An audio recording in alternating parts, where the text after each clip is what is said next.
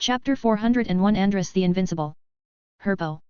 Ron yelped briefly, and the people in the common room immediately looked in their direction, so he hurriedly lowered his head with his nose almost pressed against the table as he waved at Harry and Hermione. The two came closer and Ron's eyes darted around as he asked in a whisper, "Is that Herpo? The creator of the Horcrux?" "That's right," Hermione said. Ron looked favorably at the dusty hourglass. Harry had previously wiped the surface dust on it, but it still remained very old in appearance. Ron asked in a trembling voice, "Do you think this may contain a part of Herpo's?" "You mean the Horcrux?" Harry asked nervously, looking at the hourglass, which is being held in Hermione's hand. "No," Hermione said crisply, "Professor Hap has checked it before." She looked up, sat up straight, and retold the story of what happened in the Egypt pyramid, highlighting the description of the statue of Herpo and the altar, and how the statue had decayed. "It's hard to understand when I say it like that. You guys wait a minute." She stomped back to the girls' dormitory, not long after bringing back a chestnut wooden shallow disc. Harry and Ron understood her intention to use the memory disc to recreate the scene at that time.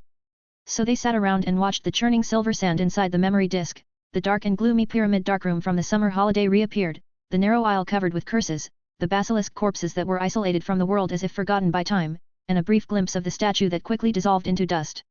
What they saw was from Hermione's point of view. She arrived a little later than Felix, only to see him blow a breath, then the statue completely crumbled away, before turning into a fine dust as it disappeared. Harry and Ron watched the scene with shock, and no exquisite words could fully describe the scene. "Hold on a second," Hermione said, staring unblinkingly at the memory disc. "The reliefs on the side walls of the altar are inlaid with gems and small artifacts which are considered antique by modern standards. Look here." Harry and Ron came closer, and with the help of Hermione's memory, they could see the altar rotating, revealing the side walls carved with different shapes of wizard images. "Where is that? All I see are gems." Ron practically put his nose in it. "Don't just focus on the gems, these wizard reliefs are the highlight, they're holding artifacts in their hands." Hermione reached out her finger and pointed one by one. "The gems are all around the edges, and from their placement, they are pure decoration. Oh, of course, with Herpo's craftiness, it's not impossible for it to contain curses, but they must have faded away by now." Harry looked closely and sure enough found these wizard reliefs holding various small items like vials, quills, small wooden sticks, possibly wands, and a dusty hourglass. "True, there is indeed an hourglass, it looks exactly the same." Ron said in amazement, "You've quite a good memory, Hermione."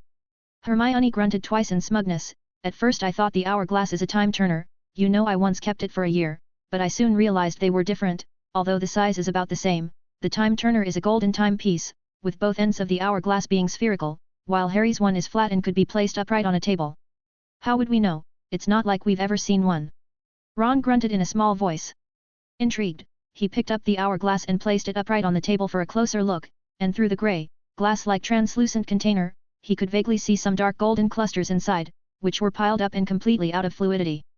"Are you really sure there is no trace of magic left on it?" Hermione hesitated. "What I can be sure of is that it's at least not a Horcrux, nor a cursed object. Professor Hap's magical perspective can see traces of magic." "How convenient," Ron said, but apparently, he cared more about the conclusion given by an expert in the field and had no interest in delving deeper when his purpose is accomplished. He picked up the hourglass and shook it vigorously. The dark golden substance inside seemed to be stuck to the inner container and did not move. "Oh, it looks like whatever it once was, but now it's just a pretty ordinary thing. I know some places in Diagon Alley that take these kinds of items, you know, antiques. Are you going to sell it, Harry?" Harry shook his head. "It kinda looks like a memento, doesn't it? At least it reminds me that the Horcrux can decay too." He grinned and said in a mocking tone, "If I ever meet Voldemort, I'll tell him that his desire for immortality is just a pipe dream." The next day, November 25th, a full month ahead of Christmas, the young wizards noticed that the temperature had fallen sharply. A thick layer of light blue frost covered the windows of the castle, and the sky clouded as if a storm is brewing. It's truly a torture to attend a Care of Magical Creatures class at this time of year. On their way to the ancient Rune classroom, Harry and the group heard a fifth-year girl complain to her friends. Ron chuckled playfully and said, "Hagrid's fire trail snail will keep them warm." Harry couldn't suppress his grin. In the ancient Rune classroom, Professor Hap was leafing through the Daily Prophet as a steady stream of students walked by and greeted him, to which he nodded in response. He rose from his chair at the side of the podium when everyone had arrived. The hem of his overcoat grazed the arm of the chair. "Glad to see we're not missing a person or two in class, especially with the end of the first trail of the tournament." Felix dusted the newspaper in his hand. "It mentions that Hogwarts took both first and second place. and when the Minister of Magic was interviewed he praised the results of Hogwarts training under the administration of Headmaster Dumbledore. Of course, in my opinion, Professor Griselda Marchbanks of the Wizarding Examinations Authority provided a much sharper and more enlightening perspective, for those of you who are interested. Well, let's start today's lesson. Felix inquired in class, has anyone heard of the man Andrus the Invincible?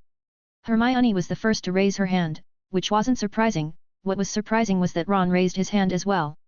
Harry stared at him in disbelief, looking a little lost in thought, as Ron shrank back and tried to put his hand down.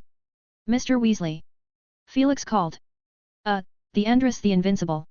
Ron stood up and said not so confidently, I read it from the description of the chocolate frog cards I have collected them, and now I am only short of 2 of them. He is an ancient Greek wizard, known for his powerful charms, and he was able to conjure a patroness as big as a giant.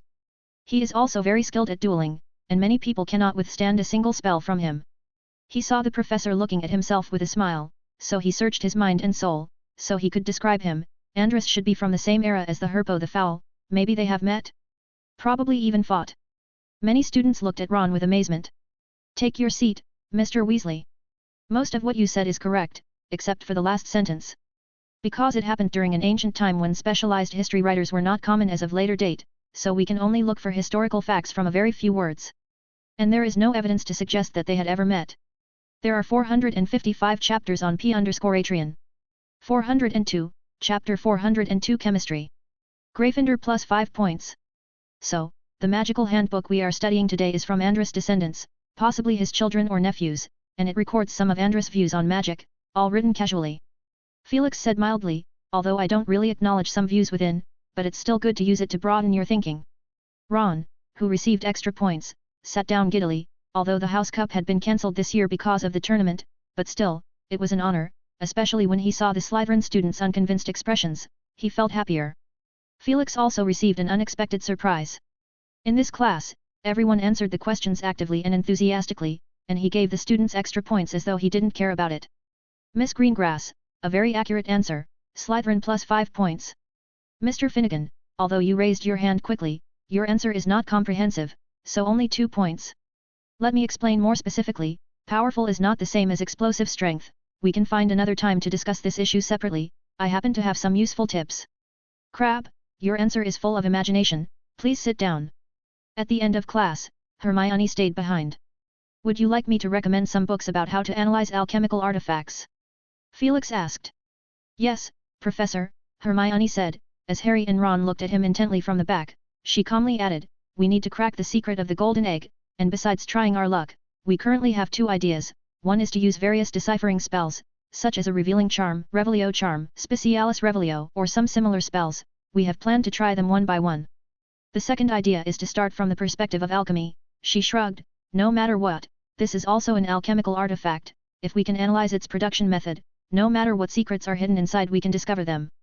She glanced at Felix as if asking for advice, Professor, we think that this is a test for champions, isn't that right? Felix dismissed the question. I have not touched the golden egg before to give an accurate answer about it. However, there is nothing wrong with your line of thinking, if it is me, I will also be thinking in this way. Hermione's expression looked as if she had been greatly encouraged, as she glanced smugly at Harry and Ron.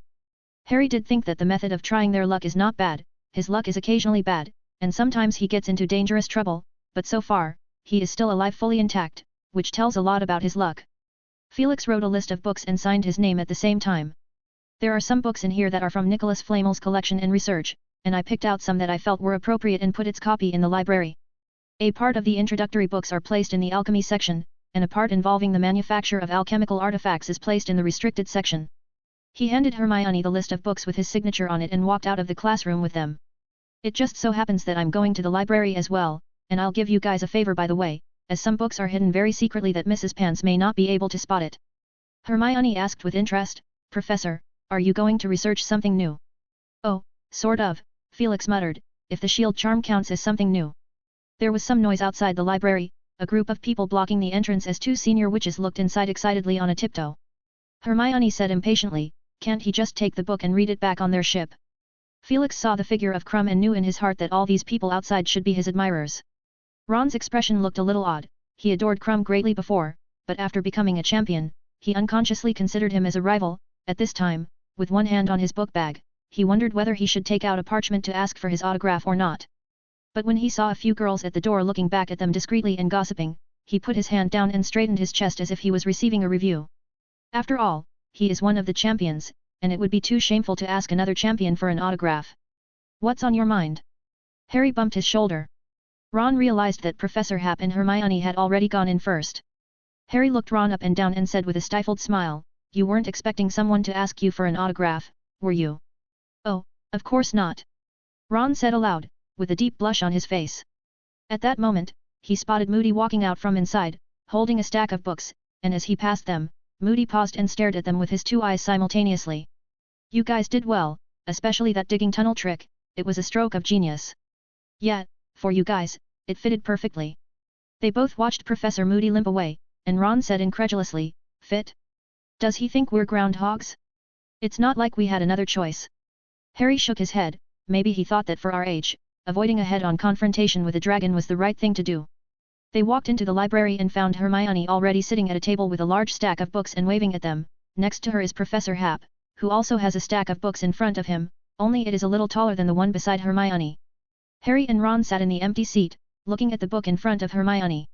Analysis of General Alchemical Artifacts, the Complete Book of Common Alchemical Techniques, Nicholas Flamel Manuscripti, The 9 Major School of Alchemy, The Fifth Element Controversy, Hide Your Secrets, Unreliable Alchemy. Ron ran his fingers over the spines of the books, reading the names on them. "You can start with the most basic ones. I recommend Unreliable Alchemy by an alchemist from the 17th century. Felix said without looking up as he leafed the page. As he spoke, a large book flew out of the stack of books in front of them, and slammed down before them with a thud. The book introduces the basic concepts of alchemy, and refutes some wrong ideas from the Muggle world. He hesitated for a moment, but he was still unable to resist the urge to introduce a few more words.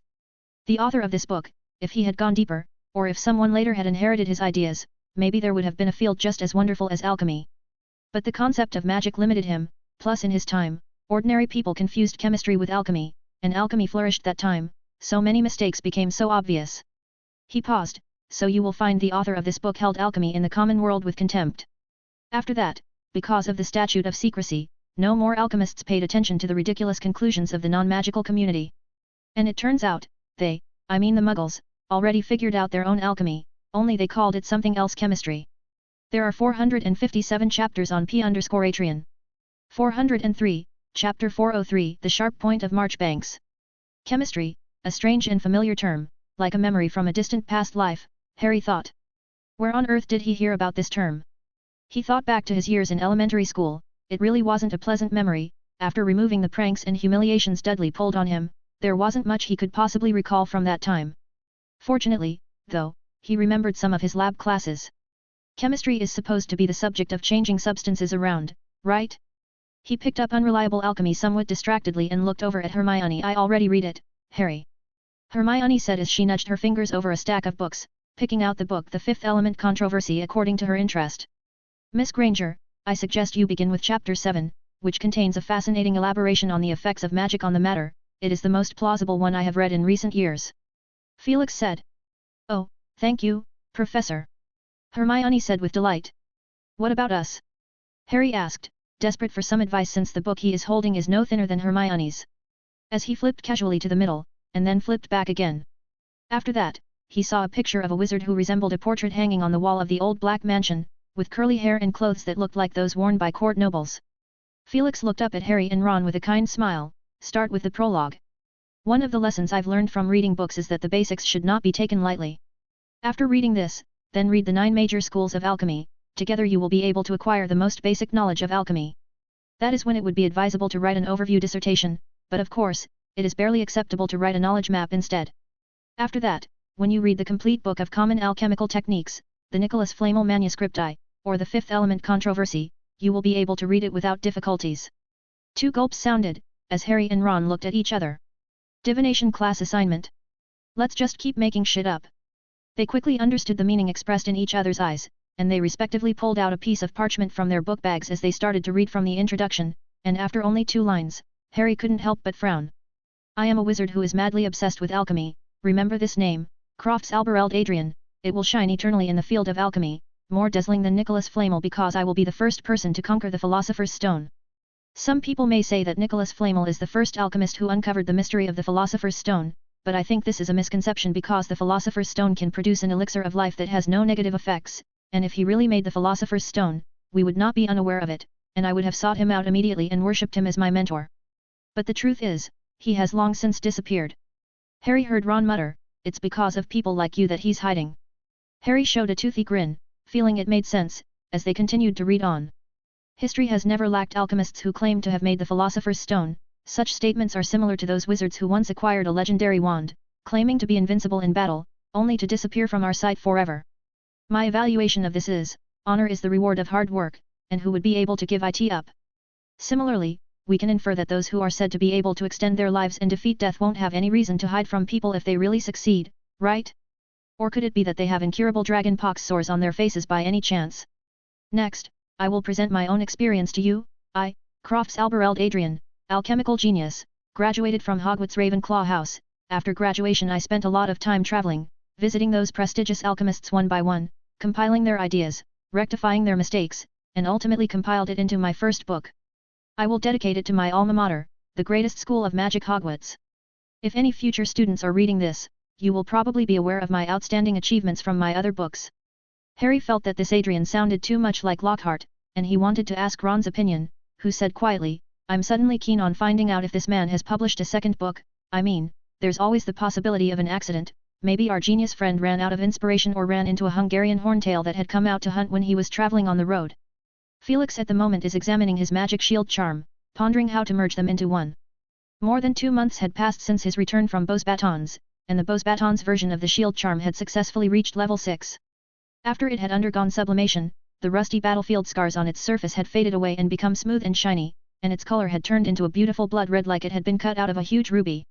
At this time, Felix is holding an extremely metallic mask in one hand. It is part of the complete armor, with a golden one in the left hand and a blood red one in the right hand.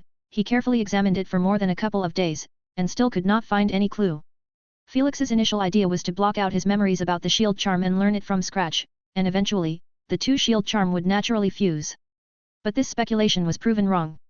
He put his two palms together, and the gold and blood red armor masks clashed together with a crisp metallic clink, but there was no sign of fusion at all. He couldn't help but wonder if his own magic theory wasn't enough to understand and accommodate magic of that magnitude. Felix casually placed the blood red mask over his face, and his vision became a blurry shade of blood red, as if he had a red scarf over his eyes. He raised his head to look around the library, observing the students in the distant seats with this newfound perspective. There was a subtle clatter from the side. Felix glanced over his head and saw Hermione giggling. When he looked over, she immediately tried to keep a straight face. "Professor, what is it?" she whispered as she spotted Mrs. Pants roaming through the space between the bookshelves in her afterglow. "A tangible representation of the shield charm," Felix explained, "both of them." He handed her the golden mask. "How do you think they should be fused together?" "A 6th level spell." Hermione took it with interest, holding it in her hand and examining it carefully. She thought for a moment and asked, "Is that one the same as the spell that helped the Beau's Batons champion fend off the flames?" Felix nodded slightly as he briefly described the origins of the two forms of the shield charm. Hermione mulled it over, but the question is too deep for her, so she could only guess without basis, something to do with the perception of magic. "That's a possibility," Felix nodded, "that's one of the directions I'm heading with my speculations," but he watched somewhat breathlessly as Hermione also put the golden mask on her own face and looked right at him, eye to eye. "Is it fun?" Hermione pouted behind the mask, as she took off the golden mask and said seriously, "Could there be a new form of magic above the level 6 magic, like that runic orb? It should encompass both golden and blood red shield charms. I guess it must be difficult." Felix sighed, "The problem is there's no clue, although I know I can do it, and it's only a matter of time." But he was somewhat charmed by the vague glimpse of a higher realm of magic. "You could always ask Headmaster Dumbledore," Hermione suggested. "I can't find him recently, maybe our headmaster is out on a trip." Felix shook his head and said, he did not elaborate, that he used the patroness to go to the headmaster's office in the morning and was stopped by the gargoyle at the door. He guessed that Dumbledore is still on the hunt for the Horcruxes, and perhaps he's talking to the owner of the Borgin and Burkes right now? At least he knew what to get him for Christmas, dark magic sneakoscope or a wool cloak. "Your advice is useful, Granger," he said, waving his hand to disperse the magic. Felix left soon after. He had class in the afternoon. When he disappeared, Harry handed Hermione a newspaper. "What's wrong?" "Borrowed it from the next table," Harry said succinctly, "check out page 4. Hermione quickly flipped through the newspaper of that day, Her eyes pausing briefly at the picture of Durmstrang's headmaster Karkaroff's grim face, with the headline "Are cheaters still qualified to be judges?" Not surprised to see Rita Skeeter's name in the journalists' column, she felt genuinely grateful that this woman hadn't focused on them and even incredulous that they had got away scot-free. She quickly flipped to page 4. It consisted of a small article, an interview with the official in charge of the Wizarding Examinations Authority, and she knew that this would be the opinion of Professor Griselda Marchbanks that Professor Happ had mentioned in class. She glanced through the article and found the sharp and enlightening part. Reporter, what do you think of Hogwarts' performance on the first trial? Marchbanks, I'm proud. Reporter, did you find it strange that 2 teams came in first and second place, respectively? Marchbanks, no, I think it's normal. It shows that we have come out of the shadow of the war. Reporter, there are views that the achievements of Hogwarts education are the result of Minister Fudge being in power, what do you think? Marchbanks, oh, that man is talking nonsense. There are 457 chapters on P_Atrian. 404, chapter 404 more precious. In the 3rd grade classroom, a jeweled wooden box is placed on the lectern. Why does it look familiar? Ginny whispered.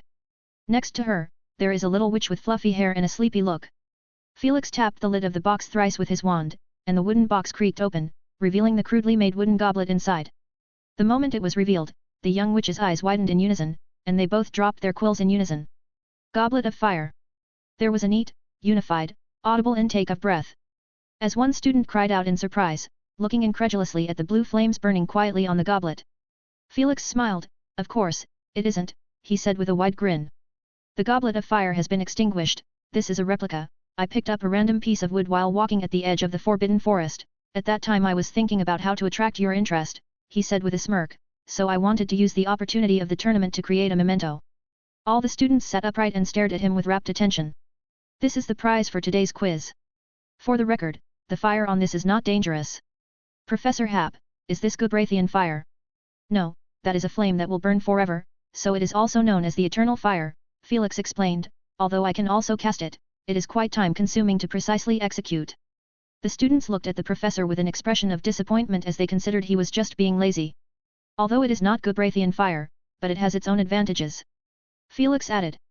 He probed his fingers into the goblet's flame and retrieved a small blue flame, which he watched as it burned quietly in his hand for a few moments before fading away. When he looked up again, he met with many pairs of twinkling bright eyes.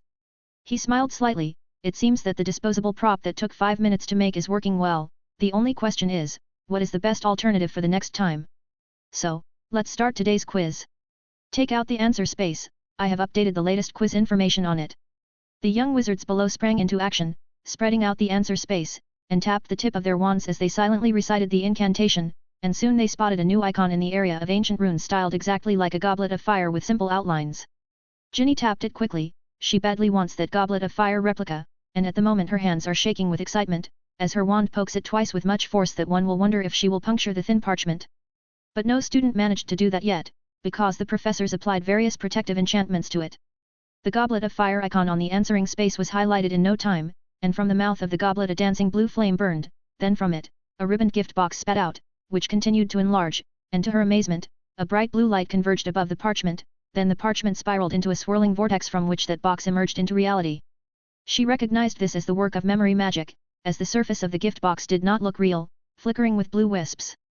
She glanced around quickly, everyone else including a confused Luna stared in awe at the gift box that was floated out of the vortex, although she isn't sure that her best friend had broken away from her usual state.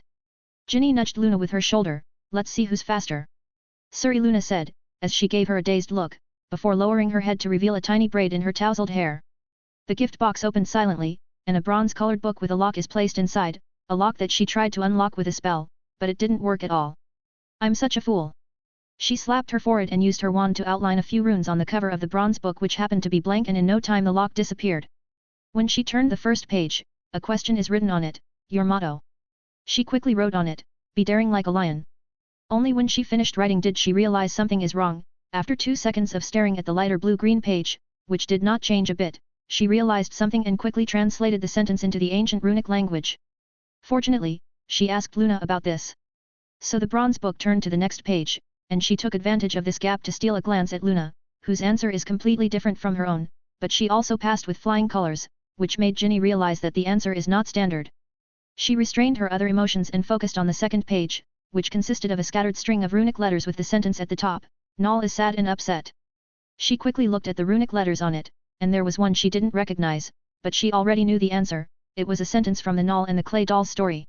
When she finished arranging the runic texts through the pattern on the page, she let out a long breath of relief, and then when she noticed that Luna had already started the third page, she felt anxious.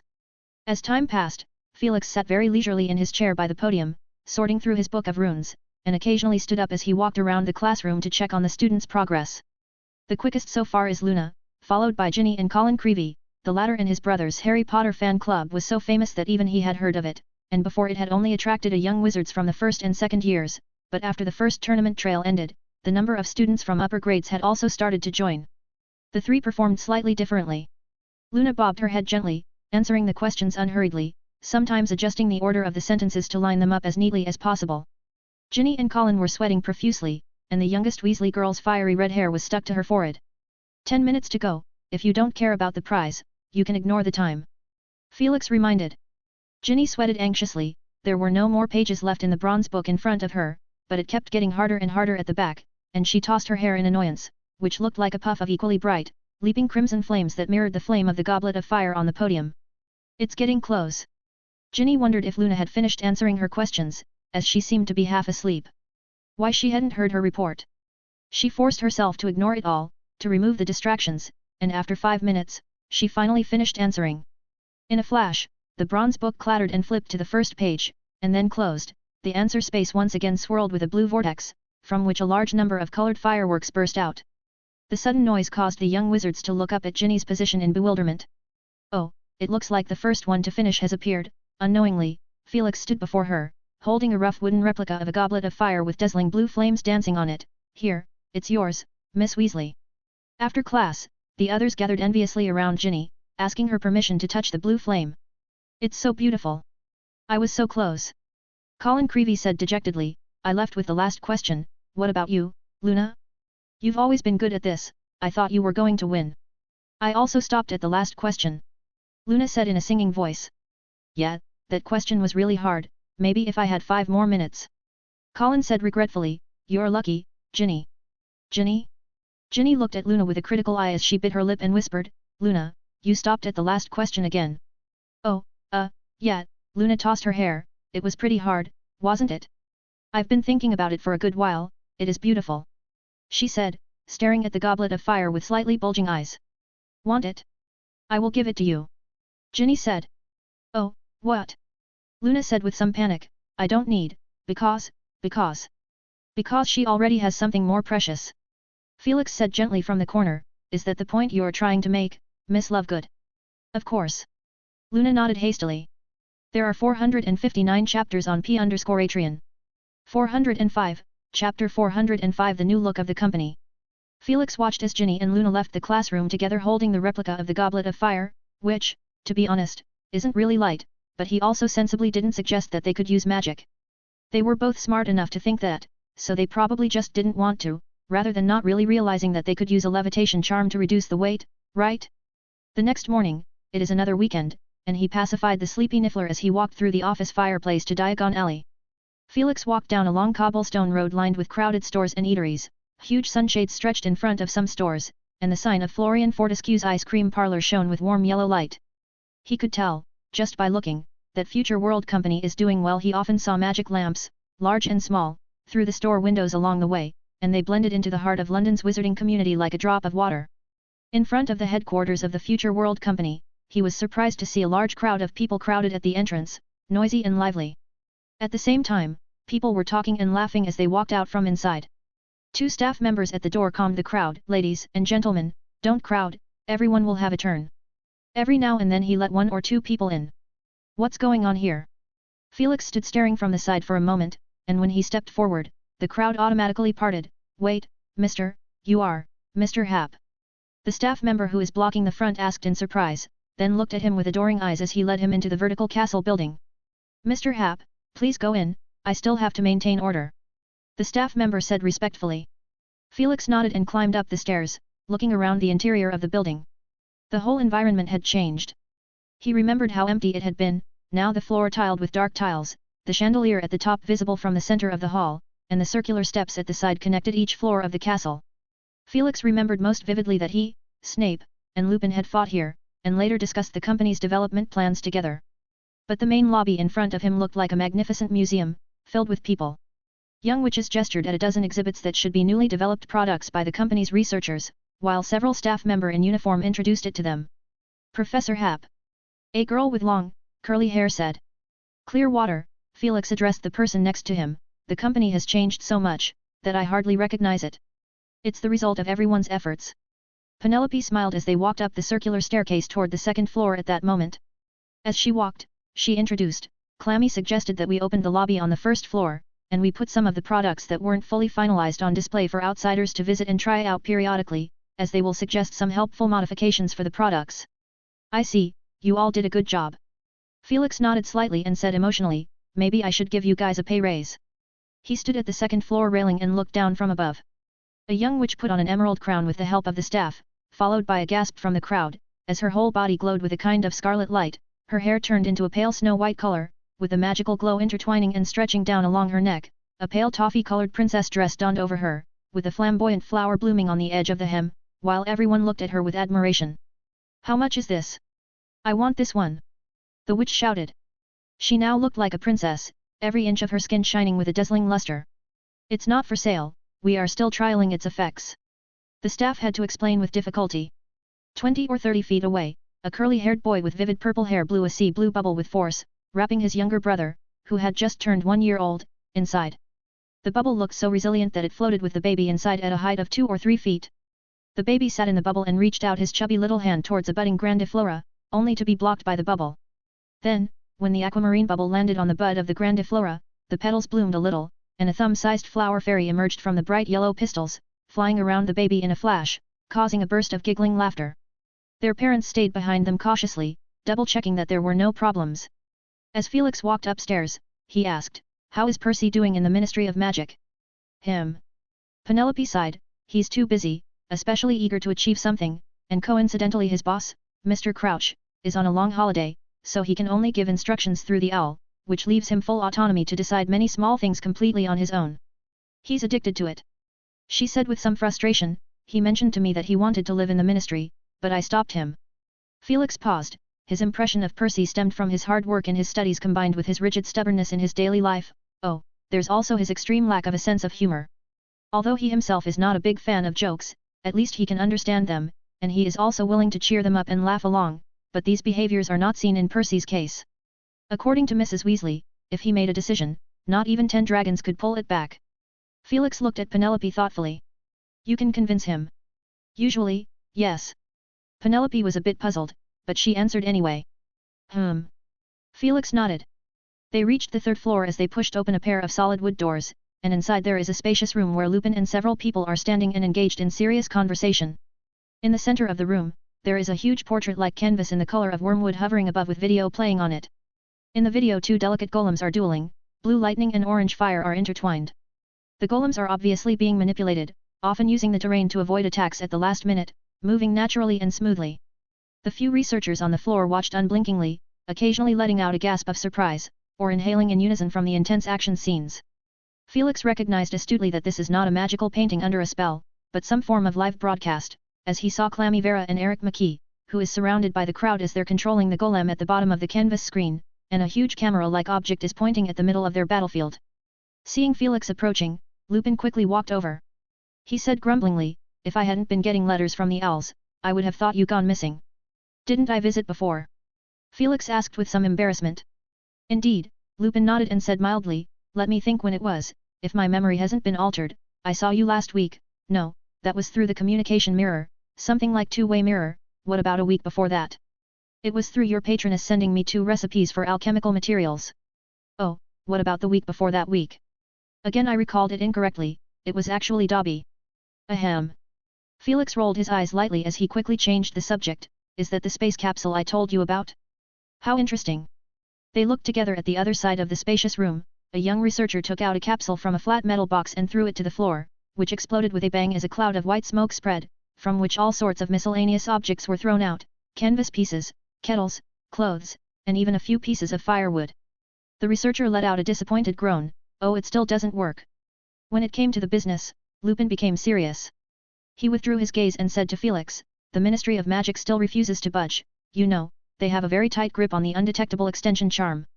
You don't have to worry about the obstruction from the Ministry of Magic. Felix said. Lupin stared at him, that's not what the people from the Department of Magical Equipment Control have been telling us. Don't worry, Remus. Felix reassured him, as long as they still allow magical items with undetectable extension charm to be sold publicly, whether it's a tent or something else, even if there's a single item available, Future World Company will also be able to get permission. The only thing that you need to pay attention to is to do a good job on the anti-tampering part so that the product usage will never change. Felix stared at the young wizard experimenting in the distance and said, no living things, especially people, are allowed to be carried. He thoughtfully added, it is best to urge the Ministry of Magic to improve this part of the law and make clear regulations on the size of the space allowed for expansion. You're talking as if the Ministry of Magic is your home, I am not as confident as you. Lupin mumbled, but Felix pretended not to be able to hear him. He took Lupin by the shoulders and led him to a huge workbench with various scattered items on the table. Thermostatic lockets, magic lamps, communication mirrors, emerald crowns, were all over the place, and it looked dazzling. Well, you can give me an introduction, what are the new products, and how the company has been developing recently. At present, we have 17 products, but 12 are still being perfected, including those in the lobby, leaving only 5, plus the Weasley twin brothers couple's mirror. We renamed it into Communication Mirror when we sold it to the public. For now, it can't do long-distance image transmission because that technology isn't perfect yet. Every available product is already on sale in 7 branches. Not counting the orders from abroad. Lupin showed an expression of recognition, the Quidditch World Cup light show was very successful, we have received a large number of orders one after another, and our manpower is completely insufficient, so we had to cooperate with the Owl Post Service Company. As he spoke, a teal owl flew in through the castle window. It circled around Lupin twice and dropped a letter. He hastily opened the letter as he glanced at it, and explained while reading it, it's an inquiry about product launch time. Your strategy worked well, we enclosed a list of products ready to be launched along with the magic lamp in the mail, quite a few people have written to inquire. He concluded, counting those from abroad, Future World Company already has more than 100 employees. Even the Daily Prophet doesn't have that many people. Felix, however, didn't feel it would be enough, keep expanding. If we don't have enough people, just continue to recruit. Lupin looked at him hesitantly, currently there is barely enough, although recently it is rather busy, but this is only because the company is still in the pioneering period, when the operation is smooth in the future, there will be no need for so many people. The Magic World's companies are actually quite a few. Primarily because there are only 20,000 to 30,000 wizards in the entire United Kingdom, plus with the convenience of magic, only a few skilled employees are needed. Besides, the companies usually belong to a certain family, and they only recruit people every 10 years or so.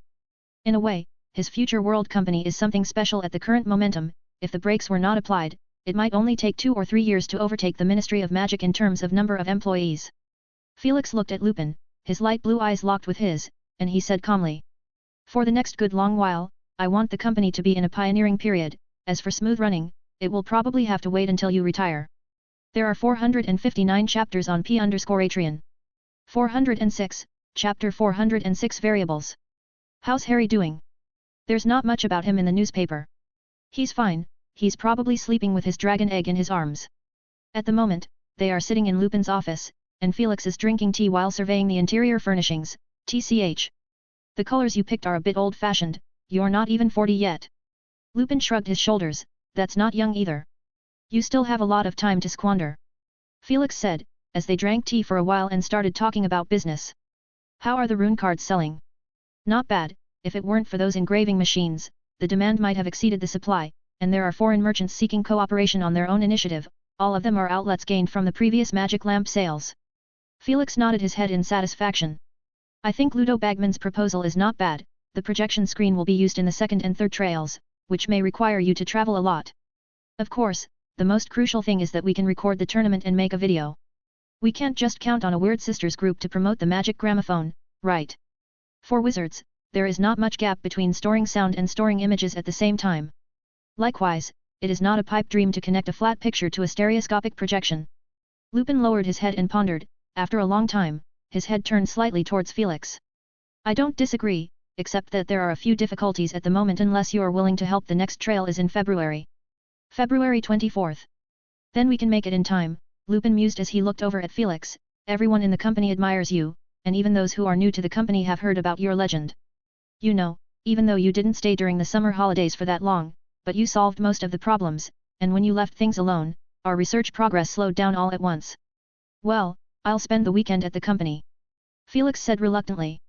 With him on board, the research progressed at a speed visible to the naked eye. Many times when the researcher asked a question, he would quickly simulate it all in his thinking room, and in a few minutes, he would be able to give a solution with a theoretical basis. The whole company, from newcomers to old people, were ordered around by him, but they all had a very exciting expression. Is this the level of our boss? An Irish redhead wizard whispered quietly. He was recently recruited into the company, with great mastery in severing charm as well as being very adept at synchronized transfiguration. You haven't seen how great he was at the Quidditch World Cup? A young researcher said. I was studying abroad, a while ago, the red-necked wizard muttered, but although he said that, he still couldn't contain the strong admiration that rose up in his heart when he looked at his boss, who knows so much. Felix methodically assigned the tasks. This time we are going to try 2 new options. The first group, use the long-distance transmission enchantment, and the second group, use synchronization enchantment together with transfiguration. Well, this one is more complicated, I will personally.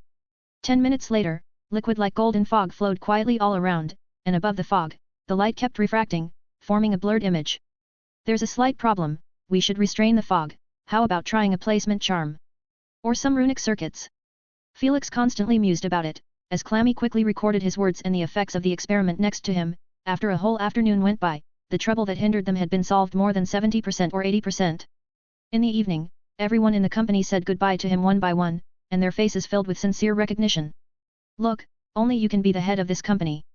Lupin said with a smile. Felix rubbed his forehead. The intense use of thought acceleration was not something easy for him either. Especially since he had continued to use it for such a long time, at the moment he didn't want to think about anything other than lazily lounging on the sofa in Lupin's office. Don't you think that I don't know what you are thinking, Felix said with half-closed eyes. I just don't want the company to always rely on me alone. It's okay for now, I can solve all the problems we encounter, but later. He abruptly paused. What about later? Lupin looked at Felix strangely. But to his frustration, Felix just hummed, holding a teacup as he slowly sipped it. In the future, of course, I'll sit back and wait for the money. I don't want to work hard. I don't remember this is something that you said before, Lupin said. I always found it strange how you registered the company with the Muggle government under the same name Future World. He looked at Felix cautiously, carefully weighing his words as he said softly, you seem to anticipate some kind of change in the future, such as a complete collapse of Statute of Secrecy. Felix, are you preparing for that? When he said this, Lupin himself got taken aback. His brain slowed down more than a beat slower than usual, and he, who is usually clever, froze as he thought over and over again in his head several times before coming to a terrible conclusion, and he lost his breath as he uttered. Do you want to follow Grindelwald's example and forcibly abolish the Statute of Secrecy? How is that possible? Felix laughed, as he opened his eyes. I didn't consider that far into the future, and I didn't want to like Don Quixote, tilting at windmills all by myself. Hey! He rubbed his chin and pondered, come to think of it, I actually do have the ability to tilt windmills apart. Looking at the increasingly serious expression on Lupin's face, he grunted, why are you acting like Percy, without any sense of humor? Lupin gave a feeble laugh, this is a serious issue that I can't afford to joke with, especially when it's you who are saying this, I simply couldn't take it as a joke. So, what are you thinking? You dumped the company to me, and now I need to know more about your ideas about how to manage it. My idea is simple. Felix raised his finger. First, let the wizards gradually aware of the development of ordinary people. We, as pioneers, shoulder the responsibility of combining the wisdom of both and displaying it to one of the parties. It is clear that we have no other choice. For the time being, the customer can only be a wizard. But the future is hard to say. Second, taking necessary precautions against Voldemort's return. In other words, gathering multitudes of people together. Voldemort. Lupin looked at him in surprise. The expression on his face was at first incredulous, then he obviously thought of something and became worried. Has anyone ever mentioned this to you? Felix asked curiously. It's serious, Lupin frowned, then he pulled out a bottle of eggnog from the cabinet behind his chair and poured a glass for himself. Do you want some? Felix shook his head slightly. Lupin took a large sip and said, he didn't elaborate about it in detail with me. It seems to involve a big secret that Headmaster Dumbledore prevented him from revealing to the others, but he told me not to lag behind in my training. The war of a dozen years ago is far from over. All the hatred will end in the future. One of his hands clutched his knee with a death grip. Felix looked at Lupin, who he knew had an enemy, the one who had got away scot-free. He said softly, you guessed right, serious words were right. No one knows what the future holds, and Hogwarts' defense against the dark arts has been relatively sloppy for the past decades, plus the Ministry of Magic did not hold much sense of crisis after that war, so except for Aurors, everyone else will struggle to even barely cast a complete shield charm. Now, in recent years, the dueling club has become a norm, and this year it has become an elective course. It partially replaced the defense against dark arts function, so now the graduates are able to protect themselves from basic threats. But if they neglect their training, it won't take them more than a few years for them to forget the little knowledge they've learned. Have you thought about what you can expect from them when war actually occurs? Lupin also realized this problem. More than 10 years ago, why Voldemort can become everyone's nightmare. First of all, his personal strength is very strong, even Dumbledore cannot stop him. Secondly, the Death Eaters under his command are not weak, and moreover, he gathered a group of dark creatures, which caused a lot of bloodsheds. He did not dare to imagine what another war would bring, it is simply because the interval between the wars is too short. If Voldemort came back, that group of people who had experienced the war would only submit more quickly, to suffer less. After all, as long as they are not Muggle-born, they probably won't be slaughtered, but of course, not many people will truly support the rule of the Dark Lord. In fact, at the end of the last war, this trend has been there. As the only person that the Dark Lord fears, Dumbledore remained closed in the school. Many people have a lot to say about this, but there are still a few people who believed that Dumbledore had actually fought Voldemort and won, which is why during the war the Dark Lord did nothing to the students of Hogwarts with the character of the Dark Lord. Why else would he let the Muggle wizards in the school leave alone that easily? But it is clear that Dumbledore could not stop Voldemort, at least not like how he imprisoned the first Dark Lord. There are rumors that said that the Voldemort is good at some kind of escape magic, which he has practiced to a remarkable degree, and there are also rumors that the Voldemort has transformed himself with the evilest dark magic so that he can recover quickly and will reappear again no matter how much he is injured. Lupin's heart is in a mess. At that moment, Felix's voice seems to have come from out of heaven. As for the third, I am indeed not pleased with the Statute of Secrecy, and also not pleased with the Ministry of Magic's mediocrity, but what is the use of my dissatisfaction can do alone? Using the power to oppress and become a second Dark Lord? Oh, sorry, a third, either way, it's a foolish move. That's why I consider myself as a variable. He suddenly showed a mischievous smile as he kept twirling the teacup in his hand. Yeah, that initial variable, the first variable, that will alter certain things, lead certain things, promote certain things, and leave things alone until the storm comes. Even though I never passed divination class, I just have a firm hunch that I will live a long time, Felix said to Lupin with a smirk, so I can afford to wait. There are 461 chapters on P_Atrian. 407, Chapter 407 Maxime. After returning from Diagon Alley, Felix once again used the patroness to check up with the gargoyle in front of the headmaster's office. This time he did not get blocked from meeting Dumbledore. When he walked into the office, portraits of past headmasters were snoring in their frames on the wall, and Dumbledore stared intently at the pensieve. Felix was surprised to hear Rita Skeeter's voice, with a little echo. Her 2-inch-long, red-painted nails glinted in the pensieve as she said slyly, "Oh, Dumbledore, you know, my book is about to be published." To which Dumbledore replied with a murmur, "That's not a great idea. Felix," he said as he looked up while stirring the silvery substance in the pensieve with his wand, and Rita Skeeter's face disappeared along with her long, brightly painted nails. "Headmaster Dumbledore, you have been quite busy lately, but I did not expect that you were meeting with her." Felix chuckled, "Could it be that you want to publish an autobiography? If so, it really isn't a great idea to ask for her help." This was made in response to what he had heard Dumbledore talking to himself when he first entered. Dumbledore laughed with amusement, his beard fluttered as one. "We can leave our mark in many ways, with magical portraits, classroom 7 memory bodies, or even just by simply living in people's memories, but I don't think an autobiography has to be included." Felix shrugged as he fiddled with the silverware on the table with his fingers, watching it making a chattering noise and spewing out wisps of smoke. "Any luck?" "Ah, apart from a few memories to prove that Voldemort grew up poorly, there weren't many noteworthy pieces of information. Besides, I went for a stroll around the seaside cave you mentioned, and I have to say, Felix, you were really rough, all I found were ruins." The two then talked about the shield charm, to which Dumbledore showed some interest, but soon he looked a little tired, and Felix took the initiative to say goodbye. "If you can, pay more attention to Madame Maxime, Felix," Dumbledore said from behind him. Felix frowned, "She's suspicious." "No, of course not," Dumbledore said lightly, "I'm sure she would never become a pawn of Voldemort, what concerns me is whether she could be our friend." He then said with some concern, "Hagrid got sent to the hospital wing recently." It was at the end of the month before he saw Hagrid again. As December approached, the weather became increasingly chilly, especially since it rained and snowed last night, which left patches of blue ice crystals all over the ground as the students trudged through the yard in their thick cloaks. Felix followed the crowd to the edge of the forbidden forest, and Beauxbaton's carriage came within his sight, with several students near the carriage looking around as they conjured up a transparent ice slide and slid down from high above, to Hagrid's hut, which is not far from them. A scarfed witch sat quietly by the side of the carriage, holding a golden egg in her arms. When she spotted Felix, she ran over cheerfully. Professor Hap. Miss Delacour. Felix asked as he glanced at a strand of silver hair which peeked out from under her scarf. It's me. Fleur lifted her scarf and smiled sweetly. Madame Maxime is waiting for you. The carriage is not cramped, it looks just like a mobile inn, with a dozen spacious rooms compartmentalized and separated from the central room that looks similar to the common room of the Hogwarts. The room is warm like spring, and it is decorated with all Beauxbaton's characteristics. In addition to large bushes of pink and blue flowers, he also spotted a magical fountain, which churned out a mist of ice blue water that blended with a sweet fragrance. Fleur led him through a door marked with the emblem of the Beauxbaton school, and brought him to the dining room in the carriage, where Madame Maxime is dining, as she wiped her mouth with a blue napkin and waved her hand. Please sit down, Felix. Fleur, join us. Fleur obediently sat at the table to eat, then she tucked her shiny silver hair to the left side of her neck while listening to the conversation between them. Felix first thanked her for her time, and through the small round window, he could see Hagrid's burly figure walking back and forth in front of the pumpkin patch, giving lectures to a group of students.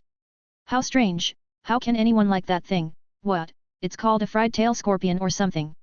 Madame Maxime snorted through her nostrils, as she gestured with her blue patterned fork, which is several times bigger than the one Felix is holding, towards the fuzzy landscape in the distance. Fire trail snail.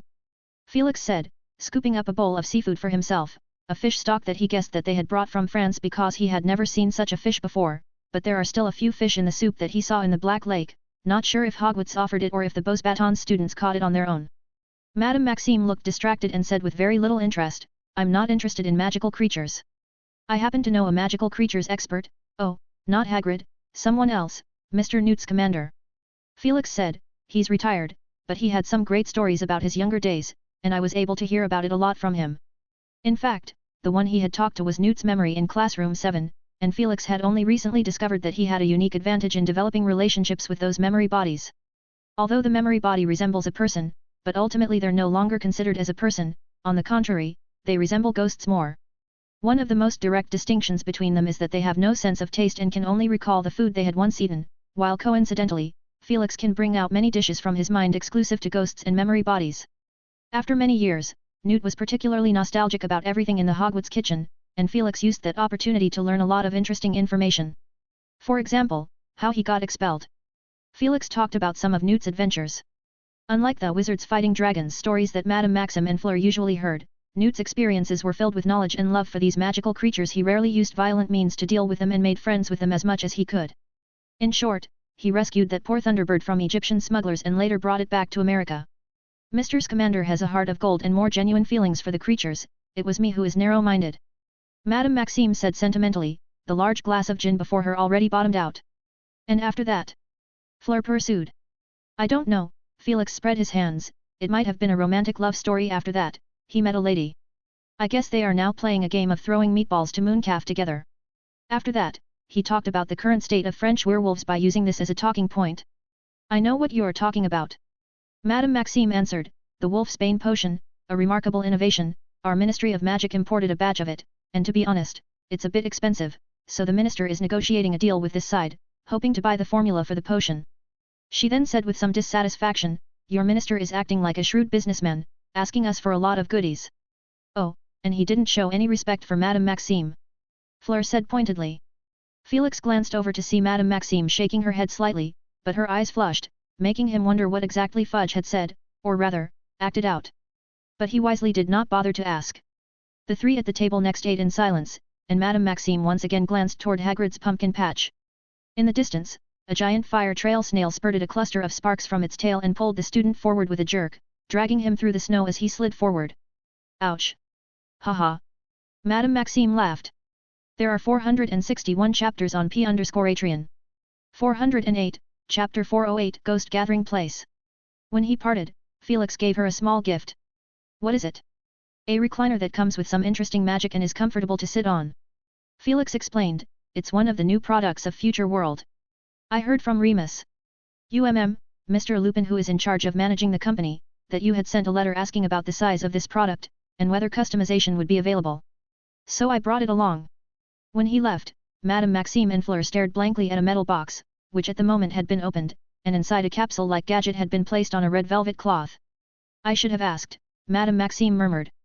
Did you write to the Future World Company? Fleur asked with an odd look in her eyes. Can't I? Madame Maxime grunted, didn't you also collect 2 small magic lamps at the light show? Fleur stuck her tongue out while twirling up the capsule, and examining it carefully for a couple of minutes without the slightest clue. So she handed it to Maxime, and Madame Maxime rubbed the surface of it. Hey? The magic is unstable, it seems to be disposable. Then she took out her wand and lightly tapped on it, the capsule made a click sound, and it cracked from the center, and Madame Maxime tossed it aside. Bang!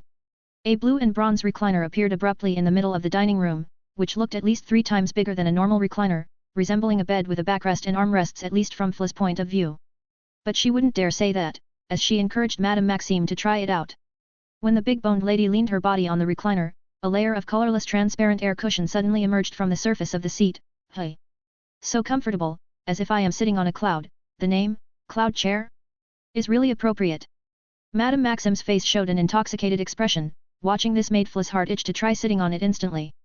After a good while, she stood up from the recliner and said with a look of satisfaction, there should be a fair amount of beneficial enchantments in it, not very potent, but together they can make the person lying on it extraordinarily relaxed, as if all troubles got forgotten, really a good stuff. Fla's eyes sparkled with stars, can I buy it? With this little thing, she pointed to the palm-sized box on the table, it will only take an owl to deliver it, right? As you heard, this product is not yet available and may have defects. I'm just experiencing it first, and will need to give suggestions when I am free. Madame Maxime said, put it inside the bath in my private restroom. Yes, Madame Maxime. Fleur responded as she moved the levitating recliner forward with her wand directing it as her eyes sparkled with excitement. You tampered with Olymp's gift. Hagrid's eyes widened. Don't say it like that, it would break my heart. Felix sat on the couch in Hagrid's hut, with one hand scratching Fang's chin as it grunted in comfort and drooled. I didn't tamper with anything, on the contrary, we did our best as we could. The problem is, that the test versions don't always work as well as they should, especially with the lady with an unusual physique, the chances of problems occurring are even greater. Currently, the selected beta testers are provided with a set of instructions with easy methods of repairs. I just happened to forget to leave a copy for Madame Maxime. Hagrid froze, then he buried his head in the product manual Felix had given him, mumbling quickly, softening charm, cloud spell, calming charm, placement charm, shaping charm. He quickly flipped through a few pages, repair manual, list of frequently asked questions. His eyes gradually brightened up. Felix picked up the cage containing Aragog and brought it closer to Fang, his snout twitching as he sniffed hard against the cage. The old spider inside cowered in the corner, waving its large claws threateningly.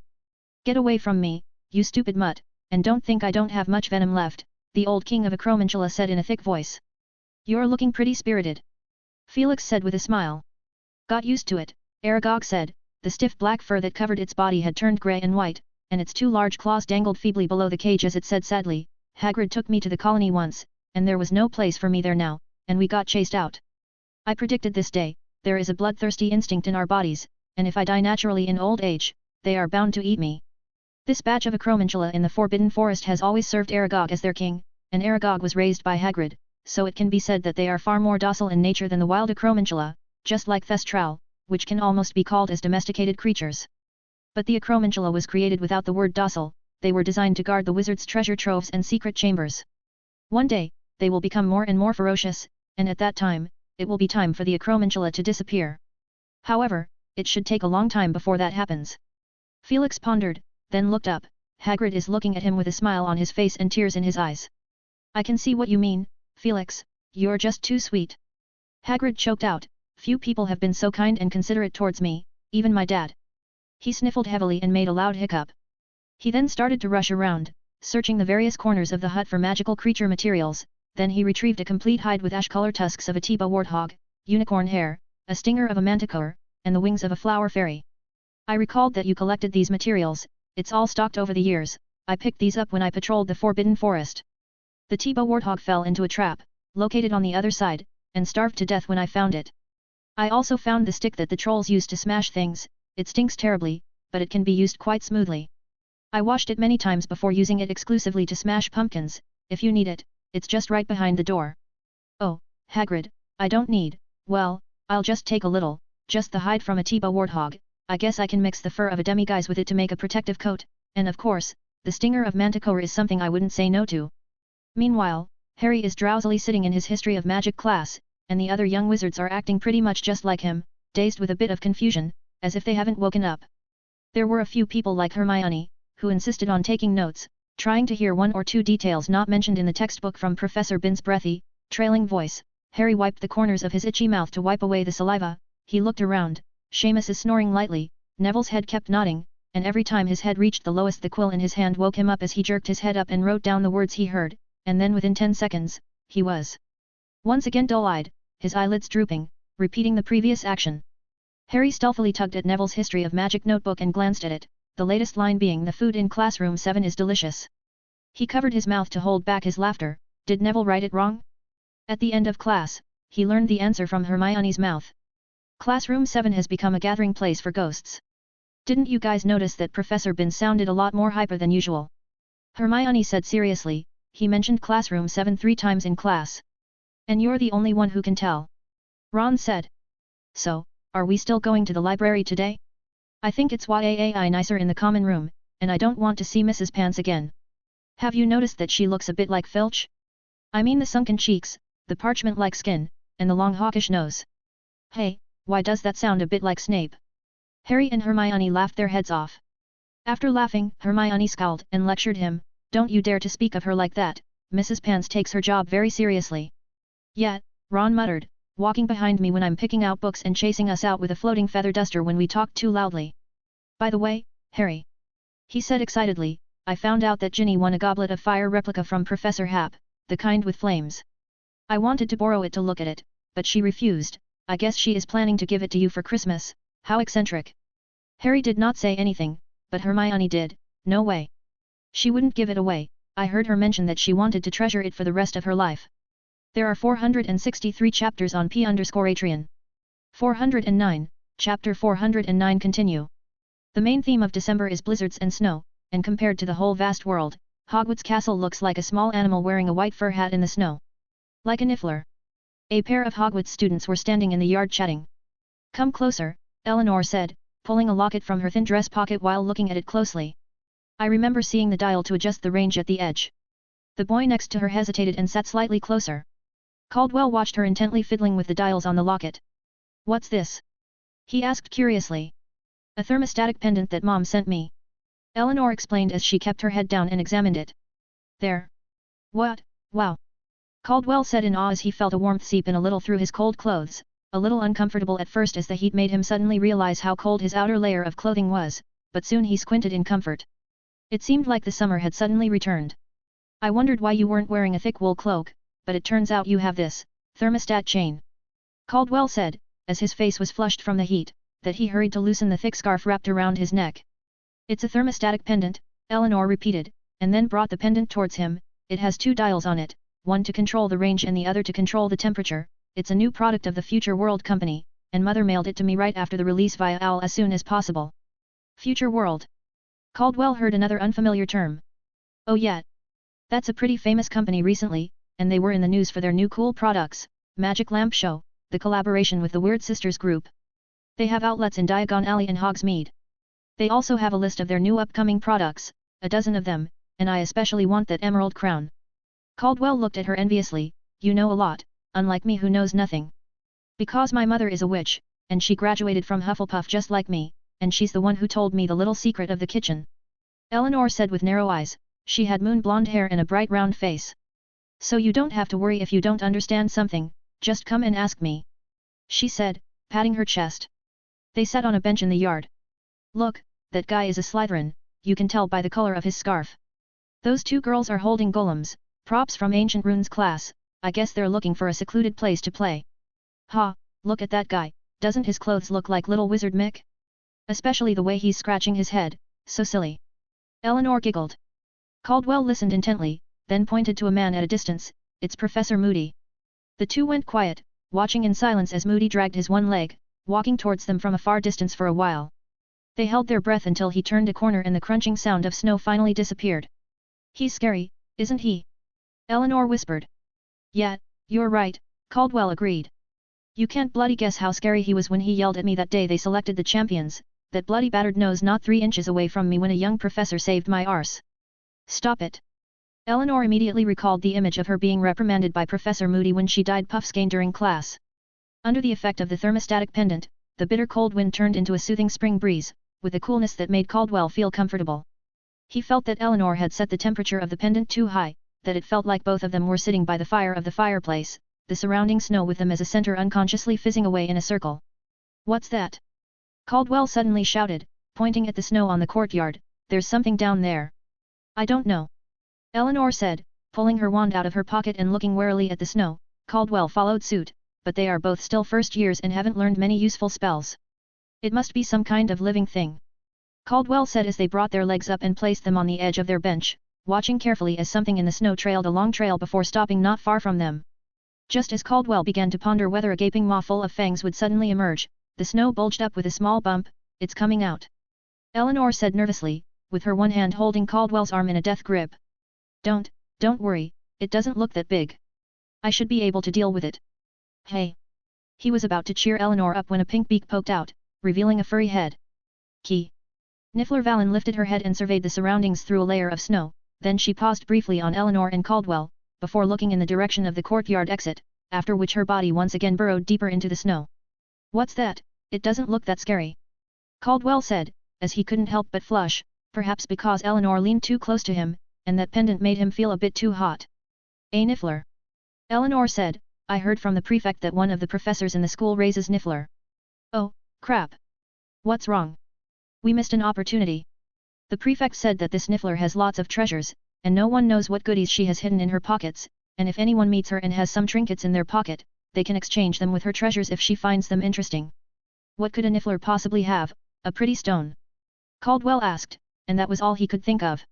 More than that, I heard that twins gave this Niffler a box of exploding snap cards, and got a feather pen that could draw in the air, with drawn characters that would move, and another student gave her a glowing grass and got a bottle of blue bubble-blowing liquid in exchange.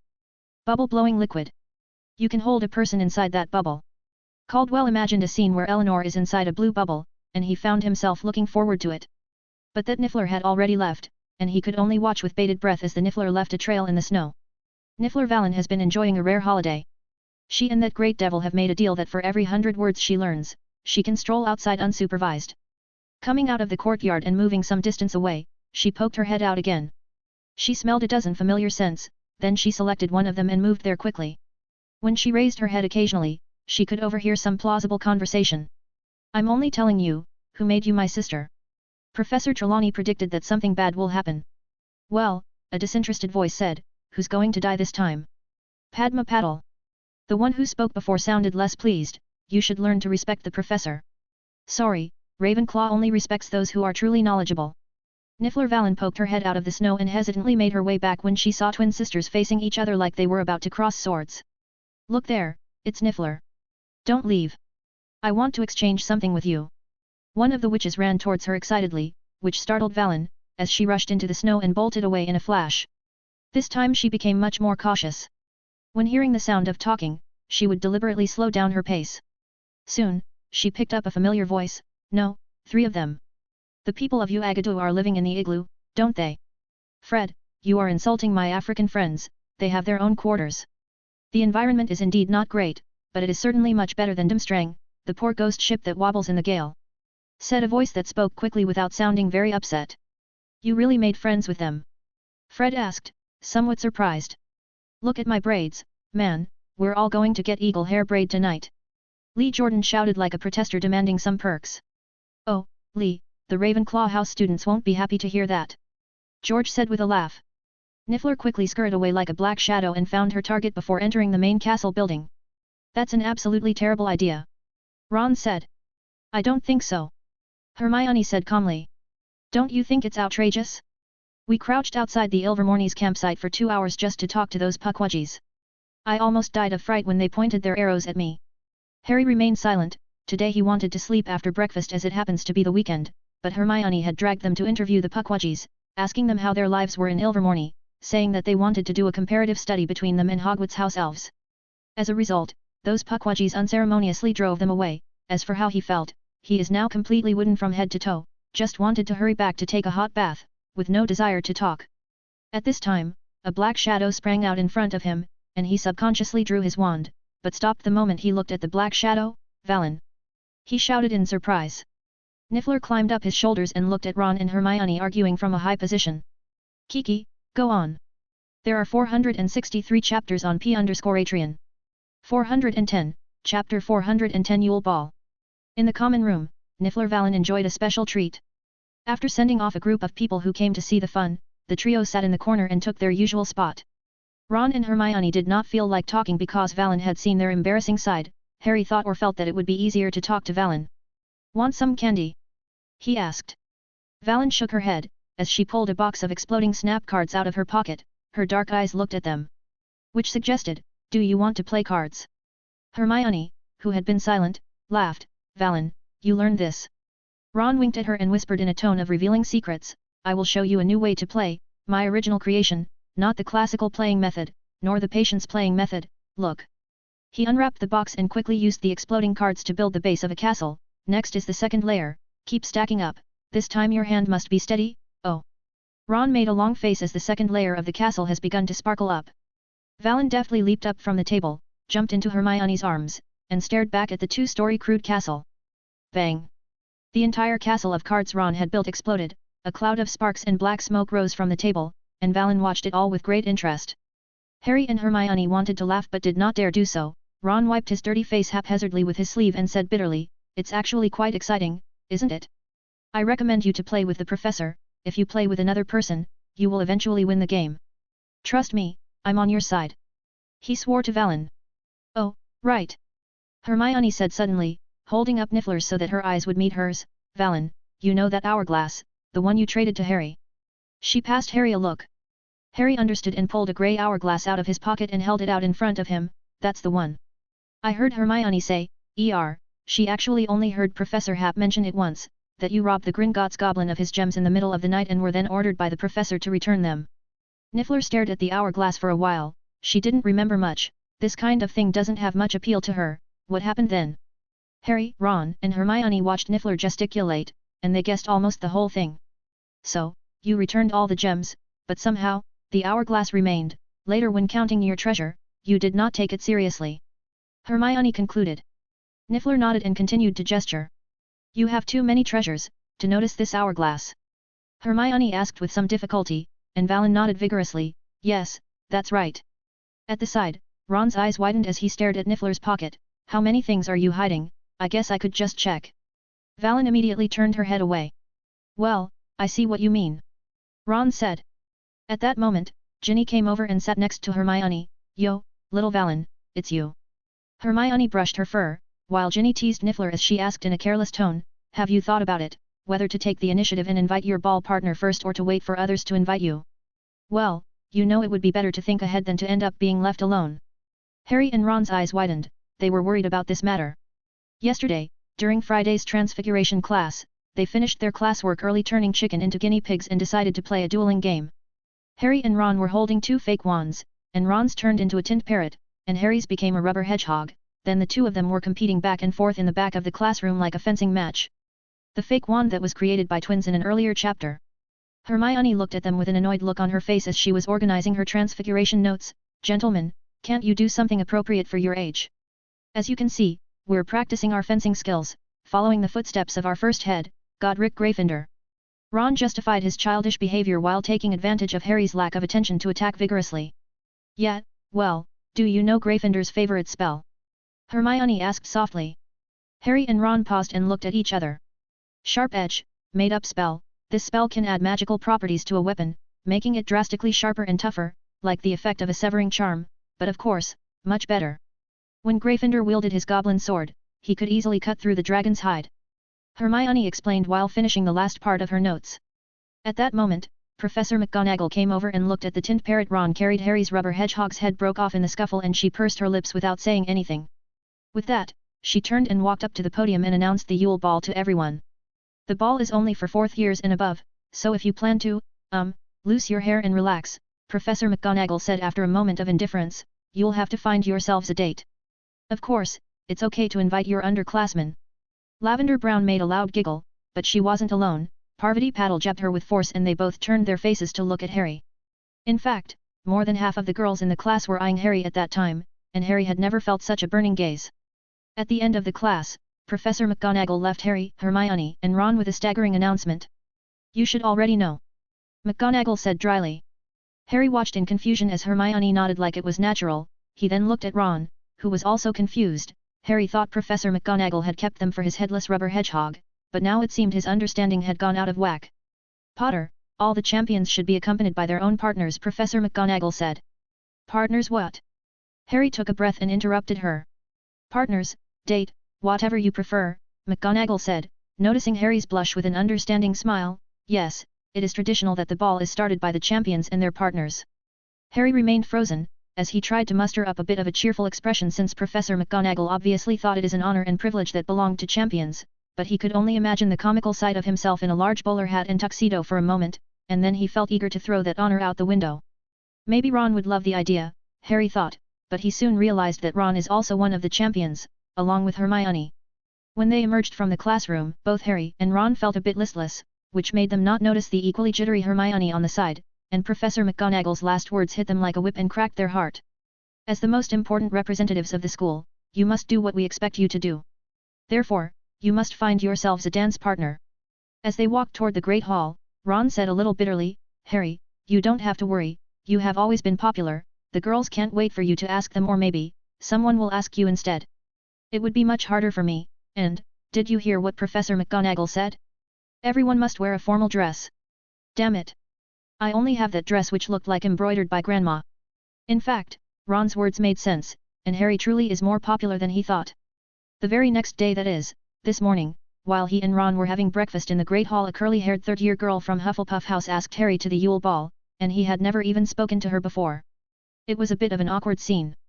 He was discussing with Ron about a dance partner, and they both fretted about it, and Ron even pessimistically suggested that they should use Incarcerus to get one. "Let's not, that's our most powerful spell," Ron said with a deep feeling. Harry let out a snicker while stuffing his mouth with pumpkin porridge when that girl came up to him and invited him. "Oh, what did you say? Sorry, I haven't thought about it yet." Harry looked at her in surprise, and because it was so sudden, he declined without thinking. The girl walked away with a deeply hurt expression on her face. After that, Hermione, who had hurried downstairs, dragged them towards Ilvermorny's quarters. "We were looking for a dance partner, Hermione." Ron complained at the time, but Hermione dismissed his excuse on the grounds that there is still half a month before the Yule Ball, and both Harry and Ron also felt like escaping, so they followed Hermione until they were extremely bored while squatting in front of Ilvermorny's quarters for 2 hours. If you ask him now, Harry couldn't tell you which was scarier, to challenge a dragon or to invite a dance partner or 2 hours of squatting in the icy snow, but the scary part was that it was now late in the evening when he was ready to take a shower and go to bed after hosting Niffler Valen. Ginny's question instantly brought him back to reality. When he lay in bed at night, all could do is rolled around without being able to sleep, as Ginny's comments to Hermione echoed in his mind. "Have you thought about it, whether to take the initiative and invite your ball partner first or to wait for others to invite you? Well, you know it would be better to think ahead than to end up being left alone." He originally had a name in mind, but he knew it was just his own delusion, yet a vague thought told him, what if Cedric hadn't invited Cho Chang? That Collins is quite pretty, isn't she? But now, he wasn't that sure. There are 465 chapters on P_Atreon. 411, Chapter 411 Films, 2 in 1. The Yule Ball had a bigger impact than what everyone expected, as even Felix was affected by the ripples. While he was eating his breakfast in the Great Hall, he noticed a fiery gaze and looked up to find that it was from Uagadu's champion, the witch named Nona Libert. She stared at him with great interest, but when Felix gently fed Niffler a piece of strawberry cake, that fiery gaze faded away from him. The hallways were filled with chattering girls who loitered in groups, and whenever a decent boy passed by, they would hold their breath and look at that boy with anticipation. Of course, they may have gotten one thing wrong, that is so many people shouldn't have gathered together. While being with their peers would increase their courage, they would also correspondingly lower their counterparts' courage. Felix had seen more than once that the eager male wizard had lost his battle intent in front of a group of girls. Anyway, it was quite entertaining though. He thought to himself. In the Magic Rune Club, Felix sat lazily on the couch as the members of the club sat around him in 2s and 3s. Today is the last activity of this term, the next time we will only be able to get together after Christmas. The exact date is still not set yet, so keep an eye on your Ring of Ouroboros. Back to the point, for today there's going to be nothing new from me, so continue to deepen your control over your magic as per the progress from the last activity. Felix waved his arm, and from the corner of the room, a metal cage flew out covered with dark-colored cloth sheet, from which an annoying buzzing sound was heard. All the students pursed their lips and looked at the cage with complicated eyes. They are aware of what is inside. Oh yeah, the usual drill. If you get stung, the potion is on the table. Felix said as 7 or 8 bright blue bottles of potion flew out of his ring and landed on the small round table in the center of the room. The club members skillfully pulled out and wore their thick leather gloves, then one by one, they lined up in front of the cage, and resignedly plunged their hands inside, accompanied by a tooth-aching chatter sound, as Draco Malfoy grabbed a half-inch-long blue insect from the cage. "I hate Billywig," he whispered. While still wearing gloves, he flicked it a few times with his other hand, and the Billywig insect's lustrous lavender shade body kept wriggling, as a thin needle at its bottom kept stabbing his gloves. "Maybe I should remove your needle, so you don't sting me," Draco whispered in a threatening tone. "Perhaps it would be good to throw it in someone's collar." Harry immediately looked back at him warily, and Draco let out a silent snicker. After a while, everyone received a Billywig insect, and Harry stared at the one in his hand, always feeling it was more active than the rest. Then he saw Ron quietly casting a full-body bind curse on his one. "Can you do that?" Harry's eyes widened and then tried to copy Ron's method. But the next second, the spell was undone. "I'm watching you, Weasley." The professor's voice reached their ears slowly. Many of the students who had made preparations in advance showed regretful expressions as Fred and George put their small tweezer away. Hermione snorted, displeased with their opportunistic behavior. Then she sat down next to Ginny and Luna. Luna is in her 3rd year. She submitted her application in the first month of the school year and passed the test with flying colors. After her, the number of club members increased one after another by 5. Hermione whispered to Ginny and Luna as she demonstrated, her fingertips swirling with light blue magic, which surrounded the Billywig insect in multiple layers, like a glowing blue cocoon, binding it within a very small area. "Look, first wrap it with your magic, then take off your gloves, it's easier with 2 hands. Ginny, I need your help." Ginny helped her to take off her gloves, and then Hermione's 2 hands traced in the air constantly. The Billywig has wings on both sides of its head which flapped very fast, but at the moment it was just a futile attempt, as it got trapped in the same space under Hermione's magic. "Just like this, and then expand your range a little, but first be sure that you can be able to control them," Hermione said to Ginny and Luna. From her opposite seat the Green Grass sisters were staring at her with wide eyes. The 2 sisters were in the identical posture with the gloved hand clutching the Billywig insect. Their eyes blazed as their mouths puffed up a bit. Meanwhile, Harry fiddled with his insects appropriately. Unlike Hermione, who excelled in terms of magic manipulation, and according to the professor, she had reached the 2nd stage where she could control the Billywig insects at will within a 1-foot radius. While he, together with most of the people in the club, had to lock it firmly with their magic, because at the slightest negligence, it would quickly fly away. What would follow next would be a nightmare. Harry did not want to recall the last assembly. In fact, he fared better than the rest. But when you are surrounded by sources of danger, it is not up to you whether you want to be stung or not. From what he observed after that, the club members from Gryffindor House seemed to have lost interest in the fizzing whizzbees because it reminded them of their own painful experiences of being stung. Harry carefully, without any distraction, manipulated his magic. He felt good today, so he gradually slackened his control, allowing the web of magic around the Billywig insect to expand. The insect fluttered its wings, so he got startled, and hastily shrank the magic, as the insect's legs immediately straightened. Still alive, this is his conclusion after repeated confirmation. Harry looked around sheepishly and only got satisfied when he noticed Malfoy's Billywig wing became wrinkled, and at Professor Happ's reminder, Malfoy had to cast a healing spell on it. The rest of the day went by so quickly that even Malfoy and Ron's screams of pain didn't distract him that much. At the end of the assembly, Harry managed to widen the range where he could control the Billywig insect. He watched it flap its wings, but it could not fly beyond half a foot radius. Even though it was a little short, he still nodded with satisfaction. Others in the class also made their own progress. Harry discovered Professor's hidden trick. He noticed that Professor Happ would always explain the benefits of doing something before asking them to do it. For example, in the last few assemblies, everyone was moved by the beautiful picture that Professor painted for this training, like wandless spell casting, controlling spells at will, learning spells quickly with ease. Especially when they saw Professor Happ sitting on the couch and being able to control any fast-flying Billywig in the whole room, they were convinced of the authenticity of his words. After the assembly ended, the young wizards walked out.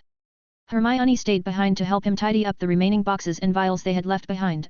"Oh, it looks a bit miserable," she said about a Billywig insect that had lost its wings. "It's the most appropriate teaching prop I could find, Miss Granger. Besides, they are potion materials that I borrowed. I heard that you guys still operating that Society for the Promotion of Elfish Welfare organization." Hermione nodded.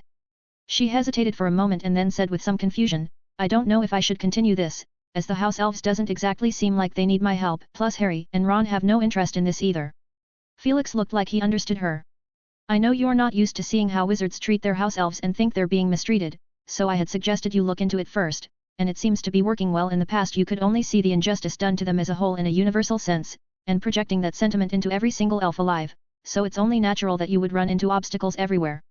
There's a saying you will never understand until you experience them yourself, Miss Granger. You have to first realize that you're dealing with a race, a community, where the needs of each individual in the community will tend to differ from each other. You first have to identify who is holding you back. Hermione rolled her eyes. You mean, pure blood? Felix laughed gently. I didn't say a thing, Miss Granger. I read your report, it was very detailed and even mentioned the Pukwudgie of Ilvermorny. You know yourself that the house elves at Hogwarts are leading a good life, and those tragic encounters you saw often come from a certain privileged group of people, and with your current influence, with all due respect, there is really only so much you can do. But Hermione slowly considered it, then her thoughts gradually became clear. I know how to do it, I'm going to. No, don't say it out loud, it won't be effective if you do so. Keep it in the back of your mind and always remind yourself of it so that you can have the motivation to move forward. Felix said as he winked at her. Oh, Professor. Hermione smiled like a child. It felt like she had solved a long troubling problem that had been bothering her for a long time, and her whole body lightened up. Then she also felt more motivated. Have you unlocked the clue to the second task yet? Not yet, Hermione shook her head. In fact, I have designed a plan to decipher the clue from the golden egg, but I got worried that I will break it, so we are going to wait a little longer. Felix nodded slightly. By the way, Professor, are you going to attend the ball? Hermione asked. Probably will show up, and grab a bite to eat or something. Felix said uncertainly while guiding the cage to the corner, I'm not very good at dancing. They say there's a new song by the Weird Sisters at the ball. Don't you want to try it? I know, I've heard it in advance, would you like an album? No need. Hermione said with disappointment. W.W.N. Harry asked puzzled. It's Wizard Radio, you should have heard of wireless, right? Seamus gave Harry an uncertain look, and when he nodded, Seamus continued, that's it, similar to Muggle Radio, but if you listen to it for a while, you'll find that the songs on it are always nostalgic. It's difficult to find new songs. He said with a definitive tone. The others stared at him while he laughed and explained, that's what my mom said. Yeah, after years, the Weird Sisters are finally releasing a new song. I bet my mom is going to be overjoyed. Ron said with certainty. The last week of the school term got busier by the day. The young wizards placed almost all of their enthusiasm on the upcoming Yule Ball. Because of that, students became very distracted, so Felix simply stopped taking classes. The Ancient Rune class had progressed far beyond the other subjects, especially the 5th and 7th years, who were already started to review. He brought his small projector to the Ancient Rune classroom and played films for the students. Professor Happ, I've heard a few things from other grades. We don't want to see dinosaurs or a film about a young boy who is all alone at home catching a stupid thief. Is there any romance film? Lavender Brown asked boldly. Romance? Felix repeated. Noticing that all the girls had worked up their courage to meet his gaze, at that time Seamus wanted to say he'd rather like to see what a Muggle imagined dragon looked like, but Parvati looked at him very evilly that he was compelled to shut up.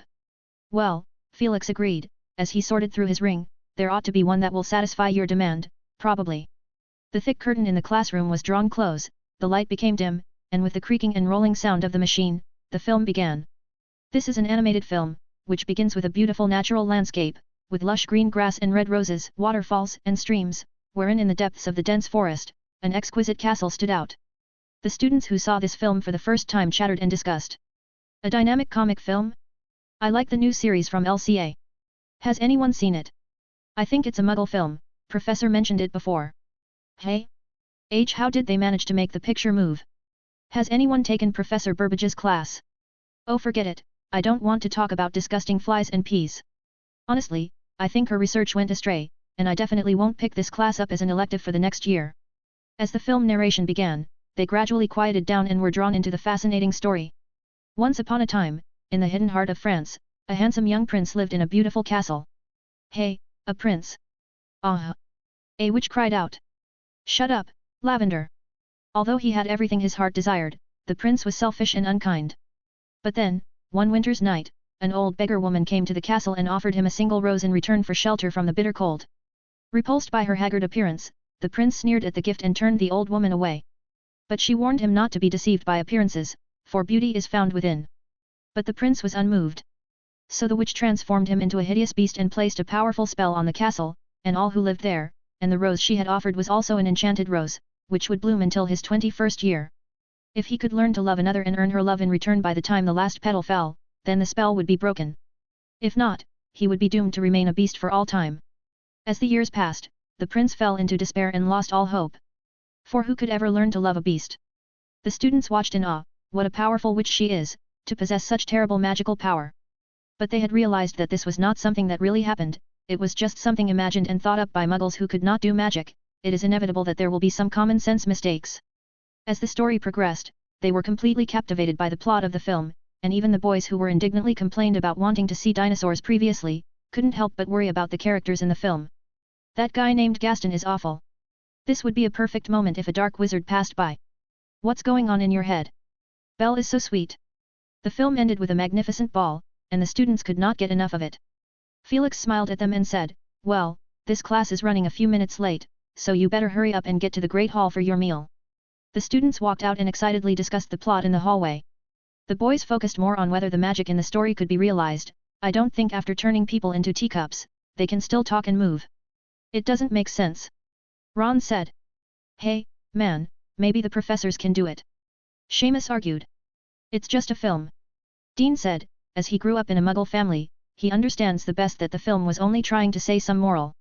"No, it's against the Transfiguration Arule," Ron reddened, as he half-stammered, finding himself struggling to remember the corresponding knowledge points, so he looked at the side. "What do you think, Hermione?" "I'm in the middle of something," Hermione said as she walked with the girls in a group towards the Great Hall instead of with Harry and the gang, to quickly discuss something. "What's gotten into her?" Ron asked uncertainly. Harry shrugged, maybe she really liked the film. "You don't also think the magic in the film is possible, do you?" Ron asked him. Harry thought about the nose-biting teacup sold in the Zonko's joke shop, and the golem he had once seen practicing drama in classroom 7, which made him a bit uncertain, but he nodded against his will to accommodate Ron's mood. In the evening, they returned from the library to the common room much earlier than usual, but it could not be helped as they wanted to celebrate their completion of the first book on alchemy. Ron and Harry played a thrilling game of wizard's chess, in which Ron cornered Harry with 2 formidable pawns, and Harry's white king already removed his crown from his head and held it in his hand, ready to throw at any moment. "Your chess skills have regressed," Ron said. Harry didn't respond. He stared intently at the board, hoping for a miracle. It turned out that a miracle did happen because Ron's pieces were too loud when they battered Harry's bishop, so both of them got kicked out by Mrs. Pants, the librarian. They opened the door to the common room to find that even the fat lady had undergone some changes as Christmas approached, as she got a new outfit for herself. "Want to dance, brave champions?" she asked drunkenly, holding a box of wine and a heart chocolate box. "I could recommend you a dance partner," Ron muttered, and whispered as they entered the common room. "His name is Barnabas, and he's a ballet teacher. You can find him on the 7th floor, good night." Note: this is 2-in-1 chappy, so there'll be only 1 chappy tomorrow. There are 465 chapters on p_Atreon. 412, Chapter 412 Reply.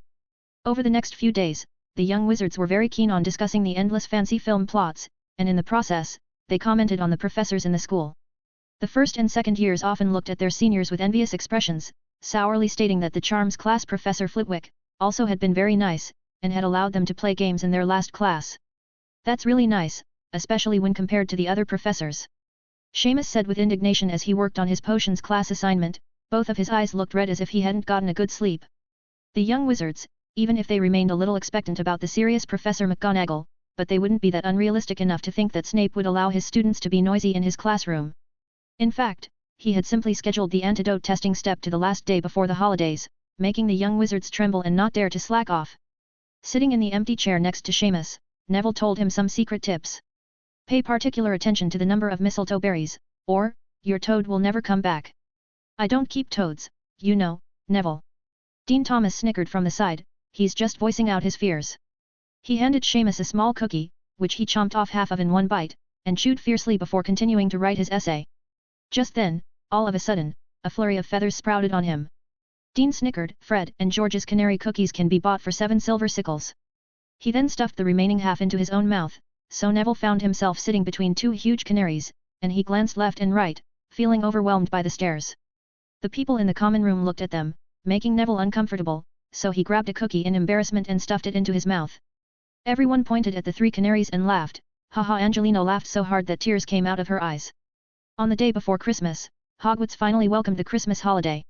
It had been snowing heavily outside, so Felix and Niffler Valen were nestled on the sofa playing exploding snap cards, and Valen insisted on using a different style of play, so he watched as she used her short little hands to build up a deck of cards. Are you building a nest for yourself?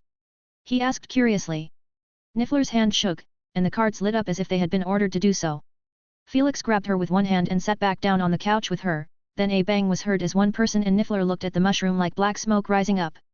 Looks like you've learned a lot, he said to Valen. Felix opened the window and 7 or 8 owls of all sizes and colors flew in, all carrying packages and letters. It's Christmas tomorrow. Felix said to himself, I guess there will be many greetings from readers will come soon, I have to write back quickly. He looked at the corner, where a small mountain of prepared gifts was piled up. Valen watched as Felix unpacked the packages and letters from the owls and provided food and water for those long-distance visitors for a short rest, after which the owls flew off in succession, leaving only a few behind to rest. When she turned back again, Felix was already sitting in a high-backed armchair behind the desk and began to write a reply. Let me see. He opened a letter and after reading it, he took out a quill and parchment to reply quickly. Mr. Cyrus, I am glad to receive your letter. I have studied the scales of the rune spore snake you sent me and have been greatly intrigued by the hidden pattern on them. It is still difficult to say whether this pattern is related to their unique magic-like abilities or not, as it still needs to be studied. I wish you all the best in your expedition to the Iranian plateau. Felix put the letter into an envelope, and a brown owl jumped onto the table and extended its leg for him to tie his reply on. Valen handed her one last owl cookie, which it carried in its beak, and flew off into the blizzard with a flutter of wings. This was followed by a second reply. Merry Christmas, Ms. Meg. No, I have no plans for a new book at the moment. I will probably publish a small manual about ancient runes, which I am not exactly sure about. Also, I don't think it would be a good idea to print my picture on the cover, but thank you for the suggestion. The third letter wasn't so friendly, but Felix spotted the trap in advance and easily lifted the curse on it. Along with it, he kept the large red-brown bird that delivered the letter when it tried to leave, which now stood with its legs together in resignation. Felix then wrote the replay. Mr. Nameless, your pranks are as lame as your handwriting, also I don't want to waste my breath discussing any muggle issues with you, and I hope your messenger will deliver my return gift on time by Christmas Day. Felix applied a nasty hex on the parchment, then hooked the letter on the large reddish-brown bird. Go on, return to your master, he said with a smirk. For the rest of the day after that, he became busy. Ms. Jane, thank you for your continued support. I'm not sure if you'll get this letter, the owls have never found you and returned them all back. Perhaps there is something concerning your identity that needs to be kept secret, and I understand that perfectly. The black market has been in a state of disarray lately. As far as I know, the Ministry of Magic is cracking down on illegal potions, and it may have something to do with a batch of wolfsbane potions that have been divulged. Mr. Vera, your granddaughter is doing very well, I'm prepared to raise her salary, so you should give up the idea of bringing her into the Ancient Runes Association. I believe that in less than 2 or 3 years, Clammy's income will surpass yours, and if you give it a little thought, you will find that what she is doing now is more rewarding, Mr. Vice President. During the time he's writing the replay, Juria Edmund, Bethany Bach and Byers Bach came over for a visit, with Byers walking at the end with 3 large boxes in his clutch, as he huffed and puffed. Professor Hap, this is a Christmas present for you. Juria explained with a smile. Byers insisted on carrying them all by himself. Bethany tried to help him carry them, but he refused. Byers looked at him with some shyness, then he stammered, Professor Hap, how many words have Valen learned? Very few as of yet, shouldn't be able to communicate with you but you guys can play exploding snap cards, she's very good at classical play. Felix said. Byers stared at the scattered exploding cards on the table in disbelief. Valen is pretty smart. Felix sat on the couch with Juria and Bethany, and he brought out honey tea to serve the two. Juria, you don't want to talk about some magic versus non-magic debate in front of Bethany today, do you? Of course not, it's mainly that Bethany wanted to visit you and bring a gift along with her. Juria said, he visited quite a few times recently, especially on the bright side he lost his wand, so he couldn't participate in the matter of champions training, and because of that, he was relatively free on weekdays. With nothing to do, he would come to Felix's office to discuss some of his views on the magical and non-magical worlds, and both of them had something to offer on that subject. As they talked, Juria mentioned Byers, as he pointed his chin in Byers' direction and said, he's now the captain of the champions. Then Graves. Juria shook his head, he doesn't have the right mentality to be a captain. He spoke of what had just happened. We did catch an interesting scene when we arrived. The champion of Beau's Batons, the one whose last name is Delacour, wanted to invite your champion, but he already had a date for the ball. Was it Cedric Diggory? Felix asked thoughtfully. That's right, Juria smiled, she does have a lot of charms, but it doesn't always work. There are 466 chapters on P_Atrian. 413, Chapter 413 Percy. On Christmas morning, Felix heard a knock on the door, and it was Dobby. "Merry Christmas, generous and mighty Mr. Hap." Dobby the house elf said enthusiastically as he stood at the door, wearing a brown vest with a dull yellow sock peeking out of its pocket, and he also held a purple knitted jumper in his hand. Felix sobered up at once, and asked tentatively, "This isn't a Christmas present from you, is it, Dobby? Actually, you don't need." "Oh, no, Mr. Hap," Dobby said formally, "it's a gift from Mr. Harry Potter and his friends." Dobby went over there first. "You asked Dobby not to come too early or too late to find you without something urgent, sir." "I did say that," Felix said with a wink, gauging the time from the dim daylight outside the window. It would barely be 6 or 7 o'clock, and Dobby would have arrived only earlier to visit Harry's dormitory. "So, come on in." He moved out of the way and Dobby's body disappeared from the entrance door for a moment, and then when he reappeared he had an additional large brown bag in his hand. "This is a gift brought by Dobby and the rest of the house elves, all for Mr. Hap." "In the room," Dobby said so. Then he fumbled through the large bag and grabbed a small gift box wrapped in blue wrapping paper, which he handed to Felix. "What's this?" "Oh, a pair of socks, very nice." Felix looked at the socks in the package, which Dobby seemed to have chosen the blue color he liked, and they were embroidered with black lightning bolts and silver orbs of light, corresponding to 2 of his well-recognized ancient magics. "Dobby hand-knit them," said the house elf with wide, round eyes. Dobby went to several stores and always felt that the things there were not to his liking, so Dobby consulted with his other fellows and made the decision together. "So all these are socks?" Felix asked, somewhat at a loss. "That's right," Dobby said happily, "all kinds of socks. We each picked our favorite color, and Dobby took advantage because Dobby knows Mr. Hap likes blue." "Yes, you're right, I do like blue." "Thank you so much, Dobby." Felix said, "Have you thought about how you're going to spend this year? I remember Remus said he was going to give you guys a week off." "Yes. Mr. Lupin is also a generous man, he gives the same holiday to house elves." Dobby wept with excitement. Dobby going to spend the holiday with Dobby's friends, all of them. "Good idea. I remember there are magic cameras in the company, remember to take some pictures then, and I wish you a Merry Christmas, Dobby." Felix stayed in the office all day. He got a frightening amount of gifts and a considerably alarming amount of correspondence to answer. In the occasional spare moment, he stood at the window and gazed out over the snow-covered forbidden forest in the distance. Bosbatons's carriage and Hagrid's hut were like different-sized pastries covered with crystallized sugar sprinkles. Only a pointy roof of Ilvermorny's quarters was visible as it poked out of snow, and Durmstrang's black sailing ship finally escaped the fierce breeze, locked firmly on the ice in the frozen Black Lake. The remaining Uagadu's delegation, who revered nature, chose the spot closest to the forbidden forest and built a row of huts out of wood very much in the style of Hagrid's hut. Felix stood on high ground where he could barely see the tracks left by people from other schools as they traveled to and from Hogwarts Castle, other than large expanses of white color. By the time the afternoon approached, there were more people, with far more people than in the previous 2 years added together. Felix recalled how at last year's Christmas, even after adding all the professors and students who stayed on campus, only one table was filled, while this year's Christmas barely changed from the normal school day. It is due to the Yule Ball, as almost all the 4th year and above students chose to stay at school for the holiday, which made the castle look like it was crowded. But Felix knew that this was purely psychological. He watched the students having a snowball fight for a while, and as the sky grew dark, Felix changed into his formal robe and looked at the time to walk out of the office. At the door of the Great Hall, he saw Harry and Ron, who were looking eagerly at the large oak doors. "Are you waiting for Miss Granger?" he asked. "What? Not really, we haven't seen her either," Harry said. "We're waiting for Ron's brother, Percy Weasley." Felix looked a little surprised. "Yes," Harry said, gesturing at the awful robe Ron is wearing. "Mrs. Weasley bought Ron a new formal robe and asked Percy to bring it over because she heard Percy would attend on behalf of his boss, Mr. Barty Crouch." Ron whispered from the side, "Mum should have put it in a Christmas parcel instead of asking Percy to bring it over. If she didn't think Piggy, Ron's owl, could bring that much stuff, she could have left that purple jumper at home instead. I mean, just in case Percy would forget it. His big brain wouldn't remember anything other than work." At that moment, a loud voice came clearly to their ears from outside the oak door. "Is this your brother, Percy?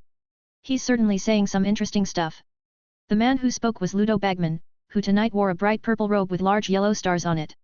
Percy Weasley walked alongside him, dressed in a brand new navy blue robe, with a beaming smile. As soon as he saw the 3 men standing in the doorway, he walked over quickly, with a big smile on his face, as he shook Felix's hand vigorously. "I really didn't expect the first person I would meet back on campus would be you," Professor Hap, and thanks for taking care of Penelope. I've been wanting to take the time to visit you. But I've been too busy lately, and as you may or may not know, I've been promoted from one of the multiple assistants to the most prominent one, and I'm substituting for Mr. Crouch today." As he spoke, he elbowed Ron aside as if he hadn't seen him. Harry grinned. He felt tempted to ask Percy if Mr. Crouch no longer calls him Weatherby, but he resisted the temptation. Ron stared at his body without saying a word, looking for a possible place where he could have hidden his robe. After a few seconds, he shouted angrily at Percy, "Where's my robe?" "What?" Percy looked startled. "The robe. The formal robe Mom bought for me," Ron exclaimed. By the way, he looked, if Harry hadn't stopped him, he would have rushed over and strangled Percy. The expression on Percy's face froze for a few seconds, then he magically pulled out a robe of the same color as the one he is wearing, and Ron, who had been held back by Harry, froze in place. "This is mine?" Ron asked incredulously. "You have to thank Penelope for this, I did forget it when I came here, she was the one who reminded me," Percy said with a scowl. Ron snatched up the brand new formal robe as he tenderly caressed the navy fabric on it, as he blurted without any thought, "You're living with her now?" Not yet," Percy replied awkwardly. "Then how did she remind you of that before you left the house?" Ron gave him a skeptical look. "Don't ask questions you shouldn't ask," Percy growled in a low voice, his face turning red. "If you still want your dress. Do you want me to put in a good word for her? It actually doesn't have to be that troublesome, Mom and Dad both like her," Ron said. Percy's face seemed to have a tendency to turn purple while Ludo Bagman and Felix watched in silence. Fortunately at that moment Harry pulled Ron, "Parvati and Padma are waiting for us." So they hurried in the direction of the lavatory. "I remember you pulled out a small heart-shaped mirror before you left the house, it seems like some kind of sound transmission mirror. Why didn't you tell your brother that you hurried back to the office afterward? He seems to have misunderstood the situation," Ludo Bagman said. Percy's face stiffened, and his expression grew wooden as he said, "Penelope accused me of having no sense of humor." Bagman's eyes widened. "That's how you show humor? What's wrong with that?" Percy glanced at him strangely. "Ahem." Felix interrupted their conversation, "Let's just get in early. About the sense of humor, Percy, I know a book title, I'll tell you later." "Really?" Percy's eyes lit up, that couldn't be any better. As they walked into the Great Hall, he still babbled in his defense, "I don't think I lack a sense of humor, in fact, we all have different definitions of humor." Felix and Bagman accelerated their pace in unison. "Number Kdogzap and number Yuzu, thanks for your love and support. There are 468 chapters on P_Atrian. 414, Chapter 414 The Yule Ball, 2 in 1. The Great Hall buzzed with noise. The walls on all sides are covered with glittering silver frost, with the starry sky on the ceiling, and snowflakes drifting down from high above, disappearing before they reach the area above their heads. Hundreds of flower fairies danced high in the air, sprinkling handfuls of colorful flakes down. Felix stood at the door and looked around. The 4 house tables are gone, replaced with hundreds of small tables with candles lit on them, with about 10 students seated at each table. In front of the Great Hall, there is a long podium where the judges of the tournament are seated, and 2 faculty tables are symmetrically placed on either side of the podium for the Hogwarts professors and other guests who have come from afar to be seated. In front of the podium and the faculty table are 2 large, spacious round tables that belong to the champions. Bagman and Percy each approached the podium side by side, while Felix made his way to one of the faculty tables and sat between Snape and Professor McGonagall. Snape was still dressed in his black robes while Professor McGonagall wore a long red checked tweed robe with a wreath of thistle adorning the brim. "Minerva, what a rare attire!" Felix joked. "Severus on the contrary is unchanging." Snape gazed at Felix, and watched him flip through a small menu placed on the table with interest, as he slowly said, "I don't remember you learning dance when you were at school, perhaps you could join me later on in my castle tour." "Oh, don't be such a killjoy," Professor McGonagall said. Felix flipped the menu in his hand to the back as he stared at the top row of dessert names. "No problem, but I'm going to taste this first," he said, pointing to a small line of letters. "Opera." Snape glanced at it and commented, "It's too sweet." "Good name," Felix said with a smile. After waiting a few minutes, Professor McGonagall got up and left. "I'm going to go organize the entrance of the champions," she said, as she braced the peaked cap on her head, and walked in stride towards a corner of the Great Hall. In a small open space near the Great Hall, the champions and their partners were standing together, and Professor McGonagall explained to them how to enter. "Wait a little longer, and when the Great Hall is almost full, you will enter in a line, champions and partners together. You have to go through the Great Hall from the left aisle, and eventually turn a corner to sit on the big round table on the right side of the podium, understand?" At that moment, Harry and Ron rushed into the Great Hall, Ron had finally changed into his new robes in the lavatory, so they rushed in the direction of the podium. This way! Potter, Weasley! Professor McGonagall shouted. Harry and Ron froze in place and turned their heads woodenly to look at Professor McGonagall, who had a stern expression on her face, and the bunch of champions who were also looking at the pair in unison. The burly champion from Uagadou, Illafendi, towered above Krum, who stood next to him, and the considerably tall witch Nona Liberd, who stood alongside them, looked like a baby bird. Harry and Ron walked back with their heads down, and as they passed Draco Malfoy, Draco shouted, "Potter, Weasley, are you practicing your dance steps and forgot the timing?" His dance partner, Pansy Parkinson, let out a loud tisk sound. Harry glared at them. Draco Malfoy was dressed in a black velvet high-collared formal robe, which looked like a country vicar. Harry secretly despised his aesthetics. As the duo made their way to the corner where the champions stood, both Paddle sisters hooked their arms and looked at Harry and Ron with displeasure. Professor McGonagall came striding over and said quickly, "Pair up, you two." "No, do not stand together." She looked at Harry and Ron with a headache. "Stand side by side with your partners, for goodness sake. You don't understand what partners mean, do you?" She stepped forward and separated Harry and Ron from each other, then she looked at the Paddle sisters with a hesitant expression. She couldn't tell which is which for a moment, so she simply ordered, "Stand next to your dance partners, girls. You need a little tacit understanding. Frankly, it's a little late for that kind of talk." Professor McGonagall quickly went to the front of the group once again, and they could barely hear Professor McGonagall's faint voice, "This. Mr. Illafendi, please stand with your pair, you are too close to Mr. Krum. Mr. Krum, where is your dance partner?" "She is still on her way here," Krum said in a low voice. Professor McGonagall looked not so happy as she made sure, "Are you sure she won't be late? I can find a temporary replacement if needed." "No thanks," Krum said glumly. Harry and Ron at the end of the line looked around, and Ron said incredulously, "I can't believe Krum does not have a date. He's a big star, what girl would stood him up?" "Oh, crap, Harry, stand in front of me." He bent his knees slightly and hid behind Harry as Fleur Delacour looked toward the back. She looked stunningly gorgeous in her silver-grey satin robe, and beside her, there is a tall, handsome boy, who Harry sort of recognized as a 7th-year Slytherin student, supposedly the head boy. When Fleur looked back, Ron blushed and straightened up. "Can't really blame you, she's gorgeous," Harry said unbiasedly. When Fleur invited Cedric in the entrance hall 2 days ago, Ron, as if he was possessed, went straight up and asked Fleur to be his dance partner, and failed justifiably. Since then, Ron has been avoiding her, and he still hasn't gotten over it. At that moment, a beautiful girl in a flowing light purple and blue robe came into the Great Hall and brushed past Harry and Ron. As she made her way next to Krum, she spoke quickly, as if apologizing for being late, but they were at the end of the line, so it was hard to hear exactly what she was saying. "Oh, I'm sorry, Krum. I was prepared, hours in advance, but Niffler gave me a return gift and I didn't expect, too surprised." "Niffler? Do you mean that magical creature that makes holes in the ground to dig for gold coins? It sent you a gift?" Krum's deep voice is recognizable, and it was deep enough to reach Harry and Ron's ears. "Valen doesn't make holes in the ground." "Oh, Valen is her name. Yeah, she did send me a present.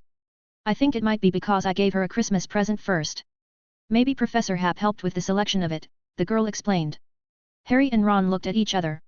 "That voice sounds a bit familiar," Harry said uncertainly. "She also mentioned Valen and said that Valen had sent her Christmas presents, is that possible?" Ron looked at Harry hesitantly. "If I heard correctly, she sent the present first. Valen just returned the gift. Wait, I think I know." Harry's pace of speech got slower and slower, and his eyes moved from the girl in the flowing robes to Ron. The two men looked at each other for 2 seconds and said in unison and with great surprise, "Hermione." The guess left them in disbelief. They had no idea that the cute girl a dozen feet away would be the person they knew best. Harry stared at the girl's back. She did not look anything like Hermione. But if it is true, she must have done something to her hair. They no longer looked messy, instead, they have become soft and shiny, and also an elegant bun pulled at the back of her head. At this point Professor McGonagall walked to the front of the group and said to all the champions standing at the front entrance, "Champions, please get ready, ladies hold the arms of the gentlemen, and enter like I said before." The group started to move forward, while Harry and Ron were still trying to confirm whether Krum's dance partner is Hermione or not. They both felt their arms being pulled at the same time. They turned their heads and looked at their respective dance partners. The two Paddle sisters took their arms, with big smiles on their faces. Parvati fiddled hard with the gold bracelet on her wrist, lifted the hem of her pink skirt with her other hand, and said in a soft whisper, "It's our turn." With that, she dragged Harry forward with force. The champions walked into the Great Hall in pairs and walked through the gaps between the small tables. The people in the Great Hall applauded enthusiastically, Fred and George whistled loudly, as Harry's nervousness calmed down slightly. They walked around the Great Hall in a small half-circle and sat in order at the two large tables in front of the podium. Their seats are very distinguished, as one male and one female are seated with a little gap between each other, everyone dressed up nicely. Harry found many familiar faces became more handsome and beautiful than usual. Especially Hermione. Harry finally identified Krumm's dance partner, despite only seeing the side of her face, but he is too familiar with Hermione. It is just that when she removed the usual books she carried around, her temperament has completely changed, so he did not recognize her for a while. When Hermione noticed their gaze, her head tilted over her shoulder as she waved at the two across a table as she smiled. Harry couldn't help but smile. Hermione's trademark big teeth were so conspicuous that he couldn't think of anyone else. Hermione had complained to them before that her parents, as dentists, were resistant to the idea of making any connection between the words dental and magic, as well as the fact that she had never found the opportunity to get Madame Pomfrey to agree to adjust her teeth, left her teeth still like this. The champions were the last people to enter the hall, and when they were seated, the dinner naturally began. Harry stared at the empty, gleaming golden plates. As he looked around, he saw Dumbledore carefully look at the menu in front of him, then at his plate, and said very clearly, "Pork chops." The pork chops immediately appeared. It was then it dawned to the students, and they all picked up their small menus to choose their favorite foods. Not far from Harry and his group, Roger Davies got sandwiched between Collins and Fleur. He looked left and right with a torn look on his face as Fleur criticized the decor and layout of Hogwarts to him and the Slytherin head boy. "It's hardly remarkable," she said contemptuously, looking at the sparkling walls around the Great Hall. "At Beauxbatons Castle, our hall was decorated with ice sculptures during Christmas. Of course, they don't melt, and the food is superb. We also have a choir of mountain fairies who will quietly serenade us while we eat." The expression of both head boy and Roger Davies next to her increasingly became entranced, and Harry guessed that they had completely failed to listen to what Fleur had actually said, and when Davies stuck his fork through his hair, Collins, next to him, grunted heavily. He tried to smooth things over, as he stammered, "I think both schools have different beauties. Hogwarts Black Lake has big squid, and in the summer you can swim in it and pretend to drown, that way the big squid will come to help you, and Beauxbatons, I mean, although I've never been there, but just from listening to Fleur's description you can know how beautiful it is." As a result, he offended two girls at once, with both Collins and Fleur looking away from him, which made Davies a little embarrassed. Collins moved her chair further away, as she leaned over to the next table and whispered to Ron, who sat closest to her, "Have you guys cracked the mystery of the golden egg yet?" "What?" Ron asked dully. He was staring at Krumm and Hermione. They seemed to have cleared up their misunderstanding and were having a fairly decent conversation so far. When he looked back, Collins glared at him fiercely and his body went cold, his mind desperately trying to recall the question she just asked. Not yet, but soon, probably within the next few days." Collins gave him a skeptical look as she quickly blurted out to Ron, "Try the water." "What did you say?" Ron didn't hear her clearly, so he asked in a hurry, but that's when Dumbledore stood up holding a goblet and Collins moved her chair back. "What did she say, did you catch that?" Ron asked his nominal dance partner. Padma Patil rolled her eyes at him and huffed, "I don't know." Ding! The crisp sound of a metal striking glass broke throughout the chaotic Great Hall and rang precisely in everyone's ears as the crowd quieted down, and they looked towards Dumbledore on the podium. "Students, please stand up, I need to relocate your tables to make room for the dance floor," he said with a wide smile. Then he waved his wand and all the tables flew whoosh against the wall, leaving an open space in the middle. The students stood with their dance partners. Harry noticed Parvati's arm around his arm again, so he tried to struggle twice, but could not break free. Then Dumbledore cast a spell on the right side of the Great Hall, as a long and narrow stage appeared near the wall, with a set of drums, several guitars, a lute, a cello, and several organs. The lights around the Great Hall completely dimmed, leaving only the central dance floor lit up. Students, professors, and foreign guests enjoy the beautiful music. Dumbledore opened his arms wide and said happily, at which point the Weird Sisters appeared onto the stage together as the crowd erupted with thunderous applause. Dumbledore's left hand held behind his back, and his right hand extended an invitation to Madame Maxime. Then they walked onto the dance floor and danced together along with the soft, soothing music. Felix felt very grateful that he took a seat near the back of the podium and not within range of getting pulled over. As he settled comfortably on his chair, he watched with interest as the oddly dressed Weird Sisters group played instruments, and then he flipped his menu to the last page. "Opera." He pronounced it clearly. The next second, delicately tempting chocolate and coffee-glazed cake appeared in front of him, and when he raised his fork, he noticed a stern gaze. "Do you know what you're supposed to do now?" Professor McGonagall said with pursed lips. Felix froze for a moment and looked around. "Oh." He asked courteously as he stood up with a slight bow, "May I have the pleasure of dancing with you, ma'am?" "Of course." Professor McGonagall smiled and held out her hand. "Drop the fork you're holding, Felix. She whispered. The two walked towards the dance floor. At that moment, Felix's mind worked at high speed, and everything in the Great Hall turned into slow motion. He could see Dumbledore holding Madame Maxime's hand, the tip of his peaked cap just touching her chin. Mad Eye Moody dragged Professor Sinistra around. Professor Sinistra looked like an unfortunate arrested dark wizard, and he also saw Ludo Bagman was laboriously bending his stomach to invite Professor Sprout. He used his thought acceleration magic to the extreme. Everything that happened in the Great Hall came into his mind. Basic poses, dance steps, hand-holding movements, matching beats. By the time he had taken a dozen steps from the faculty table to the dance floor, he had gone from a layman to a rookie dancer. Waltz, Minerva? Felix asked, casually flicking away a flower fairy that had flown down from the ceiling. The unlucky little creature stumbled and landed on the shoulder of a stiff-faced Harry. Of course. Professor McGonagall said. The two danced, Felix while moving around, continuing to absorb the essence of the dance moves of everyone present, and he was surprised to find that the best dancer turned out to be Dumbledore. Sure enough, being older is an advantage. Felix's head filled with strange thoughts. A few minutes later, when the first song was over, Professor McGonagall smiled and said, "So you can dance, and dance so well, I thought you are new to this."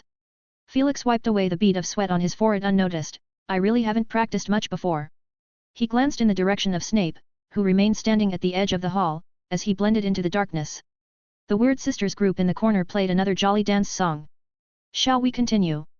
he asked politely, glancing over her head as he saw Hagrid swallowing his opera cake in one gulp and headed toward Madame Maxime, who had parted from Dumbledore.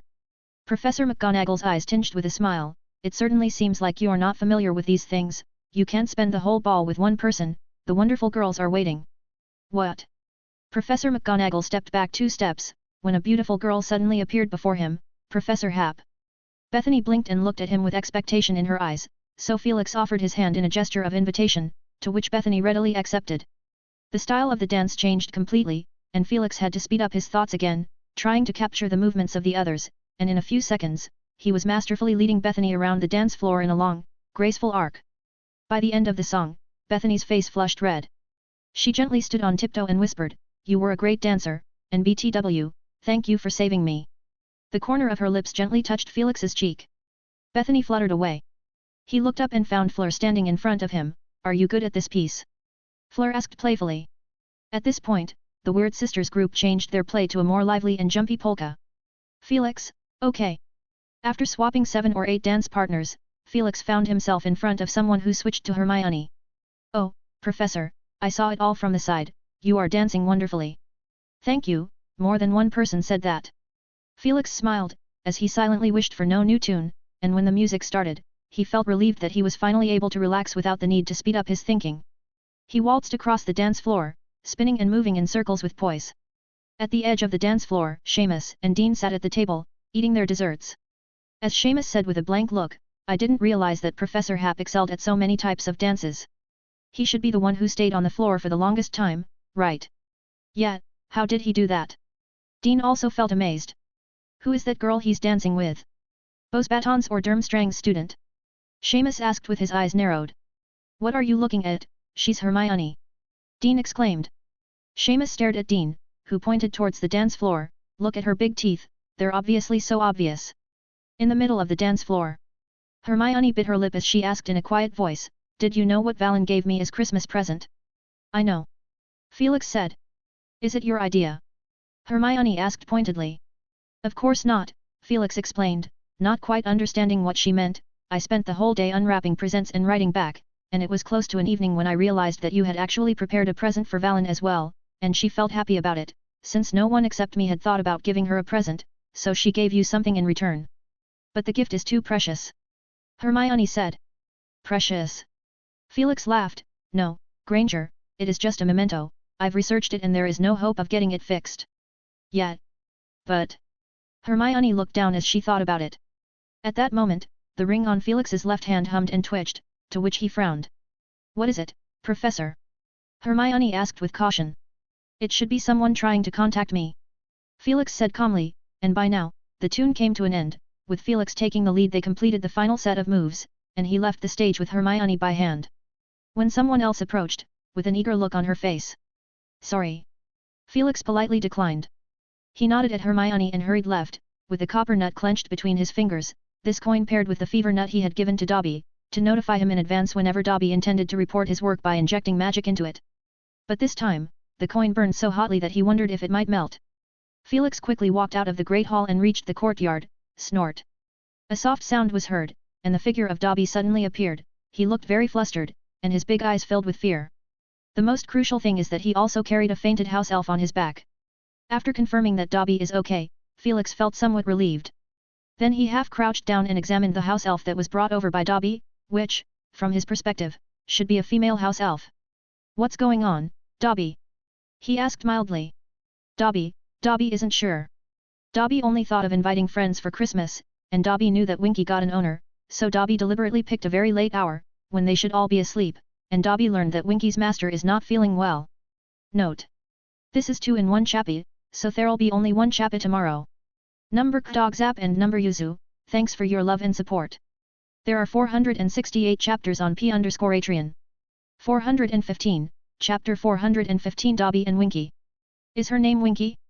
Who is her owner? And what happened to you? Dobby's big eyes flowed with hot teardrops, and he shuddered. Yes, her name is Winky. Dobby met Winky a long time ago when Dobby still belonged to the Malfoys. He shivered. Keep talking, Dobby. Her owner is Mr. Crouch, Barty Crouch Sr. Dobby stated, to which Felix frowned. Then Dobby said, Dobby got to Mr. Crouch's house, and it was dark, but Dobby had been there before and knew the way. Dobby found Winky, but Winky was frightened and told Dobby to leave quickly when Dobby wasn't sure why our talking had woken the owner of the house. You mean Barty Crouch? Dobby wasn't sure. The house elf shuddered. It was so dark that there weren't even any magic lamps there. They're so out of date. Felix nearly laughed at that, but it was good that Dobby got to the point. I heard a cold voice ordering, something broke in, a dirty house elf, kill them. Dobby's eyes widened. Dobby had never heard a voice that cold ever. Then the next second, Mr. Crouch came out, and he cast a spell on us, and not just me, but Winky too. Hacks. No, not that, glaring green light, full of death, that curse. Killing curse. Dobby kept nodding with his eyes closed, and Felix's eyebrows jumped sharply. And after that? You escaped. After that, the curse missed, then Dobby used the defensive item given by Mr. Hap to block a very powerful severing charm, then Dobby took Winky and ran, but Winky refused to go, and tried to plead with Mr. Crouch. Dobby can't leave Winky alone. Dobby. Dobby then knocked Winky out. Dobby's slender chest rose and fell, as he spoke under his breath. He shivered and rummaged through his pocket for a dull yellow sock, from which he pulled out a dull amulet, its surface cracked inch by inch and clearly no longer usable. Felix crouched down and stroked the cobweb-like cracks that covered the amulet, then he gestured toward the unconscious house elf. Renervate. Winky's slender nose moved, she blinked her eyelids hard and opened her big brown eyes as she sat up shakily. She looked around with a little bewilderment, her mind not quite awake. When she saw Dobby and Felix crouching beside her, her eyes suddenly went wide, and she let out a loud scream. Winky has to go back. Winky has to leave here. Her body suddenly became illusory.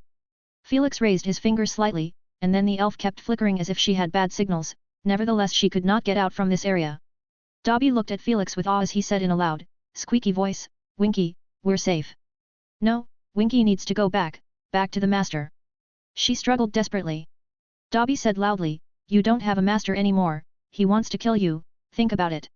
Winky's slender body froze, as if being compressed, then her round nose jerked, as she stubbornly said, no, never. Master needs care, he's very sick. She cried out. Dobby shouted in a voice louder than hers, he didn't show any signs of illness when he attacked us. Because the master had to take care of young Master Barty, who was extremely sick, he felt he had done something bad and wronged his son. Winky trembled and tears rolled down her face. Oh, Winky shouldn't have said that, Winky is a bad elf.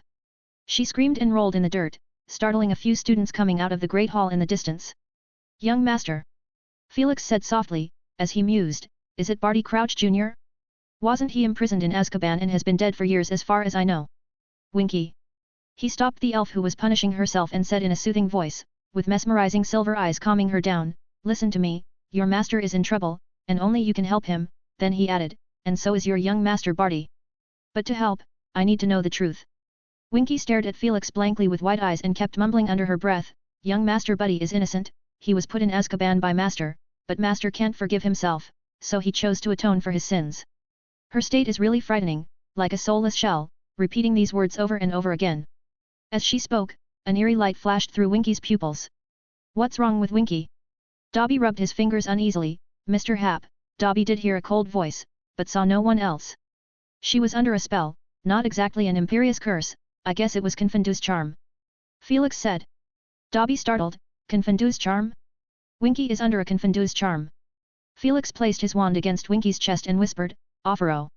He switched his perspective, and in a grey background, wisps of red light streamed up from the elf. He put away his wand, and Dobby stared at Winky as he asked uneasily, the spell is lifted. How's Winky? Felix breathed a sigh of relief, let's see. Winky looked as if she had just woken up from a nap. She blinked and then let out a desperate cry. Master Buddy, you are a bad boy. Felix had to take Winky by the shoulders as she kept shaking her head and flopping on both legs while screaming in sadness.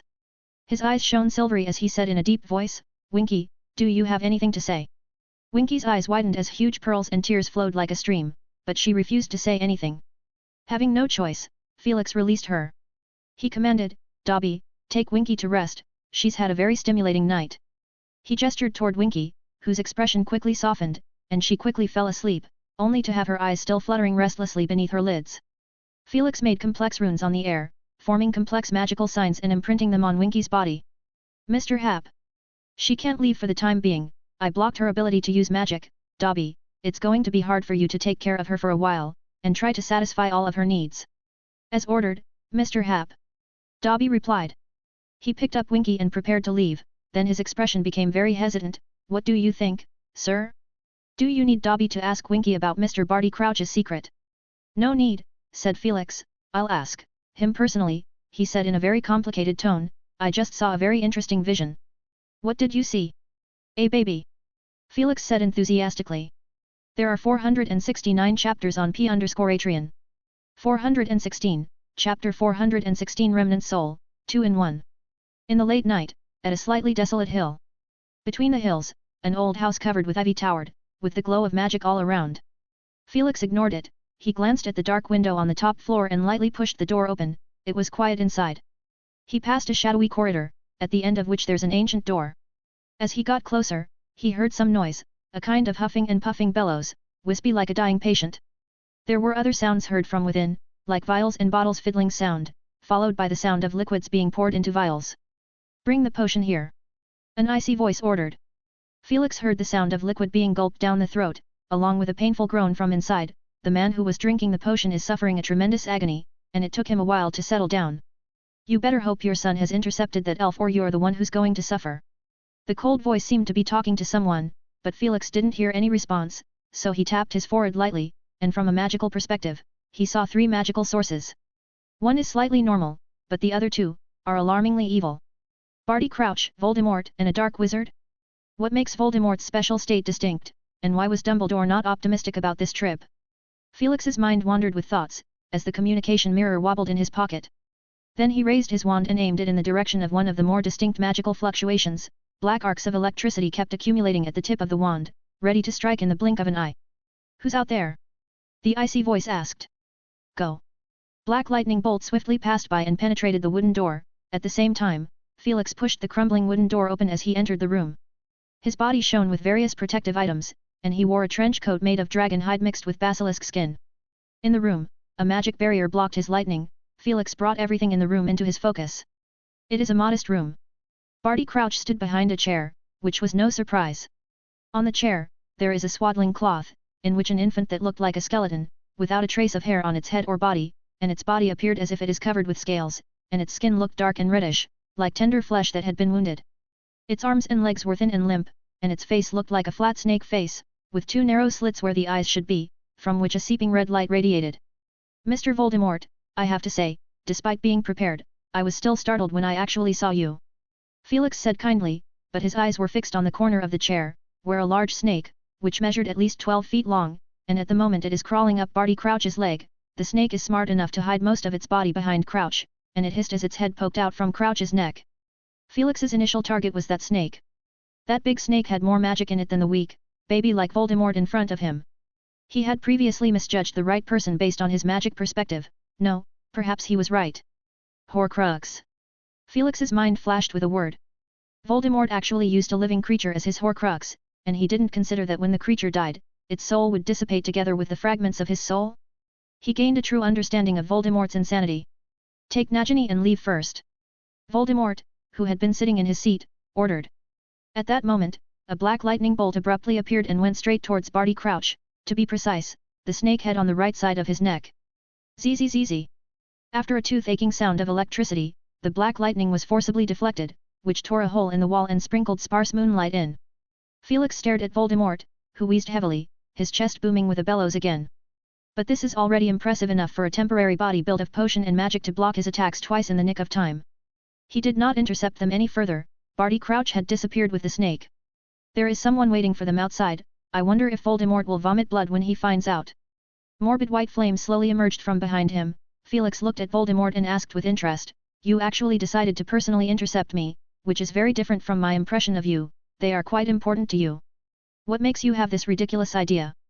Voldemort said slowly. The previous 2 spells made him overwhelmed, his baby-like carcass leaning on the back of the seat, like a puddle of talking meat. He said in a very hoarse voice, "If you had experienced my experience, felt my despair, you would realize that even a puppet, a humble elf, should not easily be discarded." "I guess so, as you don't have enough manpower." Felix nodded slightly, and the reason why Winky could survive became clear. The flames behind him continued to spread, and he stepped forward with one foot, and the breathtaking fire poured downward like flowing water, starting with his toes and running wildly out towards the left and right sides. 2 fire snakes converged behind Voldemort and linked into a standard circle, circling the seat in which Voldemort had been sitting. Then the flames streamed upward, like a chain of white fire ropes intertwined, woven into an airtight net. In this net, whether it is an apparition or a portkayat, it would be difficult to activate. To be able to wield the fiend fire to this extent, you can be ranked at the top of my echelon. Voldemort said lightly. He showed zero intent of fleeing, as if he just wanted to talk to Felix. Felix looked at him calmly. Once he had tried Dumbledore's power, so he knew he couldn't afford to be careless now. But inevitably, a question rose in his mind, why Voldemort did not block him. Could he be incapable of doing so? "You're wondering why I didn't fight back?" Voldemort's sickening voice resounded again. "There is no need to have any concerns. I can't do a thing in my current state, dear fellow. A few months ago, I was still wandering in the Albanian forest, possessing those small animals for a long time. It all wearied me down, but there was nothing I could do. At that time I was worse than the lowest of the wandering souls, but that was the only way I could find a glimpse of being alive. Until Peter Pettigrew found you," Felix stated, and in his magical perspective, as far as his field of vision could reach, there existed only one source of magic, that is Voldemort. There are no portkeys, no magical traps, only Voldemort's own weak but deeply evil magic wreaking havoc and distorting his perspective. He suddenly realized why Voldemort wanted to talk to him so badly, because he had no means of resistance now. "Yeah, until Peter Pettigrew found me," said the hoarse, icy voice, "a cowardly, weak-minded servant, and as much as I hate to admit it, if he had been still here, I would have had an easier time than I do now. What a pity." He sounded like he had lost a napkin that is still usable. "Peter Pettigrew was taken away by the Ministry of Magic, and he was kissed by a Dementor," Felix stated. "I'm well aware, he's gone and won't outlive more than a week," Voldemort said coldly. "I've experimented and tried to prolong that kind of thing as long as I can, but the results are often not as satisfactory as they should be." "While you were still at your peak," Felix said. "It's just some boring game. When all your servants are gone out to spread your glory, you need to find something for yourself." "Some of my servants. Bella liked to torture people, but I got tired of it, and I preferred to study dark magic, the dark arts. They are as fascinating as a deep astral night with no stars," Voldemort said in a long, pithy voice. His voice was not as harsh as it was at first. Perhaps because of the tone of voice, Felix could not help but associate it with an academic conference. At that time, Voldemort slowly said, "My friend, widen your flames a little, we have plenty of time." Felix remained unmoved. On the contrary, the flame cage pushed down even lower. His control over the fiend fire is extremely high, so except for the charred circle on the floor, the other items in the room are perfectly unscathed. "Don't you have something to say?" "I'm still listening, but forgive me, I have very limited patience." Voldemort let out a snort. "I once thought of you as a second Dumbledore, but you don't have his patience." "Voldemort, you have been praised for your achievements in dark magic, but you cannot beat Dumbledore, and you know what people say about you too? He is the only person you fear. I'm curious, would you have acquiesced to this kind of statement to spread if you hadn't been taught a real lesson?" "Dumbledore." Voldemort chewed on the name, his voice growing even colder. "That old man hides himself so well that everyone is fooled by him. He's a brilliant hypocrite." He scowled at Felix and grinned with ridicule. "Maybe all of you treat him like an old man who can just talk nonsense. Isn't that right? He's well over 100 years old." Felix asked as he picked out his words to the point, as the words are valuable to both him and his enemy. Voldemort made a contemptuous voice, but he didn't follow Felix's lead in the conversation. I've gotten to know you in great detail. Felix Hap, I was surprised to find that we come from very similar backgrounds, he said softly. We both had no choice but to live in a Muggle orphanage, equally gifted, but subjected to strange looks. I'm sorry to break it to you, but I was happy in the orphanage. Felix interrupted him. I see, Muggle researcher, how ironic, you're like the opposite of me. The slit in Voldemort's eye flashed red and his tone filled with nostalgia. I actually had hopes of being your colleague now, and according to your age, I might as well be your professor. Unfortunately, Dumbledore rejected me without any consideration. Voldemort said with deep emotion. He always did. You must have been very naughty when you were a child to make him have such a bad impression of you. Felix said teasingly. Voldemort's squinted eyes opened and his face, which looked like a skeleton, became vivid and twisted. Another one of his brainwashed peeps, Felix Hap, I have no desire to kill you all of a sudden, I'd like to see what he'll do to you when you clash with him.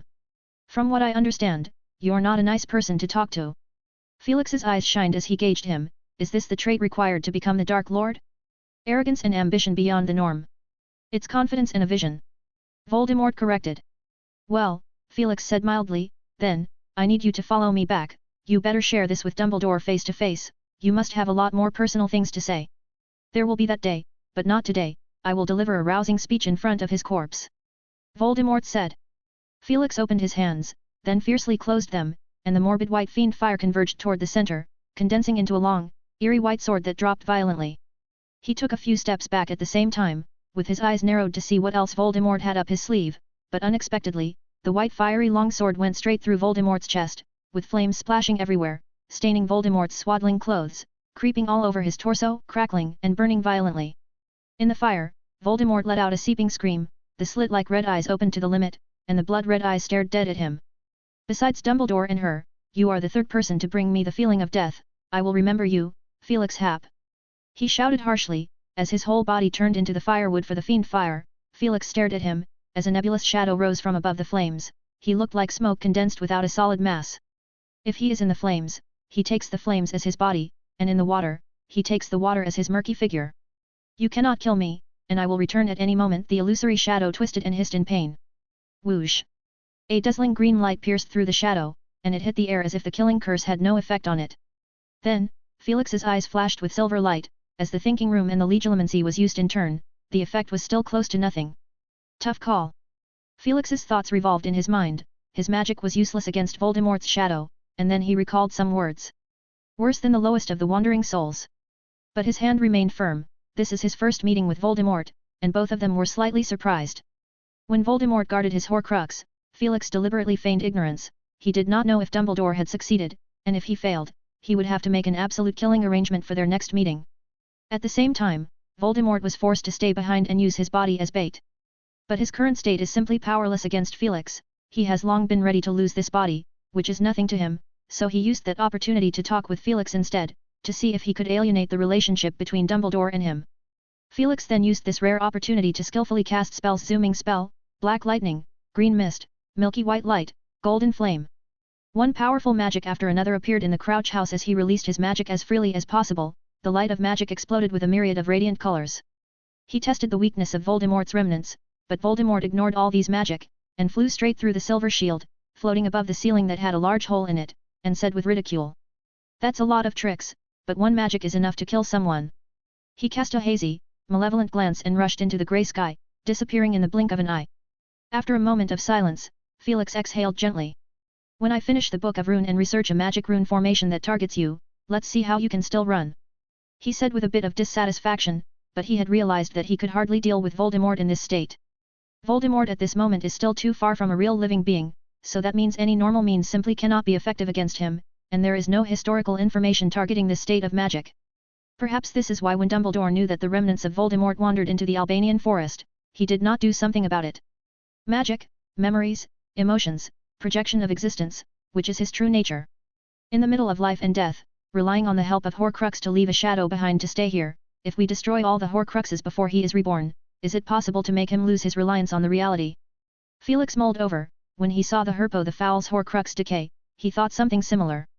He was not worried when Voldemort ignored many of his spells, because he knew Voldemort was in a special state, so neither of them could do anything about the other. Judging from Voldemort's eagerness to escape, he must also have an unknown weakness. He thought quietly until a silver shadow suddenly appeared and descended into the ruins. Felix raised his arm, the silver phoenix patronus fell on his slender fingers, Dumbledore's gentle voice heard, he escaped and went underground, but I intercepted Barty and the snake. The phoenix after saying it disappeared into a silvery mist. But it's really you. Felix said as he stared at a picture frame on the table in the middle of the ruins in which Barty Crouch embraced his wife and a handsome-looking young man stood beside him on the right side. He already knew who is the spy in the castle. Felix turned around and walked out of the house, behind him the fiend fire raged like a dragon, seething and roaring, and swallowed the house clean in one gulp. He threw the picture frame into the fire as well and stood in the cold wind of the late night, staring at the raging fiend fire which baring its gaping fangs and claws. Isn't it sad that there's no one to promote your name, Voldemort? He said playfully. Felix raised his wand high and mouthed the incantation that he had received from Lucius Malfoy, Mors Mordra. A green light soared out and flew high into the air. A large skeleton, composed of countless turquoise star-like things, a large python emerged from the mouth of the skeleton, like a tongue. The skeleton rose higher and higher, glowing brightly in a cloud of greenish smoke, against the dark night sky, like a new constellation.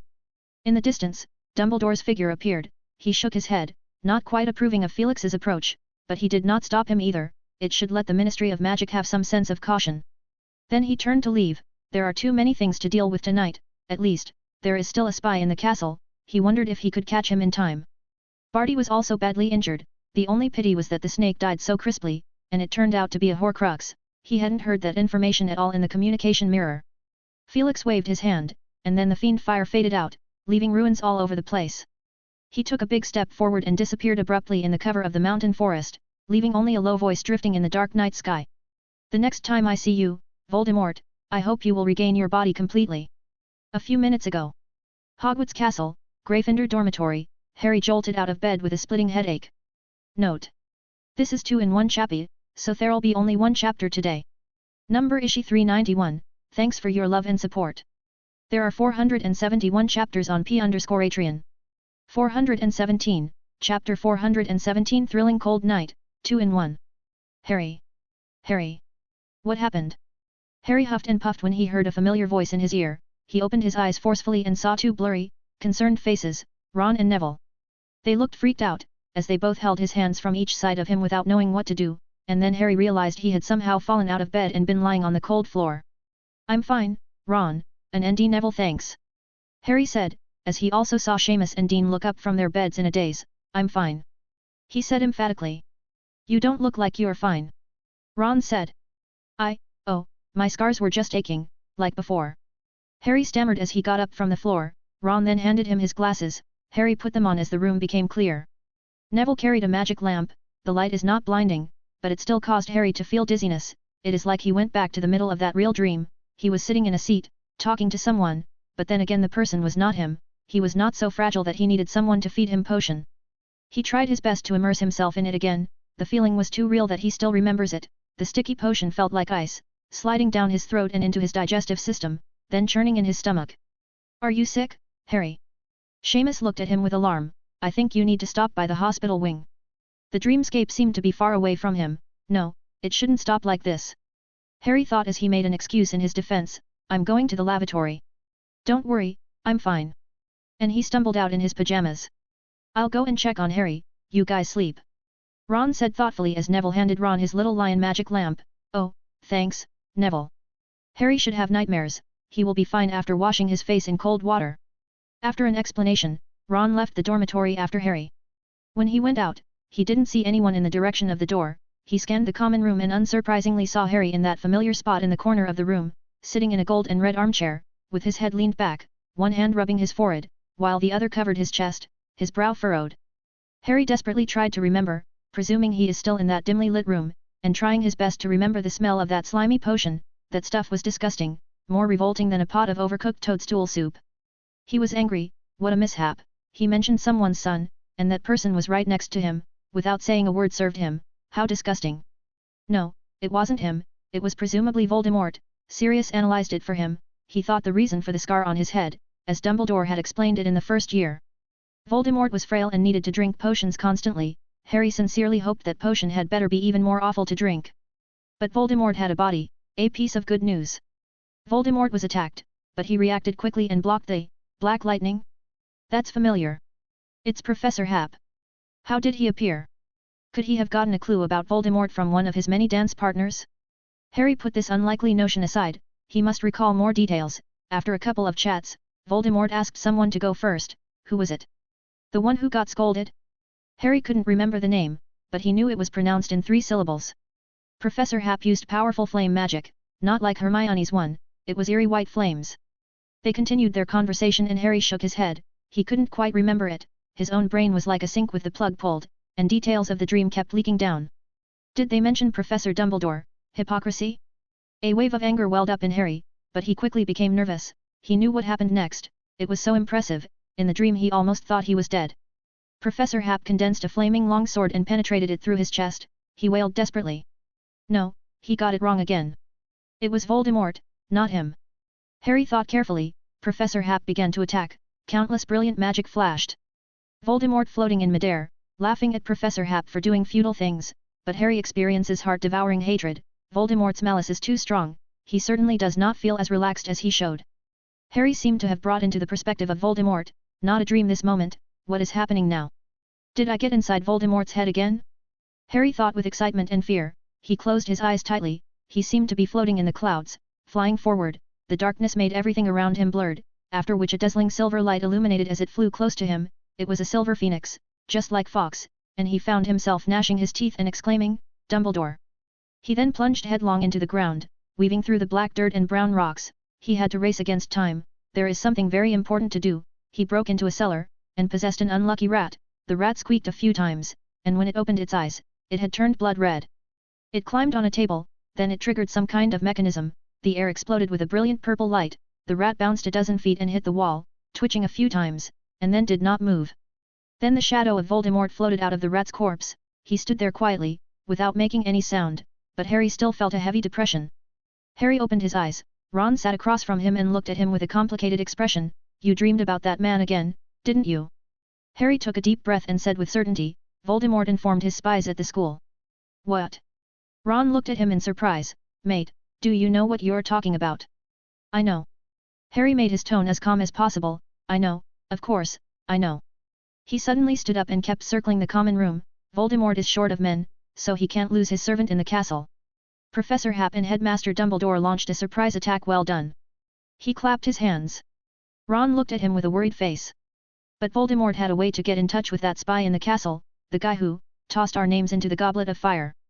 Harry mused, his thoughts becoming clearer, he's lost his physical body again, and if he loses his only servant now, all his previous plans will be ruined, so he activated the emergency contact. Harry paused abruptly, his eyes searingly looking at Ron, as he said excitedly, do you know what we have to do now? Tell LL. Inform the professor. Ron stammered. That's half right, give me my wand. He asked Ron, who had come out with his and Harry's wands. Ron handed Harry his wand reluctantly. Harry held up his wand and pointed it in the direction of the dormitory, Oxio Marauder's map. Oxio invisibility cloak. Then they heard the sound of the box suddenly popping open, a shriek from Neville, followed by a few seconds of silence and waiting. Whoosh! Whoosh! 2 whizzing sounds were heard, and Harry nimbly grabbed the map and the invisibility cloak. Ron pursed his lips and gulped as he watched Harry spread out the Marauder's map, as his eyes constantly searched, will show up soon, has to be now, if I'm right. Harry said. Who are you looking for? Ron leaned over the table and stared at the dense list of names. Never mind the names that are not moving, it has to be the ones that are moving. At this point in time, it's either a professor on patrol or a spy who got the message and is trying to escape. Ron hurriedly lowered his head to help him look. The ones that move, there. Look, there's someone named Eleanor Branstone. Ron shouted, and Harry looked over excitedly, then he heard Ron saying in frustration, oh, probably not, she's heading towards the kitchen. Then add one more point, running out of the castle, focus on some people who are moving fast but still stopping at the corner of the stairs. Harry said, envisioning the spy's escape route along his own lines. Good idea. Ron said as he watched for a while longer, Peeves is running.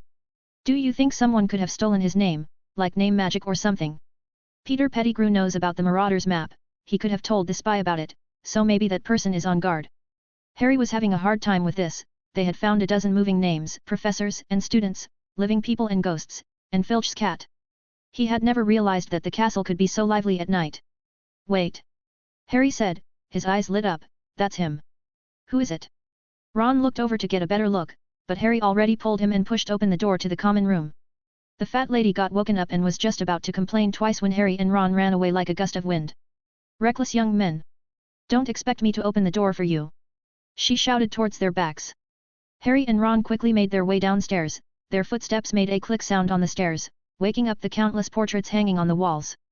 But they ignored it and jumped 3 or 4 steps at a time. Who the hell is that? Ron asked as he gazed at the steps beneath his feet. Barty Crouch. The judge of the Tournament of the Champions. Ron's jaw dropped in shock as he subconsciously followed as Harry made a turn across a staircase. Makes sense, doesn't it?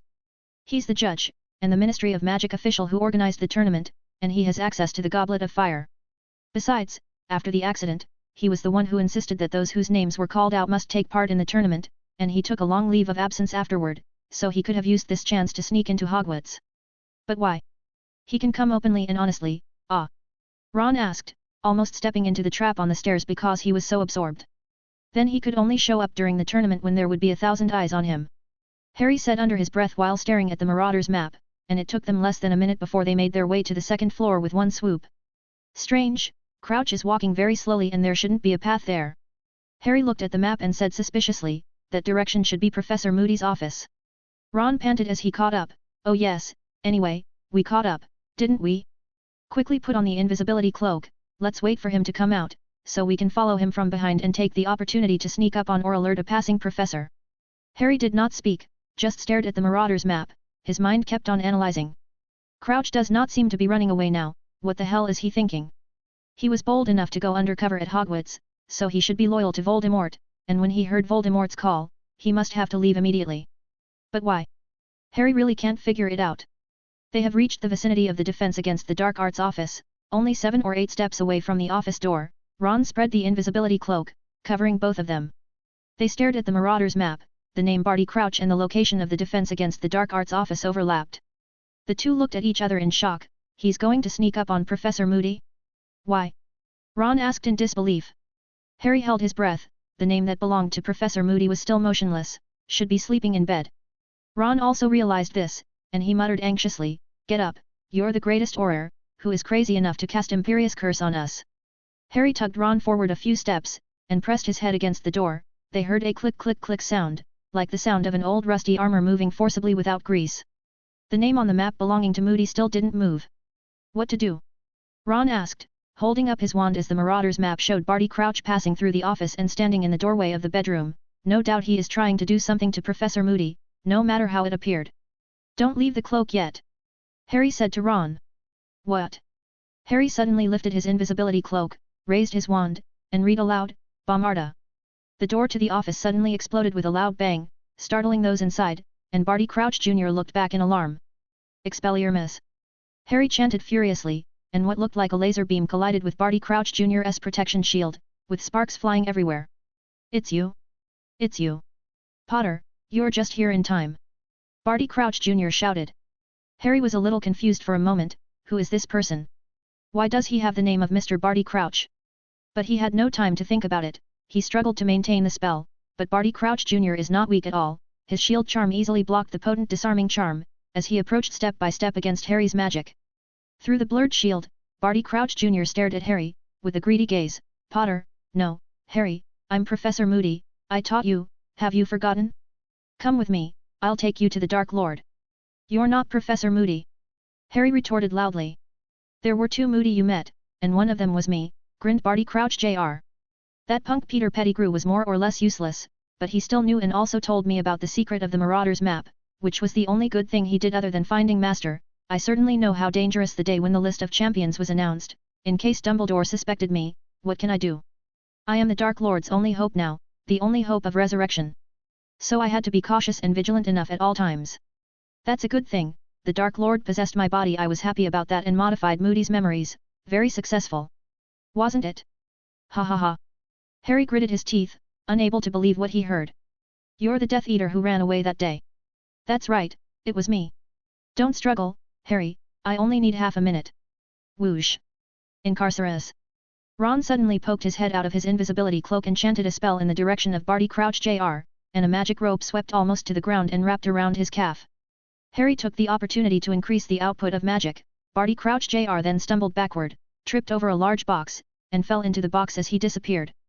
Harry's spell hit a pile of glassware in the office with a clear shattering sound, and he caught a glimpse of a glassmate's Neacoscope smashed to pieces.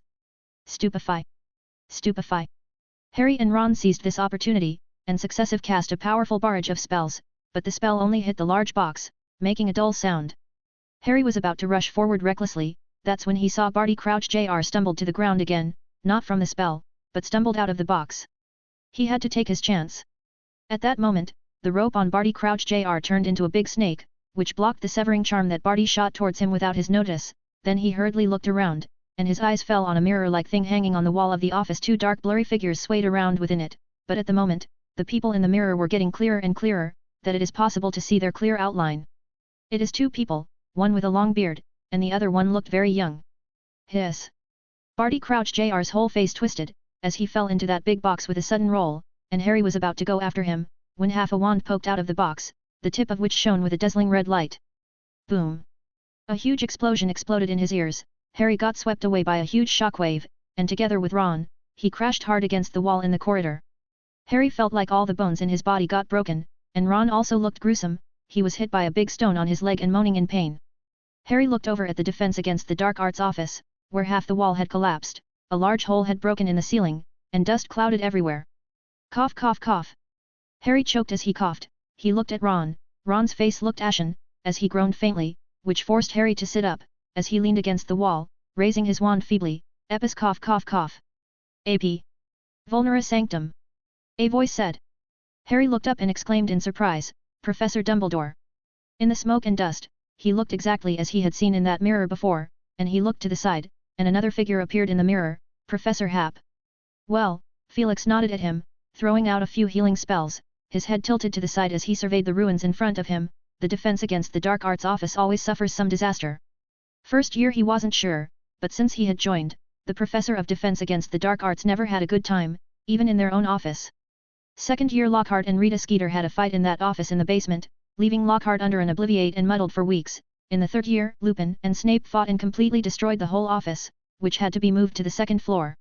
Unexpectedly, in the fourth year, the new office also failed to survive. But the good thing is, it should be just a simple exploding charm, not as difficult to deal with as dark magic.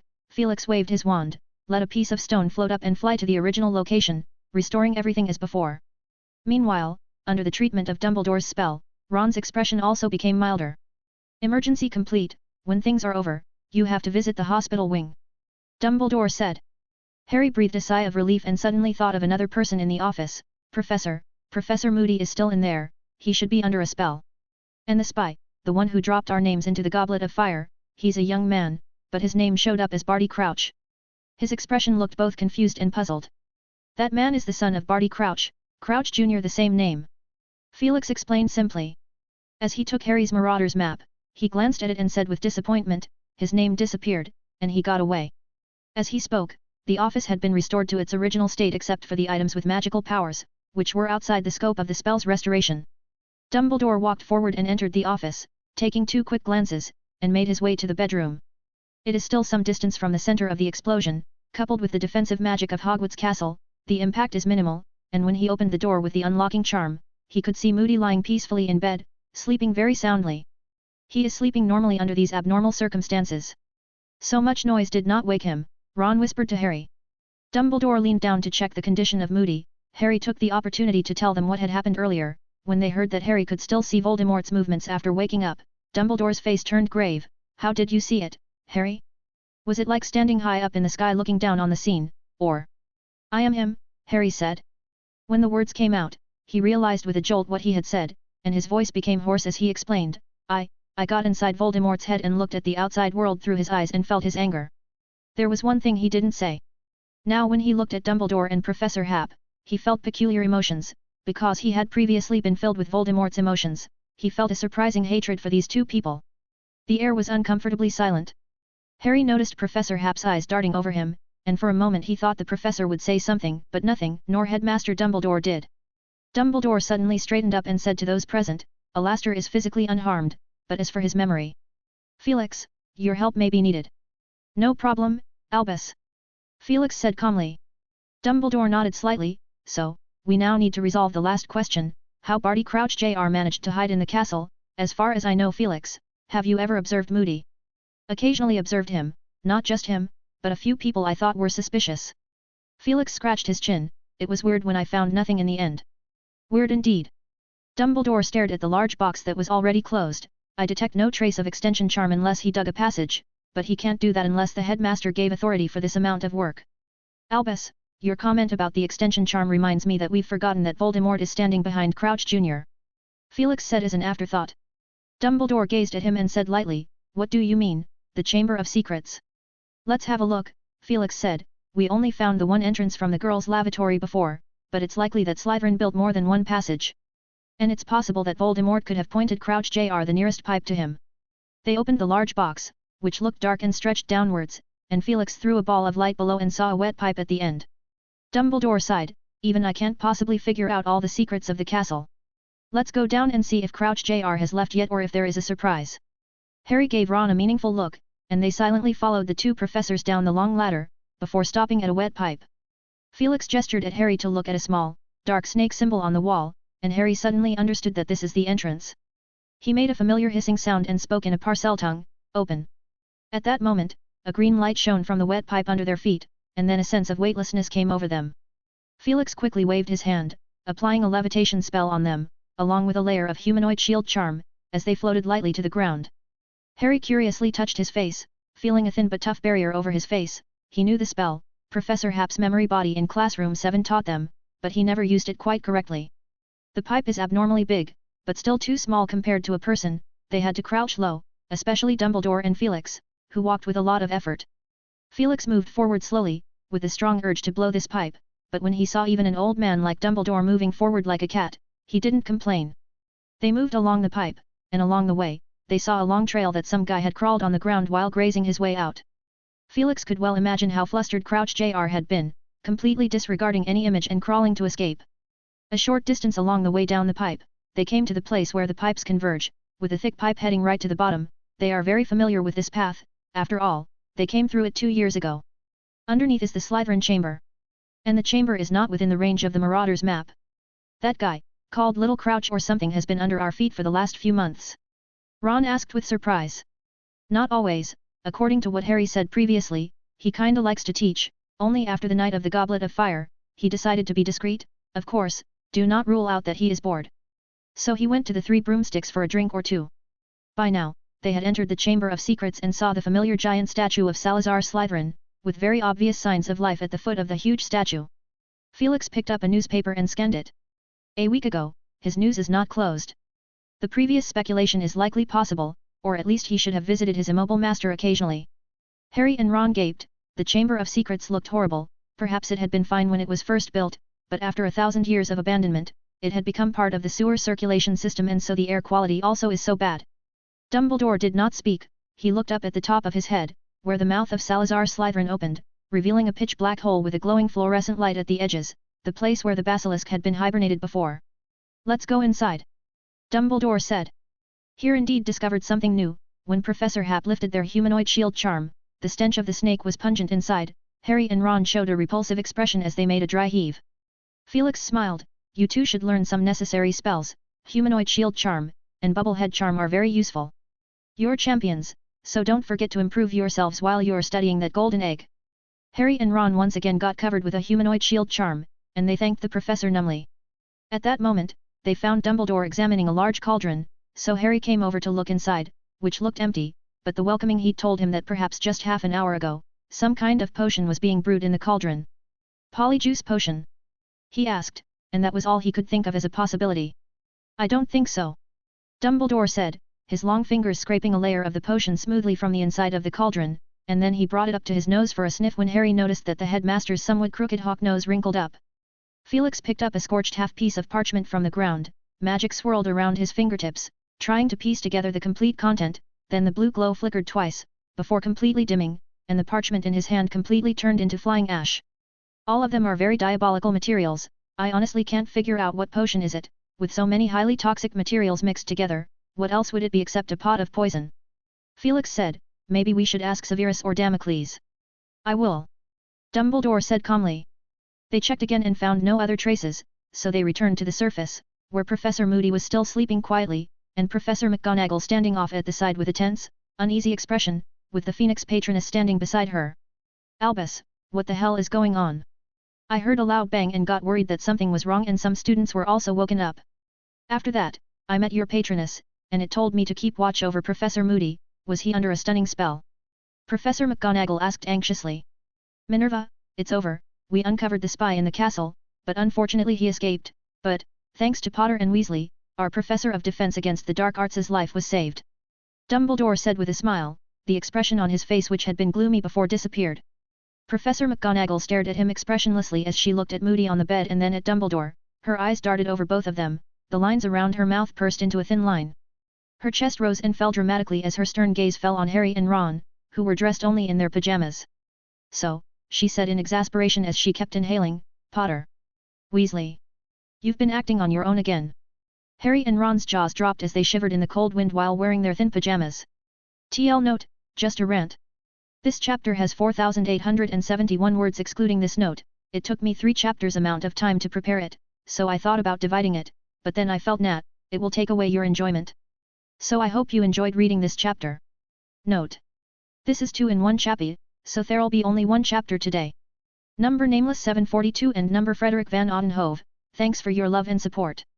There are 477 chapters on Patreon. 418, Chapter 418 Occlumency.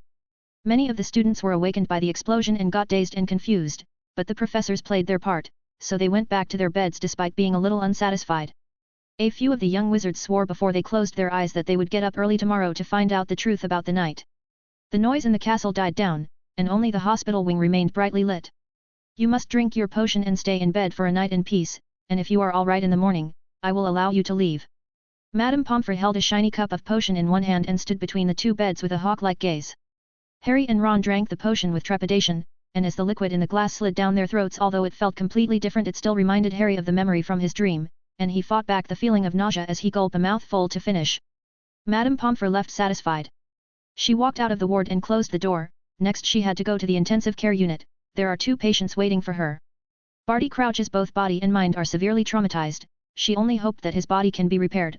Alastor Moody's physical state is a little better, but his mental damage should not be taken lightly.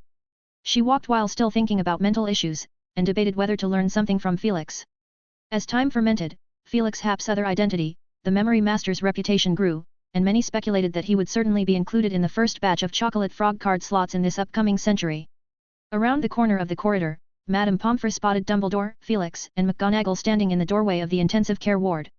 Poppy, you're just in time, Dumbledore said with a smile, apparently in a good mood. Felix has just diagnosed Barty and Alastor, and dealt with the toughest problems, though it will take them a considerable amount of time to recuperate.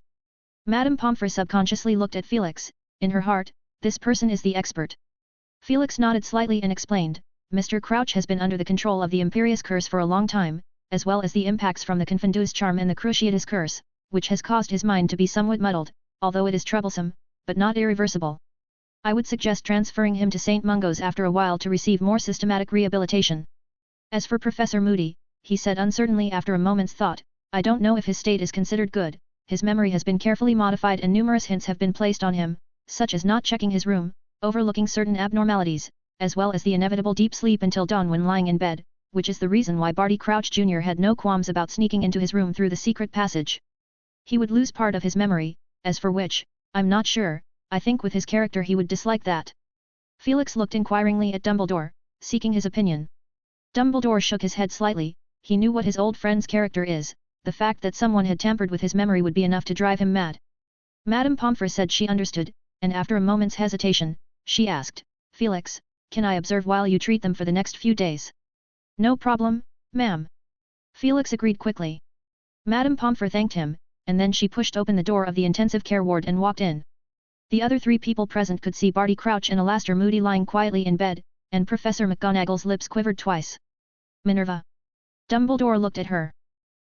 I'm not doubting, but don't we need to take some precautions?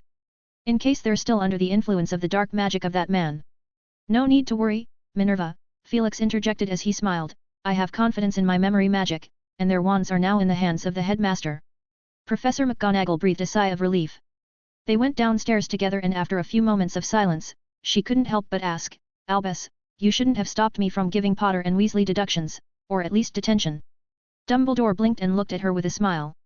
They were too reckless and might have lost their little lives. Professor McGonagall finished her sentence. Minerva, there's no need to be so strict, that boy just has a high sense of responsibility that goes far beyond the norm. Dumbledore said softly, take this time, it was quite a surprise that they could think of using the Marauder's map and the invisibility cloak, and they had been decisive enough. If they had delayed a few minutes and spent their precious time looking for the professor, perhaps we would have been presented with a different scenario. At least, Moody certainly would not have survived. Professor McGonagall pursed her lips, her furrowed brow relaxed. You're right. Felix returned to his office. He stood in front of the window, thinking back over what Dumbledore had just said to him in private. Felix, I want to ask you something. Dumbledore said in a deep voice. What is it? Felix asked, with some inkling of what would follow. They were standing at the castle's high point, the north wind was blowing hard, and the window frames creaked. Dumbledore was silent for a long time as if he was making up his mind, and he finally said, Can you teach Harry occlumency? No problem. Felix said promptly. After waiting a moment, he asked softly, and besides that? There was another silence. Don't hurt him. Felix retracted his eyes. It is now late at night, and the sky is lit up with a pale grey-green color. I'm growing sentimental, and that's not like me. Kiki. He looked down and saw Niffler Valen standing in the bedroom doorway, rubbing her eyes with one hand, staggering over, as she pulled his pant leg twice without climbing up. Felix laughed silently and motioned his fingertips to let Valen float up to him. I can't believe you didn't sleep yet? Valen, what a surprise. Kiki. Valen waved her small hand, tracing the air, and Felix gazed at her. She seemed to be writing, and he tried to discern that somewhat distorted letters. A gift. Valen nodded once. Felix asked tentatively, Are you asking how Granger felt about receiving your gift? Niffler nodded, her small dark eyes looking at him expectantly. She was overjoyed. Felix said. Valen looked satisfied. It was one of her most cherished treasures, and even now the thought that she had given it away made her heart bleed. Then she yawned and opened her hand for a hug. Felix carried Valen and put her on the basket bed. As he changed into his pajamas and laid down on the bed, his mood unknowingly changed for the better. Number Pyramid of Merlin 2, thanks for your love and support. There are 478 chapters on Patreon. 419, Chapter 419 Golden Egg.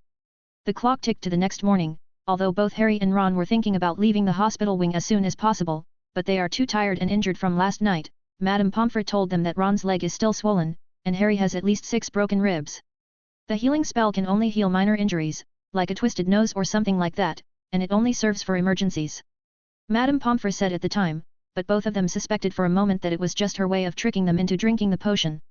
After drinking the potion, their minds immediately became groggy, like a mechanical alarm clock that had been unwinded, spinning more and more slowly. Harry and Ron did not talk to each other even a few words, as they have fallen asleep. This sleep was so deep that Hermione did not wake them up when she came to visit them. Harry recounted the events of last night, and deliberately stressed that I was in too much of a hurry to call you. Hermione shrugged, unless you stand outside the girls' dormitory and shout, you cannot get in, and I may not have heard. Ron coughed heavily, which sounded like prom, and Hermione's face turned red. The two of them had gotten into a slight argument last night. Ron accused her of going to the ball with their opponents during the drinks break after the opening dance, and Hermione simply explained that the point of the tournament is to promote communication, and when Ron shouted that Krum was not really interested in her and only wanted to pry into the secret about the golden egg, Hermione got mad. He's never asked me a word about the golden egg, not once. Ron then changed the line at the speed of light. Then he must have wanted you to help him figure out the secret of the golden egg. I never helped him with the golden egg. Hermione was absolutely furious. In fact, he invited me in the library at the very beginning, but I was hesitant because of some ridiculous champions and stuff, and guess what? Roger Davies immediately invited Collins, and 2 of my stupid companions just complained that all the pretty girls had been picked. Harry's expression turned rather innocent. It was true that he hadn't thought of inviting Hermione, but that was because he had been harboring an ulterior motive, something like maybe Cedric and Cho Chang would quarrel. Well, he knew it was unlikely to happen, but that conclusion made him even more frustrated and made him less interested in the rest of the ball. Anyway, after that Harry and the unhappy Ron went to the courtyard for some air and accidentally overheard the conversation between Hagrid and Madame Maxime, as they learned that they are both half-blood giants, while Hermione, according to her own words, stayed in the Great Hall and sulked alone. Harry is skeptical about the sulking part because when they returned, they saw Hermione dancing with Professor Hap with glee. After the ball, Harry noticed that Hermione and Ron were not speaking with each other again. After that they returned to their dormitory and went to bed with their stomachs full until he was awakened by a nightmare and chased the spy inside the castle with Ron. When he saw Hermione again this morning, Ron and Hermione both spoke politely, as if yesterday's quarrel had not happened at all. And when Hermione heard about Hagrid's half-blood giant status, she didn't think it is a big deal. In fact, I've always believed that he must be a giant. She said, shrugging her shoulders, I knew he couldn't be a pure-blood giant because they're all about 20 feet tall. No need to get that worked up, it's bigotry, just like how people treat werewolves, and add house elves to the list, even though both prejudices aren't the same. Ron obviously did not agree with this view, so he simply repeated the same thing he had said to Harry last night as politely as possible, and pretended as if he was describing it to Harry for the first time. Hagrid shouldn't go around telling it, although it may be the first time he's met his own kind and got overly excited. I know he's not dangerous, everyone who knows him knows that, but it would be a problem if outsiders heard it, people are squeamish about that. He grunted twice from his nose and said darkly, even if it is just a prejudice, it is a collective prejudice, and in case there is no way we can change it, concealment is the best way. He saw Hermione open her mouth to retort, so he immediately sped up his speech and said to Harry, in the public perception, giants are brutal, although I have heard the love story between giants and dwarfs when I was a child, which was told to me by Fred and George, but I have not believed their bollocks since I was 6 years old. Harry suppressed his laughter, as he equally pretended like he is hearing it for the first time, and nodded solemnly. My father said that they sided with the Dark Lord in the war, foolishly believing that he would give them more room to survive. As a result, they were naturally liquidated after the war, a large number of giants were killed by the Aurors, and perhaps Professor Moody was also part of it, and that's probably when he got his leg injured, Ron speculated irrationally. After that, only a small tribe of giants that didn't do much evil remained, and they were also driven out of England. Now I don't know which big mountain they're hiding in. Harry didn't think it is appropriate to continue discussing the topic of are giants brutal by nature because Hermione's eyebrows perked up oddly, and he decided to take the initiative to change the topic. Well, Hermione, it's like this, Ron and I saw you were late, but you disappeared a few hours early in the afternoon yesterday, it wouldn't take that long even to fix your hair, right? He felt he was talking gibberish, because at the moment Hermione's hair had returned to its messy state, and he thought despite not really understanding that no one would refuse to make themselves look better if they could maintain it. Sure enough, Hermione gave him a blank look. If a girl wants to dress up, no amount of time is enough, but I really wasn't delayed because of that, it was Valen, she gave me a Christmas present, and She bit her lip, not knowing how to say it. We know, Ron said, I mean, we heard a little about the gift she gave you that made you get all fussed up and lose track of time, it couldn't be a ton of golden galleons, right? One of my great-grandmother said that the only thing that could beat time would be those little golden cuties. Harry and Hermione looked at him at the same time, as Ron shrugged, she had died of old age and left a will saying that she would exchange all her possessions for golden galleons to bury her with, but I'm not sure her descendants did as. Of course not, it's a broken time-turner. Hermione said lightly. Valen gave you the time-turner. Ron exclaimed sharply, his eyes widened. No need to fuss about it, it's just a broken one.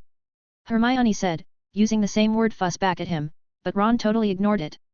Hermione, take it out quickly. I've never seen a time-turner before. Ron said. Harry also looked at her expectantly, did you bring it? Hermione's eyebrows curled up, of course, she lifted a golden chain from her chest, it is a small disc-shaped timer, the outside is a ring made of a golden frame, and at the innermost layer, there is a small hourglass, with everything molded with great precision. This is the time-turner? It looks really beautiful, are you sure it's broken? Hermione did not speak, as she waved it in front of them twice and restuffed it into her dress. There's nothing to see, we might as well spend our time cracking the secret of the golden egg, she said with gusto, I've finalized a plan with some certainty that it won't break its structure. Harry and Ron stared at the golden egg she had brought over with a hesitant expression, which is currently placed on a table beside the cabinet. Harry looked at the pajamas he is wearing, if it screamed ceaselessly in the process of deciphering the golden egg, they could not even run outside.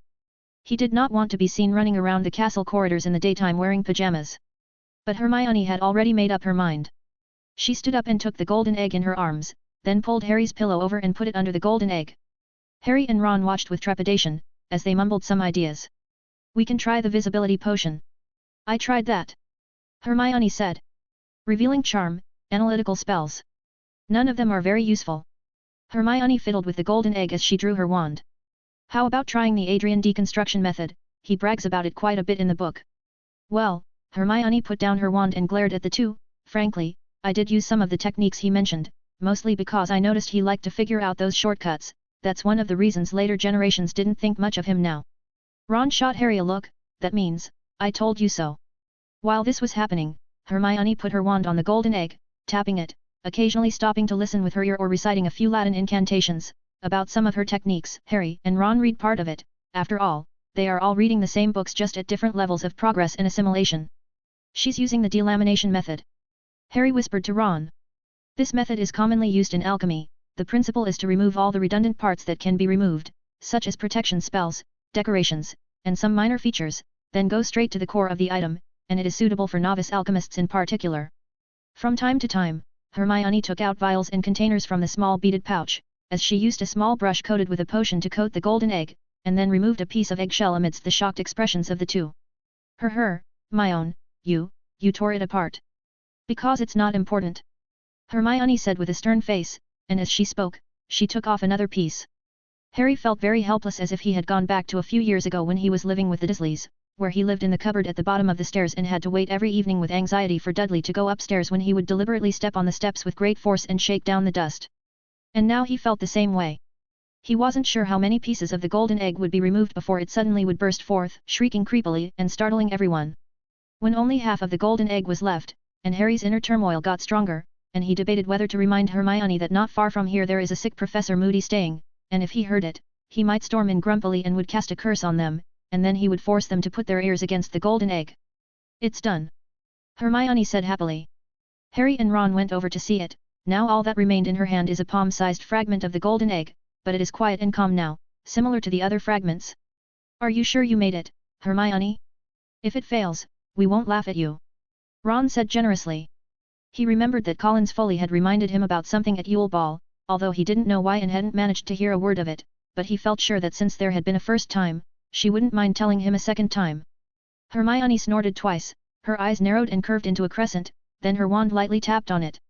Click! A subtle shattering sound, the last shard in her hand splitting in half as a low, piercing scream rang out. What's the difference, other than it's a little less audible?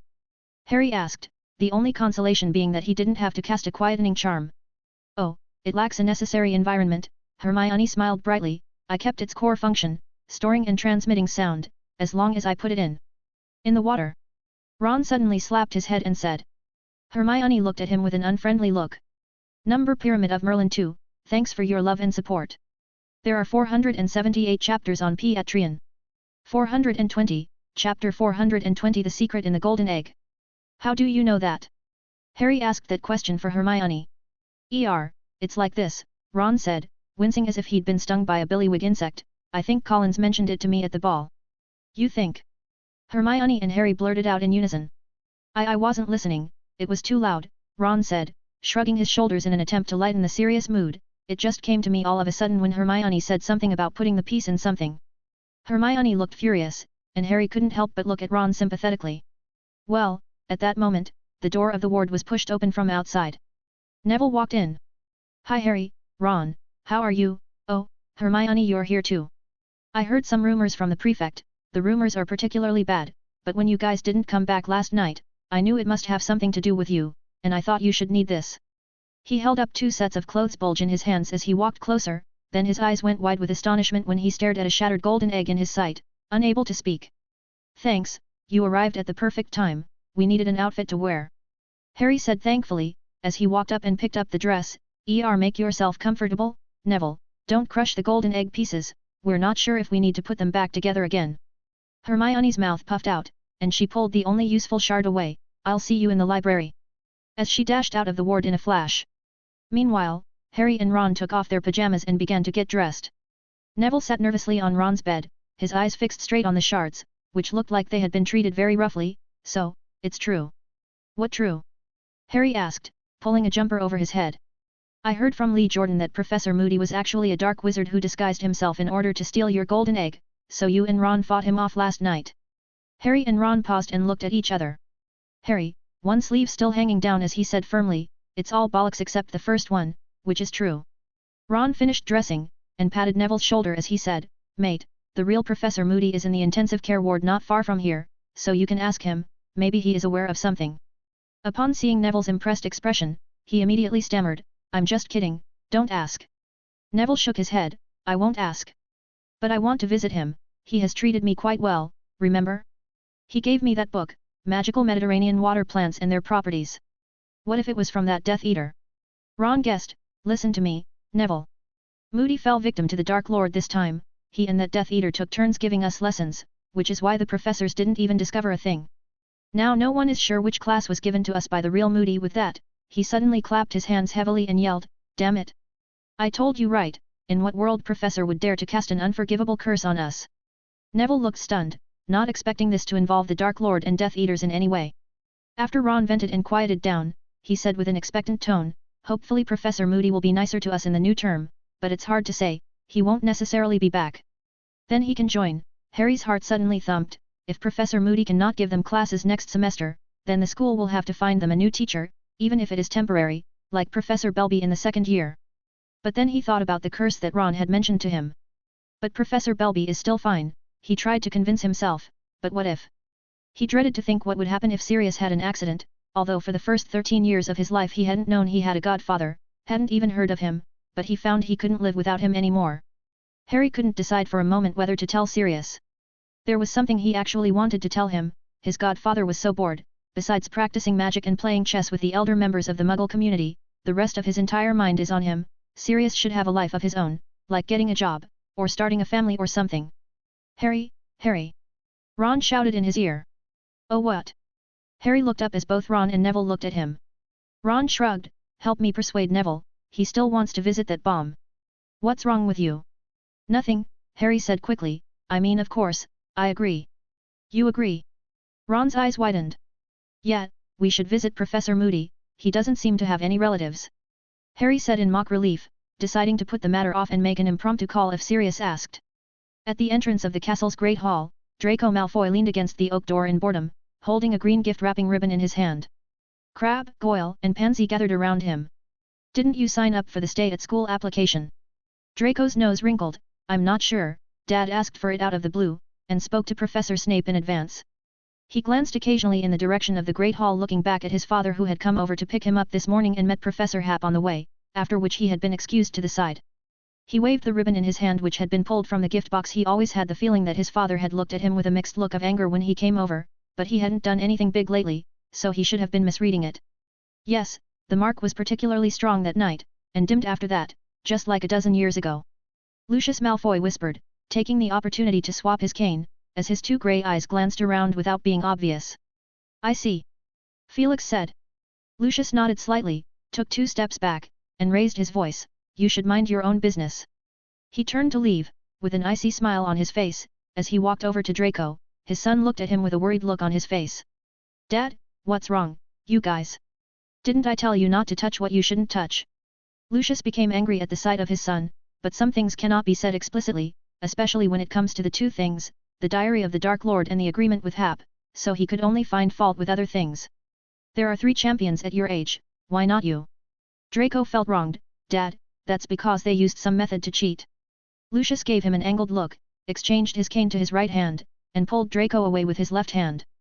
Crabbe, Goyle, and Pansy who were left behind watched their backs. When Pansy hesitantly asked, "Uncle Malfoy looks angry, and Draco hasn't gotten into any trouble lately, right?" She looked at Crabbe and Goyle with suspicion. "Did you get into trouble?" The two shook their heads in a hurry. At that moment, Felix came over with a newspaper, so the 3 greeted him and left in a hurry. Felix walked out of the castle and stood on the marble steps. At the end of his sight, he could still see the Malfoy father and son, Lucius saying something to Draco, who seemed very unconvinced. Welcoming the winter sun, Felix flipped the newspaper in his hand, the headline featuring the animated dark mark very conspicuously. The headline on the paper, written in the blood-red text. "Death Eaters still on the loose? Or Dark Lord making a comeback?"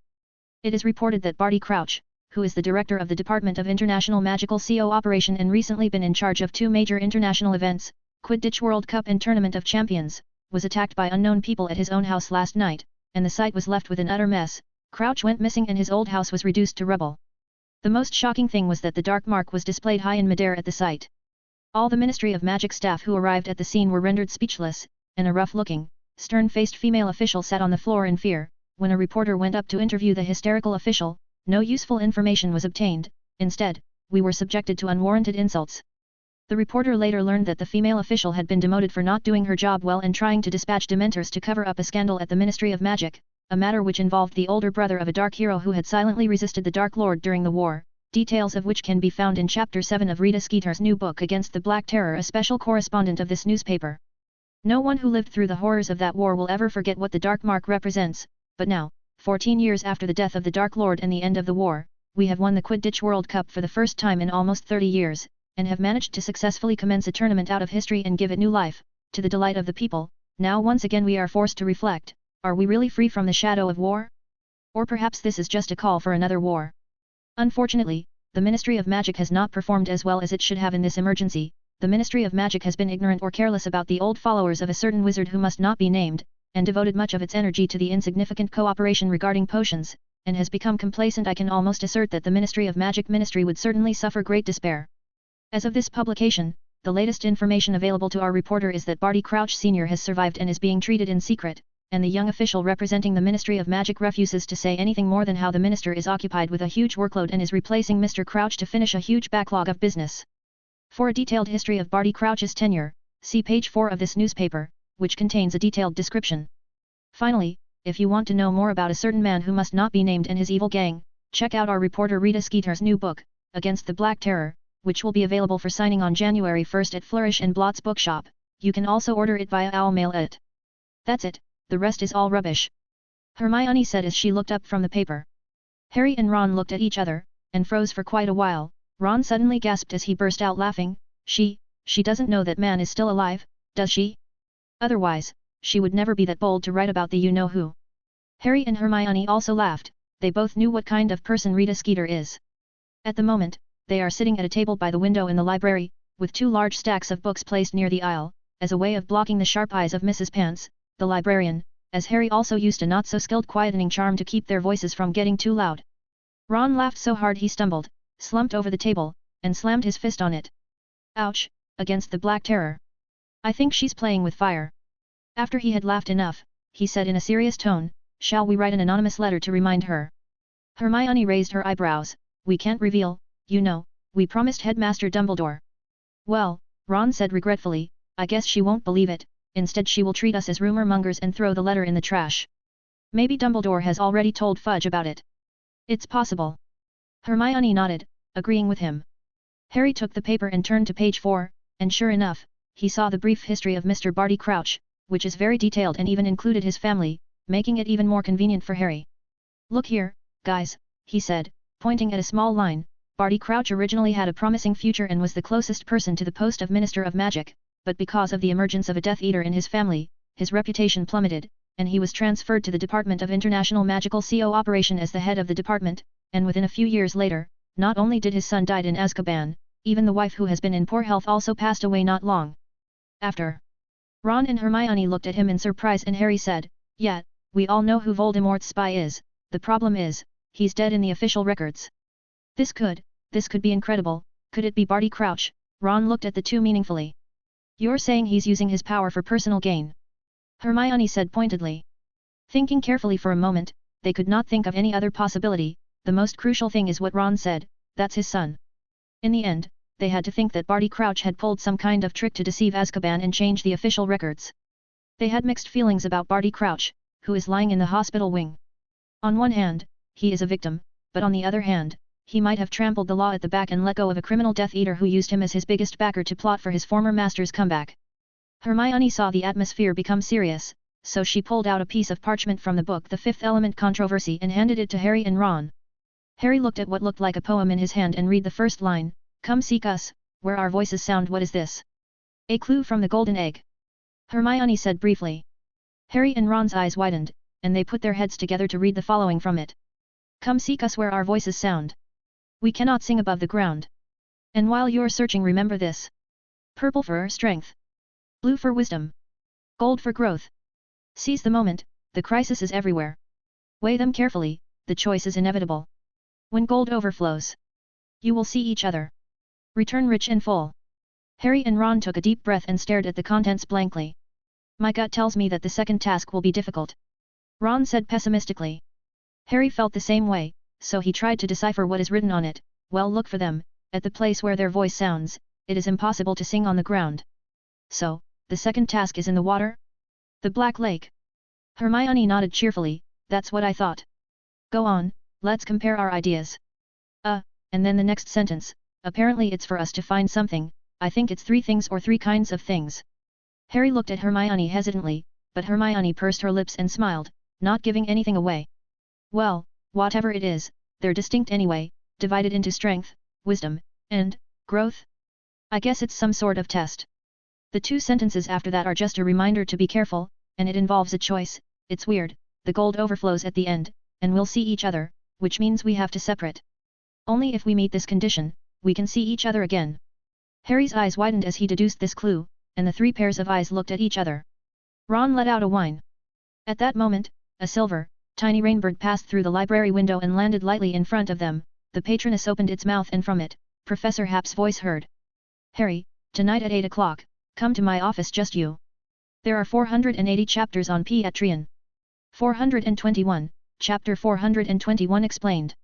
At 8 o'clock at night, Harry pushed open the door of the Ancient Rune's office on time. Take a seat anywhere you like, Felix said, as he sat in a recliner behind his desk, and began to read the newspaper. Harry looked around when Niffler Valen pointed to an armchair on Harry's left.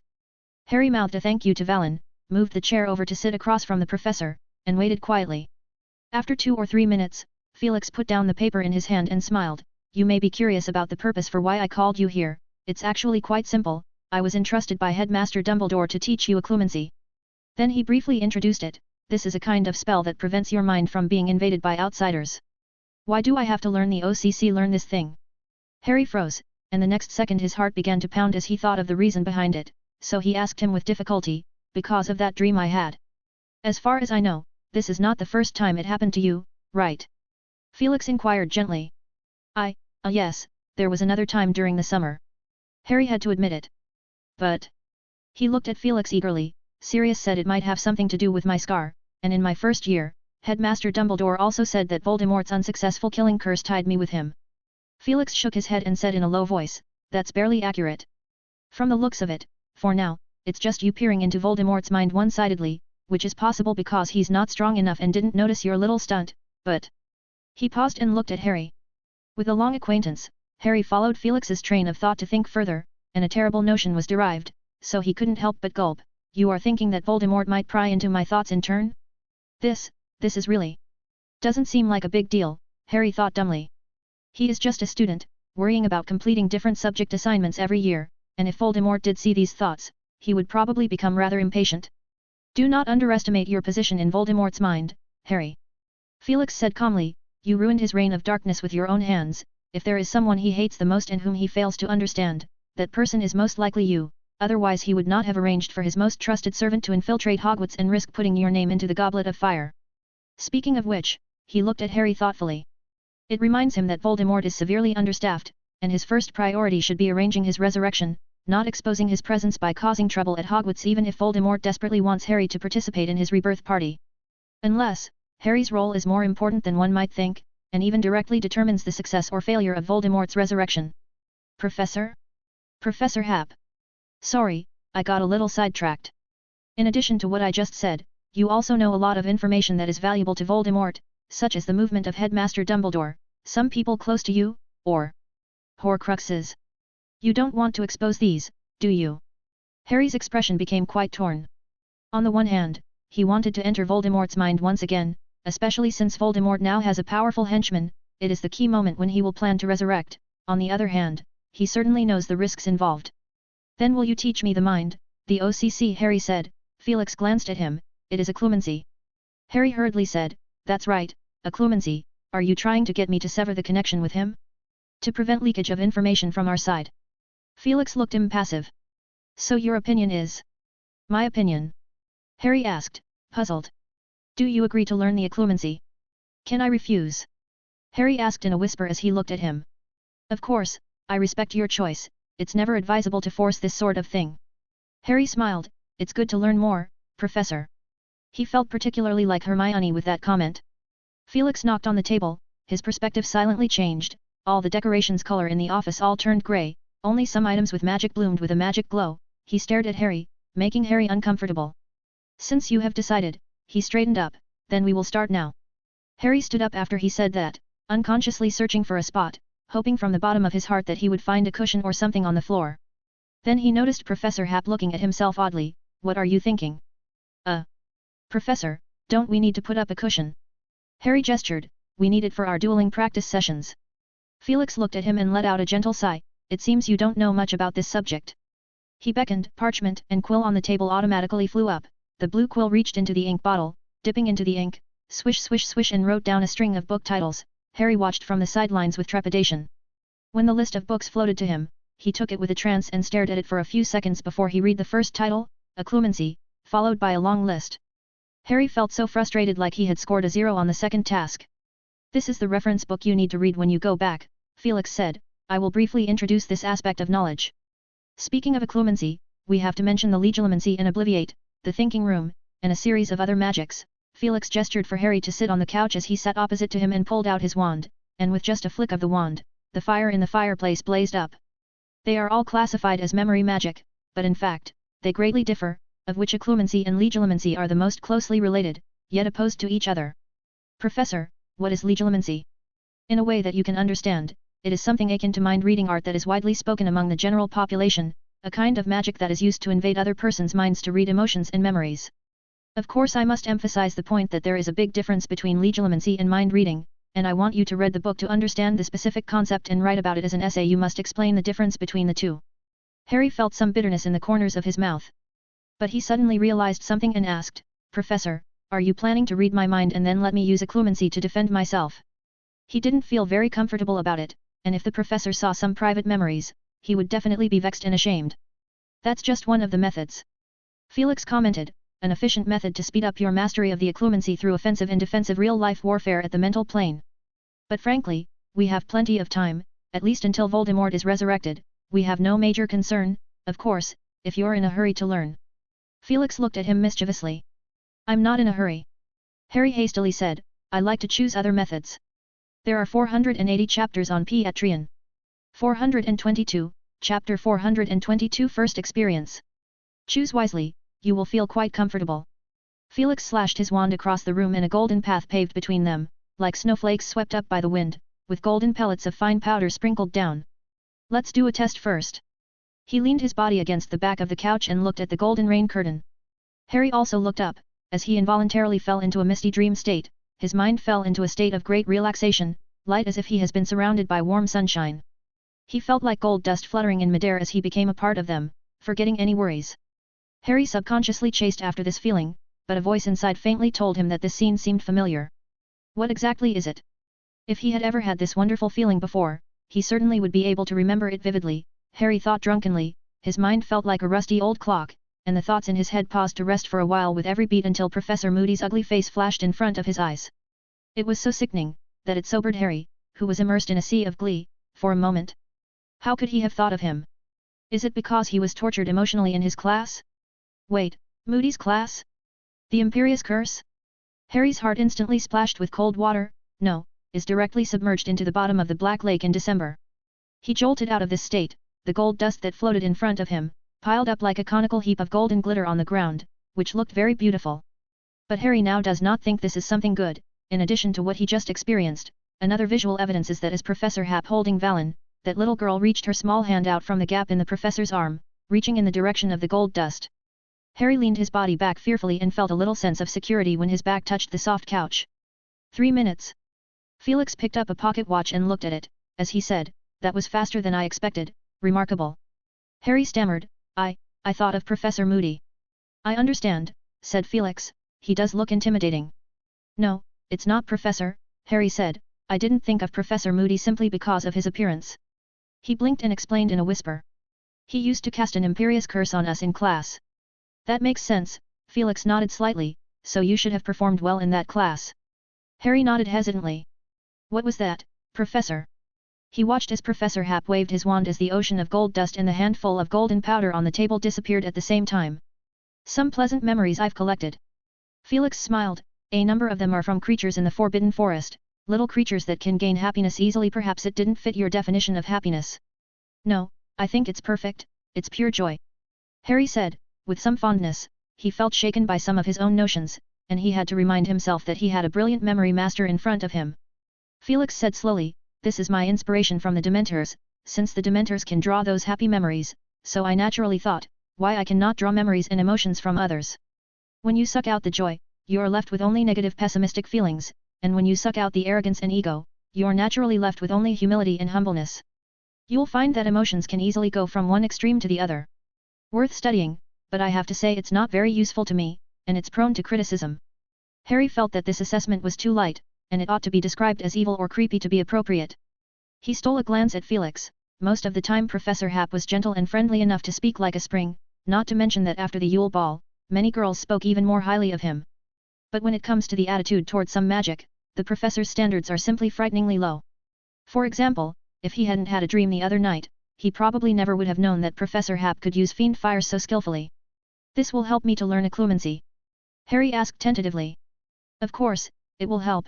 You will notice the resilience of will is particularly important in the introductory stages of your learning. He handed Harry a book.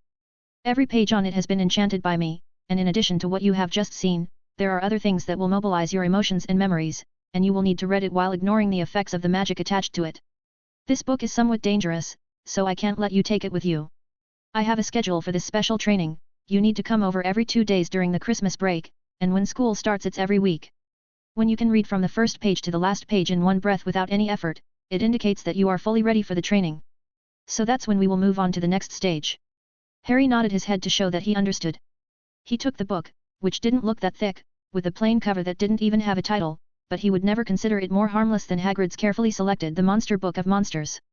He opened the first page with anxiety, and at first glance, it looked plain, with an unfamiliar symbol drawn on it, the outer frame of which consisted of a circle of purple arc-like patterns.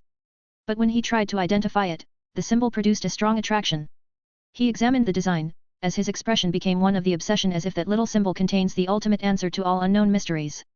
Felix loosened his hold, and with that Valen leaped out of his arms, running over to Harry's couch, looking curiously at the motionless Harry, and glancing at the pattern on the book.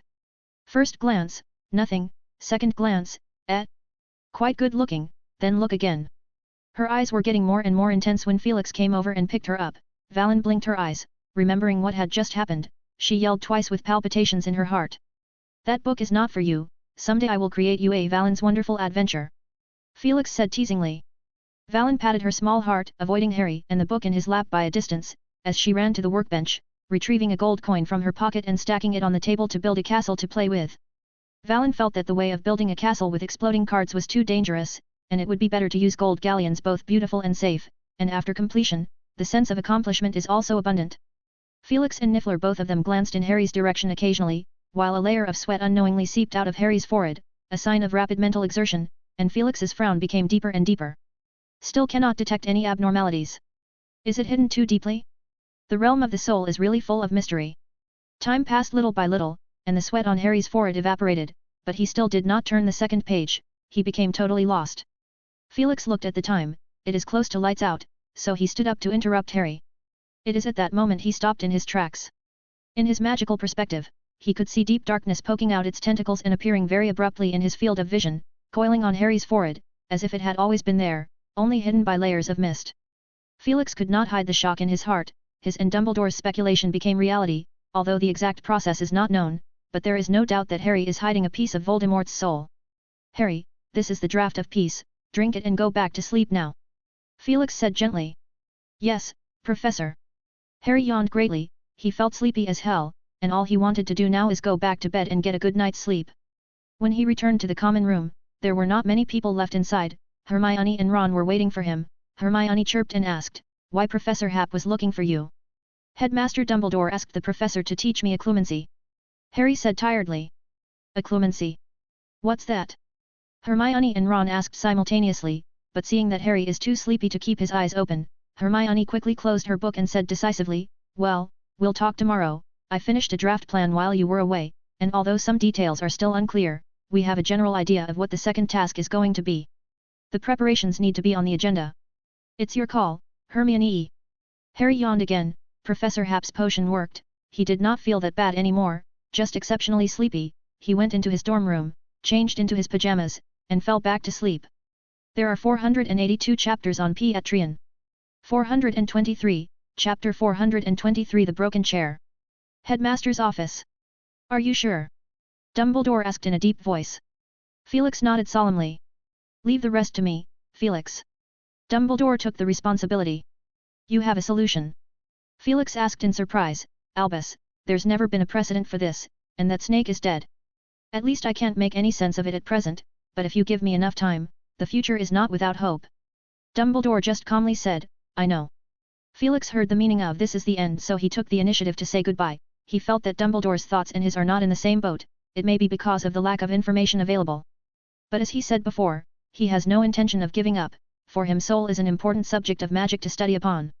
It is just his accumulation in this area is near zero, so the hope of success in this area of research is very slim for a short period of time. Felix stood in front of the 7th floor window of the castle, pondering quietly, instead of considering about the soul, I should put my focus on Voldemort, because there are at least 3 clear ways to deal with him, each of which is worth trying: destroying the soul, destroying the remnant souls, finally capturing the resurrected Voldemort alive. He stood on the highest spot of the castle, overlooking the faint lights flickering at the edge of the Forbidden Forest, without knowing that just at this moment, an interesting episode is going to take place in the Beauxbatons carriage. The carriage lights were almost out, leaving only the dim tiny night light still on, when Fleur pushed open her room door, and carefully looked at either side, then she slipped out of her room with a light step. With a golden egg in her hand, she tiptoed toward Madame Maxime's private bathroom, and as she passed by one of the bedrooms, the door creaked open. Jacqueline Bourgeois stepped out of that room in her nightgown. Fleur? What are you? Jacqueline was stunned, as she looked at Fleur, who is holding a golden egg in her hand, and cautiously moving forward against the wall. Fleur said, oh, no, and hurriedly covered Jacqueline's mouth, keep your voice down. Don't wake up Madame Maxime. Jacqueline blinked obediently. When Fleur loosened her hand, she curiously sized up Fleur, her eyes paused for a few seconds at her bare feet. You don't even have your shoes on. I don't need them, it's carpeted all the way, and I walked along the wall without stepping on anything. Fleur tilted her head proudly, and Jacqueline looked at her with an increasingly odd expression. I will take you to a good place. Fleur decisively changed the subject. In fact, after the first task, she did not talk much with the other 2 champions, thinking they were too timid, while the other 2 also felt they had performed poorly and hung their heads in shame all day. They walked to the end of the carpeted path to the huge innermost part of the carriage, where an enormous dark brown oak door stood more than 10 feet tall. Is it not Madame Maxime's? Gee, I know. Fleur said, approaching the door cautiously and whispering the password. The door opened noiselessly with a gap as she darted in, which caused Jacqueline beside her to freeze. She is too familiar with this. Before she could react, a hand stretched out from inside, grabbing her by the shoulders and pulling her into the room as well. A luxurious bathroom appeared before them, the entire floor and walls tiled with silver tiles, and a huge chandelier dangled in the ceiling, sprinkling a soft light. In addition to the usual bathing facilities, the innermost part of the place has a huge bathtub that is isolated. Fleur handed the golden egg to Jacqueline as she stood in front of the glass door in front of the bathtub, her eyes sparkling with stars. Fleur, even if you want to have a bath, there's no need to sneakily use Madame Maxime's bathroom. Jacqueline said with a worried face, if they got caught, they would both suffer. Don't worry, I've been here more than once. Fleur tossed her silver shiny hair with a bright smile. I'll show you the luxury of this bath. She pushed open the door, and the interior filled with mist, with the faint fragrance of the aroma that Madame Maxime favored. A huge pool-like bath took up most of the space, a gold-encrusted mirror stood in one aisle, and 2 white towels the size of a bedsheet hung on the metal hooks on the wall. I've been looking forward to the end of the day. Fleur said cheerfully. She quickly removed her nightgown to reveal a one-piece bathing suit. She looked well prepared. Fleur warmed up a few times before she leaped into the water like a swimming fish, as she swam a dozen meters around the bath in one breath, before peeking her head out of the water, revealing her flowing, beautiful hair. Come here, Jacqueline. She said invitingly, her voice echoing nicely as it resounded between the empty walls. Jacqueline shook her head and stepped aside with the golden egg in her arms, her eyes glancing in the direction of the door every few seconds, fearing that Madame Maxime would come in at this hour, even though, by common sense, she would have fallen asleep by now. She stood by for a while, watching Fleur's graceful swimming posture, like a beautiful mermaid, her long silver hair and graceful nape visible in the mist. Fleur's natural charm radiated in a way that made her very envious of her.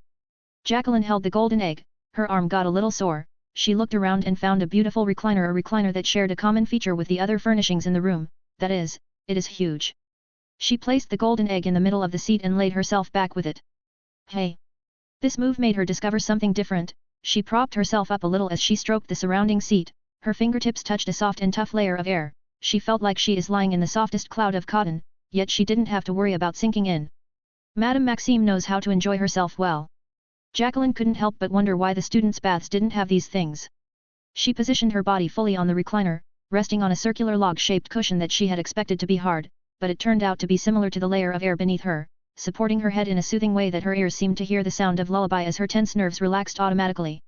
It is as if she is on a cloud, so comfortable that she is about to fall asleep, without knowing how long has passed. How is it?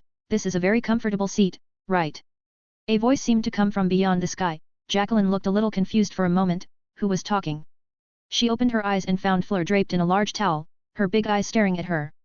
Phew, Fleur, you're done bathing, we'd better leave. She hurriedly tried to get up, but she was pinned back by Fleur's hand as she pressed her head. Fleur slumped down next to her in the process and let out a pleasant sigh.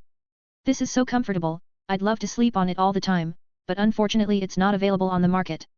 She said complainingly, I've been waiting for almost a month, and there's still no news from Future World Company. This is a product of the Future World Company? Jacqueline asked softly since she had heard of the company's name, as it had opened a branch in the busiest magic street in France, named Future World 3. That's right, Fleur said lazily, closing her eyes. Future World is owned by Mr. Felix Happ. You've met him, he's an ancient rune professor at Hogwarts and a school board member of Beaux Batons. Jacqueline's eyes widened. After lying comfortably for a while, Fleur picked up the golden egg as she looked at it from left to right. Did you solve the mystery of the golden egg? Jacqueline asked. The golden egg had always been placed next to Fleur, and the other two champions rarely could touch it. Not yet. Fleur said. She was originally very anxious, but every time she sat in this cloud chair, the feeling of all worries will disappear. Then she talked unhurriedly, with a lazy French accent. I heard François, another champion, say that Madame Maxime plans to interfere. I know, said Fleur, her delicate nose wrinkling as she held the golden egg close to her body. She talked to me about it long ago, but I refused. I wanted to solve the mystery myself. Jacqueline looked at Fleur enviously. Perhaps in Madame Maxime's opinion, Fleur is the only one who is qualified to be a champion. Click. A clear, crisp sound reached their ears. What's that sound? Fleur asked warily. Jacqueline shook her head as she straightened up and looked in the direction of the bathroom door like a frightened deer. Not even the seat beneath her could reassure her at the moment, and she said with a little tremor, could it be Madame Maxime? It can't be. Fleur's expression is one of hesitant, but she also got a little jittery, raising her slender neck and listening sideways for a while. Don't worry, there is no problem, I have been here several times. Madame Maxime's very disciplined about her routine. Jacqueline could only lie down reluctantly again. It's nice. Yet. Jacqueline echoed, whether it is the feeling of lying in the recliner or the fact that her relationship with Fleur is showing signs of easing up, it is good for her. They laid in silence for a while, and in a daze, a sound was heard again. Click. I heard it again. Jacqueline said. Maybe it's an auditory hallucination. Fleur said with one hand touching her golden egg with her eyes closed. A deep, calm voice suddenly sounded from above their heads with a tone of annoyance and amusement. It's not a hallucination, I'm pretty sure that's the sound my recliner made. Well. Fleur smacked her lips, I don't think so. Madame Maxime. What brings you here? Jacqueline's frightened cry sounded in her ears. Fleur looked a little confused. Who was Jacqueline talking to? Madame Maxime? Who is Madame Maxime? Fleur suddenly opened her eyes and met a tall, imposing figure with a sharp gaze. She let out a shriek and sat up violently. Yes, it's me, I'm sorry, Madame Maxime, it's all my fault, I shouldn't have sneaked in and secretly used your recliner. However, Madame Maxime didn't hear Fleur's apology as the bathroom is dominated by another sharp, piercing shriek as the golden egg dropped on the floor when Fleur suddenly sat up, hitting the cushion and bouncing off on its own. The golden egg let out a seeping scream while rolling, under the eyes of 3 pairs of eyes, flexibly turned around in an arc trajectory, and with a poof fell into the water. Fleur froze for a moment, stood up obediently, and said seriously, Madame Maxime, I'm going to get the golden egg. After saying that, she did not even dare to look at Madame Maxime's reaction as she jumped directly into the vast bath. On the surface of the bath, Madame Maxime, with a stern face, asked Jacqueline, did Fleur drag you here? No, it was we who decided to come together. Jacqueline said warily, it's our first time over here. Madame Maxime grunted, it may have been your first time, but not necessarily Fleur's, and I could see for a while that she coveted this chair of mine. She looked a little annoyed, but not at Fleur, but at Hagrid. She didn't know what he had been up to lately, but every time he came to feed the Abraxan horse these days, he would ask her in a roundabout way if the cloud chair is broken, and he exclaimed that he is skilled at fixing things, so if it is broken, he can be called for help. Madame Maxime felt annoyed that Hagrid thought she weighs too much, or else how could he suggest repeatedly that she would break the chair. Tonight she couldn't sleep in bed, apart from the fact that Fleur was too stubborn and insisted on cracking the secret of the golden egg by herself, Hagrid was part of the reason, and in an irritable mood, she thought of taking a moment in the bathroom. As a result, unexpectedly, there was an unexpected reward. Seeing Fleur poking her head out of the bath and looking at her curtly, Madame Maxime smiled coldly. She definitely would take this opportunity to convince Fleur today, and there is nothing to be ashamed about. Anyway, she did not think that the Karkaroff would act as promised to guarantee fairness. After the first task ended, whoever believed any more of Karkaroff's words would be a complete fool. One thing is quite true: cheating has always been a tradition in the Triwizard Tournament. But when to cheat? Right now is the best time to do so. Madame Maxime! I have uncovered the mystery of the golden egg. Fleur's excited shout jolted her awake, and she looked at Fleur suspiciously. It is true, I will sing it to you. Come seek us, where our voices sound. We cannot sing above the ground, and while you're searching remember this: purple for strength, blue for wisdom, gold for. Fleur sang, her voice moving with grace and a mesmerizing charm. Both Madame Maxime and Jacqueline could not help but quietly listen, but halfway through the song, Fleur suddenly got stuck. Sorry, I forgot the rest of it. Why don't you all come down together? Half a minute later. The three ladies looked up from the bath in unison and tossed their hair. Madame Maxime fell into contemplation. So that's it, I know it would be according to the four elements, where the golden egg represents life and life refers to fire. She sat down on a chair and pondered the clues provided by the golden egg, and soon, she also thought of the only place at Hogwarts that qualified: the Black Lake. The Black Lake is said to be home for quite a few creatures: mer-people, giant squid, grindylows, Fleur said softly while pressing Madame Maxime's shoulder. But would these three creatures represent wisdom, strength, and growth? Madame Maxime said disapprovingly, there must be something else. These are just hindrances for champions. You need to consider underwater survival, and underwater spell casting for combat. As for wisdom and growth, this is not something that can be speculated. You said it so wisely, why I did not think of it. Fleur smiled very charmingly. Madame Maxime gave her a blank look, but at least the mystery of the golden egg was cracked, so she didn't intend to pursue it. A little to the left, she instructed, and Fleur laughed happily again. Click click click click. The chair beneath Madame Maxime suddenly emitted a series of dense rattling sounds, and the layer of air beneath her flickered twice and suddenly disappeared. Three people stared wide-eyed. Madame Maxime's expression is the one that looked most astonished. This chair really got broken by her? There are 482 chapters on Patreon. 424, Chapter 424. Information from twins. The next morning, when Harry, Ron, and Hermione entered the Great Hall, they saw Cedric's group also dining. Then they looked at each other and sat opposite to them tacitly. Hi guys. Harry said, to which Cedric put down his fork and smiled at them.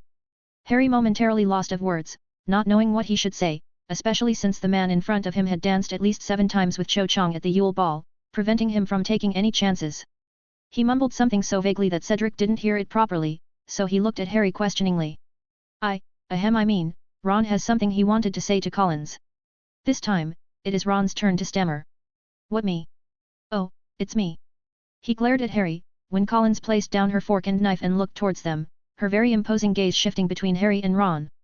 Ron looked at Collins, and his face turned red. Collins' 2 thick eyebrows and short brown hair matched together exceptionally well. Then he remembered his poor performance in front of Fleur again, and muttered in a low voice, "Thanks. Are you having trouble figuring out what to say?" Collins asked him. "I mean thanks for the tip. You know, at the ball, you came up to me in your blue dress and told me the clue, although I didn't really hear it, but I felt the need to, the need to say thank you." Ron said under his breath, to which Harry chimed in, "Yeah, that's right." When Collins and the group left, Ron's ears still remained red. "Aren't you only supposed to be allergic to Fleur?" Harry asked, trying to muffle Hermione's laughter and bring the conversation in a serious direction. "I don't know." When her black eyes stared at me, my mind went blank. Ron said pessimistically, "First Fleur, now Collins, something isn't wrong with me, is it?" "Yeah, and you're ill beyond comprehension, although it only kicks in when you're in front of those pretty girls," Hermione pointed out sharply. Feeling that Ron was about to make a fool of himself, Harry moved his plate towards him. Ron was about to nearly spill the beef and pumpkin pie filling on the table as he whispered to them about what had happened in the ancient Rune office last night. After waking up from his sleep, his memories all became vivid, and Harry highlighted the enchanted book that had served a bizarre purpose. "Sounds like a book that should stay honestly in the restricted area," Ron commented, dropping the pie on his plate. "No, the professor said he got the inspiration from the Dementors for it, and frankly, I think the professor's field of study is bizarre." Harry spoke his mind. "Any field of study that has been studied to a high degree will look strange to the layman," Hermione said matter-of-factly. Harry thought hard about it, but he didn't know much about the other professors lives outside the classroom.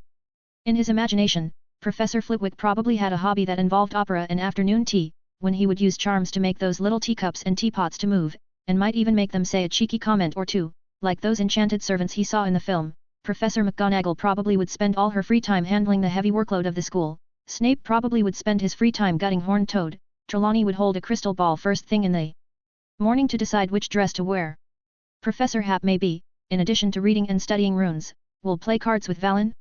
As for Professor Moody, Harry used to imagine him removing his wooden leg and rubbing oil on it, just like how Harry cares for his firebolt in his free time, but now Harry is left with nothing but sympathy. Maybe for the past few months, Professor Moody would hop onto his bed like a puppet every time he came back to his office, and then Barty Crouch Jr. would sneak in and go through his memories while he was sleeping.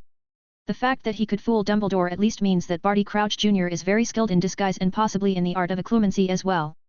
Harry heard a familiar voice, which he thought might be a hallucination until he and Ron looked over and saw Lee Jordan waving at the three Uagadous champions, and the Weasley twins sneakily handing a stack of parchments to the one with the last name Blanziger. His hair is shaved on both sides, leaving a ghastly spiky haircut in the middle. Harry remembered him well because he could turn into a hawk, and in the first task his tangle with that Antipodean opal eye was very exciting. How did they get along this well? Ron asked incredulously. It looks like Lee Jordan acted as a middleman. Harry looked over thoughtfully, where Lee Jordan is patting his chest, his distinctive voice drifting far over. Don't worry, it's absolutely reliable. Fred and George won't play their game with the Uagadous champions, right? It might land them into a mess if they caused international strife, Hermione said worriedly. Fred and George know what is limit in their heart, and at best they will sell their new products or something, they know, right? Ron's tone became uncertain as well. Soon, Fred and George took their leave, as Lee Jordan continued to joke with the Uagadous team. Harry, Ron, and Hermione hurriedly got up and intercepted the twins in the entrance hall. Oh, hello guys, we didn't expect you. Fred was taken aback. What were you guys doing? Ron asked directly. Nothing, meeting Lee's new friends. George replied evasively, inclining his head back in the direction of the Great Hall. I saw that. Ron said, you handed them something, not a prank product, but a stack of parchment, probably some kind of information. Fred and George looked at each other. If you guys revealed any secret that would cause Hogwarts to lose the game, Ron said with deliberate seriousness, watching with satisfaction as his two brothers' expressions grew solemn. You are very concerned, it seems that the whole thing of becoming a champion has given you a lot of confidence. Fred said.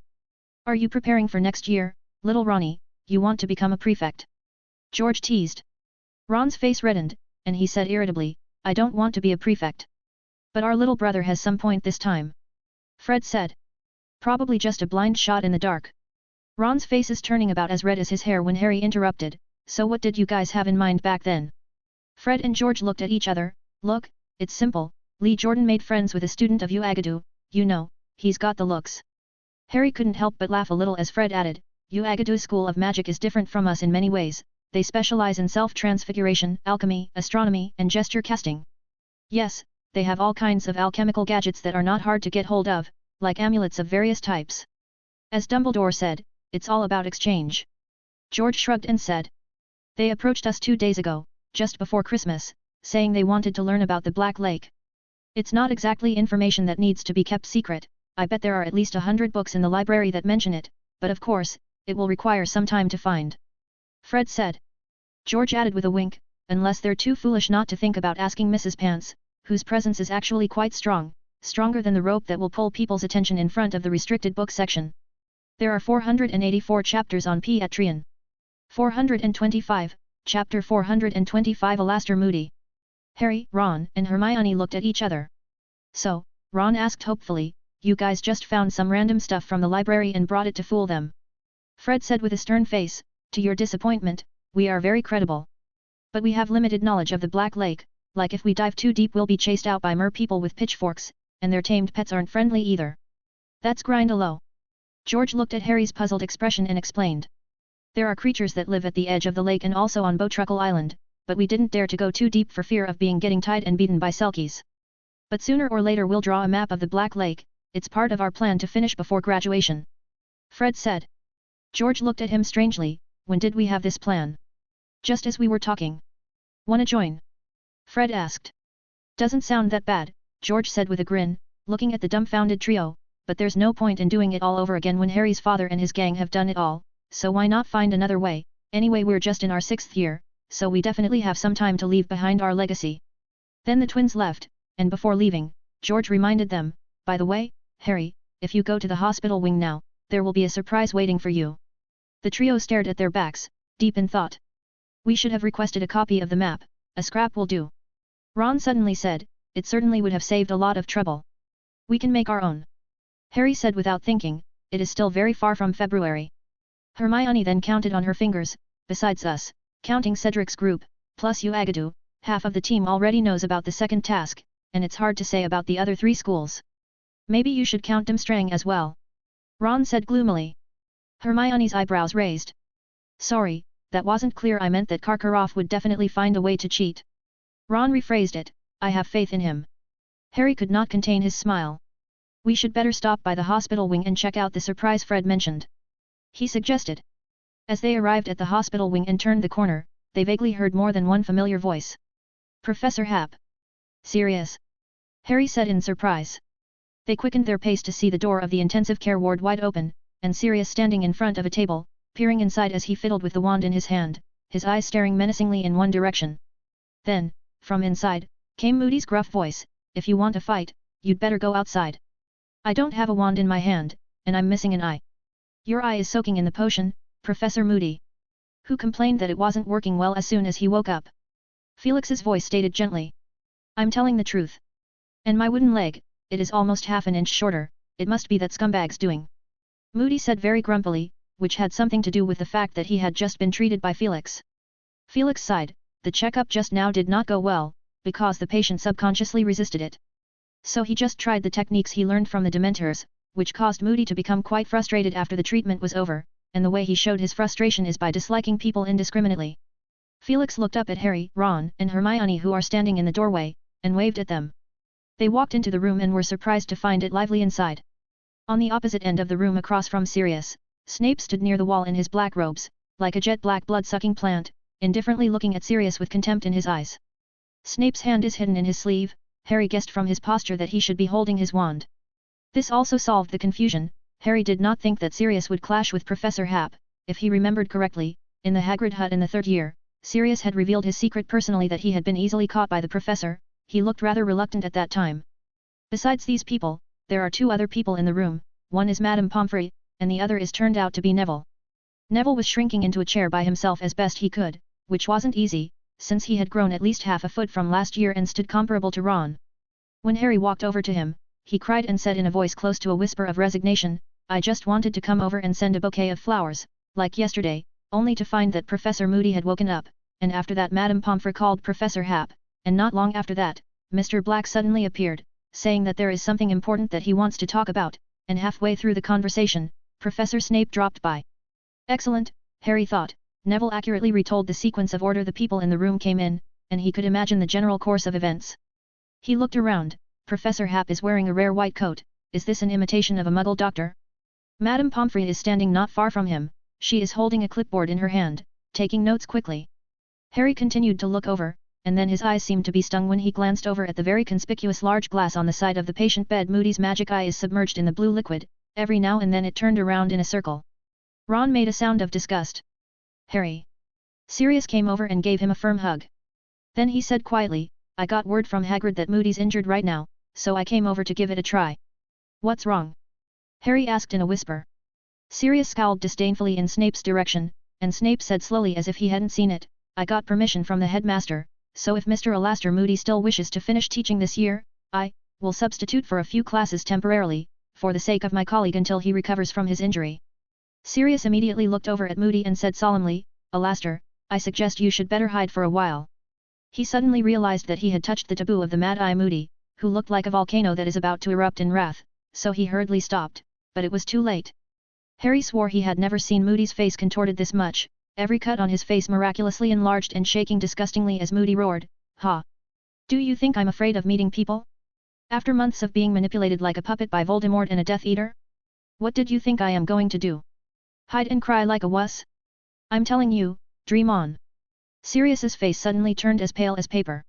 Moody's only eye glared at Sirius, and Harry felt that Moody's eye looked even more terrifying than the fake eye in the glass, as even his empty eye sockets looked like naught compared to the rage that burst out of his eye.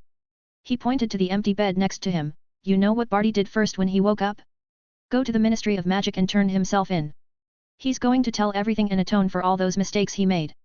He pointed to his mangled nose again, with spittle flying, and growled, I'll do what I promised Dumbledore, and not only that, guess what? He looked at the bewildered Sirius. I have to tell everyone what happened to me, just students cannot be enough. He grimaced and said, I have to tell everyone that Voldemort is still alive, or at least not dead to the bone. Dumbledore's heavy voice heard from the door, Alastair. There are 484 chapters on Petrian. 426, Chapter 426 Slughorn's Commentary, 2 in 1. Dumbledore looked around, taking in the expressions of everyone. He looked a little tired, but still smiled and said, Alastair, there are 2 Aurors from the Ministry of Magic that need some information, and I brought them in. A tall man dashed in, and Felix glanced at the stern-faced Kingsley, who was followed by Tonks. She changed her short hair red today and a handful of strands stood up in a haphazard fashion, looking rather conspicuous. When Felix looked over, she waved at him enthusiastically. From the mouth of Tonks' open shirt pocket, a thin blue glass tube half revealed, it should be the new super bubble solution from Future World. Moody grinned oozingly at his 2 uninvited guests. Scrimgeour sent you here. Mrs. Bones asked me to say hello to you, Alastair, we all care about you, and by the way, I'm an official Auror now. Tonks said with a jubilant smile. Sirius' eyes rolled as Moody said dully, I hope they didn't slacked on your infiltration and trailing classes. Tonks grunted softly, it's just you are the only one who's being too strict. At that moment, the dark-skinned Kingsley opened his briefcase, and with a flick of his wand, a piece of parchment flew out of it, with dense writing appeared on it and several handwritten signatures already in the bottom column. We can catch up later on, Alastair. Kingsley said in his characteristic low and slow voice, we're here with a mission, the senior officials in the ministry are busy, so I'm here to question you on behalf of the Minister of Magic, the Department of Magical Law Enforcement, the Wisengamot, and the Auror Office about what happened to you over the past few months. They've prepared some questions. Headmaster Dumbledore. Kingsley glanced cautiously at Dumbledore. Ah, everyone let's go out first, Kingsley and Alastair are old acquaintances, they won't fight. Dumbledore said to the crowd with a smile, followed by calling Snape, the first one who was ready to leave, please wait, Severus, I have a couple of minor questions about the potion analysis report you handed me. The crowd walked out of the ward, and when Madame Pomfrey closed the door Felix caught a glimpse of Kingsley and Moody on the bed hugging each other through the last gap, bang. Then the door closed tightly. Sirius whispered, Headmaster Dumbledore, my substitute. Sirius, Dumbledore's tone got a little more serious, I didn't deny your application, but it's obvious that you're not exactly cut out to be a professor right now. But I've got good grades. Sirius said in annoyance, glaring at Snape, who had a mocking expression on his face and wanted to smash his fist in his face. I'm not referring to your grades, you should know that, Dumbledore said. Sirius' face fell again, and Harry was tempted to put in a few good words for his godfather, but Professor Hap opposite to him shook his head slightly, so he had to hold back a bellyful of good words. Albus, Professor Moody's appointment is only supposed to be limited to 1 year, right? Felix asked mildly. Dumbledore gave him a knowing smile, yeah, Alastair's retired, so it's not nice of me to work him too hard, and the circumstances are exceptional and unique this year. It's quite a headache to think that I'll have to write a new job ad for every 6-month period. In the outer corridor of the hospital wing, Dumbledore and Snape headed upstairs. It looks like their destination should be the headmaster's office. Felix figured out what it's for when Dumbledore mentioned the potion analysis report earlier. It should be about the residual potion they found in the Chamber of Secrets, which probably was used by Voldemort to keep his body from breaking down. But right now it is not the best place to ask detailed questions. He turned around and looked at Sirius, Harry, Ron, Hermione, and Neville group, and asked them, I'm going to go to Hagrid's place, you guys. Us too. Harry said immediately. Ron and Hermione nodded like a chicken peck, and Neville looked around for a second, rubbing his head. Then let's go together, maybe you guys can help out a little. Felix said cheerfully, seeing Harry's puzzled expression, he explained, Hagrid's fire trail snails grow too fast, the scary thing is, they do not need to hibernate but still have plenty of energy. Hagrid asked me to build a few chains to prevent the aggressive actions of these creatures as they fight within the group and kill themselves or escape and turn into food for forbidden forest creatures. The young wizards, who are no strangers to fire trail snails, turned pale. They walked out of the castle, stepping through the deep snow, the biting wind penetrated their thick clothes, the young wizards shivered from the cold. Sirius, although his face looked pale, he looked much better compared to the rest. Felix waved his wand, warmth spell, made-up spell, one of the most practical magic in winter if you have not purchased a thermostatic locket yet. They immediately warmed up, their pace slowed down, and stepping on the snow became a winter treat. Harry Tsked, while Hermione asked in amazement, Professor, what is the incantation for this magic? Ricofasciosicut fornax. Is it easy to learn? If I learn it, is it possible to achieve the same effect as a thermostatic locket? Ron asked. Your two brothers asked me the same question, Felix said with a smile, but unfortunately, it only works in winter. Ron pouted, now it finally makes sense why they are invincible in snowball fights. Professor, who is Mrs. Bones? Harry thought of the name Tonks had mentioned, the family name sounded familiar.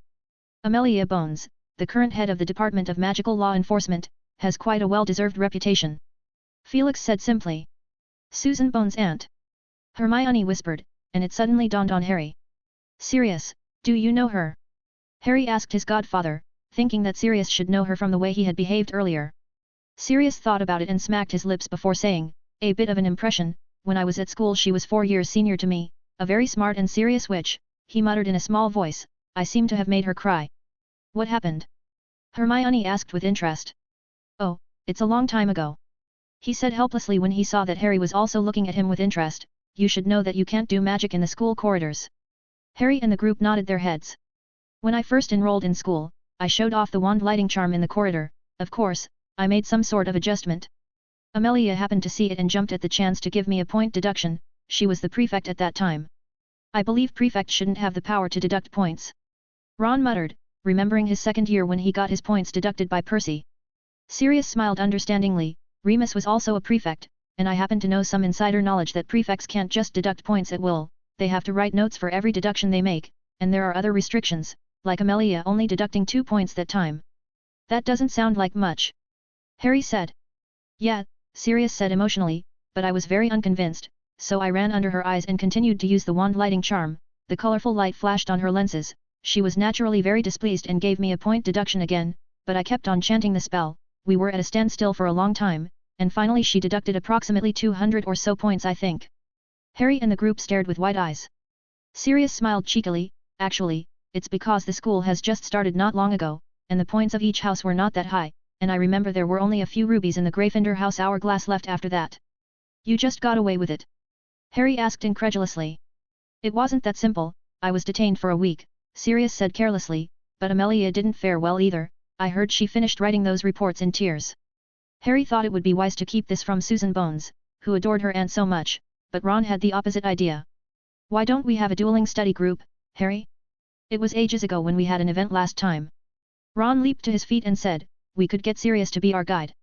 Sirius looked a little tempted, but declined, I can't enter Hogwarts at will, it was Hagrid who helped me this time. They came in front of Hagrid's hut, Hagrid is working in the pumpkin patch behind the hut, and there are only about a dozen fire trail snails left, but they have grown a lot more, even in the winter snow, they are still full of energy. You guys are here. Hagrid gasped for breath as he yelled, and then he suddenly lunged forward at a fire trail snail that had broken free, and when he got up from the snow, the crowd saw that the fire trail snail he was holding down under his body no longer moved. Is it dead? Felix asked. Not yet, Hagrid said gruffly, probably passed out. He flipped the fire trail snail over and picked up a thick rope next to it which he tied around the middle of its body. Felix guessed that should be the waist of the fire trail snail? If the creature even had that body structure. He came closer and gently poked the sunken thick shell of the fire trail snail with his wand, and a few of its legs weakly stirred twice, proving it is still alive. Felix quickly cast a spell to conjure chains, as he told Hagrid, I left some gaps, but if they continue to grow, they may need to be expanded subsequently. I see, Hagrid said gruffly, that's fine. When they sat on the blanket in Hagrid's hut, Hagrid continued to lament about creatures like the fire trail snail, they are quite docile, they don't hurt people much, but they like to fight internally, I'm not sure which side is influencing them, probably the manticore, as they have always lived alone. Harry who is holding the hot tea in his hand felt the tea was no longer flavorful. Felix said, it's best not to set them free for now, Severus is studying the medicinal value of such creatures. Cough, cough, cough. Neville suddenly coughed violently, oh, I'm sorry. He said with a horrified expression. What's wrong with him? Hagrid asked in disbelief, reaching over and patting Neville, who dropped to the floor at once. Ron said with great understanding, he probably thought of the material he would have to deal with later after blowing up another cauldron. When he said that, Harry also suddenly felt psychological discomfort. Snape always had the habit of punishing students by making them handle disgusting potion materials, especially the materials which are not very valuable and that could be purchased easily in bulk. Whether it is the shell of the fire trail snail or their sticky body or the slime-like thing, if Snape found a good use for it, it will become a nightmare for the students. And Harry could guarantee that they would be the first students to be victimized. Hagrid passed him a towel, Neville took it, and it immediately moved on its own, wiping a few times indiscriminately on his face, under his chin, and on his collar. Oh, sorry, that's an automatic cleaning rag. Hagrid snatched it away with an apologetic look on his face. No, it's okay. Neville said with a pale face. Hagrid looked at him hesitantly and brought over a plate of hard cookies from the inner room. You can try this. Neville politely picked up a piece and immediately put it down when he noticed Harry, Ron, and Hermione shook their heads firmly and slowly. It's a good thing Hagrid didn't notice this, as he was talking to Felix. The fire trail snail molted some shells, and I didn't know if it would be of any use to you, so I saved some for you.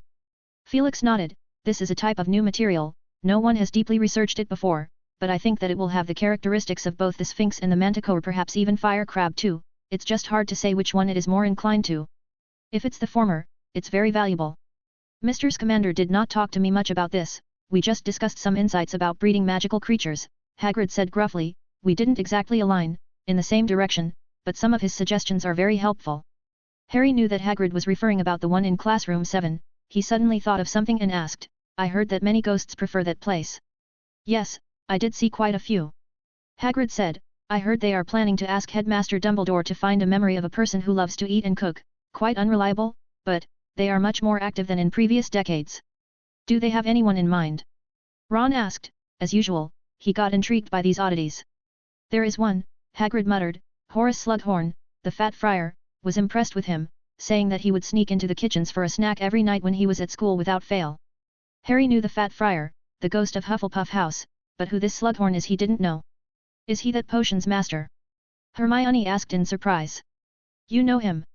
Hagrid gave her a look. Quite an interesting man, he was here when I was at school, he was the head of Slytherin House, Sirius must know him. They looked over towards Sirius, who is sitting on the couch cuddling with Fang in his arms, as he scratched Fang's chin with one hand, making him grunt with comfort. Then he said slowly, of course, I know him, an old man who likes to enjoy himself, he formed the famous Slug Club, which brought a bunch of Death Eaters together. What? Harry exclaimed in surprise. Oh, don't worry, he's got nothing to do with Death Eaters. Sirius said, and then he noticed that the expression on Harry's face remained very stiffly frozen, so he continued to explain, he's just an old man who loves mead, candied pineapple and triple padded couches. He glanced at Felix and said, I bet he's got his eye on your company's product, I saw a chair when I went to see Remus, that's what he loves. Speaking of chairs, Hagrid's expression rose abnormally, his eyes wandering as he glanced at a toolbox in the corner, a red umbrella placed next to the toolbox. He has a common Slytherin disease, like to pull connections everywhere, love of vanity, do not have much regard for people without potential. Of course, he is much better than the current Slytherin head.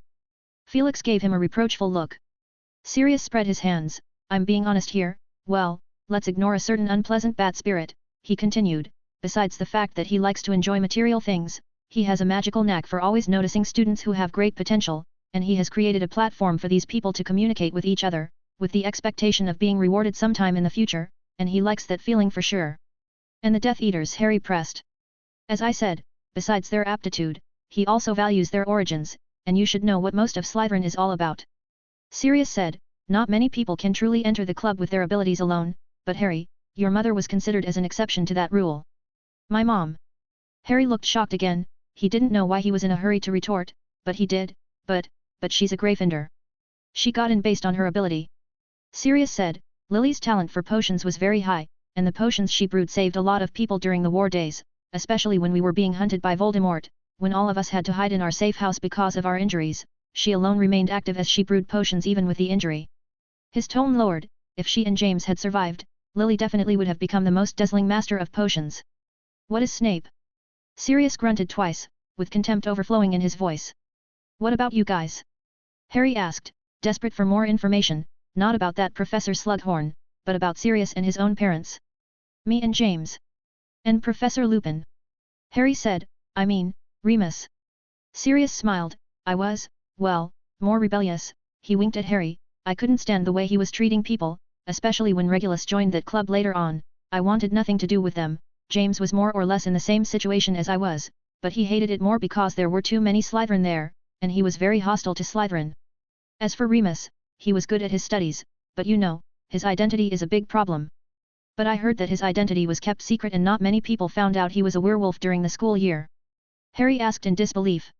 Then I can state the obvious, Felix said, you just couldn't hope to hide something like this from a wizard with great magical powers, especially when he also happens to be a potions master. The next week flew by, and after the holidays granted to employees of Future World ended, Felix moved to Diagon Alley to spend his last few days working on new product improvements, and before he knew it, the new semester at Hogwarts had begun. There are 486 chapters on Patreon.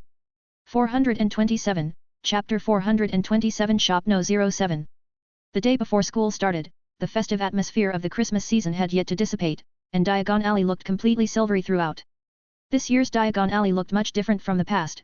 The vast majority of stores had Christmas lights hung in front of them, a friendly gift from the Future World Company, and during this period of time, as soon as the evening arrived, even before the last rays of sunshine disappeared from the sky, these magic lights had lit up, illuminating a small open space in front of the stores. Eric and Clammy stepped out of the vertical castle, wearing a single set of normal summer clothing, without being affected by the cold, bitter wind. Clammy adjusted the dial of the thermostatic locket and stuffed it into her pocket, looking at the wizards of both genders on the street contentedly. She said rather emotionally, "It's not even 6 months, but Diagon Alley has changed a lot." Eric empathetically replied, "Indeed, remember the book signing event at the Flourish and Blots bookshop on New Year's Eve?" Rita Skeeter purchased 2 magic gramophones and kept the projection of the Weird Sisters group afloat in front of the bookshop until the event was over. It was like watching a live show. Clammy blinked, remembering the scene again.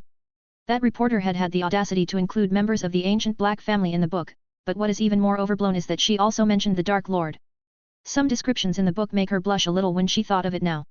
That devil-like man possessed a transcendent charm that is not limited to either of the genders, a charm that even the descendants of ancient and pure-blooded families could hardly resist, as they have willingly swooned at his feet and kissed them reverently. Even if there is just a hint of hope to be able to dine with this cold Dark Lord, or to be able to secure the gift of kissing the back of his hand, they fought to obtain it. The young man in our story was also willing to go through hell. The young pure-blooded descendant will never forget that night when the Dark Lord summoned his loyal servant personally. The Dark Lord's slender fingertips brushed his cheek as if they were hot charcoal, murmuring a gentle whisper that could not be refused, "My faithful one, I need you to do a thing for me." Although she did not directly mention their names in the book, but anyone with a few brain cells and general knowledge can guess who the 2 main characters in the story are based on. "What's wrong with you?" Eric asked her as he looked at the abruptly blushing Clammy, curiously sizing her up. "No. It's nothing," Clammy blushed and stammered. On a busy street in the heart of London, 2 strange men stood in front of a very well-decorated store. The store stood next door to a stationery store, and the owner of the stationery store looked at the 2 strangers, not half suspecting their antics, as she herself found the store that opened next to hers rather odd. She had lived in London for decades, but she had just heard the name of the company Future World for the first time a few months ago. How strange, why would a jewelry store be named like that? The owner wondered cynically, isn't the retro style trending now, is it a new trend from Paris? There is another unreasonable thing. The signboard of this store, in the lower right corner, read Shop No. 7 in gold stamped letters, which seemed absurd, and even though the clerk there said that other branches of the store were located abroad, she still remained unconvinced. She thought while blatantly sizing up the 2 men at the entrance through the glass window, one looked very young yet had a serene expression and seemed to be a very well-read rich teenager. The middle-aged man next to him seemed to have a story written all over his face, and if she could, she would gladly invite him to have a small glass of brandy, to listen to some heartbreaking story. At that moment, Felix and Lupin did not even realize that they had become the object of judgment, as an impromptu exchange between them came to an end. She's scared to death now, she just finished her book signing, and suddenly the next day the Ministry of Magic published a wanted notice for Barty Crouch Jr., despite Fudge's hard work in not acknowledging Voldemort's existence, just the words "vicious hardcore follower of the Dark Lord" is enough to keep her from sleeping. And Sirius had tried to stop her at the start, but she did not believe his words. Felix grimaced, he had flipped through Rita Skeeter's new book, after that had he left with a feeling of being tainted, and now he felt that she deserved a few more days of fear. So he said to Lupin, "Don't bother with her for now." Lupin gave him a precise look of puzzlement, "Are you going to make her wait close to 2 months? She certainly would become crazy. That's the time when the second task of the tournament will begin and when the gates of Hogwarts will be opened for spectators and journalists." Felix smiled playfully, "Don't forget that our journalist friends have a special skill." Lupin's heart suddenly shuddered as he asked, "Animagus?" Felix nodded slightly. Rita Skeeter used to be an illegal animagus. The reason why the word "used to" is used because she had closed the hole and registered at the Ministry of Magic, but she was also exposed because of that and became rather a notorious figure. According to a reliable source, the beetle-dispelling potion was sold out of stock during that time. "You want her to work for you?" Lupin asked in a hushed voice, as his heart squirmed deeply, although he did not like to deal with someone like Rita Skeeter who talked hogwash as easily as drinking and breathing, but he could not bring himself to watch her step into the death door. Felix glanced at Lupin, seeing through his thoughts without much effort. After all, Sirius had mentioned that he and James were attracted to Lupin because of his inner kindness. No one would refuse to have a friend like that. Felix reminded, you seem to be caught in some sort of moral dilemma, but the truth is, we don't have to do anything. Yet, Lupin whispered with a sigh, it's because we didn't do anything. They walked into this most unusual store number 7, the interior of which is a long aisle with delicate glass counters on the left and right rows, in which wide array of exquisitely shaped gold and silver ornaments, with all kinds of jewelry and gems placed in red, black, and purple velvet cushion. From the customers to the clerks are all ordinary people. A young female clerk spotted Felix and Lupin, and her big eyes flickered twice over the former before she spotted Lupin. Lupin nodded at her, and they walked straight through the long aisle toward the back, where there stood a small, unassuming door. A customer inquired the store clerk, is this a George IV era cigar case? Ma'am, it's just a replica, you can see our logo on it.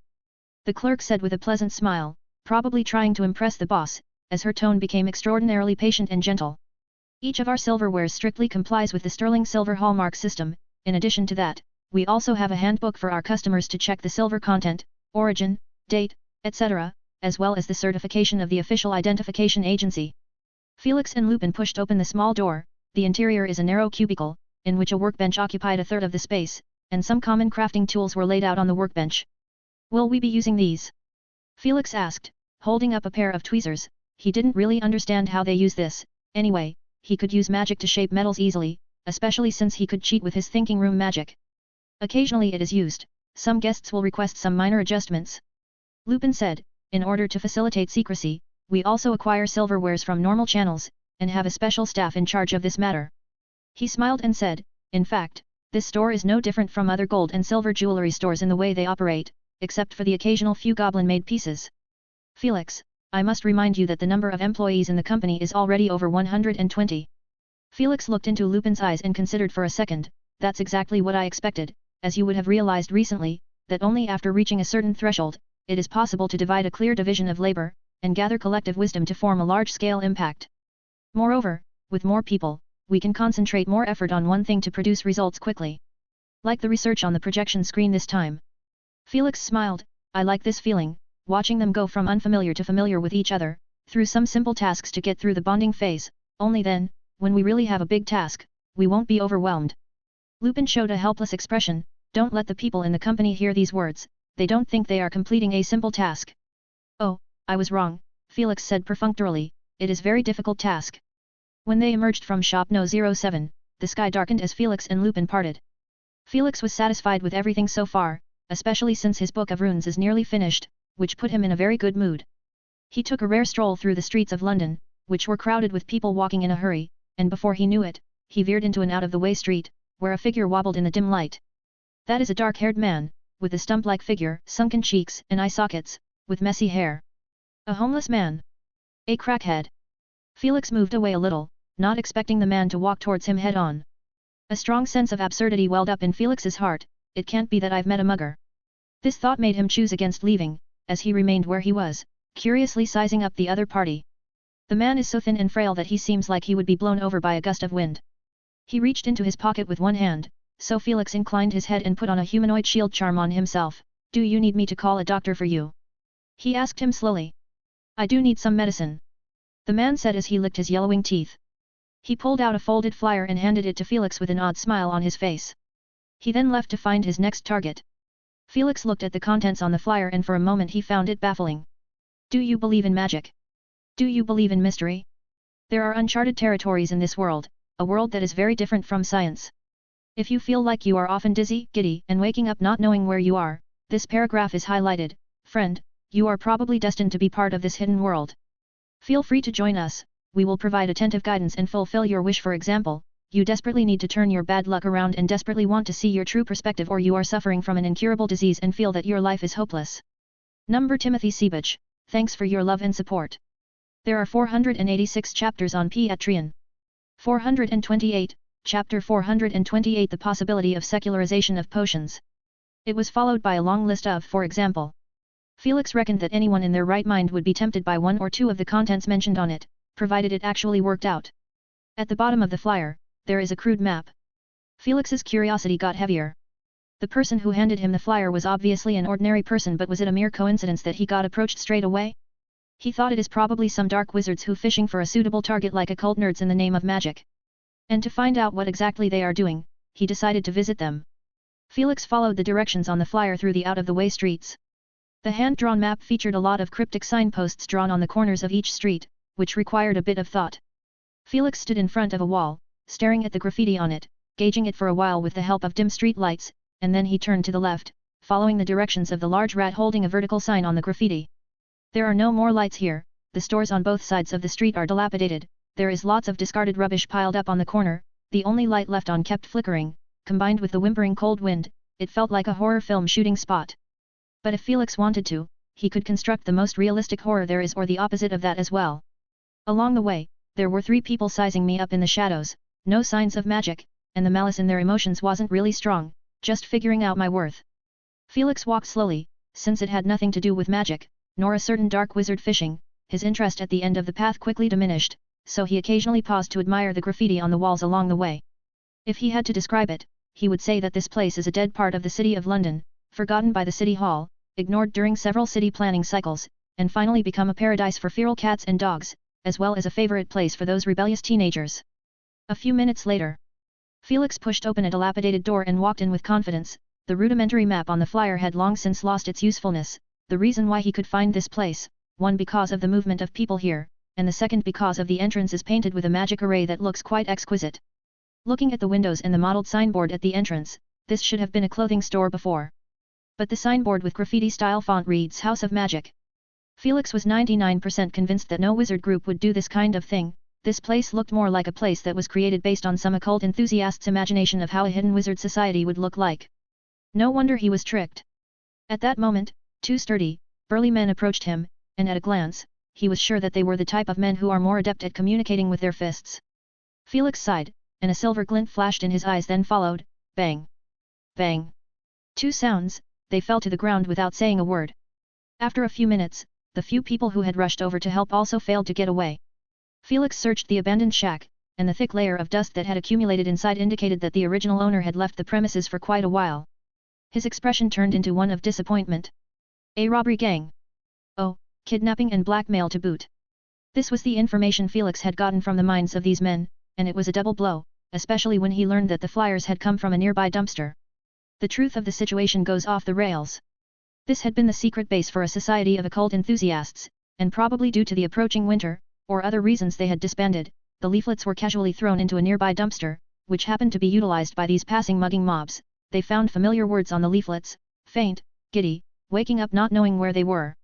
And agreed that the description fit the effects of a certain good stuff, so they highlighted the phrase as an unspoken code word on the street to attract people in need. This includes the hint that Felix got when he talked to the crackhead. Unfortunately, Felix wasn't someone that got attracted to good stuff, instead he just got drawn by the word magic on the flyer, so the gang ran out of luck. Thanks to this, and the 2 occult symbols at the door, I got a little excited for a moment.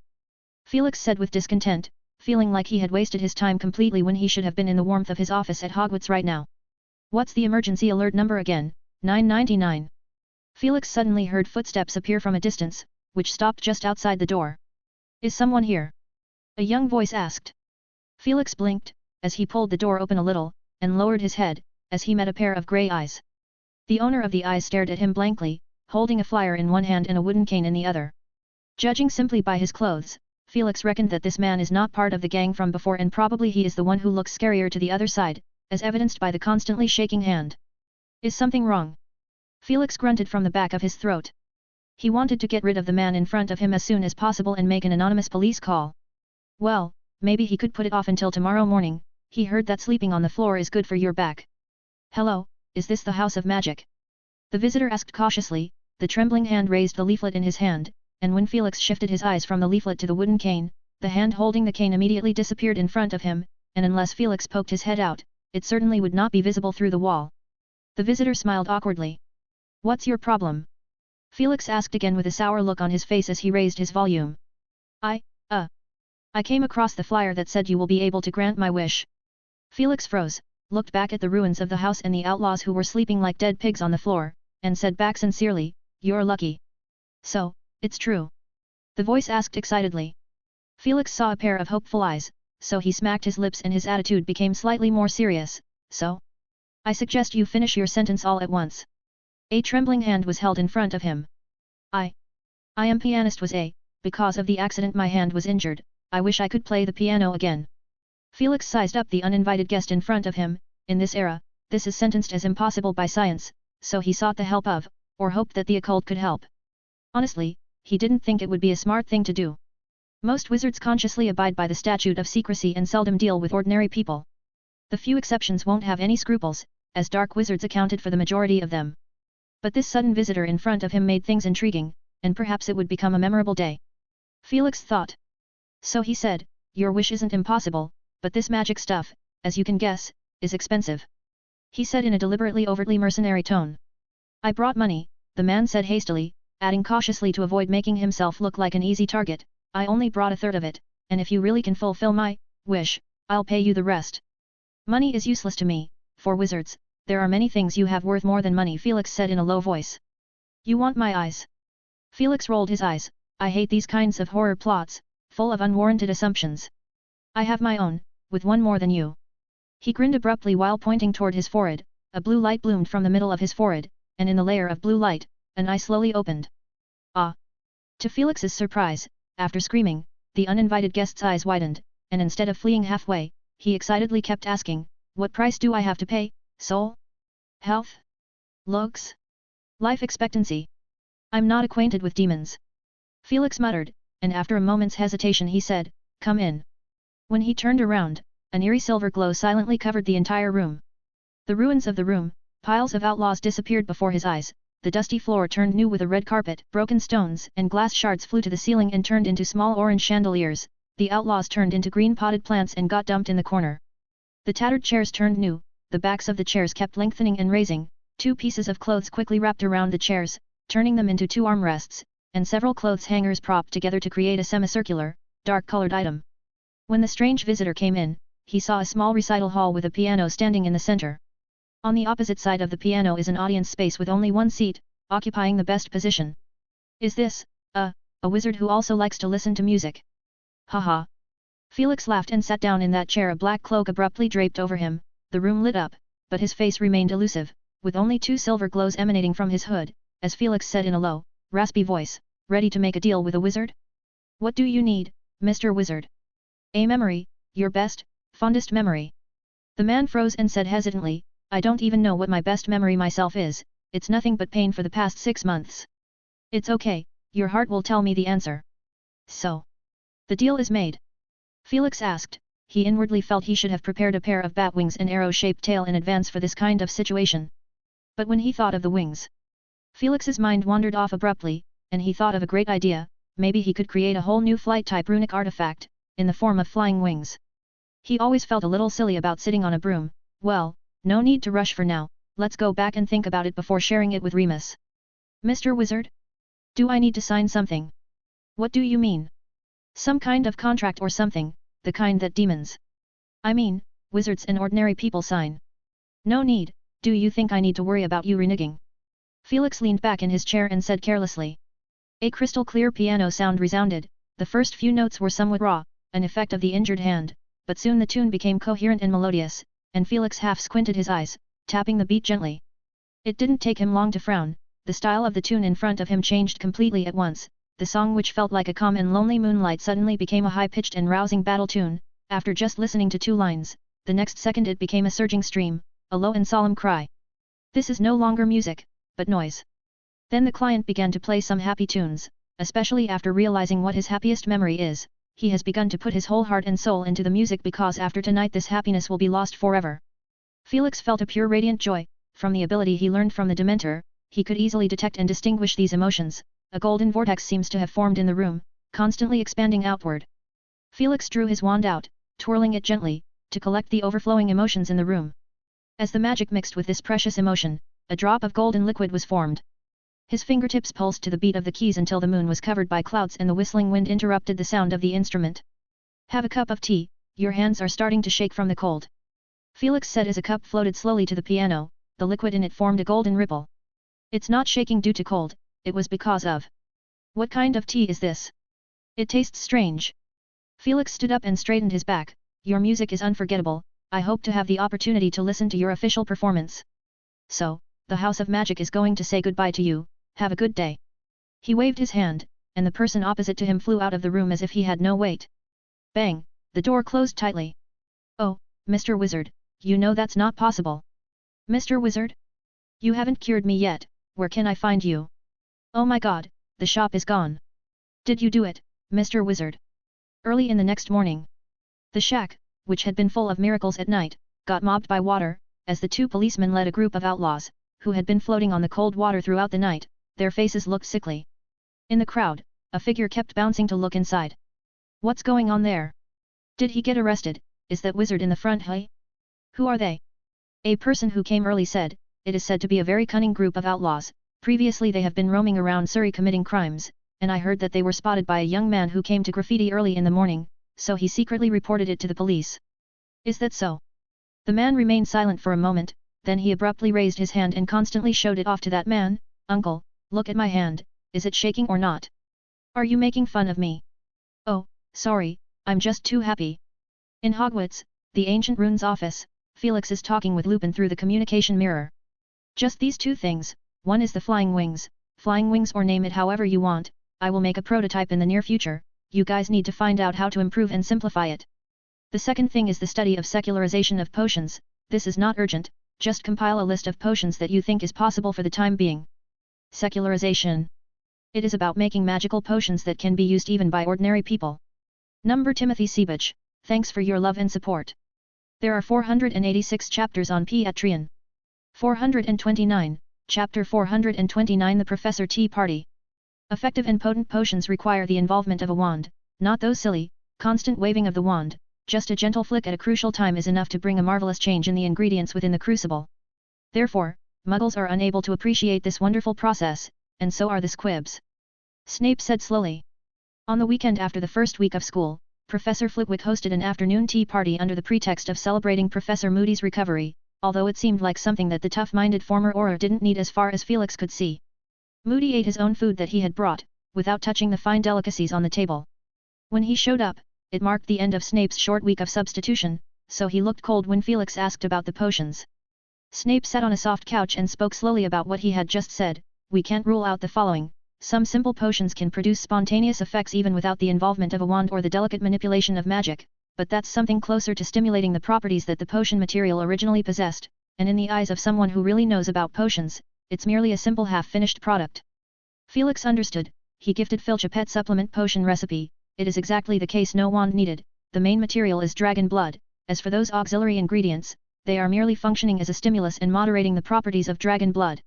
For wizards, the effect of some potions is similar to spells, so they will choose which one to use based on their preferences. In other words, they will choose what they feel is the most effective or easiest option based on their needs. Perhaps money is also an important consideration. For example, the cheering charm and the elixir to induce euphoria are often substituted with each other. The cheering charm is taught in the 3rd grade, while the elixir to induce euphoria is only taught in the 6th grade in the advanced potions class, but if you ignore this seemingly insignificant lesson in school, it's not easy to learn the cheering charm on your own, especially since a lousy cheering charm can produce things like hysterics and uncontrollable laughter as a side effect. In this case, most wizards would choose to buy an elixir to induce euphoria from the apothecary. Flitwick waved his wand, causing an enameled teapot to bend over and fill the cup in front of him. I've heard that some wizards choose to use magical rituals instead of wands when brewing potions, is that correct, Severus? And there's also constant duplication with spells, Snape said. This usually happened in medieval times, when some superficial wizards couldn't harness their own magic, they naturally couldn't channel and manipulate it. Finally, they're not much different from squibs, so they choose this path. Felix muttered, I think I've read something like that somewhere. I guess, it's a fairy tale from Muggles? There were indeed some wizards who weren't discreet enough, then they got caught and burned to death at the stake. Snape glanced at him and said. That happened quite a long time ago, and I think it would be best if we talked about something else, Professor McGonagall said uneasily, as she turned to the side. Professor Moody, are you going to resume your classes next Monday? It's dragged on long enough, Moody said as he tore off a bland-looking piece of chicken. I planned to sort out all my troubles over the holidays and start my classes like usual, but Professor Happ insisted on a final round of inspections. Hasn't your memory been restored already?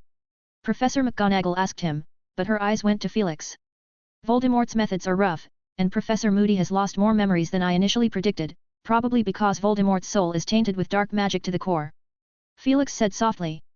At least I haven't turned into an idiot, have I? Moody said gruffly, letting out a short and loud laughter, as he reached out his oily hand for the cup on the table, and paused as if electrocuted the moment his fingertips touched the cup. Then silently he took off the flask at his waist and gulped it down. After drinking, he said in a rough breath, I lost the original one, this one is brand new, from Albus. He is very considerate in these matters. Actually, there are still some influences, Felix thought to himself, not only the memory problem but also his reaction will become slower and his combat power will be greatly reduced. What he did during this time was to eliminate as many adverse effects as possible. Moody gritted his teeth and tore off a piece of chicken and chewed it up while saying carelessly, compared to old Barty, this is already considered good for me, his body is deteriorating over the span, and he probably won't last a few years in Azkaban. Barty Crouch is locked up?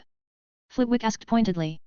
Several eyes looked over and Moody said gruffly, that's right, Kingsley told me, he insisted, he and Fudge talked alone before he was taken to jail. Seeing the strange looks from the others, he waved his hand rudely, almost punching Flitwick's nose.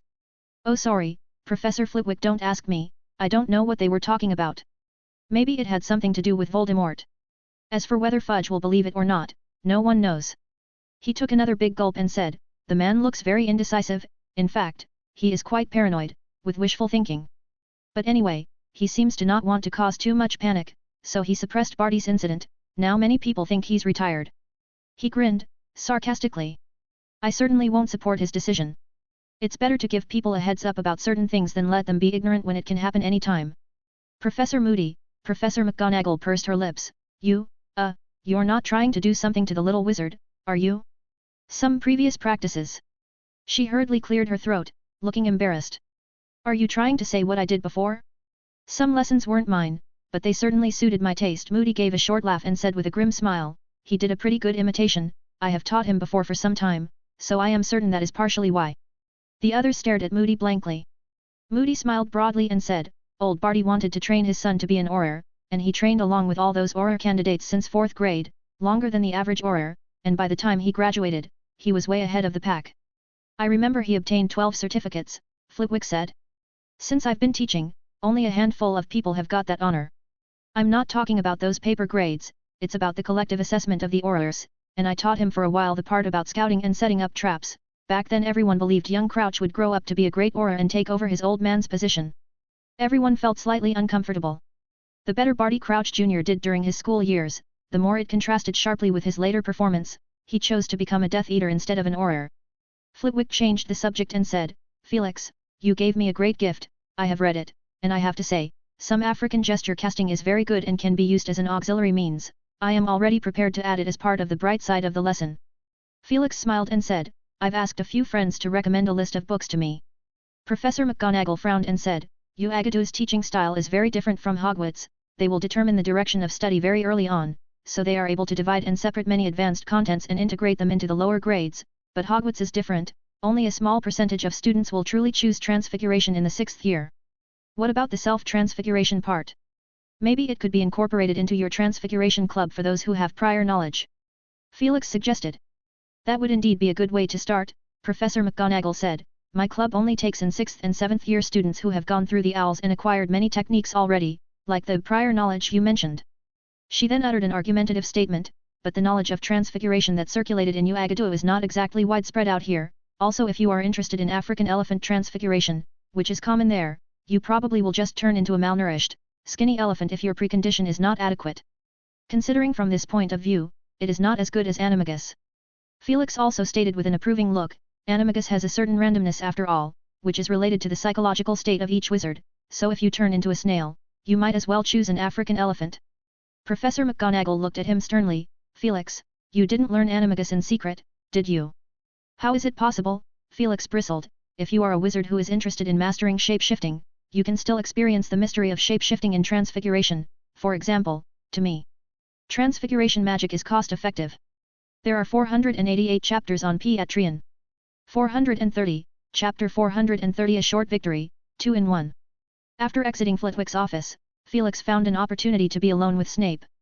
So, Barty Crouch Jr. wasn't planning to secretly poison and kill us all back then?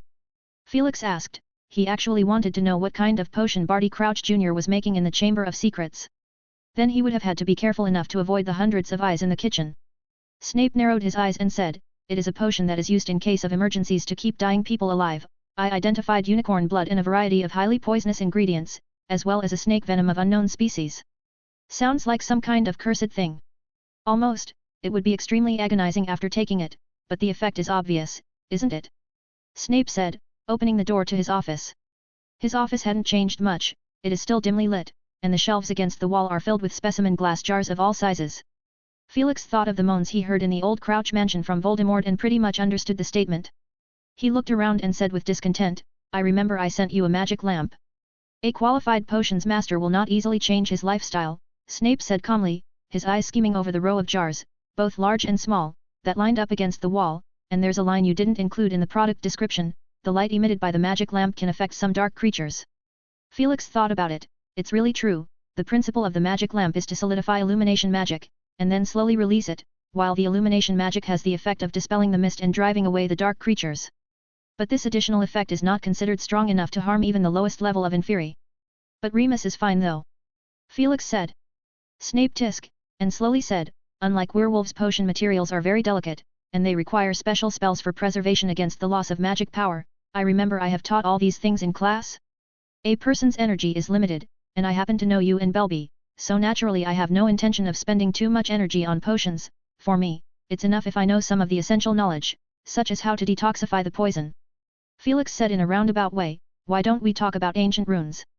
Snape glared at him. "I placed the magic lamp in the bedroom."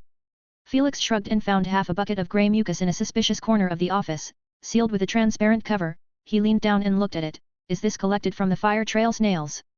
"Slightly corrosive, I have not yet found a good way to eliminate those properties," Snape said lightly. Felix blinked. "How about an illumination magic?" Snape stared, as he remained standing in the same place for a good while before saying in a dry voice, "It's not impossible, worth a try." Soon, he took a few drops of mucus out of the bucket. When he raised the lid, the strong stench of rotten fish and shrimp instantly filled the whole room. Felix immediately covered himself with a layer of humanoid shield charm. He used this magic instead of the bubble head charm. "Do you need some help?" he asked in a muffled voice through the magic. Snape's face looked pale, but his fingers remained exceptionally steady. "No," Snape squeezed a word out of his throat, catching a whiff of smelly warm air from the surrounding. His face turned even paler, and he couldn't stop a lump from squirming in his throat. Then he closed the cover quickly and resealed it with his magic. Then Felix cooperated by creating a whirlwind out of thin air, hurling the turbid hot air from the office into the corridor. Hopefully, there would be no little wizards who had just eaten passing by. Snape held his breath. As he swiftly transferred the soggy mucus into a small glass jar and quickly corked it, after finishing all this, he took a deep breath. On the other hand, a ping-pong-size ball of light has been held in the palm of Felix's hand. In addition to a light layer of white light on the surface, it did not give off any bright light, it looked like a glowing glass ball. Snape guided the small glass jar to float over, while Felix controlled the ball of light to approach it. The ball of light effortlessly entered the jar, then he quickly cast a spell on the outer surface of the glass jar, so that the ball of light couldn't scatter. Losing Felix's restraint, the ball of light swelled up completely, filling up the entire interior space of the small jar. "It doesn't seem to have much effect." After a long while, Snape said uncertainly. "What effect do you want, ZZ sound?" "That's too crude. The illumination's light is so gentle that even if it's released against your face, it will at most cause some dazzling and blinding sensation without damaging your eyes," Felix explained. He then settled on the couch comfortably, as he leisurely grabbed a book and flipped through it casually. "Let be patient, the process of infusing the material with magic alone can last for a few months at a time." Then Snape stared at the small glass jar in his hand for half a day, his eyes sparkled all of a sudden. Felix looked startled and thought he might be about to say something smart and mean, when Snape said something impatiently, "Let's try it a few more times. Using different conditions and have them act as a comparison against each other." "Oh." Felix trailed off, he didn't want to see that gooey thing again. "Hold on a second," he muttered, as he took out a ring of the Ouroboros snake from his space ring. Under Snape's weird gaze, a dozen or so small balls emitting a hazy white light appeared in front of him in no time. Then, the ring of the Ouroboros snake in his hand suddenly moved, the body of the little snake twisted, and with each mouthful, a ball of light was swallowed. After that the little snake returned, circling Felix's fingers, and turning into a ring again. Felix then handed the ring of the Ouroboros snake to Snape. "It can store ancient runes and of course, it can do that essentially because it is made of materials that can isolate magic very well and drastically reduce the overflow of magic itself, so it can also be used to store illumination magic." Snape took it from him and gave it a slight glance, basilisk scale. Felix nodded. When Felix returned to the office, Niffler Valen immediately pounced on him, grabbing his clothes to climb up, but then her movement stopped abruptly. She withdrew her two little stubby hands immediately as her nose twitched a little.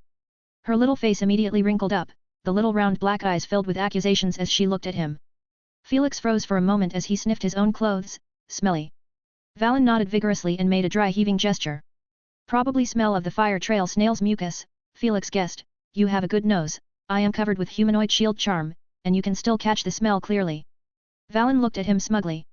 Felix cast a few clean-up spells on himself, then Valen stepped closer to him and tried to take a sniff to make sure there was no unpleasant smell before jumping into his arms.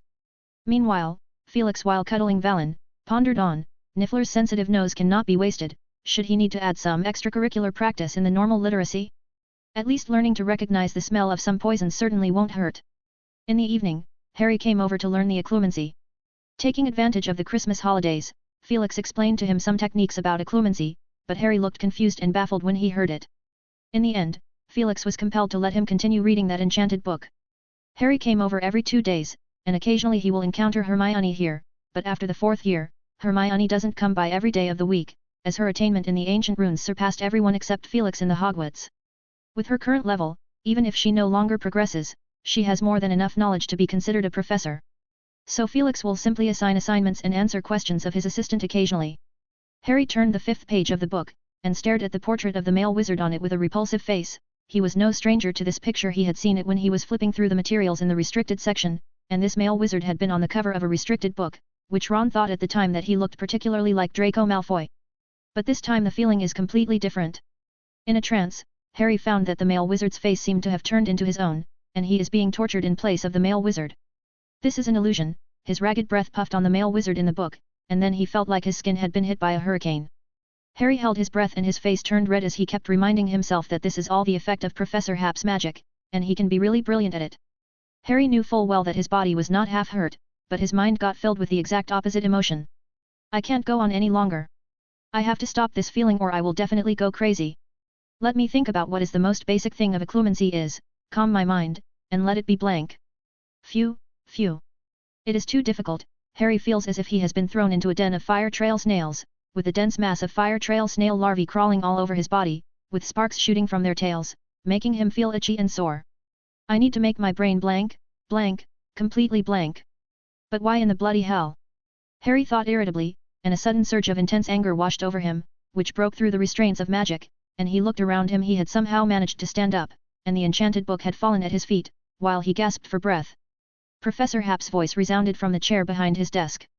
Anger can be good if you can use it well, but obviously, anger is not an emotion that can be maintained for a long time, and people are not a barrel of gunpowder, so it is impossible to be angry all the time, but, well done, this time it is counted as you passed.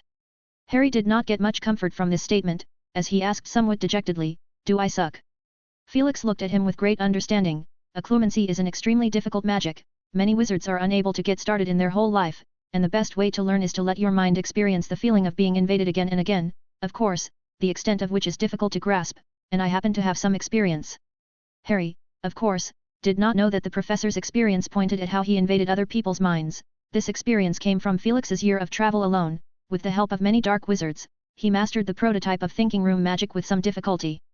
And now it seems that all the effort was worth it, the magic has changed beyond recognition. Harry could only take Felix's words as fact. He sat down to think about it and decided to play a hand of cards with Valen to ease his tightened emotions, but his mood got worse when he found out that he had actually lost to Valen. This led him to return to the common room with a look of frustration that remained on his face. Is that book really that scary? Ron asked quietly, while secretly handing Harry a jug of butterbeer. It is the stock from when Fred and George last time went to Hogsmeade, and they actually asked me 5 sickles for it. Yeah, you can get it for 2 sickles at 3 broomsticks. Harry said woodenly. He was in such a bad state that it was hard to feel sympathy for Ron. He took a sip of his butterbeer, the thick foam lifted his spirits and made him feel alive from the inside out. Harry, tell me more about that book. Ron prodded, staring into his eyes. Well, you have to deal with a lot of scary emotions and have to do everything you can to prevent them from affecting you. In short, it's just scary, and the professor said that if I could read it all in one go it would mean that I am beginning to learn the art of occlumency, and that's quite an accomplishment. Harry said intermittently, taking the opportunity to drink up the butterbeer in his hand. He looked at the empty jug with some regret and wondered if he should look for Fred and George. He guessed it wouldn't be so hard if he could have a hot jug of butterbeer after every practice. The professor is right, Hermione said from the sidelines, looking up from her big book. I've read the theory about it, and even those who have mastered the occlumency can't always explain how they learned it, they usually just learn it passively. Passive learning. Ron looked at her in disbelief. Invaded. Harry stated, paraphrasing what the professor had said to him to Ron, the best way to learn is to let your mind experience the feeling of being invaded over and over again. He thought for a moment and added, I guess it's about getting your mind sharp enough. Ron's enthusiasm visibly waned. You want to learn this? Harry asked, not really understanding such an idea. Ron laughed dryly twice and stammered, I thought you said this magic is difficult, so I thought if I learn it, it would be very proud to say it out loud. Hermione helped him to finish adding the unfinished meaning of the words. In fact, there is an easy way, the professor mentioned to me, remember that Dementor doll of mine? The professor said that thing is equivalent to a simplified enchanted book. If you want to try it, I can lend it to you. Harry offered, the thing is now locked under his trunk. Ron looked rather tempted, but he gave up after a while of thinking about it and slumped down on the table as he muttered, I'd better study the magic I'm going to use in the second task. What spell do you guys think I should learn first, the Bubblehead Charm or the Revulsion Jinx? The Bubblehead Charm is an advanced spell. Hermione reminded him. But the Humanoid Shield Charm isn't easy either, and I haven't even met the entry requirements. Ron groaned, I think I'm going to drown, Harry, I'll be the first champion to be eliminated. Don't assume that, Fred's voice suddenly surfaced, he said with a grin as he placed his bum next to Ron, think positively, maybe Ilvermorny will be in the bottom again this time. I suggest you guys better practice your swimming, otherwise it will be too embarrassing to run out of steam halfway through the swim. George grinned. You reminded me at the right time, Hermione said, I was only focused on the magic part.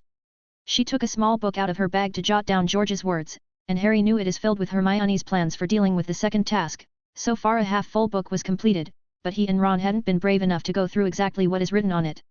At that moment, Ron suddenly looked up, as if he thought of something, and stared blankly at Fred and George. You guys know the Bubblehead Charm? Ron asked bluntly. Oh, of course, this is the magic that must be mastered for pranks, and we have suffered some losses in the past. Fred said with a look of deep emotion. Teach me. Ron said. What? Fred and George looked at each other. Teach me the Bubblehead Charm. Ron repeated.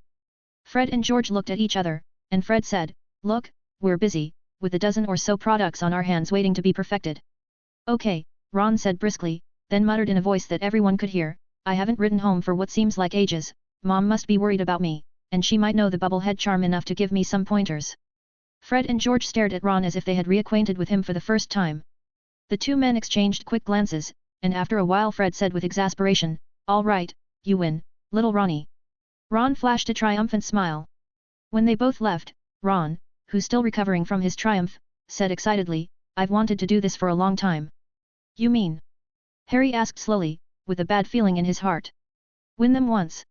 Ron said loudly. Harry fell silent, he didn't think it is a good idea to use coercion to get someone to help with the training. Regarding this point, he knew it well as he once had received a special training. Professor Hap had always been friendly enough, but he still found some days particularly difficult, and if Snape had taught him instead, he could not imagine what would happen to him. He had expected that Fred and George would come up with all sorts of weird and wonderful ways to screw Ron, and the key point is that it was Ron who delivered himself to their front door wrapped in gift ribbon. But looking at Ron's satisfied expression, Harry decided to tell him about his concerns later. Late at night, as Harry lay tossing and turning in bed, his ears were filled with the sound of Ron and Neville snoring one after another. Now he again thought it would be good to let Ron try their special training first, while he will use that time to think about some comforting words in advance. Note: this is 2 in 1 chapter, so there'll be only one chapter tomorrow. There are 488 chapters on Patreon. 431, Chapter 431 New Defense Against the Dark Arts Class. The next morning, Harry woke up groggy and moved around in a sleepwalking state. When he sobered up, he found himself sitting in the Defense Against the Dark Arts classroom. The classroom is noisy, and people are arriving one after another. Parvati Patil and Lavender Brown walked in arm, and when Parvati saw Harry, she gave him a stern look and said in a loud voice, the next weekend I've got a date with Aiden, to Hogsmeade. Lavender asked with interest, is that the Beauxbatons boy you danced with at the ball? That's right. Parvati said very loudly, glancing proudly at Harry as she passed them by. She had been cold to Harry ever since the ball, turning her head away very hard whenever she saw him, with only the back of her head visible to him, and Harry was tempted to ask Ron if the same thing had happened to him, but when he thought that the Padma wasn't in the same house as them, he decided to leave it at that. You should have cared more about her at the ball, now look, here comes the retribution. Hermione said sullenly, as she used a thick book to shield her face. But she had a good time too. Harry said with a stiff smile. He quietly glanced back. Parvati and Lavender were sitting in the seat 2 rows before the back, talking and laughing. He couldn't tell any difference at all when Lavender pulled a thick book out of her book bag and held it mysteriously in front of Parvati. I ordered it by mail through Owl, it's particularly lovely. In the last few minutes before class, a spirited voice came from outside the door. It's called by that name, the Magic Gramophone, which was placed in our living room the day after it was released. You can see the Weird Sisters group hovering above your head as you listen to the music. Honestly, my mom doesn't like them, it's too noisy, but it can't be helped, it's all that's available at the moment. Draco Malfoy said regretfully, walking into the classroom flanked by Crabbe and Goyle. He looked around and gave a deliberate look of surprise when he saw Harry. Oh hello, Potter. Did you not sleep well last night? Or did you wear smoky makeup? His 2 followers giggled and gestured at the dark circles under Harry's eyes. Harry clenched his fist, and Ron pulled him back. Don't be impulsive, Harry, he's dying for you to do it. All you have to do is touch him with your pinky, and he'll have an excuse to have a flare-up. You're getting a little less bold. Draco's voice trailed off as he came over and looked down at Harry, whispering in a very small voice, I have learned a few more spells during this holiday, Potter. It's not just a joke, I found a book in my grandfather's mansion. Maybe we can give it a try somewhere else. What are you trying to say? Harry asked while suppressing his anger. Oh, I forgot, Draco said wistfully, your old family estate was blown to ruins, so there's no legacy left to inherit. Maybe you could ask Weasley beside you? If his family wasn't poor enough to sell all that stuff for a good meal. Do you want to duel, Malfoy? Harry asked him angrily, or are you going to call Filch under the guise of a duel, as you did in your first year? You are good at this kind of thing, aren't you? Can't you show some courage? Draco's pale face flushed. I'll meet you at the dueling club, Potter. He dropped a sentence and left in a huff. Harry looked at his back, trembling with anger. Ignore him, Harry, Hermione said calmly, looking up from her thick book, counting this one. He's provoked you 3 times in a row recently, and do you know why? He must have learned some dark magic, Harry, you need to be careful. Ron also looked furious. Harry's anger instantly doused. Of course, he knew the reason. Those 2 classes last week were both substituted by Snape. If there was a conflict, even if you think with your knees you will know who Snape will favor, which caused Draco's temper to become more and more arrogant. Especially during the first class last week, Draco quietly showed him a badge with a regretful face and told Harry that if not for the other badges being confiscated, he would have given one to every Slytherin student to show his support for the real champion team of Hogwarts. If Neville had not maintained his usual sensitivity to Snape's aura and given an early warning about the danger, he might have gotten a detention and points deduction. The bell rang, and the students sat down obediently, waiting for a floppy black robe to come in. At that moment, they heard the very distinctive duck-duck of wood hitting the floor, and many of the young wizards, mostly Gryffindors, stared in delight. I never thought I'd look forward to seeing Professor Moody's face as much as I do now. Ron muttered, and Harry agreed implicitly. Moody appeared in the doorway, looking as frighteningly intimidating as usual, but a number of students issued low cheers. As he stood in the doorway, he scanned the room, the blue magic eyes in his eye sockets rolled. The classroom quickly quieted down. Moody trudged to the podium on his crutch, then he placed his crutch on the podium along with a stack of parchments that were folded in between his arms. After that, he drew his wand, the students' expressions flinched, and with a flick, a roll call flew out of the podium drawer. As you should have been aware, I was controlled during the last semester, and a scumbag disguised as me to teach your classes, Moody said in a hoarse voice, and the classroom fell silent. They had more or less heard about it, but no one was sure. They confused my mind, made me think everything was normal, and I was just muddled through the semester until Christmas night, when the Death Eater who was hiding in the school scheming got exposed. With that he decided to finish me off before leaving. I was sleeping in my bed, with no difference from a corpse, not reacting to any sound in the room. However, thanks to 2 students who delayed him, I am now alive, otherwise I would have died in my sleep, died worthlessly. Moody said softly, as he gazed at Harry and Ron. Harry felt that his face is not that frightening anymore. To cure me, your Professor Hap has tried a lot of things, but some of my memories are still lost, so I've decided to get to know you all over again. He shook his head, shaking his long, white hair away from his twisted, scarred face, and began to roll call. The classroom was surrounded by a solemn atmosphere, and as Moody called the roll, one by one, the students whose names were read raised their hands in response, and the Moody at the podium looked at them as if he was seeing them for the first time, those fake eyes fixed on each of them for a while. After the roll call, Moody picked up his cane from the podium and limped around the classroom, speaking in a hoarse voice. In the next few classes, I will tell you all about my experiences over the past 6 months, which is considered a great lesson. You all might think that a dark wizard is too far away from you, but, as it turns out, you spent a little over half a year with an evil dark wizard who disguised himself as a withdrawn, out-of-touch retired old man. Smart move. I'll cover all this later, and I'll tell you those details I remember without reservation. There is only one thing for you to do, go back and think about it. What is the reason you are still alive now? Professor, what did you say? Lavender Brown asked with horror. I said, Moody waved his large rough hand, those magical eyes fixed on her with a deadly stare. Take a moment to ask yourselves the question how a powerful dark wizard, at any moment in the last 6 months, could have drawn his wand and pointed it at your noses and recited the killing curse. And the fact is, you are still safe and sound, aren't you, Miss Lavender? There are 489 chapters on Pediatrian. 432, Chapter 432 Moody's homework. Lavender Brown muttered something. What did you say? I didn't hear you. Moody said gruffly, and he took a few steps closer. Lavender jolted, as she subconsciously leaned her body back as the book on her lap fell, hitting the floor with a thud, which she hurriedly picked up and put it on her desk. I just said that it was probably because he wasn't targeting me. She said with a red face. A low chuckle sounded in the classroom. Moody didn't laugh, nor did the few people in the front seats Harry, Ron, and Hermione who knew the answer ahead of time. You guys think that's a brilliant answer, don't you? Moody said softly, what if you guys happen to get in the way of his plans? What will happen next? The air in the classroom seemed to freeze. Moody dragged his wooden leg a few steps forward and moved closer to Lavender, whose body trembled abruptly. Next to her, Parvati gathered her courage and said, Professor Moody, I think, the dark wizard must have his own goal for sneaking into the school, isn't it? We encountered a similar situation in the first year when a dark wizard tried to get the magic stone that was hidden in the school. It's Philosopher's Stone. Hermione corrected her quietly while staring at the back row with the rest of the class. Moody's one intact eye looked over at Parvati, the magic eye still fixed on Lavender Brown. Miss Paddle, you're right, dark wizards have their own goals for infiltrating the school, and they will inevitably act with caution until their goals are achieved. But this is based on the assumption that everything goes well. But what if it doesn't goes well? His mangled nose twitched, like now, I noticed you because of a book, if I am the dark wizard, and if I happen to want to divert others' attention. Moody suddenly drew his wand and from its tip flew a blinding ball of fire, the classroom windows suddenly exploded and a series of screams resounded through the room. He calmly waved his wand, then the shattered glass and window prisms recovered automatically. In the eyes of a dark wizard, that window is no different from human life. If he feels at some point that 1 or 2 insignificant people should die in the school, why should it not be you that dies?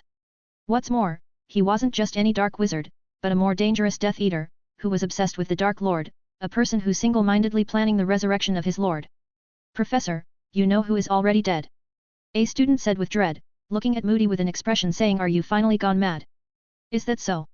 Moody grinned. During the war, the Dark Lord would occasionally disappear for a while, and some people thought he was dead, but he always announced his presence with a bloodbath, so maybe he enjoyed this kind of drama.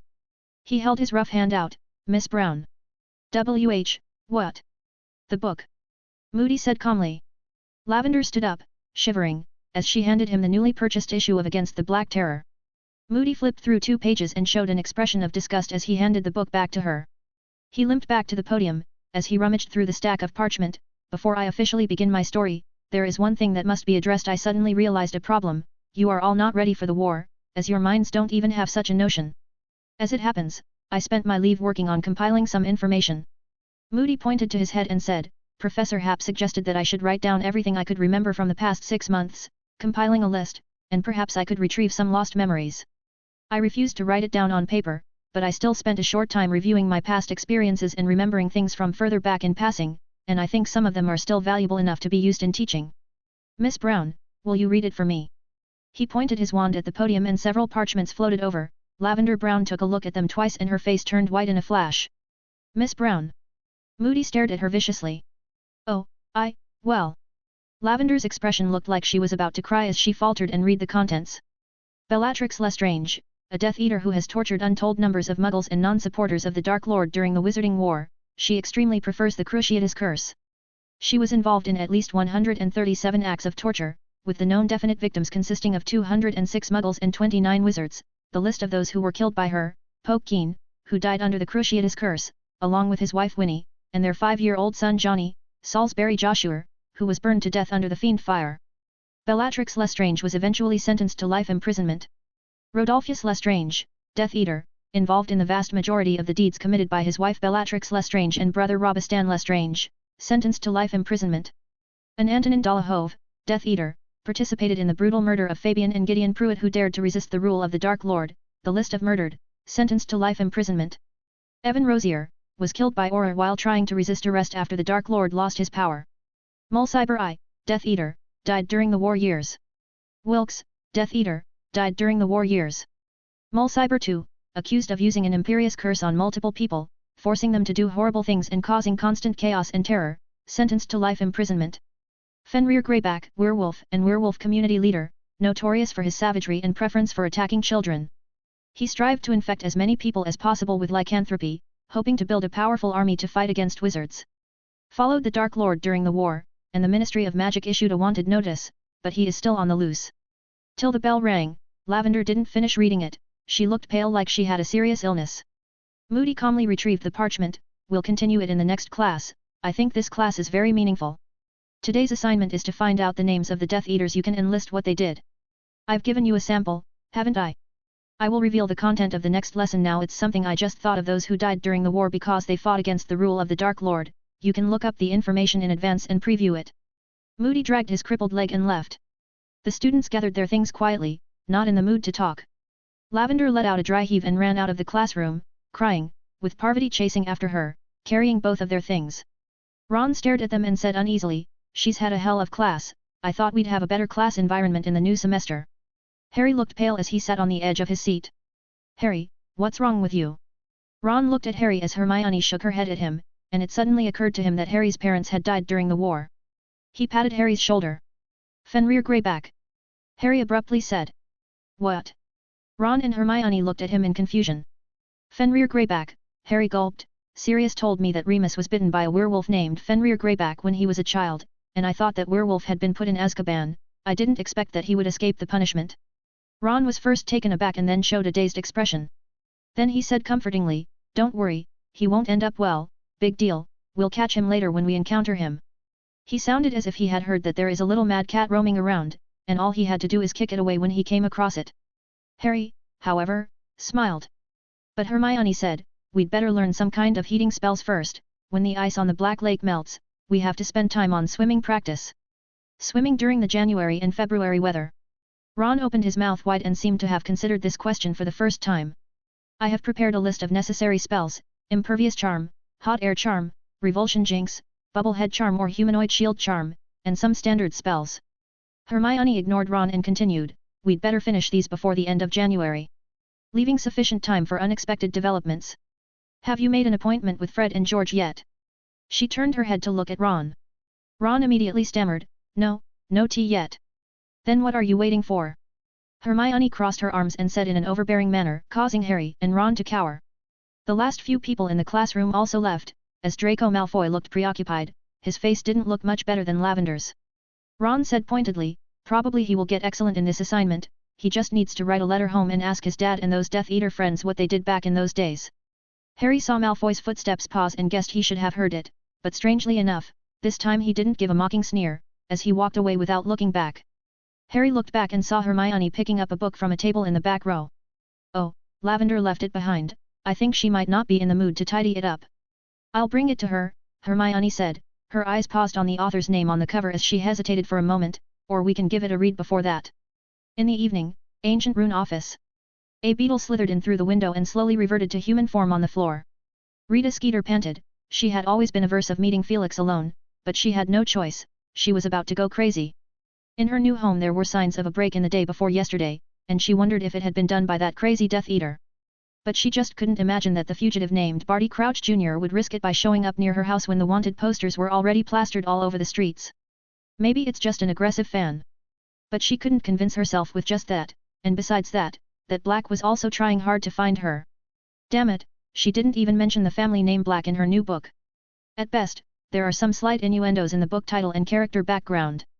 The lights in the room suddenly switched on. Rita Skeeter was startled and opened her eyes wide, barely able to see the person sitting on the sofa. She could not help but shudder inside. Rita, I've been waiting for you for a long time. Felix said softly, holding Valen in his arms, and the niffler in question is staring at her with a curious gaze. Kiki, the bug turned into a homan. There are 490 chapters on Piatrian. 433, Chapter 433 Red Nails. Rita Skeeter lowered her head down deeply, not daring to speak aloud. She felt like she couldn't breathe, but this time she is pretty sure she isn't under the influence of magic, but just the fact that it is nothing to do with magic made her more terrified. She knew she had to make her decision soon. Likewise, she is very well aware that this man in front of her didn't care whether she lived or died. The last time he had visited her house with the sole purpose of making her learn to shut up, and when she had done so, there had been no further disturbances from him in that regard. But equally, if she wanted to ask for help, she had to pay some price. And she had the confidence that the name Rita Skeeter carried value itself. "Dear Mr. Happ," she said sincerely, "I would like some advice regarding a case where I made a fatal mistake." At the same time, she couldn't help but grumble about the other man who lived high up in the castle, Dumbledore. In her new book, although she avoided mentioning names, but she alluded a lot about the traditional gallant, good camp thingy, and under the gimmick of Dark Lord and his loyal Death Eater's entanglement, she added a lot of such details. On the Regulus part of the information, she has not found much insider information. Her reputation among wizards is notorious, and turning into a beetle is not very helpful. Ordinary people will not talk about a dead person anytime and anywhere. She only found some public information and stitched together the characteristics of a few dozen famous black family ancestors. So in the book, the pure and noble bloodline pure blood family heir is sometimes elegant and tolerant, and other times cautious and sharp-tongued, a bit like the man in front of her. However, it is different when it comes to he who must not be named. This is her elaborate drama. In order to challenge the honor of the best-selling book of the 20th century, the wording used to promote this book abroad is "The Secret Past of the Second Dark Lord," which she personally implied to the foreign publisher to subtly mention the Dark Lord and the powerful figures who are now imprisoned together, and she has always been well versed in these little tricks. Her long experience of voyeurism had taught her one thing: despite what people say, there is a noisy little devil living within everyone, which wants to see the unattainable famous figures to be normal or be kicked off their throne. And she, Rita Skeeter, always helped them fulfill those wants and wishes. With this in mind, she filled the book with real truthful details, for which she had traced the Dark Lord's past, especially his childhood experiences. She had worked like a hard-working beetle. It was a dangerous endeavor, in which she had carefully selected her breakthroughs, and after learning about several famous families, she decided to focus on the Dark Lord's childhood, his life in an orphanage. And coincidentally, she ran into Dumbledore, who was also interested in the Dark Lord's childhood, and they met at the house of an orphanage director, when Dumbledore did not say a word about the deadly danger she would encounter, but still, he politely advised her that it is not advisable to do so. This bumblebee. Rita Skeeter used the Dumbledore name's archaic word sarcastically in her mind. How old is he again? Rita Skeeter thought with hidden mean thoughts, to think that he would be able to live longer than her with his high magic power, but quickly she ended that train of thought. She might have criticized his school management style in the newspaper or described him as a crazy old loony, but she would never risk digging up the real hidden secrets while he remained alive. A scrutinizing gaze swept over her, causing her to draw a cold breath as her body jolted. The blazing fireplace didn't bring her much warmth, and all those complicated thoughts she had were doused at once.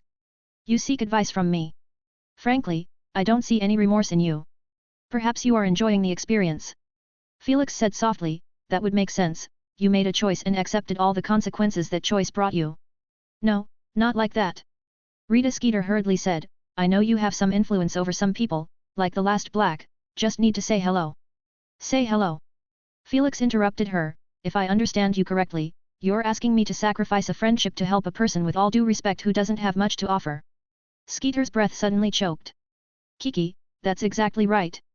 Valen shouted indignantly in his embrace. Rita Skeeter's posture lowered even more as she told the whole story of her experiences over the past few days, and as she played it out, she seemed to have slipped into that state of mind. The usual pair of eyes that lacked empathy welled up with tears. "I'm sorry for what happened to you." Felix listened and responded simply, "But don't say you are innocent, everything was a decision you made in your sober state." "I know," Rita Skeeter said slyly, "I brought some sincerity." She held up her hands and showed him her long, bright red nails, which then clicked and detached from her hands. 10 nails that looked like small daggers floated in front of Felix. Niffler tried to reach out for them, but he stopped her. He watched for a moment as it moved through the air and then turned his head. "I have 3 suggestions, and it's your choice whether you want to heed them, or not, and you can even choose to heed more than one suggestion. You're smart, Rita, so you can judge them by yourself. First, downplay the impact of that book, and how far you do that depends on how determined you are. I need to remind you, though, that Dumbledore won't have any interest in a dead man's childhood. Second, I will contact Sirius and will claim that you agreed to write a biography for Regulus. he doesn't care about his reputation, but he can't tolerate his brother being tarnished by bystanders. So, Rita, bring out your most brilliant writing skills. Finally, Felix's slender fingers flicked slightly, and a ring of the Ouroboros snake suddenly appeared, transforming into a small inky snake, which rushed in front of her with a whoosh and swam onto her bare finger before she could react. Rita Skeeter was lost in thought, staring at the ring, and the small, dark green eyes of the small, moving snake. If there ever something threatens your life, just rub this ring. Believe me, you will be able to send a distress message in a perfect time if those people ever strike because of your offensive actions, they won't let you die easily.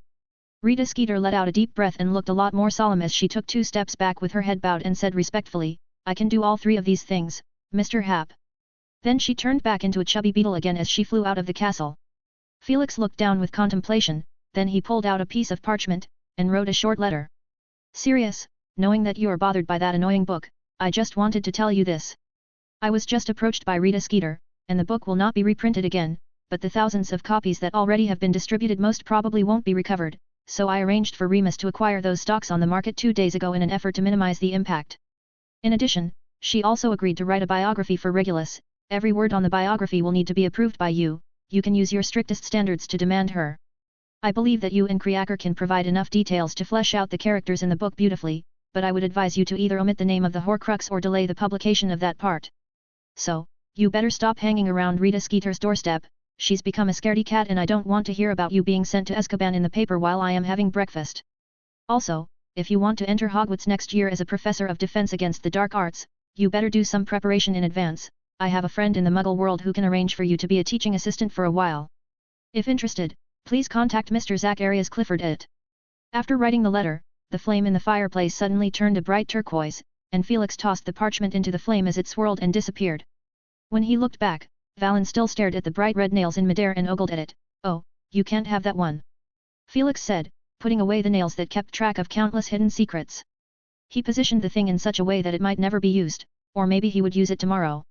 Then he twirled his wand, and a silvery glowing thing flew out from the tip of the wand. These glows looked like silvery silk, which wrapped around Valen's body and gradually became solid, and Valen wiggled her body constantly, watching this in amazement. It seemed as if there are countless invisible flower fairies weaving clothes behind her, and finally, they created a silvery cloak. Kiki. One of the results of recent research, reshaping the patroness into a new entity. Felix smiled, you can try it. Valen blinked at the glowing cloak behind her and put the hood over her head, which only revealed half of her pink beak. Kiki. Kiki. She found herself floating up, and Valen looked in surprise at Felix, who neither drew his wand nor extended his finger, but simply smiled at her. Valen twisted her body, and the silver cloak behind her fluttered with it, and then she flew off to the side of the office.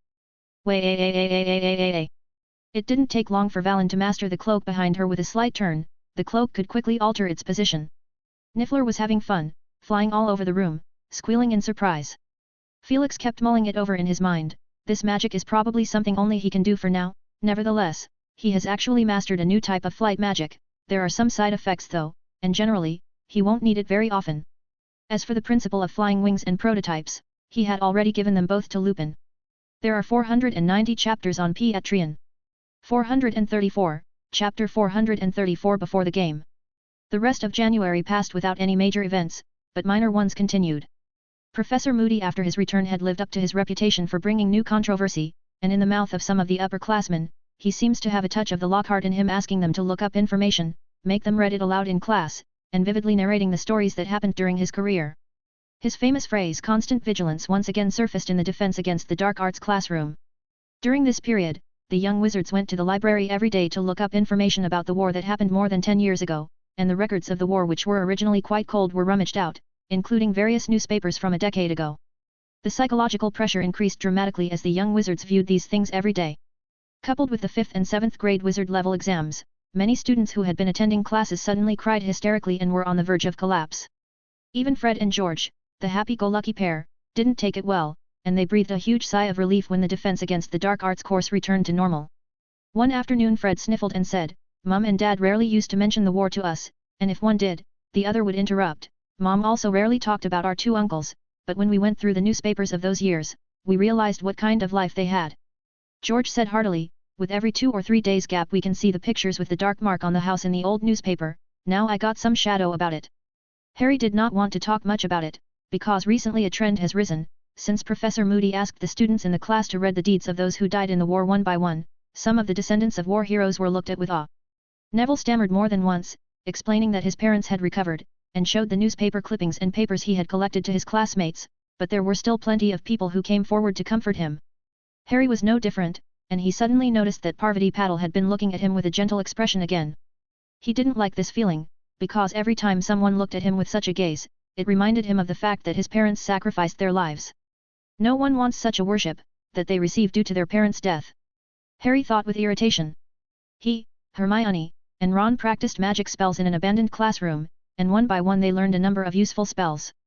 They also cracked a piece of ice on the Black Lake in a hidden corner, to test their not-so-skilled warming and impervious charms, which made them shiver every time they emerged out of the lake.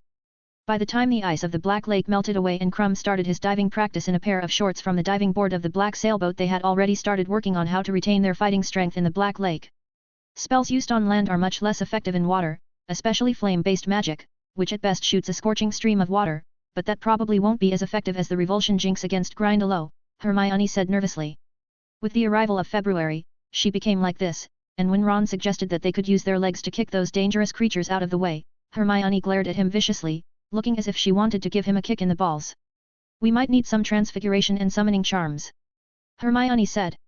Are you going to let us summon a club? Ron asked with surprise. Don't be silly, I meant this, Hermione said, as she drew her wand and shouted, Avis. Her wand made a loud noise and from the tip of it, a flock of small birds flew, fluttering their wings and circling the three of them around. What does that do? Harry asked as he had already seen this spell before. Before the first task started, Mr. Ollivander was invited to review the champion's wands, when he used Crumb's wand to cast this charm. They can peck and obscure vision, but I prefer what Professor Flitwick did, Hermione said, with her face flushed red as she struggled to maintain the spell. Harry and Ron had never seen her struggle so much when using a spell. It was as if she was fighting some kind of invisible resistance. Her wand made a semicircle arc, and the birds suddenly swelled up to the size of owls, which made Harry's eyes widen dramatically. This was something he had seen in his second year. Professor Flitwick had demonstrated it in dueling class. After 2 years of close encounters with this magic, Harry once again watched with awe at the long, sharp beaks of these birds, growing to 3 inches long. Then there was a bang and the birds disappeared. Hermione gasped softly, and shook her head. Still can't get it right. In fact, I've always been good at manipulating magic, especially after practicing with the Billywig insects in the Magic Rune Club. When they returned to the castle from the Black Lake, Ron whispered to Harry, she will just have to hide behind a rock and cast this spell later, then these little birds will help her solve all the troubles. Without any of our help she still can handle the task. Harry thought about the scene just now, and he could not agree more. How's your bubblehead charm working out? Harry asked in a whisper. Ron's face crumpled. It was a nightmare. I've written home saying I don't need their help, but Fred and George blocked it in advance, and you know what? Mum actually complimented them in her reply. Harry felt a sense of concern, especially after practicing the bubblehead charm. The first thing Ron did was rush to the shower whenever he saw him, leaving a long-lasting smell of dung bomb behind him. His own progress with the humanoid shield charm was not going very well either. Given the choice, he had preferred to master the humanoid shield charm with its protective capabilities rather than the more single-purpose bubblehead charm, but he now wished to make a trade-off and consider the more time-effective alternative. For the next few days, he kept running to classroom 7, leaving even the matter of the occlumency behind him. So when he was awakened by a nightmare one day, he could only blame himself for being lazy about it. Harry told Professor Hap about it, hoping the professor would pass it on to Dumbledore, even though he didn't remember much of it. All I know is that he was happy that something joyful had happened to him, he said searchingly. Felix nodded, probably because he got himself another temporary body. It can't be helped, they hide so well. He was hoping that Voldemort would knock on Rita Skeeter's door, so he might as well be able to try and catch Crouch Jr. But Rita Skeeter, who had gotten his promise, had quietly relocated and is currently holed up in Diagon Alley sorting out the information Sirius had given her. Harry went back with a heavy heart and began to wonder what exactly his participation in the tournament had meant. Voldemort is already preparing to resurrect, and he could only practice the freezing spell in the Black Lake, which has little use. Can he count on it to freeze Voldemort's killing curse? The person who supported him through this period of self-doubt was Sirius, and if there is anyone in the world who is most connected to his feelings, it would only be his own godfather, including in his attitude toward Voldemort. But to Harry's pleasant surprise, Sirius found a temporary job for himself. When he looked at the logo of Smelting's Academy in the two-way mirror, his jaw was almost dislocated from shock. How did you end up at Dudley's school? Harry shouted in disbelief as a fifth year in the common room looked up sadly and muttered in a low voice, another crazy one. Then he went back to work on his seemingly never-ending homework. Sirius in the mirror looked rather cheerful. It was Felix who referred me, because I couldn't get a diploma recognized by the Muggles. I could only do some odd jobs for little money, but how can I put it? I did find some tricks to guide students. Harry listened to Sirius introduce his new job, about his teaching assistant work. When no one is around, I will use my wand to make the materials light, to do a fast and efficient work. There was also the 50-something-year-old teacher he teamed up with, who was out of breath as he would run along with him every time. After Sirius learned how to use the whistle to send the fouling student off the field, he would just stand at the side and slacked off. So Harry had the pleasure of seeing Dudley dragging his fat body around the field and running laps, especially as he spat his tongue out and almost rolled his way to the finish line. The stress in Harry's heart disappeared. Before the first Hogsmeade weekend in February, he learned the humanoid shield charm. And his shield charm also changed beyond recognition. The only regret was that he could not transform it into a cool gold or blood red shield yet. Ron also finished his special training. On the day he successfully learned the bubble head charm, he walked around the common room with a huge transparent cover that looked like an upside-down fish tank, and joined in Fred and George's discussion, saying he was willing to pay for a dung bomb or two. Fred and George smilingly handed him a fizzing whiz-bees. Harry, Ron, and Hermione finished their day happily in Hogsmeade and then dived back into intense preparations. Harry and Hermione were braced in their humanoid shield charm, while Ron's head was topped with a bubble head charm as they gradually emerged into the depths of the Black Lake, where they saw a new and strange world. Harry was surprised at how unfamiliar the Black Lake looked to him. A few dozen feet near the surface of the Black Lake, they could still see the grey, shiny, eerie water above. Besides their feet is a bush of fluctuating, tangled black water grass, a wide, flat muddy sand scattered with small, shiny stones. In the distance, there was a large expanse of shadow without a trace of light. Then they held their wands up, and with the help of Lumos spell they were able to see a small area nearby, which had a deeper shade of black color, and occasionally something big passed them. They could not determine whether it was a piece of wood or some kind of creature, perhaps it was a giant squid. Harry then developed a fear: what if the giant squid swallowed them in one gulp? Although it would help the new students when they fell into the water by pushing them back into the boat, he could not guarantee that it would always be so gentle, especially since Ron said during one of his breathing breaks that they were already sort of trespassing on its territory. As the days passed, they went deeper and deeper into the Black Lake, even trying to get closer to the mer people in one of their adventures. As they swam, Harry noticed that Hermione and Ron were missing and there was something dragging him, which made Harry greatly alarmed until a bright, milky light lit up in the distance, and he realized that it was a Grindylow that was entangling him. Relatio.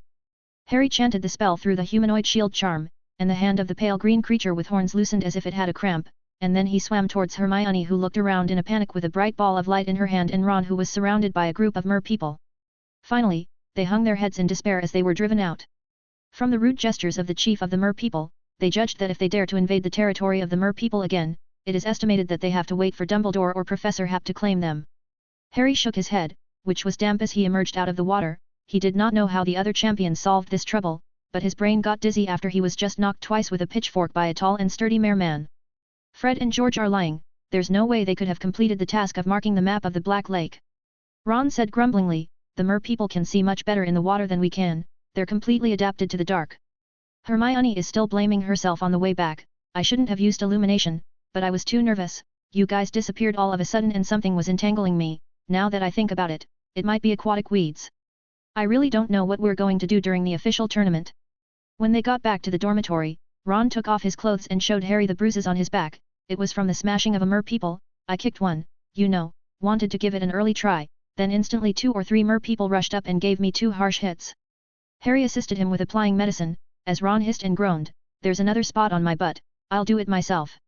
2 days before the start of the second task, a group of Future World Company staff arrived at the school and erected huge projection screens on the shores of Black Lake. Lupin and Penelope introduced them the function of the projection screens. They will bring out your heroic performance in the tournament.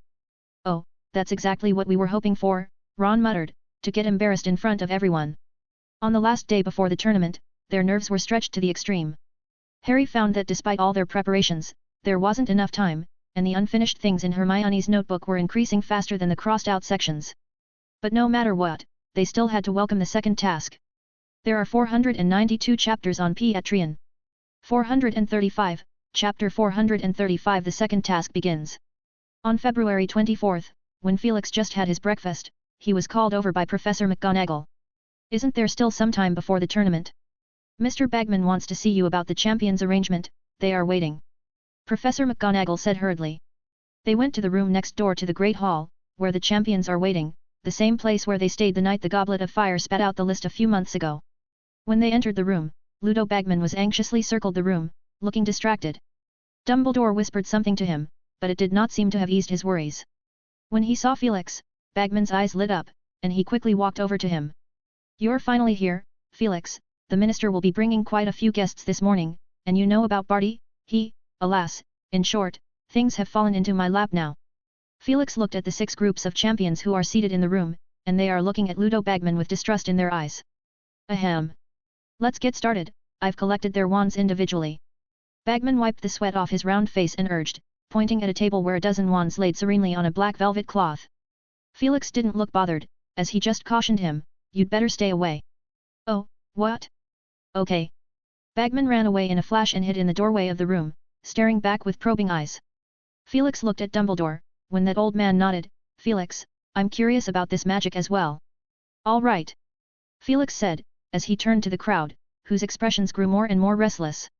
"Professor, what do we need to do?" Cedric asked. "Aren't we looking for something in the Black Lake?" The other champions had the same expression on their faces. They had long ago decoded the clue from the golden egg and made a sound guess, but things seemed to be a little different from what they had expected. "That's true," Felix smiled, while a colorless and transparent spherical vortex coalesced in his hand, with blue magic like bright stars circled around it, "but it would be too easy if it's just about finding something, so the Ministry of Magic has added some difficulty." "Added what?" Nona Liberd asked, clasping her shoulders. She and her 2 teammates were the least dressed of all the champions, as they had all changed into thin, light animal skin clothing to reduce the resistance from the water. Felix shrugged, "You'll see." From the colorless transparent spherical vortex a strong suction came out, as a floating silk-like blue magic expanded wildly. The nearest Cedric rushed towards the vortex uncontrollably. He was taken aback. "Professor." Felix nodded slightly at him, thus Cedric stopped struggling and dove headfirst into the vortex. His 2 teammates also dived in. After a few exaggerated screams, only Felix and Dumbledore remained in the room. Felix held the spherical vortex up. Dumbledore bent close to survey the dozen people in the vortex, and with a look of admiration, he said, "How interesting, you used this magic to catch hundreds of Dementors? Too bad I didn't see it with my own eyes." "It was extermination, Headmaster Dumbledore," Felix said emphatically. Dumbledore looked unconcerned and smiled slightly as he said cheerfully, "The next step is nothing more than randomly placing the champions into the Black Lake, oh yes, and their wands. I hope they're not too surprised when they wake up." Thud thud. Harry drowsily rose from the ground. The effects of Professor Happ's magic still lingered. He felt a little dizzy for a while, and he stood up in a daze. In the dim light, he looked twice at the wooden stick erected on the ground and inexplicably felt a little familiar. Thud. Another sound of impact. Harry suddenly realized that he was awakened by this sound. He jerked back, while his right hand went into his pocket to retrieve his wand, but it was empty. He did not have time to worry about the whereabouts of his wand. There are more urgent issues to deal with. A huge monster with a spherical body kept hitting the protective shield in front of him. Harry found it mind-boggling. A dozen feet of space around him seemed to have been protected by an upside-down bowl. Not a drop of water seeped in. The light he saw was emitted by this protective shield, and the more distant scene, he was by no means unfamiliar with it. It was green algae black rocks which are unique to the Black Lake. He did not have time to think about it. As he took a few steps back, his eyes fixed on the monster. It looked at least 10 feet tall, with round brown eyes gleaming with cruel light. He could barely make out something through the hazy bright light, the colorful pattern on its body, and the long fins that grew on either side of its body which curved out with sharp edges. "Wait, are these fins?" Harry watched in bewilderment as the creature raised its fins, and moved a few steps back with a comical step, then stomped violently, which caused a large amount of muddy sand to rise, and then it rushed forward as if like an arrow, and slammed head-on into the thin protective shield with an aggressive thud. Harry swallowed a mouthful of saliva. No matter how he looked at it, it seemed to him that he had seen this creature somewhere. If it shrunk a dozen times, it looked very much like the patterned globe fish he had seen in the Black Lake. That is a kind of patterned globe-shaped aquatic magical creature. The biggest difference between normal fish and the patterned globe fish is that the body of the latter has 2 long legs with webbed feet, which can help them walk underwater as well as move quickly in the water. This magical creature generally inhabits in deep water lakes, roaming the bottom of the lake in search of food. Its favorite is water snails. Ron, and Hermione found this creature when they wandered the Black Lake. Hermione told him that the mer people don't like this patterned globe fish that much. Once they are spotted, the mer people will tie their thin, strong legs into a knot. After that they will flick them away with their tail. These patterned globe fish that were bound by their own legs had to go with the flow of water until the knot was untied on their own, and this process could last for hours. The creatures are not seen in the vicinity of the mer people. Harry had at least a rough guess of where he was. Did the professor cast a spell to make the creatures in the Black Lake bigger? Harry muttered, then he suddenly thought of something and jerked back, so fast he almost twisted his neck. Harry rubbed the painful neck, but his eyes stared unblinkingly at the wooden stick erected in the center of the protective shield. It was half stuck in the muddy sand, the only part which revealed looked polished and smooth, which looked a bit familiar to Harry until now. But now he is quite sure that it is not any wooden stick, but his own wand. Harry's brain seems to have rusted, and it took a while to realize the fact that it was not the patterned globefish that had gotten bigger, but he himself had shrunk down, by more than a dozen times. The professor had used that weird magic of his that can suck people and dementors in. Everything that happened in the next room of the Great Hall came back to his mind, leaving Harry's mind in turmoil. He stared at several transparent snail shells near his wand once again, and well, he almost understood why the patterned globefish was pouncing on him.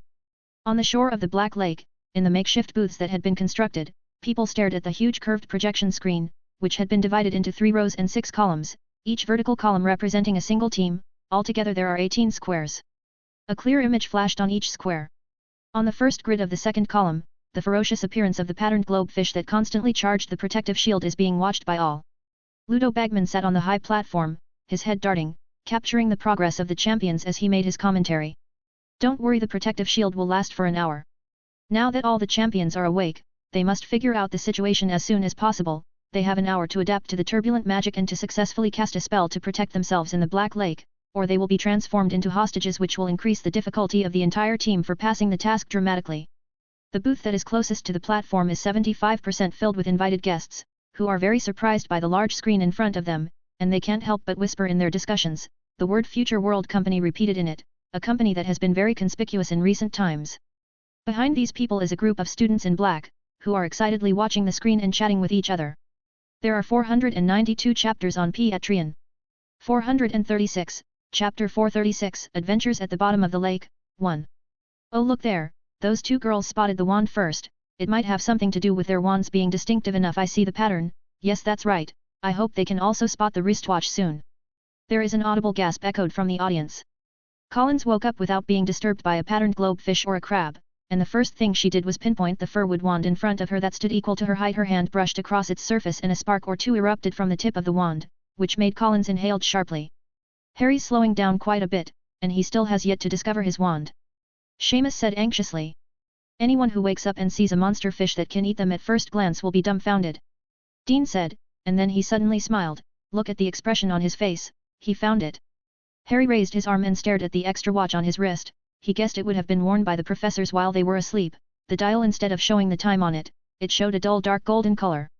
Despite the gravity of the situation, he couldn't help but picture something in his mind. Professor Hap strolling through the Black Lake, with a vegetable basket in his hand, looking around with interest. He then walked to a sandy area, as he picked a half-foot-tall Harry, his head tilted to one side, unconscious, from the vegetable basket and placed him on the ground, sticking his wand in the dirt along with him. Followed by a flick of the professor's hand, a protective shield appeared. Harry shook his head and threw away the impractical fantasy. At this point, in his mind a voice popped up, telling him that the Black Lake is dotted with various tests. The purple level requires him to fight. After victory he will gain something that will help him survive in the Black Lake. The blue level requires him to use his brain to think. After success, he will obtain a variety of useful information. As for the gold, it represents a gem that can break his curse, which will help him grow from his current height. Harry began to wonder what would happen if he collected a few more pieces. And only when he is fully restored to his original form, he can activate the main function of the watch, which can lead him to his other 2 companions in the same team. Harry combined this with the clues provided by the golden egg, then a realization dawned on him, and the various vague information provided earlier became clear. Seize the moment, the crisis is everywhere, weigh them carefully, the choice is inevitable. Harry repeated it softly, only these 2 sentences did not point to any specific information. It is rather a piece of broad advice. Hermione had repeatedly dwelled on it. She thought they would have to solve some sort of riddle or make a choice that would suit them. Maybe everyone will face a different problem. She said worriedly. Ron speculated that it would be similar to the giant wizard chess game they had broken in the first year. Maybe 1 or 2 people would need to be sacrificed at that time, he said suggestively. Now it seems that Hermione's guess is closer to the truth, Harry thought. In the case of limited time, the most valuable time undoubtedly needed to be spent on finding the golden gem, because it will determine whether you can finally pass, and the other 2 are a means to ensure the survival of the champions in the dangerous Black Lake, especially at the beginning of the game, when they are very weak. Harry already learned that the protective shield in front of him can only last for an hour, so he must seize the time. He desperately started to think, wand, wand. He stared irritably at the wand, which stood half a head taller than him. How the heck is he going to move with this thing? Harry came closer, thankful that he did not wake up in the cold water of the lake. He put his palm on the wand, and a heartfelt feeling came to mind. Fortunately, you still know me. Harry thought excitedly, I hope the rest goes well too. He took a deep breath, turning a blind eye to the patterned globefish that kept crashing against the outer layer of the protective shield, though the frequency of its attacks had decreased significantly. Harry struggled to mobilize the magic in his body. He felt his magic sluggish to the extreme. There is a force that continues to affect him. He knew from the hint it is that curse. Harry grunted. What curse? I guess it is an influence of the professor's magic. He adjusted his state, after studying occlumency, even though the other effects aren't still visible yet, but at least if he wants to stay calm, it's an easy thing to do. Protego. He quietly recited the incantation, and the tip of the huge Hollywood wand flickered with a faint bright light, pulsing twice before disappearing.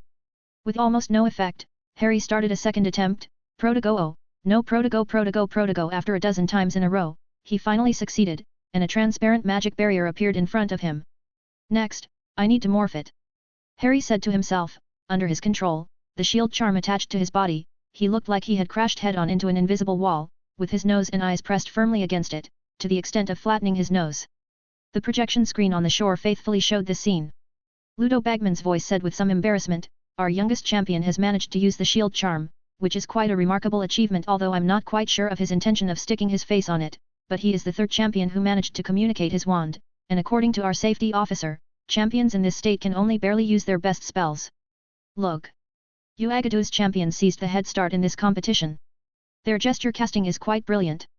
Is it some kind of animal transfiguration? I'm not sure. They do not appear to have changed much, except for the 2 extra gills on their cheeks. Oh my, what did I see? 2 Uagadu's champions just gave up their wands. Is that a violation? Please discuss with the other judges. The other Uagadu champion carried his wand. This weight is nothing to him. They have already started searching the Black Lake, and they are the team with the fastest progress. Meanwhile, Potter is still fiddling with his deformed shield charm. Is he planning to suffocate himself? There was a roar of laughter echoed through the audience. Harry's performance was clearly more enjoyable, or entertaining. After watching for a while, they almost understood Harry's intention. He seems to be trying to wrap himself in the shield charm. Bagman said as an afterthought. That's a humanoid shield charm, one of the advanced variations of the shield charm, but it looks like Potter is not as skilled at this magic as Granger is. From the audience, a member of the Magic Rune Club said insightfully, she's out of her protective shield. In the Black Lake, Hermione gasped. She didn't dare to stray too far from her wand, and with the protective shield in place, it was the equivalent of having a coordinate and safe house she could locate. She struggled quite a bit to cast a humanoid shield charm, then she tried to explore around the perimeter of the shield, eventually spotting a bright blue light beneath a patch of black algae hidden in the middle of a group of shells. A burst of intense joy rushed through her heart. She swam quickly in the Black Lake, shivering from cold because of the curse on her body. She struggled to use magic. Originally she believed that she had mastered the warm charm and impervious charm, but both are unusable for now. She estimated that at least 1 or 2 golden gems needed to be obtained before her situation could be improved. Hermione swam in the deep lake, her fluffy hair trailed behind her head, and every now and then she had to look back at the distant hazy light. That is the location of the protective shield, where her wand is hidden. In case she gets lost, she can't do anything about it. She doesn't want to be a hostage waiting to be rescued.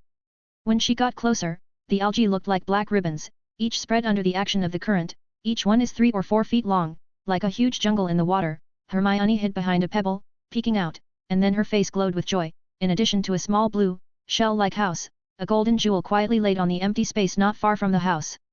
So lucky! Hermione thought gleefully when a black shadow silently approached, and Hermione got knocked out and smashed on the sand. Luckily she had been protected by the humanoid shield charm, so she was merely affected by the aftershocks of the impact. Hermione blinked and looked at the black salmon wagging its tail away. It also seemed to be attracted to the small blue shell-like house, trying to get closer and closer, but it could not get in. She desperately tried to brainstorm and quickly made up her mind. Hermione advanced along the shadow of the rocks at the bottom of the lake. Halfway through, she also picked up a piece of broken algae for cover. As she moved closer and closer, the salmon rushed toward her as she watched. Hermione narrowly dodged it. After rolling twice in the water, the humanoid shield charm completed its responsibility very well, but she wondered if the protective layer on her body would be torn if she took a few more hits. The black salmon tail swung nimbly, and once again rammed aggressively over, when at some point a pale layer of white light condensed on Hermione's hand, as a rune appeared. She opened her eyes wide and tried to read the salmon's movements. The white light on her hand became even brighter, as she nervously mumbled, I have an advantage over everyone else. Even if I can't use ancient magic, I still mastered quite a few individual runes, that's like few simple magics. Bang! The glowing fist smashed hard on the salmon's head, and the fish maw immediately churned out as it got knocked out by Hermione's wild bull rune Uras with a single punch. Great! Hermione said excitedly, she had thought it would take a few more attempts to succeed. She didn't bother to look at the salmon that was floating in the water, and quickly swam behind the little blue seashell-like house and stared at the golden gem, which looked as big as her head. When she touched it with the hand that had the watch on it, the dull golden dial lit up, as the golden gem on the ground merged into the watch as if it had melted, and the dull golden dial lit up a bit. Hey? Is there a progress reminder? It's a bit like the coin Harry used when he was practicing apparition. Oh, it belongs to Valen now. Hermione thought pleasantly and started to walk into the small blue house to receive her test. Number Gavin Papa, thanks for your love and support. There are 494 chapters on Patreon. 437, Chapter 437, Adventures at the Bottom of the Lake, 2. On the shore, Ludo Bagman shouted excitedly in a loud voice, "Look, Miss Granger has managed to bash the salmon, and that salmon is at least 2 feet. Is this some kind of rare talent?" Fred and George smiled playfully and said, "Hermione probably won't be happy to hear that." "Oh, Professor McGonagall reminded me," Ludo Bagman continued, "that's the power of ancient runes, a subject I honestly don't know much about. Isn't that just a translation study? And about the Uagadud champions' previous behavior of giving up their wands, the results of the judges' discussion concluded that since the rules did not explicitly state that they could not give up their wands, they were within the scope of permitted action, although it would pose a challenge when it came to repossession. Now, let's get back to the task. The champion of Ilvermorny has successfully challenged the purple level, and now he is faced with a choice, an amulet, an ice bomb, or lo behold, he has chosen the second one, which can freeze a lake on a small scale. Durmstrang's Crumb is approaching the area where Grindylow exists. His not-so-successful shark transfiguration has only added 2 gills and a mouthful of shark teeth, and frankly, I don't expect those thin rows of fangs in his mouth will ever come in handy. Back to the point, Crumb lives up to his reputation as a Quidditch international star. His excellent physique allows him to swim forward with his wand in his mouth, not to mention his accidental discovery of a golden gem midway through the game, allowing him to grow to 2 feet. Oh, crap! He got surrounded. Dozen of Grindylows found him. If he was in his normal state, these little things simply can't hurt him, but it's different now. Can he still be dexterous enough to cast spells? Yes, he wisely chose to avoid and give up that blue level. In the Black Lake, Hermione is facing a choice. After she succeeded in solving the puzzle, a hollow voice told her she could earn a reward, and the options included, any one question within the rules, the topography of a small area around her, a 10-second message to her teammates. Hermione was tempted by every option, and after some weighing, she picked the one she needed most at the moment, the topography of a small area around her. The hollow voice repeated her options, and after a few seconds of silence, a map appeared in the air, and Hermione's eyes lit up, firmly remembering the gold and purple dots of light that appeared on the map. Meanwhile, Harry finally managed to complete the humanoid shield charm a few minutes ago. He pretty much repeated the entire process of this charm's development. Fortunately, he went to Classroom 7 a few days ago, and Professor Happ's memory body, who had nothing better to do, talked about it in more detail. His humanoid shield charm looked like a monstrous bubble head charm, except it covered his entire body, which caused his movements to become quite a bit slower than his normal speed would have, but in any case, he barely gained the ability to get out of his protective shield. Thinking for a few seconds, he put a hand out of the protective shield, touching the cold water. The patterned globe fish finally got tired. He wondered where it ran to rest. Harry took a deep breath, his whole body stepped into the water. He looked like a squeezed deformed bubble. The bubble closed tightly around the limbs, and bulging in the head, chest, and abdomen area. If he sprawled on the ground, he would look no different from a toad. Maybe it would be easier that way, Harry thought bitterly. He swam a little further, as he often did in Quidditch, moving up high and searching for the golden snitch from above, only this time he is searching for a target in the water. A dark, hazy, strange landscape unfolded before his eyes, a vast expanse of black and shadowy green intertwined with each other, soft algae bobbing like strips of cloth, and small shiny rocks mixed in with the dark mud, which is not what he is looking for. He first found the blue light that shone like a star, the wisdom hurdle. Well, Harry remembered that location and decided to look for it later. This time he found the bright purple light, which is the hurdle that needs to be fought. Harry hesitated a bit, but still, he decided to challenge the purple level. He smoothly reached the small purple house. The process of entering the atmosphere from the lake gave his body a layer of goosebumps, followed by a sudden feeling of something swept across his mind. The effect of practicing occlumency showed up, and he immediately resisted the invasion of this unknown force. Phew! Harry breathed a sigh of relief. He walked into the small purple house, rummaged around inside, and found nothing. He froze. What is going on? What about the test? Harry puzzled until he suddenly thought of a possibility, just that invasive presence, it cannot be the test, right? Harry relaxed his consciousness and waited quietly for a few seconds, then there was a flash before his eyes and he found himself in a spacious square arena, where a kneeling hippogriff stood up and looked at him menacingly with widespread wings. Harry grinned. It's a hippogriff, although a bit odd-looking one, but Harry has a friend named Buckbeak who is also a hippogriff, and he's quite accustomed to them. He also likes their natural transitional fur, from dark grey, bronze, red and white, to luminous maroon, and finally jet black. Bow, don't blink, don't evade, time seems to go back to the school year. Harry swiftly became friends with it. As a result, it insisted on taking Harry on a ride to fly around. While Harry was worried about how to pass the hurdle, he heard the offer, so accepted it. After a ride when the hippogriff landed smoothly on the ground, the sound of passing the hurdle also appeared. Pass the level smoothly, please make a choice. Amulet, which will protect your freedom of movement underwater for half an hour. Squid juice, which will obscure vision. False wand, which will release 3 shield charms. Harry blinked and stared at the hippogriff that is standing aside, and he suddenly came up with a great idea. I want the amulet, he replied. A few minutes later, he returned to the location of the protective shield, while picking up a golden gem without any hassle, and grew a little taller. He felt his magic power is considerably more active, and he can use some simple magic now. I am more confident now, Harry thought as he placed the amulet on himself, while cancelling the immature humanoid shield charm. He grabbed his wand in one hand, and a quaffle ball-sized water snail clutched under another arm as he looked deeply through the shimmering bright protective shield. Then he entered the black lake water. His body first felt chilly, then became warm. The amulet worked surprisingly well. Harry freely stretched his body in the water, it only felt very cool and comfortable, and his body became very lightweight. Harry used his wand to measure. His Hollywood Phoenix feather wand is 11 inches, under the calculation of this he is now almost 1 foot 7 or 8 inches tall. After spending some time, he managed to find the patterned globe fish that was lingering near the protective shield. It looked tired, maybe it was an illusion, but Harry always felt that it had a small bulge on its head. Come on! Harry shouted, and the patterned globe fish immediately looked over. Its eyes almost bulged out. Compared to the patterned globe fish's 1 foot, Harry is more advantageous at the moment. Harry laughed happily when he saw the fish rushing towards him with its long legs. Half a minute later, the 2 legs of the patterned globe fish is tied with a knot. Harry was also looked out of breath, but he looked quite satisfied with his results. The water snail was thrown next to the patterned globe fish, and it stopped struggling, looked twice at Harry, before lowering its head to enjoy the food. The next 10 minutes, Harry used the water plants to weave a simple knot and placed it on the body of the patterned globe fish. At this moment, 20 minutes had passed since he woke up. Then he carried his wand, to untie the knotted legs of the patterned globe fish. You carry me for a while and I will not pursue the matter of you pestering me. Harry came close to it and said.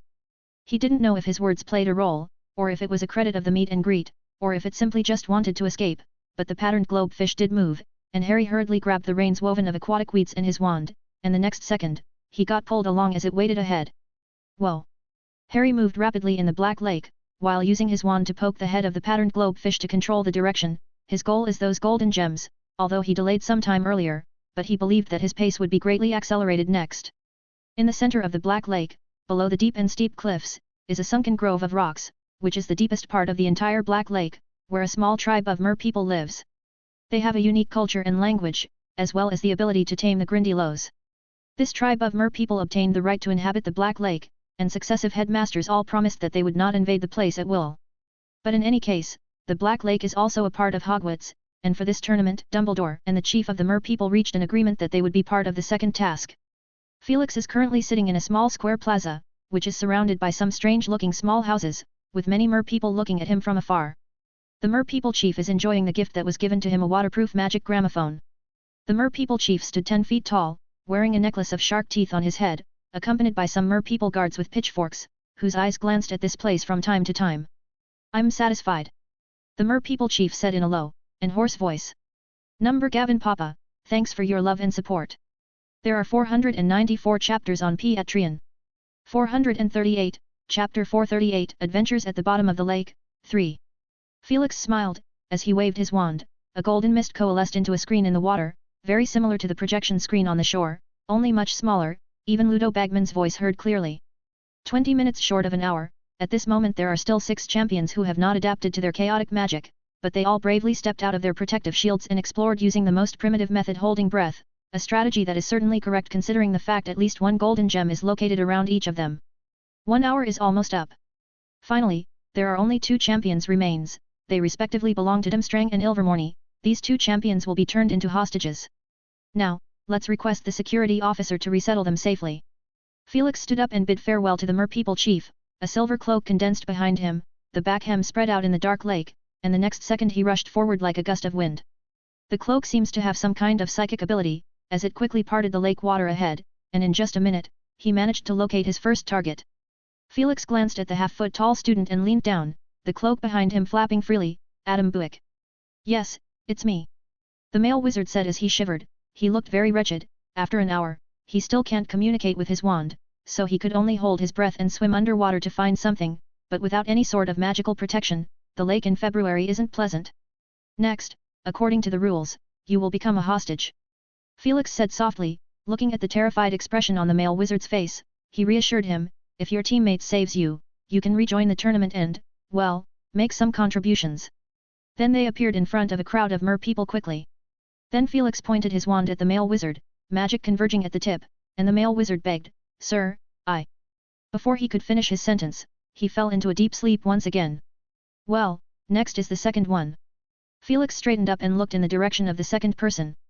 On the shore, the audience watched in awe. There were just too many wonderful scenes to see all together, and in the cold winter wind, Ludo Bagman's face steamed up as he narrated in a loud voice. Our security officer has managed to pick up the first hostage, although shoving him into his pocket seems a bit rough, but don't worry about them choking. 2 hostages will be tied to the stone statue in the Merpeople Square, awaiting their rescue. I'll do a quick recap. Hogwarts 2 teams of champions. The first team explored methodically, collecting an average of 3 golden gems each and restored their basic spell casting capabilities. Cedric Diggory used an ice bomb and extended the freezing range with his magical assistance, thus successfully freezing a dozen Grindylows. Collins Foley's Black Mist was also quite impressive.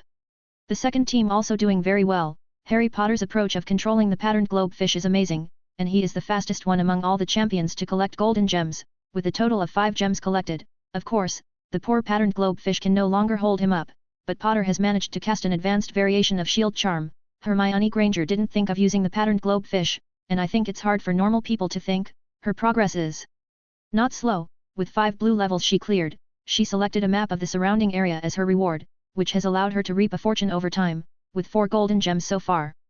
The last champion, Ron Weasley, was stalled at the beginning, but he managed to find a golden gem on his 4th attempt on entering the water by holding his breath. After that he managed to escape back to the protective shield under the pursuit of a Grindylow.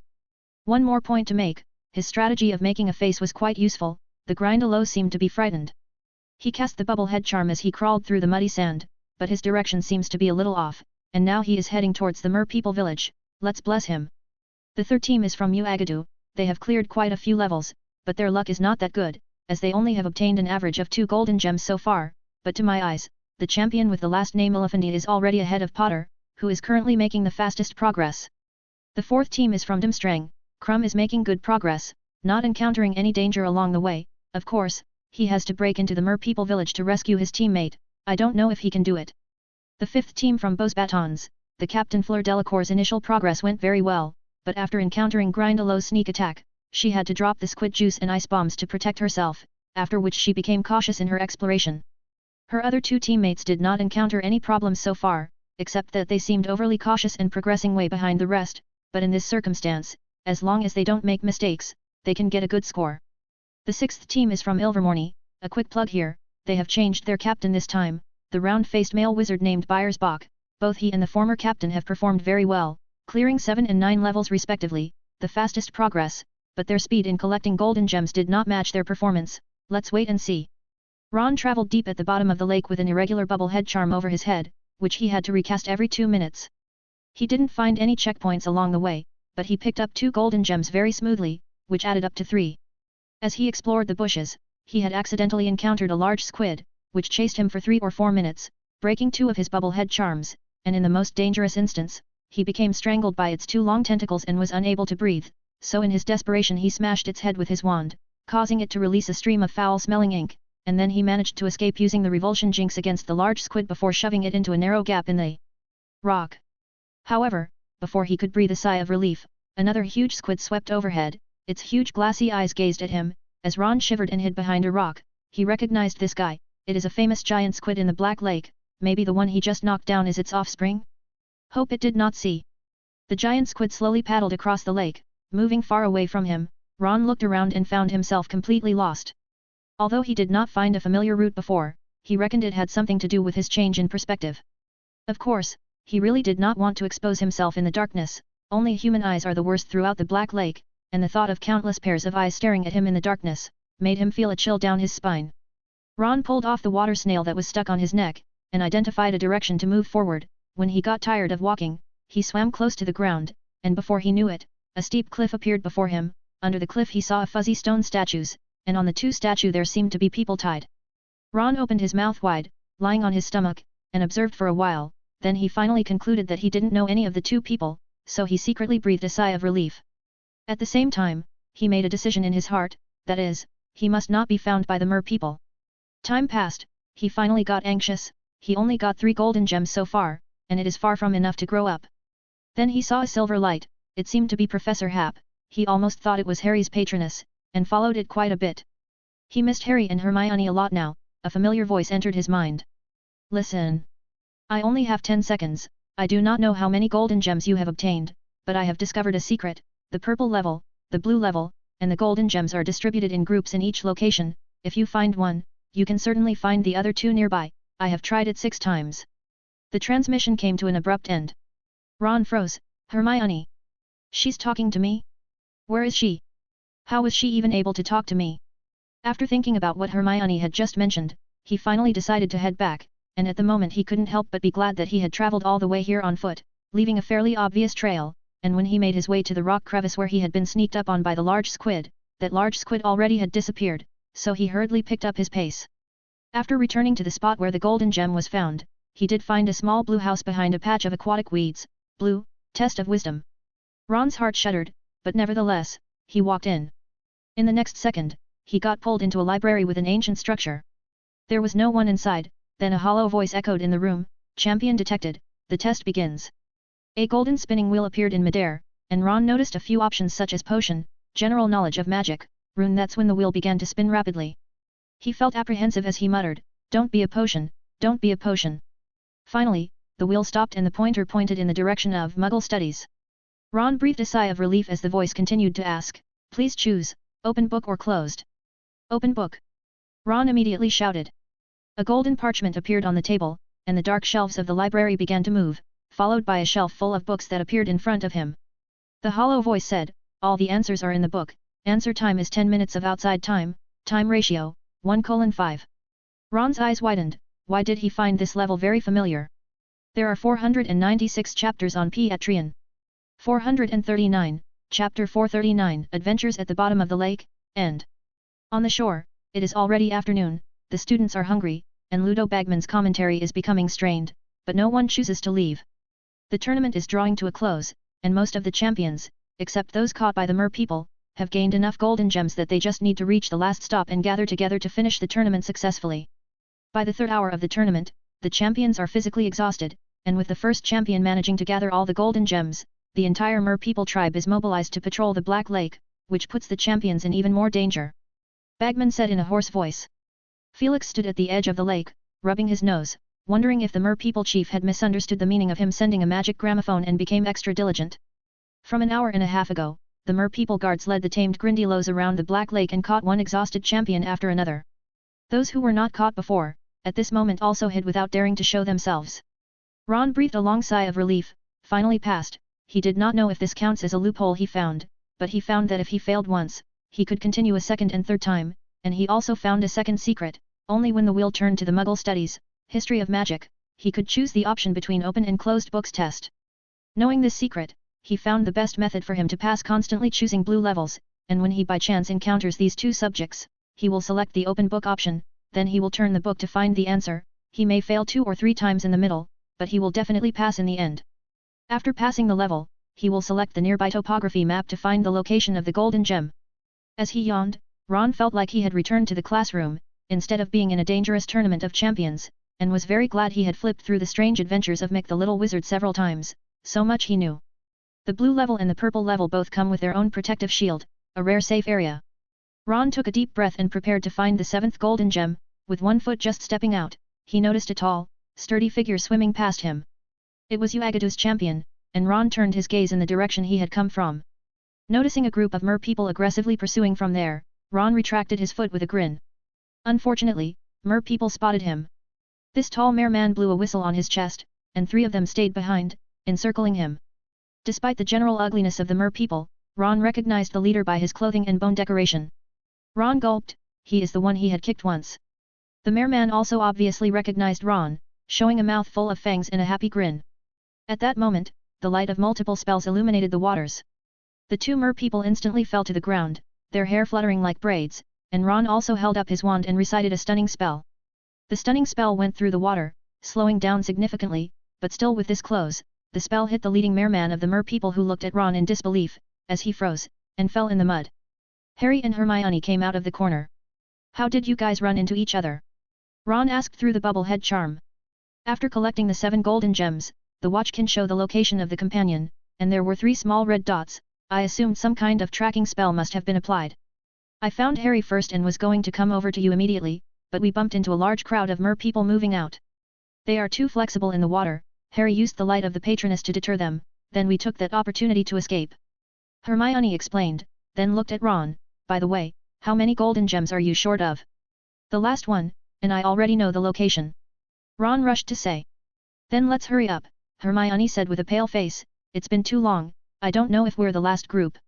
Definitely not, Ron said, I just saw a new Agadud champion, and he's being chased by a group of mer people. Oh, I guess he can't get away unless, Hermione said pessimistically, suddenly staring wide-eyed as a loud bang came from not far away as a cloud of sand flew. Hermione, you and Ron go find the gem, I'll check out the situation. Harry said. They quickly separated, and a few minutes later Ron and Hermione found the gem without incident, but the noise grew louder and louder, screaming heard distantly in the water everywhere. After a while, Harry returned. Go! He shouted, his expression looked panicky. What's wrong? Ron asked in wonder. Run and talk. Harry said decisively as they hurried toward the final location, the sound of rushing getting closer behind them, as if 1,000 horses are chasing after them. A tall tornado of water carrying a mass of mud and sand formed a yellow-brown whirlpool. A few teams of champions have reached an agreement. They stormed into the mer people square, rescued all the hostages. I saw Strang, Ilvermorny, Cedric, and the rest. Harry said as he braced the humanoid shield charm. And you Agadu? Ron said with a pale face. How do you know? Harry asked casually as they got closer to their goal. I saw that elephant guy. Ron said with a blank look in his eyes. Harry and Hermione could not help but look back. A few hundred feet behind them, bright light illuminated the bottom of the lake. Harry guessed that Cedric used illumination. An elephant shook out its trunk and charged forward. Muddy sand spread out, thoroughly churning the bottom of the lake out. On the body of the elephant sat a dozen people whom he saw before, including Cedric, Collins, Roger, Crumb, Fleur, and 2 other Uagadud champions. What are we going to do? Ron asked hesitantly. Less than 200 feet from them, a high platform stood at the bottom of the lake, and a flicker caught their eye. You guys go first. Harry said. There's no need to be a hero, they'll be fine. No, Harry hesitated, I know they'll be fine, I just want to use a spell. You guys leave, I'll be there soon, we'll be number 1 this time. Then use it, we'll wait. Hermione said impatiently. Harry took a deep breath and raised his wand horizontally. He is now completely recovered his normal magic power, can exert his full power, and the key thing is, he happened to thought of something when he saw Professor Hap rushing in a silver cloak before. This made him see more possibilities for this charm. Expecto Patronum number. A huge silver light burst out and a silver solid patroness stampeded through the silver waves and rushed in the direction of the elephant, which got surrounded by hundreds of mer people, even more grindylows, and a few sharks that formed a huge encirclement. After he recited the incantation, Ron pulled him and rushed towards the high platform. The other side. What now? Collins asked. Does anyone have any more ice bombs? Cedric asked. They're all used up. Byers replied. Let's charge through them hard. Graves shouted, his face looked white as paper, or, of course, it could have been from a long time soaking in the water. Look over there. A large silver stag rushed over, the lake had no effect on it, it quickly swept past the crowd, and stood between them and the mer people, emitting a ring of silver ripples. The mer people had never seen a patroness before, and for a moment they didn't dare to approach, looking warily at the big thing that had suddenly appeared. Let's get out of here. Let's use transfiguration to buy time. Cedric was the first to come to his senses, as he recognized the patroness. The elephant galloped up again, and the rocks and aquatic plants behind them transformed into hounds, shields, and ropes under the effect of transfiguration, as they made their way to the high platform. Harry, Ron, and Hermione sat on the high platform, exhausted. There are 496 chapters on Patreon. 440, Chapter 440 Returning. African elephant made a sharp trumpet and collapsed on the ground, its broad and burly back tumped a little from the impact as it caused 7 or 8 people to stumble down. Some of them were too tired, so they simply slid down as if they were on a slide, and their bodies rolled twice on the platform, gasping for breath. The champions both physically and mentally have been exhausted and reached their limits. Harry realized that he can hardly even move at the moment, from head to toe every muscle hurts badly. He tried to lift his head, but his neck seems like broken, so he can only slant his eyes to look at people in the afterglow. He looked at Ron and Hermione, all three of them breathed like leaky old bellows. At that moment, Ron burst into exaggerated laughter, he fell on his face, his fist thumped the white marble floor, and even tears came out of his eyes. Look, at the elephant's trunk, haha, looks like a snot bubble. Harry and Hermione barely looked over, the African elephant is crouched on the floor, slowly regained its human form, but you can still see, the elephant's long trunk with a bubble hanging at the end. Harry guessed it is a bubble head charm, but, a snot bubble? His shoulders suddenly shook, as he tried his best not to laugh out loud, and Hermione also seemed to be holding it back very hard. Cedric, Collins, and Roger limped next to them, without caring about their image, they sat on the ground, gasping for air. Cedric originally looked very white, and now after being in the water for a long time, he looks even paler like a vampire. Collins seemed to have caught a cold, her nose making a broken whistle with each breath, and as for Roger, he laid straight down on his back and performed a duet with the Uagadud champion who is slumped on the ground, snoring loudly. He's exhausted, Cedric said wearily, pointing to Roger Davies. Thanks, your patroness was a big help. It was not much of a help, Harry said awkwardly. He wasn't very comfortable with the atmosphere, so he busied himself by looking up and around. His neck started to hurt again, the skin on the back of his neck stiff like an old tire leather. Is everyone here? He asked, out of breath with a grin on his face. Then he saw a pale-looking flirt talking to a girl, and Crumb grimacing, his strength surprisingly good as he walked around in circles, occasionally raising his head to stare at the approaching mer-people guards in the distance. Graves, whose face mirrored Crumb's, glared at a champion who had his face buried in his knees. He shouldn't have gotten out of his protective shield in the first place, so I guess he'll get a lot of points off, Cedric said, following his gaze. Everyone's here, but you guys, weren't got caught. Harry and the team shook their heads and Cedric's mouth curled with a smile. Then you're lucky. Mer-people are difficult? Harry asked, trying to keep the smugness out of his voice as he inclined his head and looked beyond the high platform, which is surrounded by hundreds of mer-people, but the sense of crisis didn't exactly rise in him. The water is the mer-people's home turf, and they have developed a cooperative system. Cedric explained, they can weave thick slippery ropes, lassos, and large nets with aquatic plants. Every one of them is good at sneaking in. Harry stared at the mer-people's iron-grey skin, long dark green aquatic grass hair, and cloudy yellow eyes, and had to admit that there is some truth to this statement. He and Hermione had been sneaked upon as well, but like Cedric said, they were lucky enough to together at the time. And those Grindylows followed us like hunting dogs. When mer-people command them they acted completely different from when they are alone. These Grindylows could follow simple commands, like holding a rope in their mouths or something, and the more time passed, the more tired we are. Even magic is almost impossible to use. Cedric said, shaking his head. At that moment, a silvery light broke the surface of the water, descended straight down from above the black lake, Tade, and landed gently on the platform. Felix looked around, the silver cloak behind him slowly turned into crystalline dots of light. He calmly announced to the crowd, the tournament is over, all champions stand in a circle, and I will take you back to shore.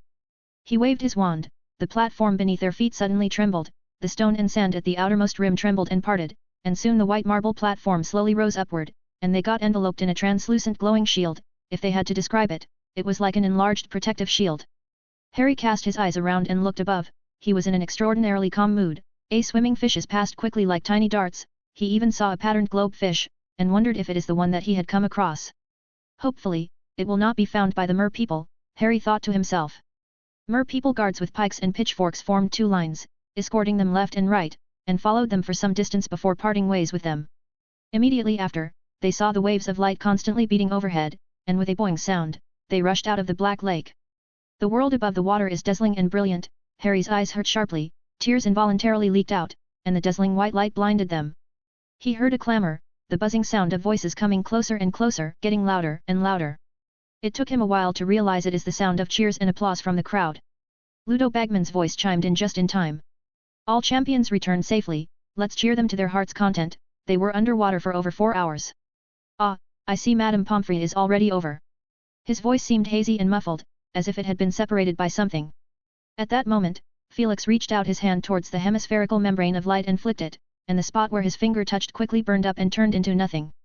Immediately after a fresh, cool air rushed in, Felix took a deep breath, smiled at the champions who also breathed heavily, and said, "Champions, we have arrived above, be prepared to receive the cheers."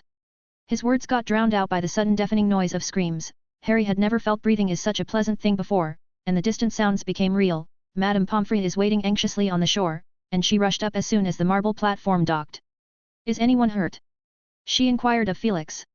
"There may be some scrapes or bruises, nothing serious, their problem is that they are too tired," Felix said, while looking at the sprawling group of champions. A few snored loudly, the enthusiastic cheering around them not affecting the quality of their sleep at all. Well," Madame Pomfrey said, taking a thin-mouthed vial from her potion case and pouring potions into the champions' mouths one by one. The Uagadou champion who had slept the most dazedly gulped it down, then rolled over and went back to sleep.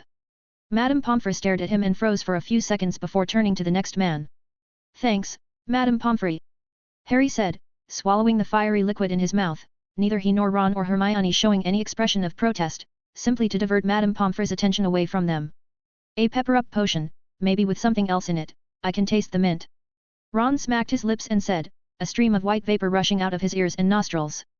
"The shore is chaotic." Percy strides over and clutched Ron with a death grip. "I'm going to be choked to death by you, Percy."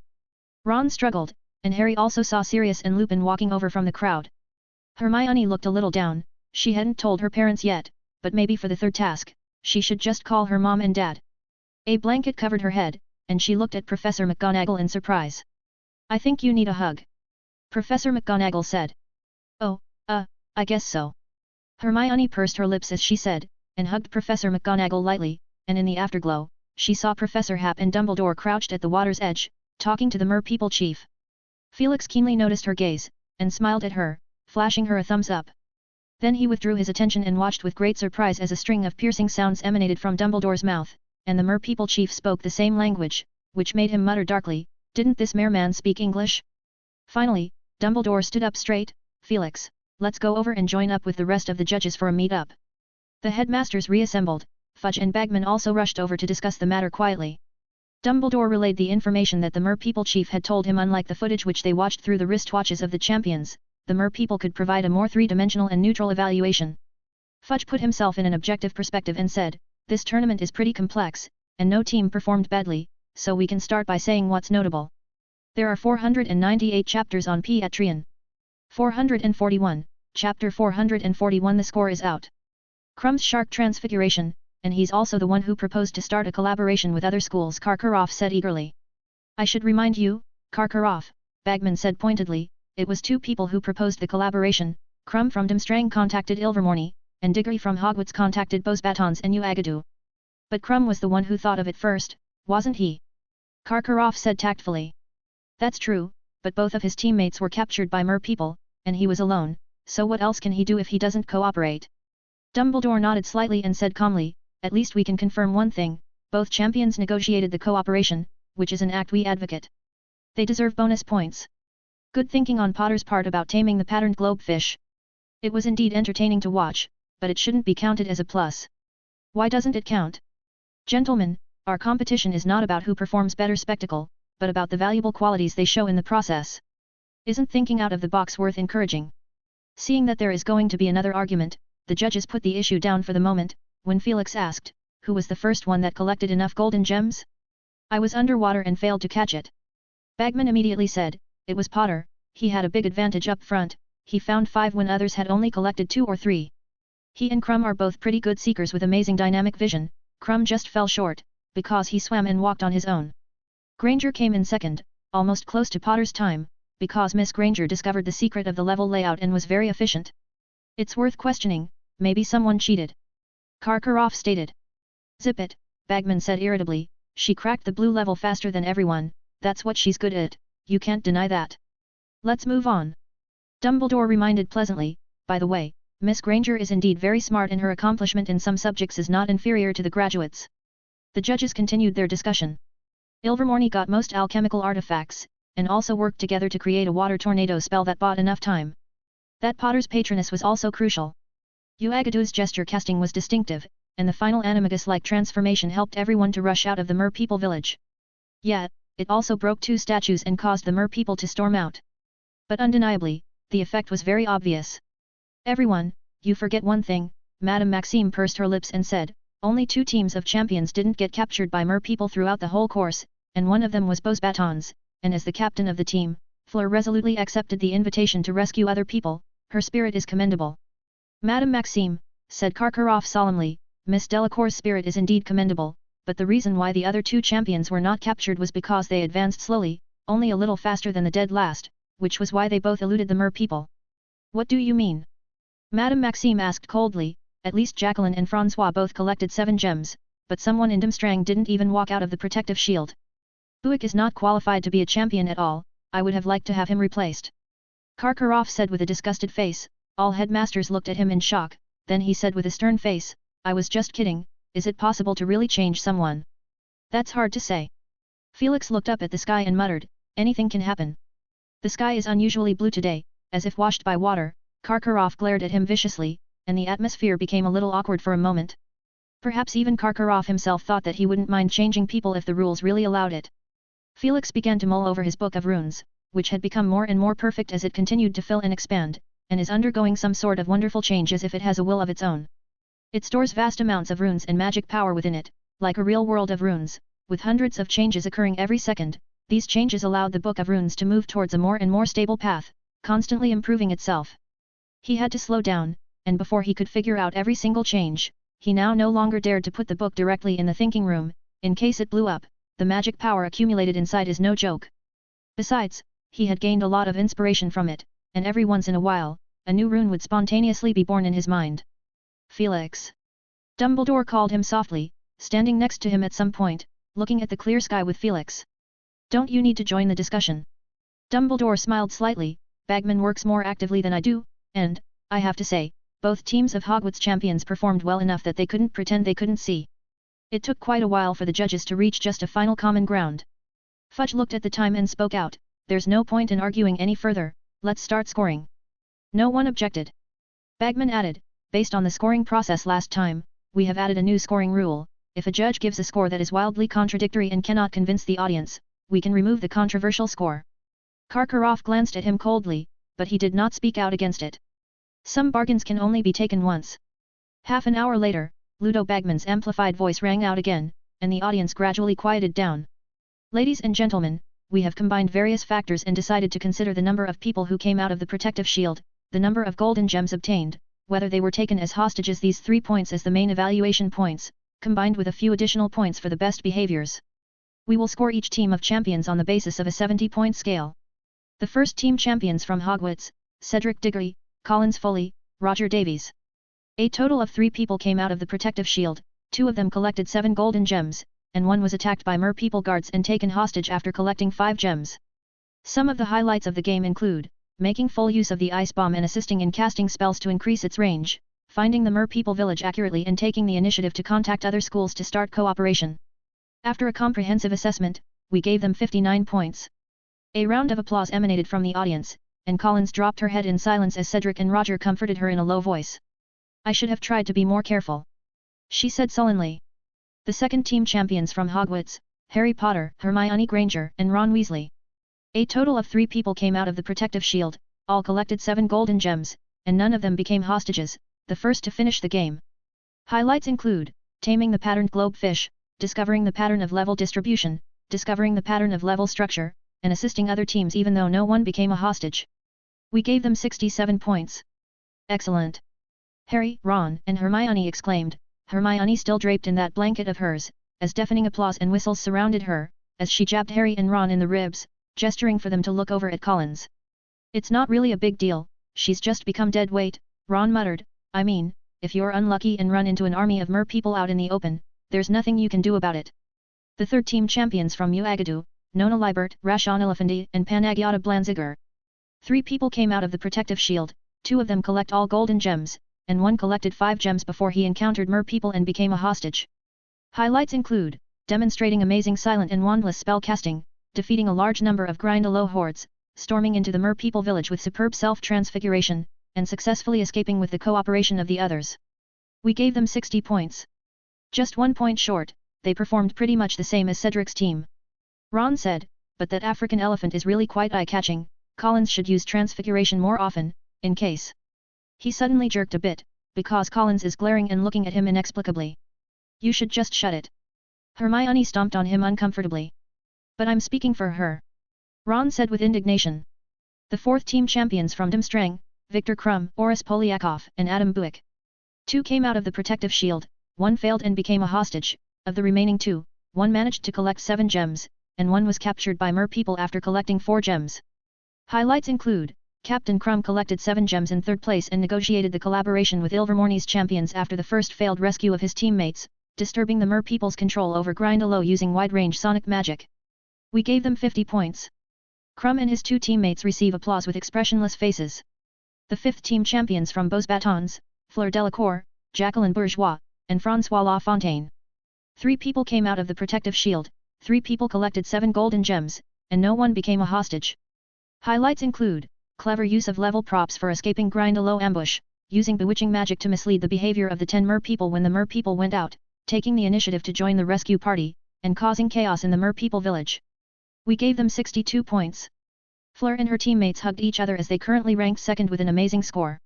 The last team champions from Ilvermorny, Byersbach, Victor Percival Graves, and Lun. 2 came out of the protective shield, 1 failed and became a hostage, 2 collected 7 gems. Highlights include, breaking through the most number of purple levels and gaining a large number of temporary props, creating disorder in the Mer people village, and after escaping from the Mer people village, the 3 champions cast a water tornado and blocked the Mer people guards from pursuing them for a while. We gave them 50 points. The 3rd and final task will take place on June 24th evening, Bagman continued, and the champions will be informed of the specifics of the task about a month in advance. Thank you all for your support for the champions. As well as thanks to the Future World Company for their support in this second task. The audience froze for a moment and continued to applaud enthusiastically as Ron yelled at the top of his lungs in the warm breeze, I bet Bagman received advertisement money from Professor Hap. Harry couldn't agree more, he clapped hard and followed the crowd in cheering. It is over, he thought, 3 long months of preparation, the 3rd task is in 4 months, he has enough time. Then he immediately filled with a wave of ecstasy. Ron and Hermione got the 1st place, it is simply unbelievable, but there is no doubt that they have the highest score among the 6 teams. Maybe there is some conversion needed. Harry thought about the special rule for the Hogwarts teams, his mind got dizzy and didn't want to think about it a bit. Hermione would tell him in the end anyway, all he had to do now was Carnival! Carnival! The students shouted, waving their arms widely, venting the turbulent emotions in their hearts. There are 498 chapters on Piatrian. 442, Chapter 442 Gratitude. The way back to the castle from the Black Lake was filled with laughter. Felix reckoned that they would occupy the Great Hall for a celebration, just like last time. The only difference would be that the champions from other schools also followed the crowd in the direction of the castle. We've achieved our goal, haven't we? Bagman said as he stood next to him, to get the students to cooperate in a competition. That doesn't sound like something that would come out of your mouth. Felix chuckled slightly. Oh, well, it's actually Barty's statement that I ripped out of his office. Bagman explained in a whisper, I'm not very good at this, but if we need to liven things up, let's get back to business. He suddenly became restless. It's about that, what do you call it, the magic projector. He stammered and looked away as the students walked down the marble steps into the castle in a queue, with occasional crackling explosions, or red sparks shooting from the tip of someone's wand.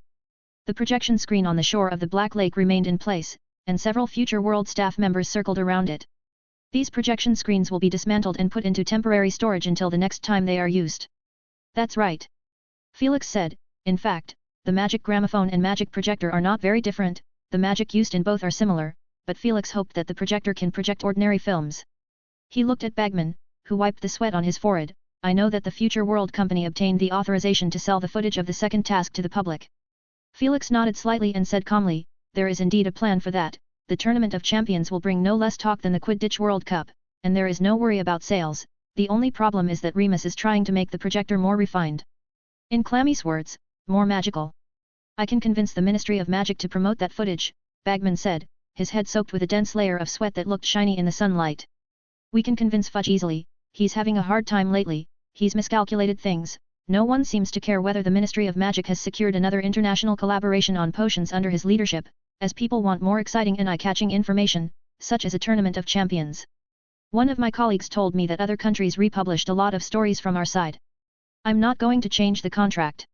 Oh, of course not, it won't affect you, I'm just making a suggestion which Fudge will agree to, he wants to divert the public's attention. Bagman said slowly, you know, there's been a rumor going around the ministry lately. Dark Mark, that old Barty was arrested, and Scrimgeour has a strong opinion. Don't be a spoilsport, Hermione, we're definitely going to have some fun after a painful while. Ron said cheerfully. Fleur and her companion had just left, and she had come over to thank Harry. She gave Harry a couple of kisses on the cheek, much to Ron's envy. The Uagadou champions then parted the crowd and praised Harry for that wonderful patroness charm. Captain Nona Libert also presented an amulet to Harry that looked like some sort of hollow knot woven from leaves and twigs. It will bless you. Nona said with confidence. The other two Uagadou champions stood next to her like guards, and for the first time, Harry stood so close to them that he suddenly realized how tall all three of them are. Harry took the knot and mumbled, thanks. Then he hooked it on his shirt. That looks nice. Nona said with a smile, and they turned to leave. The trio was overwhelmed by what happened after that, as one champion after another looked for a chance to be alone with them just to have a few words. Even the gloomy and shrewd-looking Graves came forward to talk to them. Harry hadn't felt too comfortable with him before because he had tried to attack Hermione with a powerful spell, but to his surprise, he took the initiative to talk to them. Which direction sunrised?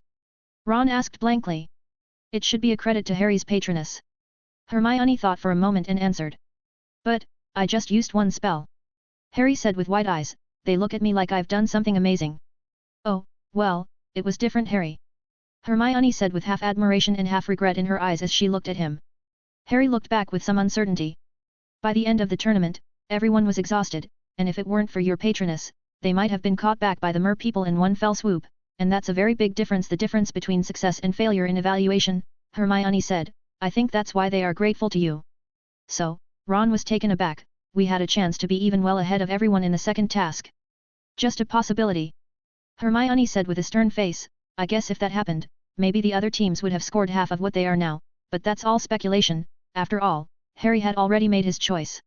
Harry scratched his head before. He didn't consider that much, he just felt that on that occasion he had to do something, not to mention Cedric and the group were also involved as well. Hermione's words made him blush a little. Luckily at that moment the Weasley twins passed in front of them, so he winked at them as he followed the pair. Hello, Mr. Bagman, can we buy you a drink? Fred and George said with smiles as they stepped forward. Oh, boys, well, let's go talk over there. Bagman said, leading Fred and George out in a hurry, narrowly avoiding colliding with Harry, Ron, and Hermione who were following them. They tacitly slowed their pace, while keeping their ears open to listen. I'll get the payment soon. When? It's today. So don't worry, boys. Bagman said in a raised voice, and then he disappeared into the Great Hall with the twins. Guess what they owe, Professor? Hermione said as she looked at Felix. Harry and Ron also greeted him. Felix nodded at them and smiled, congratulations. He said meaningfully, you guys are going to be famous for this game. Is it in the newspaper?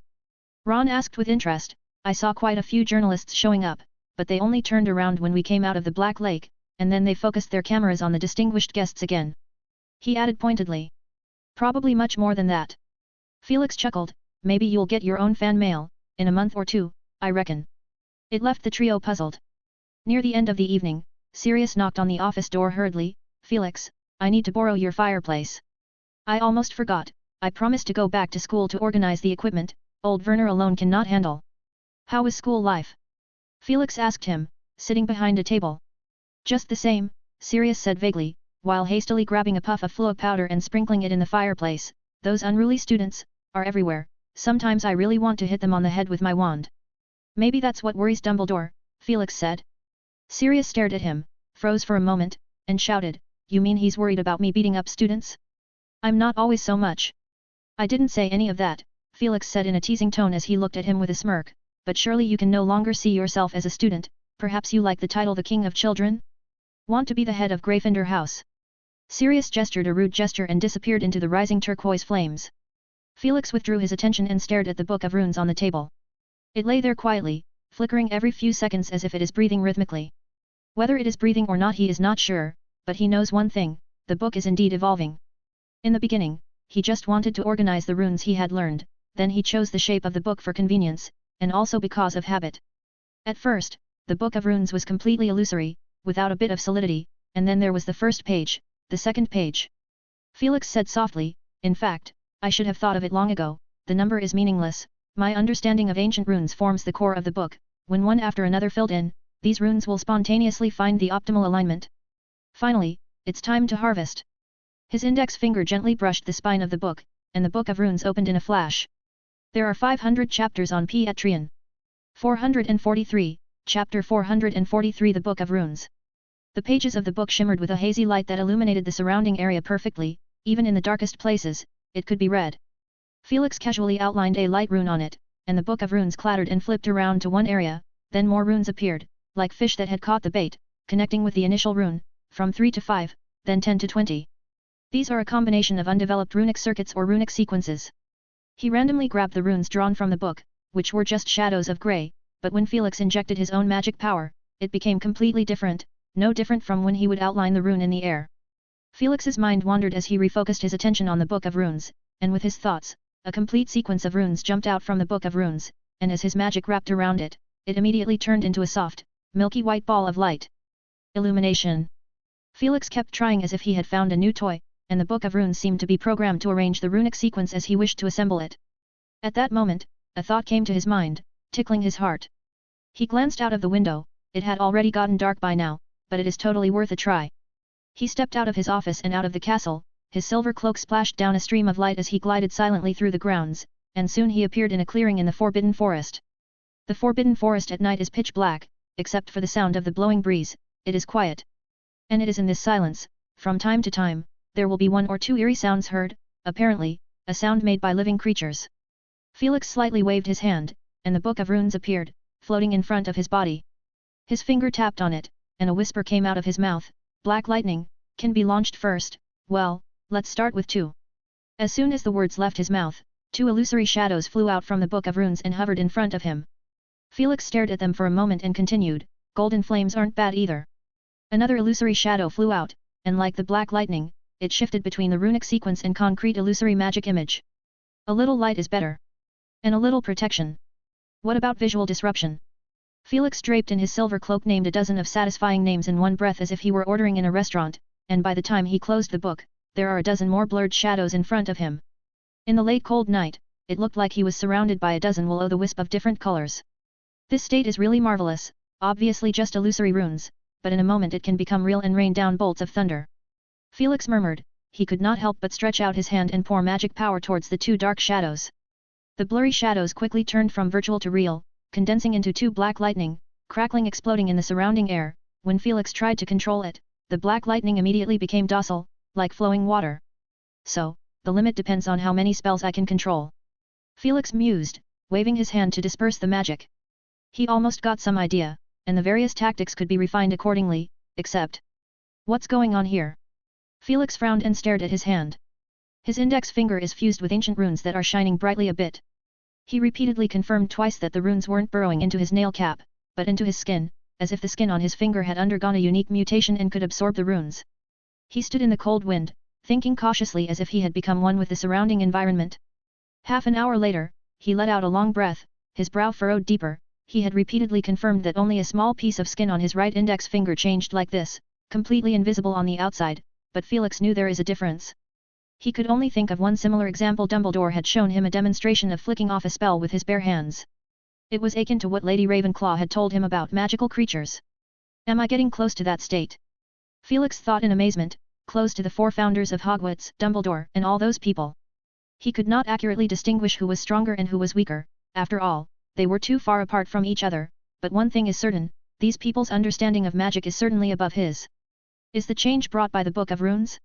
Felix couldn't help but guess, he had chosen the runes as his path and stepping stone to realize magic, and in his office at Hogwarts Castle, he was once confused when he first saw the manuscript of Salazar Slytherin, yet he strengthened his confidence. Later on, he even perfected the Book of Runes by chance. Is this an indication that he has gone far enough on this path? A sign of a metamorphosis. Felix believed that this is a manifestation of his own increased affinity for runes, and probably various resistances based on it will also increase accordingly, only he didn't know how far this change would eventually reach, and how long the whole process would last. Magical creature? Or rune being? Felix pondered the difference between these 2 terms and smiled slightly. The many phantoms behind him disappeared in unison. He is looking forward to the arrival of that day. The next day is the weekend, and the young wizards have not yet gotten over yesterday's match, and the topic of discussion cannot be separated from those wonderful performances. Harry and the group had planned to spend the weekend catching up on their homework or figuring out what the third task would be, Hermione's idea, but there were so many people in the common room, and they were enthusiastic enough that they would occasionally walk by where they were sitting in the corner, and tap them on the shoulder to say, "Good job." Or suddenly sit next to them and ask them for more details with a look of awe. "Can you hear sound in the Black Lake?" "I can hear a little," Harry mumbled. "Didn't your hand hurt when you smashed the salmon with your fist?" "It's protected by magic," Hermione said dully. As the morning passed, Harry finally couldn't resist giving Ron and Hermione a wink as they catwalked out of the common room and ran to an abandoned classroom, a place they frequented to practice magic as well as the place for dueling study group. "Actually, I wouldn't mind talking about it, but they know more about what I did than I do about it," Ron said with a torn expression. He felt that one of the downsides of the projection screen is that it took away his ability to flex his muscles. "Think about it," when he described in graphic detail to the onlookers how scary the big squid was, "it's a lot bigger than me." Immediately, someone next to him said the wand used as a spear was too weird. Or when he tried to make a joke, "Guess what I saw?" A serious answer appeared, "A Mer People Village." Others said red hair or the shroud of the bubblehead charm, and finally the audience left him the main character behind, and argued among themselves which answer is more accurate. Ron yawned, tears coming out of his eyes. Maybe I should go back and catch up on my sleep, I slept too late last night." "I want to see Hagrid," Harry said. "Then I'll meet you in the library, it's definitely less crowded today," Hermione said conclusively. Hermione ran off to the library alone. Her two roommates last night asked her about the magic that could knock out a salmon with one punch. She rolled her eyes as she took out a rune card and handed it to them. Parvati and Lavender stared in amazement at the card, which illustrated a wild ox rune. Could Hermione's temper have been related to this? Lavender whispered. Parvati tugged on her sleeve and passed her a look, and the two looked over as Hermione was sticking a furry head out of the bedsheet and looked at them with annoyance. Lavender immediately smiled and offered, "How about I lend you that book for 2 more days? There are 500 chapters on Peatrian." 444, Chapter 444 Smell. In the evening, Harry knocked on the door of the Ancient Runes office and saw Professor Happ holding a book and reading it with great interest. "Professor Happ." Felix looked up, the book in his hand silently disappeared, which caused Harry's eyelids to jump. But he had grown accustomed to this kind of strange sight, so he sat down with the professor on the other side of the couch. And with a wave of the professor's finger, an enchanted book flew down from the shelf and landed precisely in his hand. "Professor, I want to ask you a question." Harry didn't rush to open the book. "About what?" Harry told Felix about his unintentional blocking of information from the hurdle during the second task, and finally asked with an expectant tone, "Is this an entry level of occlumency?" Felix thought about it. This can only mean that we are on the right path. Entry level of occlumency does not simply mean that you are aware or can resist external invasion with good preparation, as it is more about improving your sensitivity and self-protection, allowing the mind to spontaneously shield your mind from external influences, including in your sleep. Besides that, it can also effectively strengthen your mind. "I see, Professor." Harry proceeded to read the book he had, although the professor did not acknowledge his entry-level occlumency, but that was probably because he was expecting too much. Harry thought, "I fought off at least one invasion, maybe more than once." He hadn't had a nightmare in a long time. He flipped to a new page, and the page featured a fluffy, orange orb that looked pretty cute. But the next second, he felt itchy all over, more so than when he had eaten Fred and George's canary cookies and faded his feathers. Next he couldn't resist reaching out to scratch. "Ahem." Felix coughed, flipping over a page of the book in front of Harry, and then he continued to read that disappeared book again that he didn't notice appearing again. Harry withdrew his hand, flushed, and fought the sensation, but the itch felt worse than the torture. At least he knew the feeling now is fake, because he is comfortably sitting on the professor's couch, but he can't help but suspect that the professor had secretly cast a tickling charm. Fortunately, the remaining reason kept Harry from asking, and he tried to empty his mind, but it didn't always work, and when he got up to leave as he walked down the castle corridor, he could still feel the phantom tickle on his body. Maybe it is the residual effects of the enchanted book, he thought. It is best not to take a hot bath today. Harry took a deep breath, and the irritation in his mind got suppressed. This is a trick he figured out. When he encounters negative emotions he can try to use the occlumency to block that emotion and then divert his attention. Only he is not skilled yet, and often can't remember to use it, in stressful situations. The weather became a little sunnier in March, but it was closely followed by windy weather. During the first week of March, at least 5 days were passed with howling winds, and Felix could see the flags on the Quidditch pitch whistling as he watched Beauxbaton's carriage and Ilvermorny's school statues through his window. Felix and Valen huddled on the couch, looking idle. He was too lazy to be interested in anything these days, apart from spending most of his time reading the Book of Runes, he even only went to dueling class, which had become an elective when it was his turn. From time to time, he could hear some interesting news. Professor Moody liked to arrange people who disliked each other as opponents. It will inspire your courage and wisdom, he proclaimed. The effect is obvious. At the end of each dueling class, the students looked most miserable in appearance.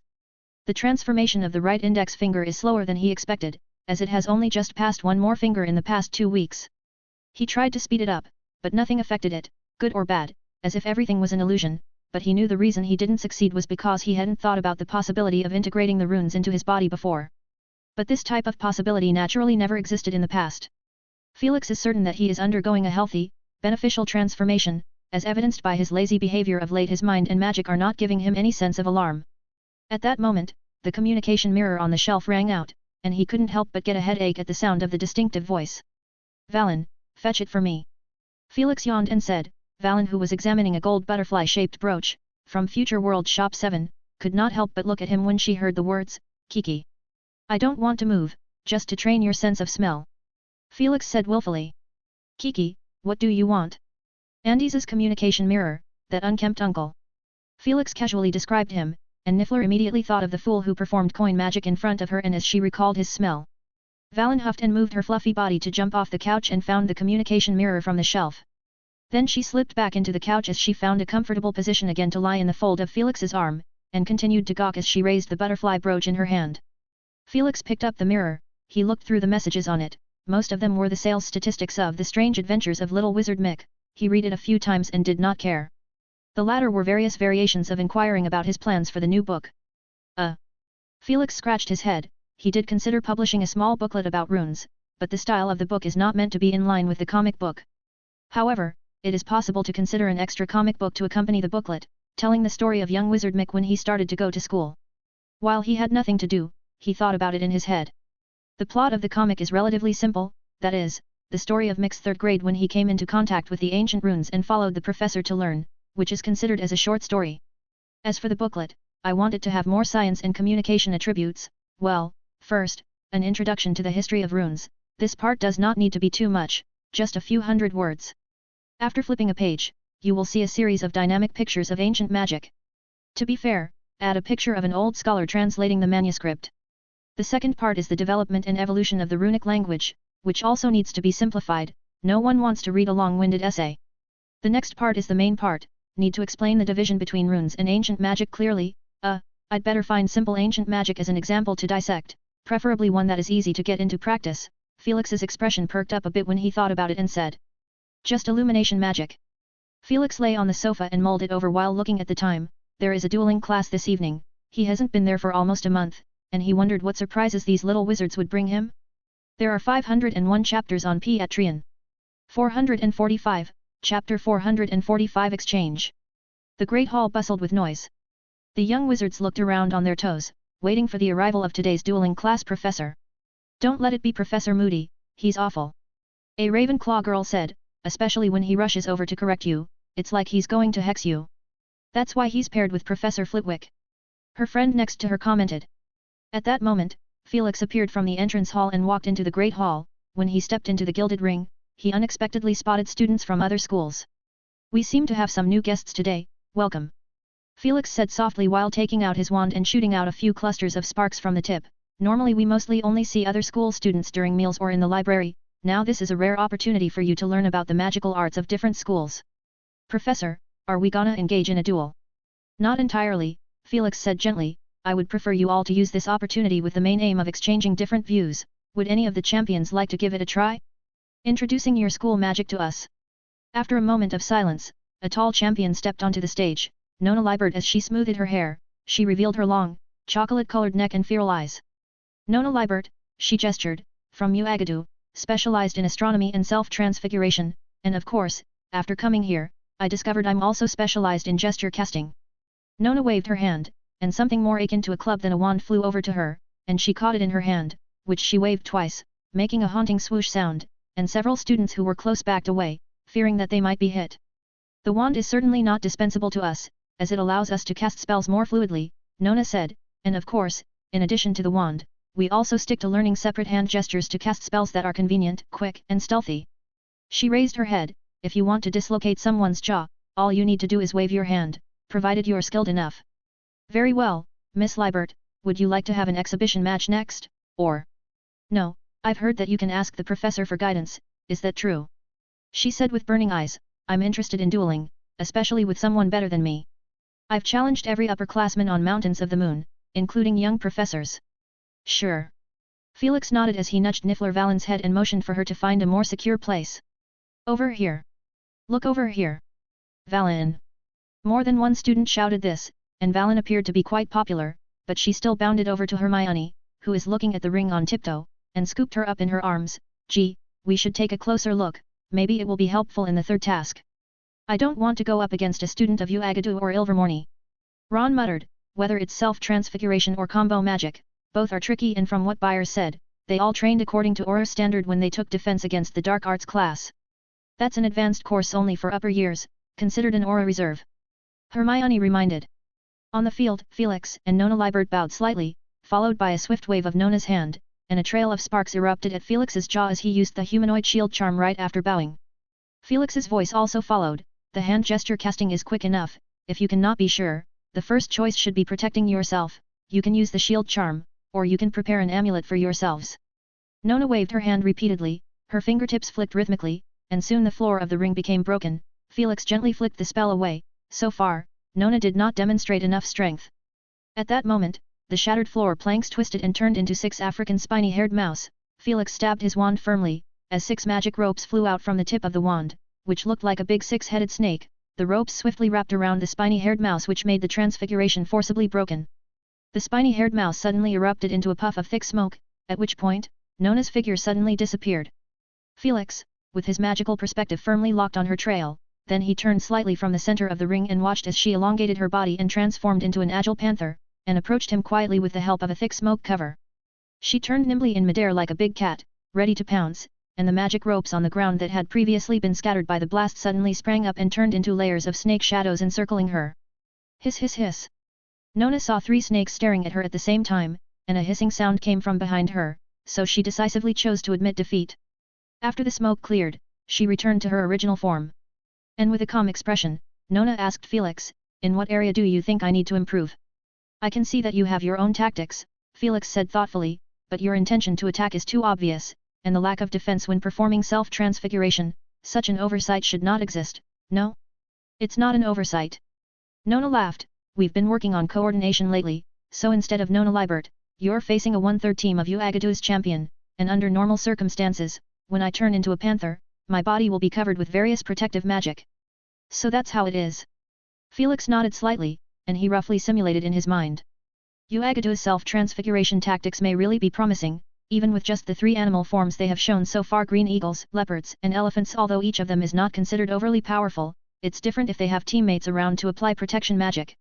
They just need to use their respective strengths as fully as possible and display them explosively, using the green eagle to observe and discover weaknesses, using the leopard to assault and seize important positions, then using the elephant to rampage and break through the traps to open the way.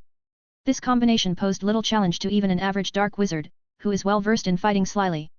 Then a champion from the Dumstrang school came forward, and the crowd looked at him curiously, knowing very little about this champion, who has even less of a presence than the one named Buick. At least that Buick offered a highlight: Professor Hap descending from high above Black Lake, grabbing him and pocketing him, causing an area of the projection screen to go black for a few minutes.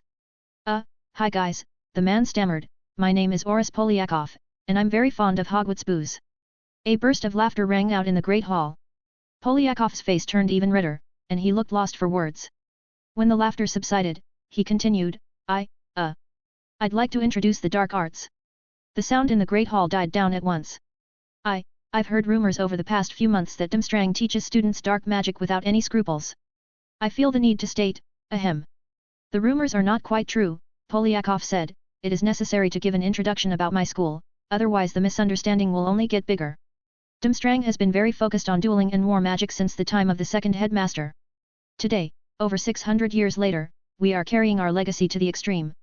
Yes, Dumstrang does teach dark magic, but each one of them is carefully selected to ensure that nothing goes wrong, otherwise Dumstrang wouldn't be on par with Hogwarts and Beau's batons. There is a lot of chatter from the young wizards off stage. What do you think, Harry? Ron asked. It seems to make some sense, Harry said thoughtfully, but I just don't like Karkaroff. He happened to learn that Karkaroff had given Durmstrang's champion team 10 points again in the second task, while the other teams were merely hovering around 7 or 8 points. That was the result of a warning to Karkaroff, who otherwise would have given others even lower scores. Nobody likes Karkaroff, Ron muttered while looking up at Polyakov in the ring, who was introducing some of Durmstrang's school rules to demonstrate Durmstrang's strict approach to dark magic. Sparse applause rang out in the Great Hall. Our school rules also prohibit night trips, trespassing into forbidden forests, and trading in dung bomb. Ron said briskly. Harry couldn't help but laugh. Next, I'm going to show you a few dark arts, Polyakov said enthusiastically, pumped up by the applause. It's not as evil as you might think, you just have to use it in the right place and invoke the negative emotions wisely. There are 518 chapters on Piatrian. 446, Chapter 446 New Application of Runes. People are agitated, scared, and excited at the same time. A girl said while bobbing her head. Oh, well, you are absolutely right, Luna. Ginny agreed with her from the sidelines and tiptoed along with the crowd to get a better look. In the ring, Felix addressed the crowd, there's nothing wrong with getting a little exposure. Mr. Polyakov, I'll watch over your demonstration. He waved his wand and the shattered wooden planks transformed into a human-shaped target. Polyakov drew his wand, and raised it over his shoulder, as he recited the incantation under his breath, Turbine Negro Pluma. A black whirlwind gushed out from the tip of the wand and flew swiftly toward the human-shaped target. The young wizards could clearly see the black wind mixed with even deeper black feathers, which swirled just as fast. After a tooth-aching sound, the human-shaped target was battered and scraped. When both the black wind and the black feathers disappeared, all that remained were gashes that looked like the jaws of a fish. There was an audible intake of breath from offstage, and many students jumped up and down on tiptoe to get a better look. If this hits a person, said Neville, wincing at the wounds on the target, I still think the stunning spell works best. Seamus patted him on the shoulder, the others don't think so. Neville's eyes trailed across the room, and he saw Draco and several Slytherin students applauding enthusiastically, then he looked left and right, there were quite a lot of excited people. This is the black feather spell creating a whirlwind to quickly approach the enemy, but the main focus is those black feathers, they work like tiny knives, and they are exceptionally swift and corrosive. Polyakov introduced the spell. Felix and the others listened quietly, at which point the location of the human-sized target's wound began to turn black, seemingly verifying that his words were true. So can the general healing spell heal this wound? Felix asked softly. It's best to use a counter spell, because the effects of other spells are rather poor, but it more or less works. Polyakov said, that's why the professor suggested that we should only use it when we are surrounded by dangerous creatures in the wild, like wolves. And I practiced this magic all the time imagining myself surrounded by a pack of vicious creatures and having to fight back. He began to tell the story of his mindset when learning this dark magic. Felix saw the young wizard's thoughtful and eager expressions, so he had to speak up and remind them, this method may have some effect, but it is not suitable for Hogwarts students, since it is built according to the well-established system of Durmstrang. Perhaps I should convey your interest to Professor Moody, he must be very interested. The young wizards moved their heads away nervously. Felix could understand their thoughts, after all, he also had been restless when he was at school. Who doesn't want to master powerful and eye-catching magic? But when he became a professor, he underwent a certain change of heart. For the Hogwarts students, did they really need dark magic? He had thought deeply about this question and came to the conclusion that the answer is negative. Hogwarts is not a military school, it is a place where young wizards are trained to use their magic wisely, with a degree of targeted mentorship based on what each person is good at. As for protecting oneself, the class defense against the dark arts is enough to deal with common dangers in general, especially since the quality of teaching in the past few years is actually not that bad, and the number of people who chose to apply for Aura has increased a lot over previous years. Felix did envision exposing upperclassmen to some dark magic, but concentrating on dark magic for a short period of time could easily breed darkness in one's heart, so he might as well not do it. If we can avoid the side effects, why don't we try to learn one or two? Ron asked in a low voice. Because you won't know if you're affected or not, as you might be changing implicitly, Hermione said pointedly, for high-level wizards, there are plenty of ways for them to self-assess and rectify those changes. Maybe you're right, but I'm sure normal dark magic doesn't work like that. Ron spoke with great conviction. The exchange continued.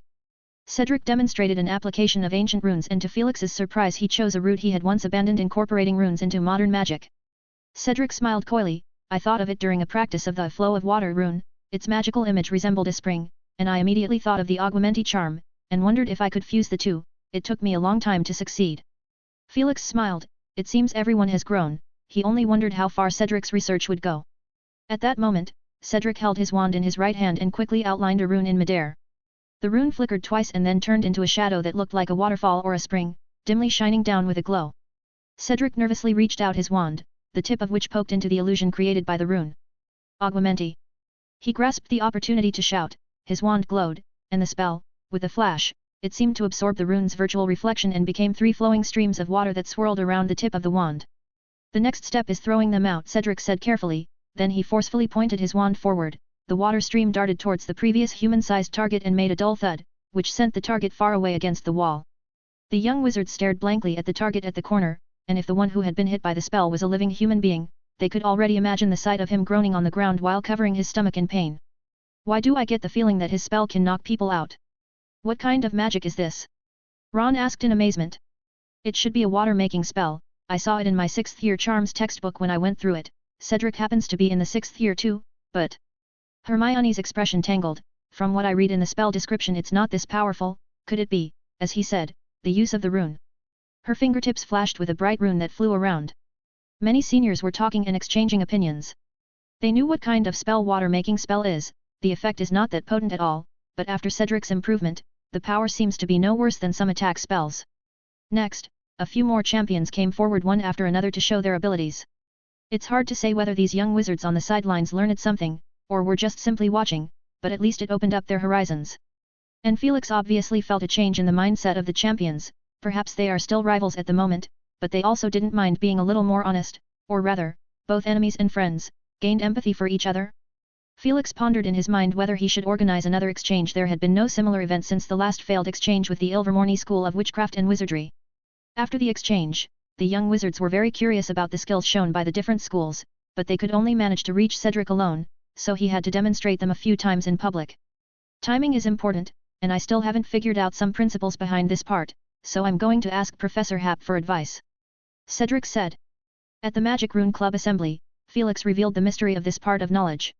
I did discover this phenomenon as well, just like Mr. Diggory mentioned. It was just a hypothesis I had first. Felix sat by the warm fireplace and glanced around at everyone. Is it possible for ancient magic and modern magic to merge? The members of the club froze.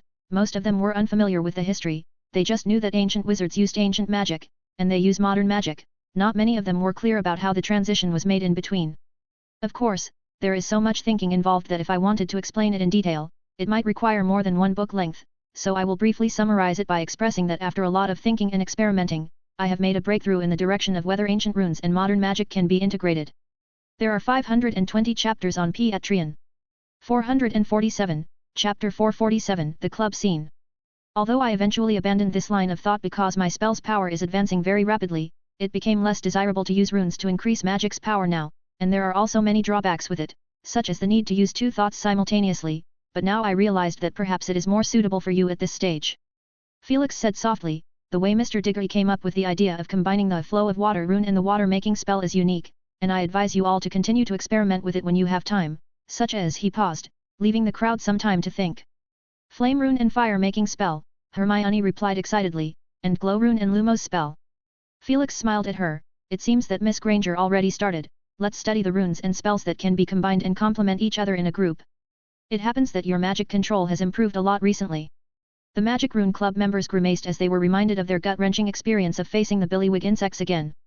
Felix rose from his soft couch, and with a flick of his wand, a shallow stone basin flew over from the shelf, and the students looked at each other, a bit psychologically apprehensive about what they would go through, even though it wasn't their first time. We'll go first. Fred and George said in unison. Both of them poked their fingers into the silvery substance contained in the stone basin at the same time, and the next second, they were sucked in by the stone basin. Wow ho ho ho ho! The 2 men's excited shouts became muffled as if it was emanating from a well. A row of young wizards gathered around to watch, and after waiting quietly for a few seconds, they heard a very clear pop. Pop. Sound. Landed safely. Ron said with a wide grin. Yeah. Just waiting for you guys. Fred shouted from the space inside the stone basin, creating a mixture of sounds that sounded like echoes. So that's what they had in mind, Ron muttered. No one will see their faces smashed to the ground if they're the first to go in. He poked his whole face into the silvery substance, and his body disappeared from sight. One by one, the young wizards got inside the stone basin, but this time it wasn't like when they learned illumination, where they would have their own professor waiting for them. Felix just created a spacious and suitable place for them to cast their spells. Felix's voice rumbled like thunder from high up above the stone basin, you're still in the same grouping as last time. In the stone basin space, Harry could not help but suck in a breath. Ron also grimaced, then they coincidentally looked at Draco Malfoy, who also had a rather uncomfortable expression on his face. At the last Magic Rune Club assembly, Professor Happ suggested that they should work together to control the Billywig's activity space in a group of 3, then Hermione was pulled to instruct Luna and Ginny, and by the time they reacted, Draco Malfoy was already standing in front of them unwillingly. I applied some potion on the way here, Billywig insects hate that smell, Draco said slowly, his eyes shined brightly. And you learned this over Christmas break? Harry asked peevishly. Oh, of course not, didn't you experience my full body bind curse? Draco said with a satisfied look on his face, and from looking at his expression, Harry couldn't help but remember the scene where he and Malfoy battled in the dueling class that Professor Moody was in charge of. My full body bind curse was also good enough, wasn't it? Harry said with a grin. Draco's pale face turned red, and he stammered, I was careless, and you broke the rules. Yeah well, but Professor Moody thought otherwise, and he was very upset that you made the first move before the command. Malfoy, Ron stated with interest as he looked at him, you almost achieved an achievement of turning into a small animal 2 times at the hand of Professor Moody. He said with a look of reminiscence, ignoring the increasingly dangerous glare from Draco, we might have seen that scene if Professor Flitwick was not present. That assembly was the one where Ron got stung the hardest, and incidentally, it affected Harry the Fish who was also in the same pond. The 3 stood facing each other in a small circle, looking very cautious as they regrouped. Harry's eyes kept darting, looking left at Ron and right at Draco, as the other 2 did the same. Weasley, Potter, my mom is planning on getting our own custom record soon, not something made by the Weird Sisters. They are completely out of line with the aesthetics of people with noble status. What are you trying to say? Ron asked irritably, itching to give Malfoy a hex. Oh, Draco paused, a small smile appeared on his pale face, what was I saying, magic gramophone? Yeah, that's right, Weasley, surely you have one at home, right? We don't need anything like that in my house. Ron said with a red face. Yeah well. Draco raised his head in satisfaction, LCA Publishers also recently released a comic book limited edition and I got a set in my collection. Ron was so angry that he could not even outline a rune, as the tip of his wand sparked continuously. That's nothing. Harry said. What do you mean? Draco's eyes went straight to Harry.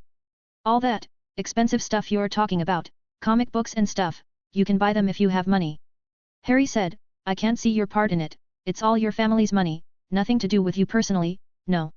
Draco looked at him gloomily and spoke slowly, Malfoy has been doing that for generations. Is that so?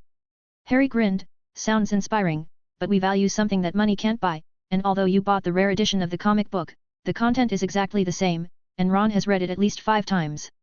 It's the 6th time, Ron said calmly, and I know some lines in the book by heart. That's why I did so well in the second task. Didn't Professor put these books on a separate shelf in the library? We can compete to see who has memorized the most of it. He looked at Draco provocatively. Draco scoffed at that, I'm not interested, maybe you are preparing to succeed your father? After you graduate, will you join the misuse of Muggle artifacts office? You're full of crap. Ron said through clenched teeth, gasping for air. Harry pointed a short distance away, Ginny along with Hermione looked over, and Luna seemed to have the intention of coming closer to watch the fun. For a span of time, none of the 3 said a word. You guys know what we need to do. Harry said. Exactly. Ron echoed. Sorry, I still have some questions, Draco trailed off. Yeah, well, guess what? Ron finally pressed his anger and threatened in an angry whisper, either be honest or we'll hold you down and cast a tickling charm on your nose. Draco. You wouldn't dare do that. The professor didn't follow us down, maybe he's sleeping on the couch up there. Ron speculated irrationally, but the comment clearly made Draco's expression dark and uncertain. All went well for the rest of the day, except for the occasional murmur. Weasley, sheesh. How did you come up with the idea of combining a flow of water rune and a fire-making spell? Do you intend to get a cloud of steam? How do you plan to control it? Potter. Let me do it, I'm more skilled in the smashing spell, and I suggest combining the light rune with it. Shut up, Malfoy. X2. There are 520 chapters on Patreon. 448, Chapter 448 Ancient Rune Society. In the potions class professor's office, Felix and Snape are playing a wizard chess game. Felix opened with a white king's pawn, and Snape opened with a black Sicilian defense. The set reached the mid-game, and they exchanged pieces back and forth, but neither of them had their minds on the board. How's the mucus from the fire trail snails working out? Not bad, there seems to be some kind of unknown change, I personally think it's beneficial. Snape commanded his black pawn to move up, while whispering, "It seems to be a good idea, using magic with different properties to process the material in order to kill certain unnecessary but stubborn traits of the material. Doesn't the same thing apply in potions, where the ingredients neutralize each other?" "Oh. I see," Felix said while commanding his queen to advance 2 squares, sweeping the black pawn off the board at once. Snape dispatched the bishop unhurriedly. Most mediocre wizards are unable to distinguish the subtle differences which are important factors in determining his success in the path of potions. Felix's white knight trembled under the threat of the black bishop and kept shouting at Felix, "Come and save me! Come and save me!"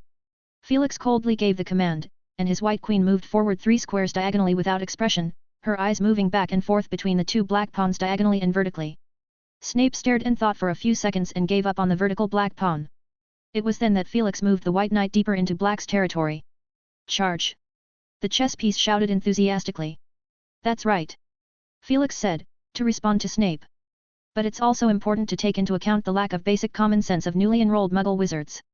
It has been taken into account, and the potion ratios for the first year are extremely simple, leaving them plenty of time to adjust," Snape said slowly, "unless they can't read or don't have the slightest grasp of logical thinking." Felix thought back for a moment. It is indeed so. The entire first-year potions textbook contains only a few recipes. Most of them are the introduction of common magic potion ingredients, as well as the notes on brewing potions and a summary of the characteristics of common potions and other elements. Even for the only remaining dozen potion recipes, the handling procedures are described in great detail, how many times to stir, and the subsequent reaction is detailed. There are also common mistakes and corrective measures attached to the back of the page. At this point, Snape's Black Knight approached the center of the board and attacked the central position. Felix mobilized the fortress move to meet the challenge. While the smell of gunpowder on the board was getting stronger, the 2 men sitting outside the board chatted unhurriedly. Recently, many students are discussing the use of ancient runes to increase modern magic potency, and some of them have already developed quite a few things. Snape said softly. "I know." Felix stared at the board and felt that the central pawn formation is wrong. After a moment of contemplation, he keenly spotted a hidden trap. He gave Snape a look. "Trying to distract me by talking?" He decisively told the white knight to fall back. The black pawn immediately followed. The white bishop stepped forward and swept away the black pawn. The black knight counterattacked and captured the white bishop. Then the white queen suddenly attacked and captured the black knight. The black queen followed and confronted her, and finally, Felix captured the black queen with the only white pawn left. After a fierce exchange, Felix breathed a long sigh of relief. In fact, the fusion of ancient rune and modern magic is a dead end. Dead end? Snape looked at him in disbelief, ignoring the chess piece in his hand. "Well," Felix thought seriously, "it would be more accurate to say, a fork in the road, like a river dividing into different streams, which, in the end, still have to merge into one. I've never heard this kind of claim," Snape said slowly, twirling a black knight who kept struggling in his hand.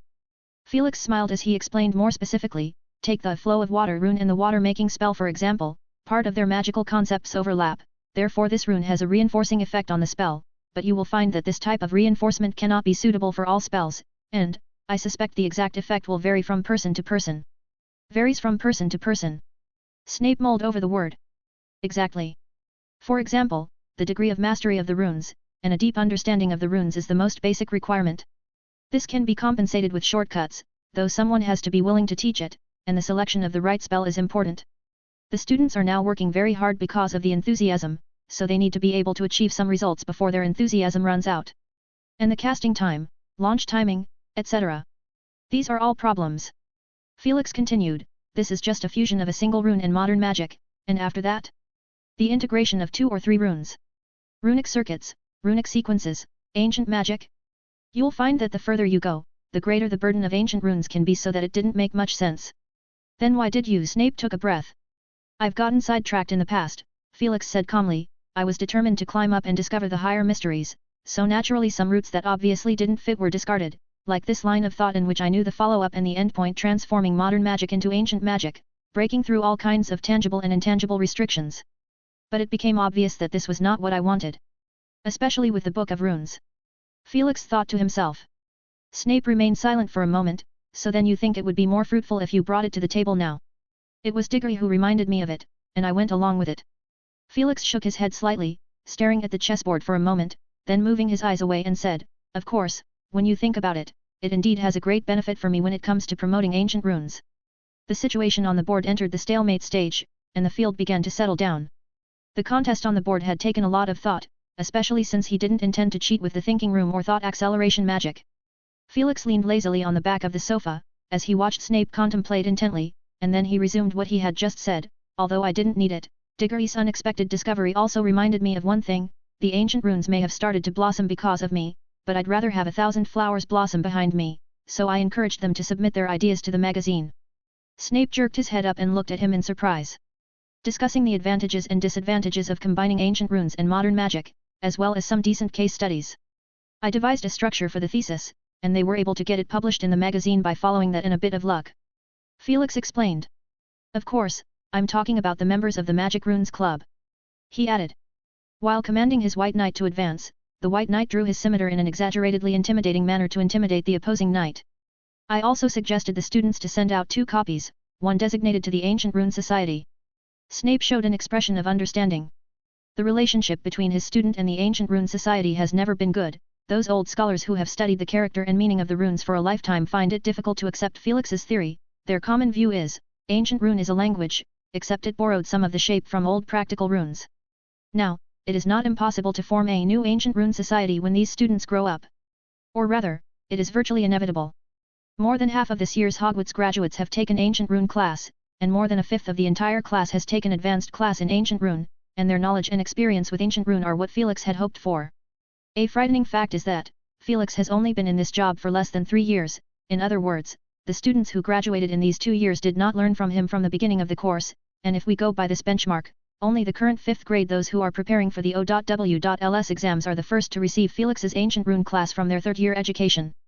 The only thing those old scholars can do is to express their voices in the margins of some newspapers to rebuke such behaviors, or to consider dividing those practical ancient runes apart by not recognizing their existence and splitting them in 2, which is not that great part of the ancient runes anyway. This should be the best way. Snape thought to himself, like how a gecko severs its tail to survive, although it is humiliating, at least they can save themselves. Felix fiddled with a chess piece and said with a smile, I have recently made another discovery. Some of the runes that we previously considered as mere translatable runes, might have been a simplification and mutation of some practical runes, well, perhaps to a greater extent. This is also an insight brought to him by the Book of Runes. Snape was speechless. Even the last step is blocked. Besides obediently conceding defeat, does the Ancient Rune Society have any way out? The headquarters of the Ancient Rune Society. Compared to the most extraordinary society of Podiwoners, St. Mungo's Magical Medical Society, and other large organizations, the Ancient Rune Society's headquarters looked extraordinarily shabby, with only 3 dozen members in total, which is still the result of the Society's repeated relaxation of requirements and accumulation of decades of effort. Did you see that? It's not unusual to produce a valuable article in the field of ancient rune every few years, but in the last half-month, half a dozen extremely groundbreaking theses have been sent to me. Does the stuff they're researching concern us? A cranky old man slapped the table. Old Vera, don't bring in your personal emotions. Your granddaughter went to work for Future World Company. No matter what, you can't affect the impartiality of our association. The old man looked at his buddy in frustration. Think about it, these theses have been published in the Daily Prophet and the Witch Weekly, they even attracted the attention of the Ministry of Magic. What's wrong with that? The old man asked with wide eyes. This matter involves at least 3 departments, the Committee on Experimental Charms, the Wizarding Examinations Authority, and the Auror's Office.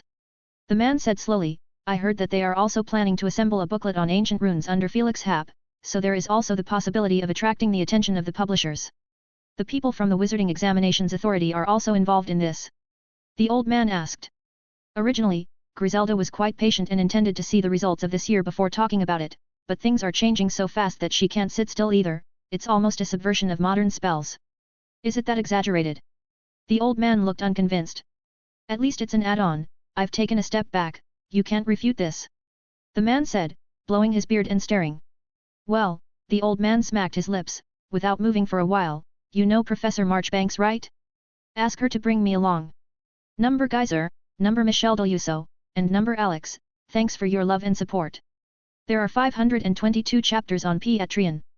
449, chapter 449 Scrimgear. Satisfied, Felix emerged from the potions office and gazed through the window into the distance. It is now late March, the weather has become much warmer, and the Forbidden Forest and the mountain range are finally no longer looked empty when you look at them from afar. It's a shame not to go for a stroll in the Forbidden Forest on such a nice day. Felix muttered to himself, then he cast a disillusionment charm on himself, and his body rushed up to the sky with a silver cloak draped on. Felix landed at the edge of the Forbidden Forest, the silver cloak behind him disappeared into a speck of lights, then he couldn't help but wonder, maybe in the future, one of my bios will be working with Dumbledore and develop 12 uses of the Patronus charm. He laughed at the thought and strolled through the Forbidden Forest. It was only when he got closer that he noticed that although it is still cold, there are already many plants breaking out of the cold soil and revealing their buds. He also saw a bush of muscadine orchids. Felix wandered around several locations in the Forbidden Forest, including the unicorn herd, the hippogriff herd, the thestrals, and of course the nest of the acromantula. Gork's rule is still solid, especially with the presence of Felix as an accomplice. Any individual acromantula that shows their brutal nature will not end up well. In the evening, Felix cast a spell on the stake he found and turned it into a dog toy for Hagrid's hound, Fang. Back at the castle, he ran into Professor Flitwick in the entrance hall. "Oh, Felix? Minerva was looking for you just now," he said in a shrill voice. "Is there something wrong?" "Not sure, but she told me to tell you to go to Dumbledore's office first. The password is, honey jelly." Flitwick told the information he knew. It was almost an hour or so ago. "Okay." Felix shrugged and made his way to the small detached tower where the headmaster's office stood in a hunkered-down manner. After saying the password, the giant gargoyle moved away, revealing an empty revolving staircase behind it. Felix knocked on the door and the gleaming oak door opened automatically. He stepped into the office and there are two people sitting in the circular room, Dumbledore behind a desk and a. Felix narrowed his eyes. He seemed to see an old lion striding toward him, brown mane-like hair and thick eyebrows fluttering wildly, with a pair of yellow sharp eyes. Even the wisps of grey strands in the hair and not very flexible legs did not diminish his aura of authority. A name came to his mind: Rufus Scrimgeour, head of Aura Office, the right-hand man of the head of the Department of Magical Law Enforcement. He has never personally met Scrimgeour, at least privately. So he turned and looked at Dumbledore at the side. "Headmaster Dumbledore? You asked me to come." "Oh," Dumbledore looked back from his spectator state, with his long fingers crossed in front of him, as he said with a smile, "According to the Ministry of Magic's appointment, Felix, you will receive 3 groups of visitors today." He glanced at the memo on the table, running his nails over it while he reached his index finger to flick open a piece of colored candy paper. "The first is Professor Marchbanks from the Wizarding Examinations Authority. She arrived an hour and a half ago, accompanied by Mr. Vera, Vice President of the Ancient Rune Society. They are currently walking around the school in the company of Minerva. It is a pity you did not run into them."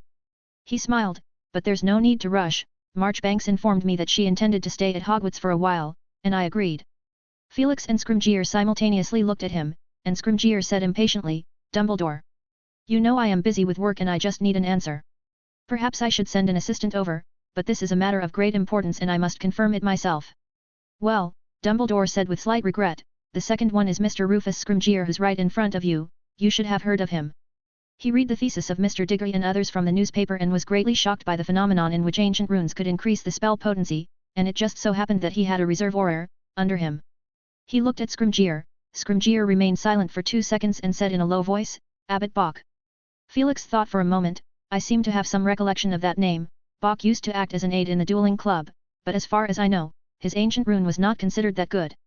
"He only verified the authenticity of the information for a part," Scrimgeour said, with no trace of a smile on his face. He seemed to have lost even the ability to smile after years of dealing with dark wizards. "I later saw the tangible effect from another young man, who spent less than half an hour to recreate the point presented in the newspaper paper."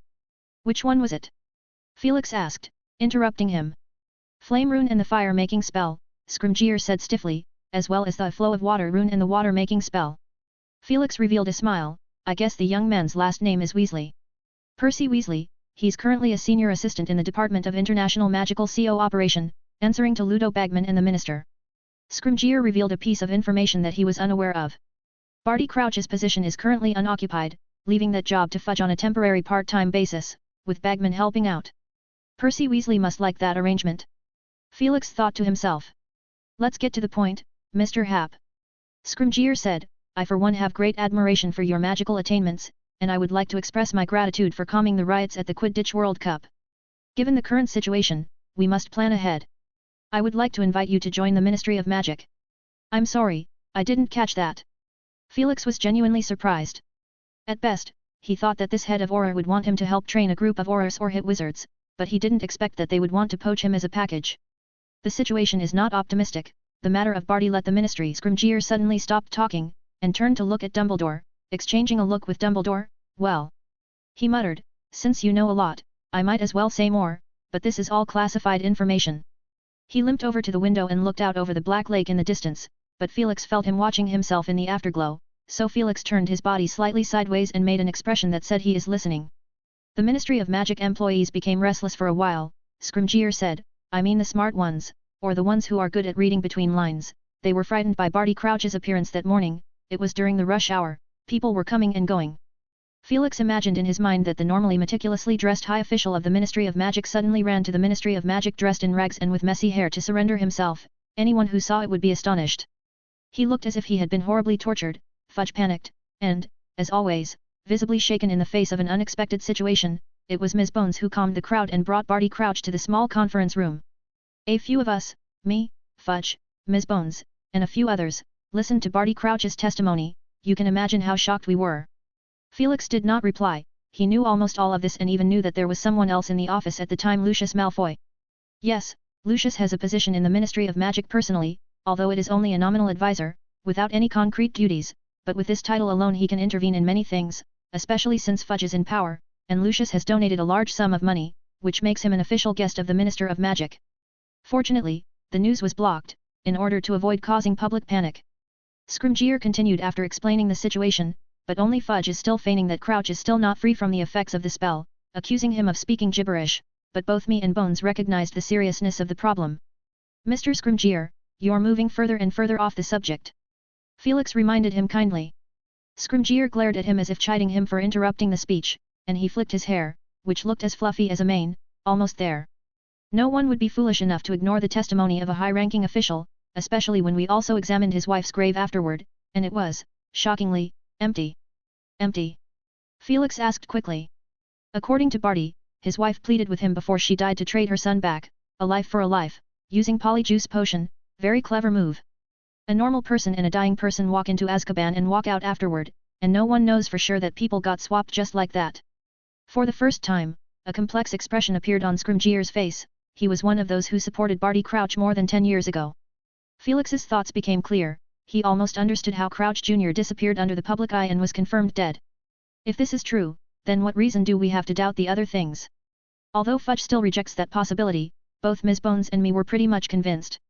He looked into the deep blue sky, his thick eyebrows furrowed deeply. A Death Eater and his master reunited, secretly plotting to restore their power, but since he sent the only Death Eater he trusts to Hogwarts, it means that there is something here that he desperately needs. Dumbledore, is it true that the Philosopher's Stone has been destroyed? Scrimgeour suddenly asked a question. So Felix, judged from this sentence, Scrimgeour isn't one of the Dumbledore's men. Dumbledore said softly, of course, that was the conclusion we reached after a joint discussion between me and Nicholas Flamel couple. Felix also knew about this, and did not show much surprise, though Scrimgeour's next look of inquiry towards him left him puzzled. So, you don't have it on your hands either. What don't? Felix blinked, suddenly realizing that this is what Scrimgeour was after. Nicholas Flamel's legacy. Someone in the Ministry of Magic might have thought that the biggest reason why Hogwarts had caught Voldemort's eye 3 times is because of the possibility that there is something here that would restore his power. For example, a Philosopher's Stone that was not destroyed as promised, or a Philosopher's Stone that has been inherited by someone else. The former is related to Dumbledore, the latter naturally involves Felix. I did not inherit the Philosopher's Stone from Nicholas Flamel.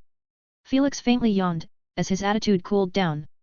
But Scrimgeour's biggest purpose of the trip was achieved, or rather, thought he had achieved it. He continued along with the predefined plan. In summary, we realized that we must strengthen the Ministry of Magic, and the Department of Magical Law Enforcement decided to expand the number of recruits, especially for the Auror's office, and we urgently need more talents.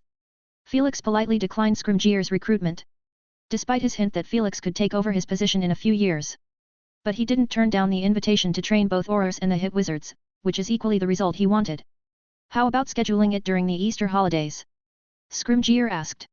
No problem, Felix said, I need some things before that, including the identities of those I'm training, their school grades, and the magic they specialize in. You should be aware that these are confidential, right? Scrimgeour immediately stated sternly. I know, but I'll find out sooner or later, Felix said brightly, I'm just trying not to waste both sides' time. Scrimgeour stared at him for a moment with his deep yellow eyes, and just when Felix thought he was about to fall asleep, he said in a deep voice, I'll send someone trustworthy to deliver a copy of the information, and you will need to destroy it after reading it on the spot, classified files included. Then it's a deal. Felix held out his hand, and Scrimgeour limped over to him and shook his hand firmly with a large, and rough hand. When the hard-headed head of the Auror left the office, Felix sat down nonchalantly on the couch. He looks ambitious. Well, Dumbledore said slowly while fiddling with the silverware on the table with his long fingers, this is obvious, in a way it's not a bad thing. He foresaw the impending war and saw it as an opportunity, but there are in fact quite a few people standing in his way, Amelia Bones, Pious Thickness. If Barty had not been imprisoned in Azkaban, he also counts as one, but now Scrimgeour thinks the war would cause the people to remember the iron-blooded head. You are saying he is over-ambitious? Felix asked pointedly. Scrimgeour looked no less imposing, he is someone who does real work. I'm just afraid he underestimates the horrors of war, Dumbledore murmured. Yes, he lived through the war over a decade ago, personally fought the Death Eaters to the death, but I don't know if it was luck or fate that he never met Voldemort head-on. They still haven't realized the crux of the problem, there is Voldemort before the Death Eaters, and once Voldemort is gone, the Death Eaters have nowhere to hide like a lost cub. Oh. Felix lowered his head and pondered. After a short while, he raised his head and asked a question he had always wanted to ask. Albus, have you ever defeated Voldemort? Number Geyser, number Michelle Deluso, and number Alex, thanks for your love and support. There are 522 chapters on Patreon. 450, chapter 450 Voldemort's Strength. Dumbledore's blue eyes blinked behind his lenses. A very interesting question, Felix. It's not that often I was asked so bluntly. What I mean is that Voldemort has done no harm to Hogwarts during the war, and he seems, well, very wary of someone in the school.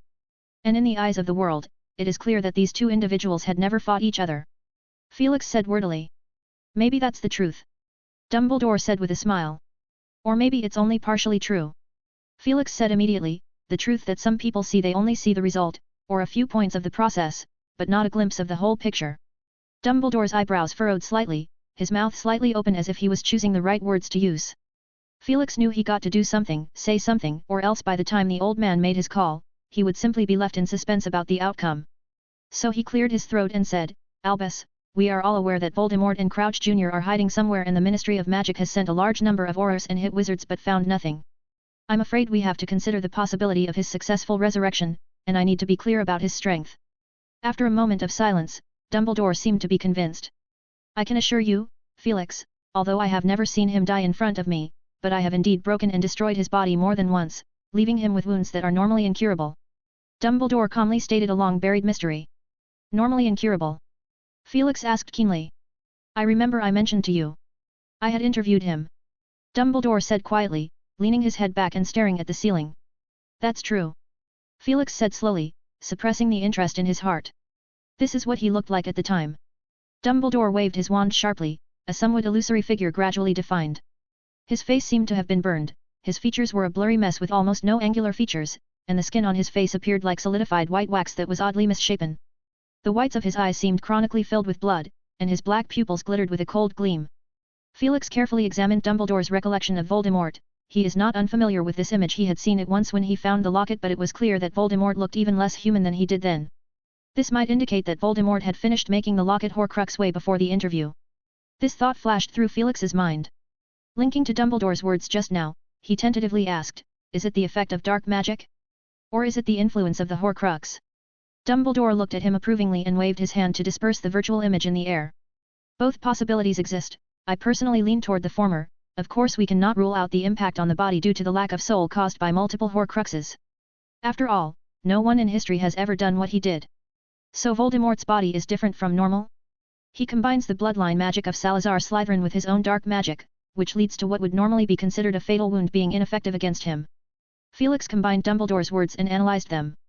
He could not help but frown. How can we still fight in this case? He suddenly thought of a possibility. Felix jerked a look at Dumbledore. It was hard to hide the surprise in his heart, as he blurted out, magic being. Voldemort reached the realm of Lady Ravenclaw? At the same time, he recalled what Dumbledore had said when he heard the word magical being last time. Felix, I can't really give you much useful insight. When I was younger, I truly thought I could do anything at one point for a not so short period of time. Magical being? That's an overly modest term. To be honest, I was too arrogant at that time. At the same time, Dumbledore showed him the trick of flicking a magic spell with his fingers. Dumbledore straightened his body from the back of the chair, with his hands on the table, then slowly but firmly he shook his head. I do not think that is the reason, at least I have never had such an ability. Even, the other founders of the school had no similar records. On the contrary, Salazar Slytherin, as far as I know, had been known suspected of possessing magic that could draw on the life force to heal himself. Diary. Felix asked with alarm. 2 years ago, the diary Horcrux had bewitched Ginny Weasley and absorbed some of her life force, but fortunately not much, and it had been discovered in time to be fixed by Madame Pomfrey using her superior healing skills. It may as well have been. Dumbledore nodded gently. Magic that makes people lose their life force is rare but not unheard of, but transferring life force from one person, Ginny, to another piece of soul is something I've never heard of. Is it the effect of the Horcrux? Felix speculated about another possibility, maybe the Horcrux has the characteristic of absorbing life force. But he realized it isn't right. He had read a chapter about Horcruxes in Black's old mansion. It is an antique book called Advanced Dark Magic Unveiled, and his knowledge of Horcruxes is not considered that lacking. Dumbledore also dismissed this speculation. A Horcrux is a piece of soul that is stripped away and left somewhere in the world as a means of keeping the user who made it from getting completely wiped out. In short, it is to prevent one from dying. Dumbledore said, for this goal, the stripped soul should be in a state of slumber, or at least very inactive state except the time when mortal crisis near the Horcrux when it will arouse to defend itself. This is why the Horcrux is considered safe. Felix nodded slightly, agreeing with Dumbledore's words. No one in their right mind would want to have an active, independently conscious soul fragment in their Horcrux. What would happen if it got into trouble and got destroyed? Moreover, only a small piece of soul is sufficient for Horcrux, so it would be hard for this soul to do much. But that diary should be special. He pondered. Exactly. Dumbledore nodded and said, when Ginny Weasley first wrote in that diary and received a response, she already fell into Voldemort's carefully woven trap. I can pretty much conclude that Voldemort did not consider it as a life-saving Horcrux. In fact, it should have been created as a key to the Chamber of Secrets, so he empowered the diary with many perks, such as his memory up to age 16, sufficient activity. Naturally he also included the knowledge he inherited from his Slytherin ancestors in the Chamber of Secrets. But it's all speculation. Felix said with a frown, a wave of vexation raised in his heart. Dumbledore's tone of voice though sounded conclusive, how could he be so sure? He roughly combed through the information. Dumbledore had many secret fights with Voldemort during the war, and more than once he had dealt Voldemort a serious injury, but soon Voldemort came back alive and kicking. He figured Dumbledore would have investigated the reason behind it, because Dumbledore considered it an effect of dark magic and bloodline magic, on the basis that it was documented that Salazar Slytherin possessed the magic of drawing life force to heal his injuries and the fact that Ginny's life force had been absorbed.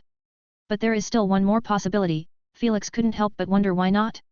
So he asked out, and why it couldn't be that he had been resurrected with a Horcrux. Dumbledore's gaze returned as he asked calmly, why do you assume so?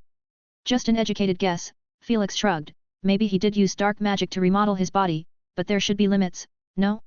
Like he merely stalled his demise and found a loyal servant to perform a resurrection ritual for him after he escaped. Well, he would have used the Confundus charm or an Obliviate to erase any loose ends afterward. Or maybe he will just discard them.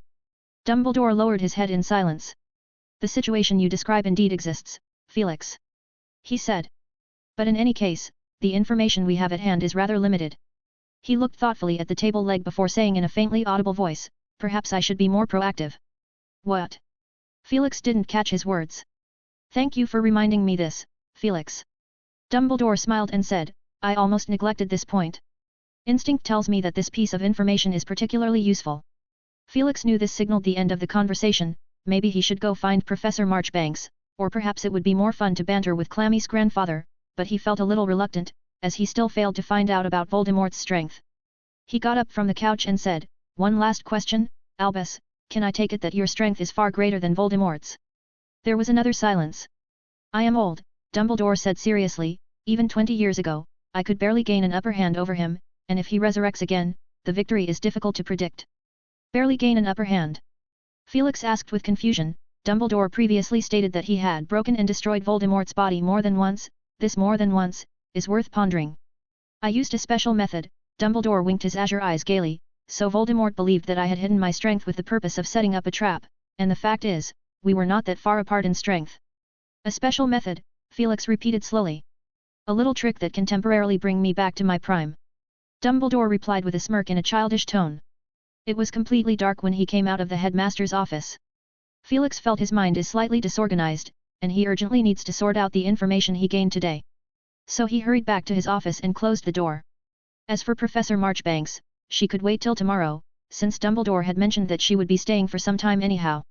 Meanwhile, Dumbledore still sitting in his armchair in the circular office, as he opened the left drawer, where a locket case and a wand are placed.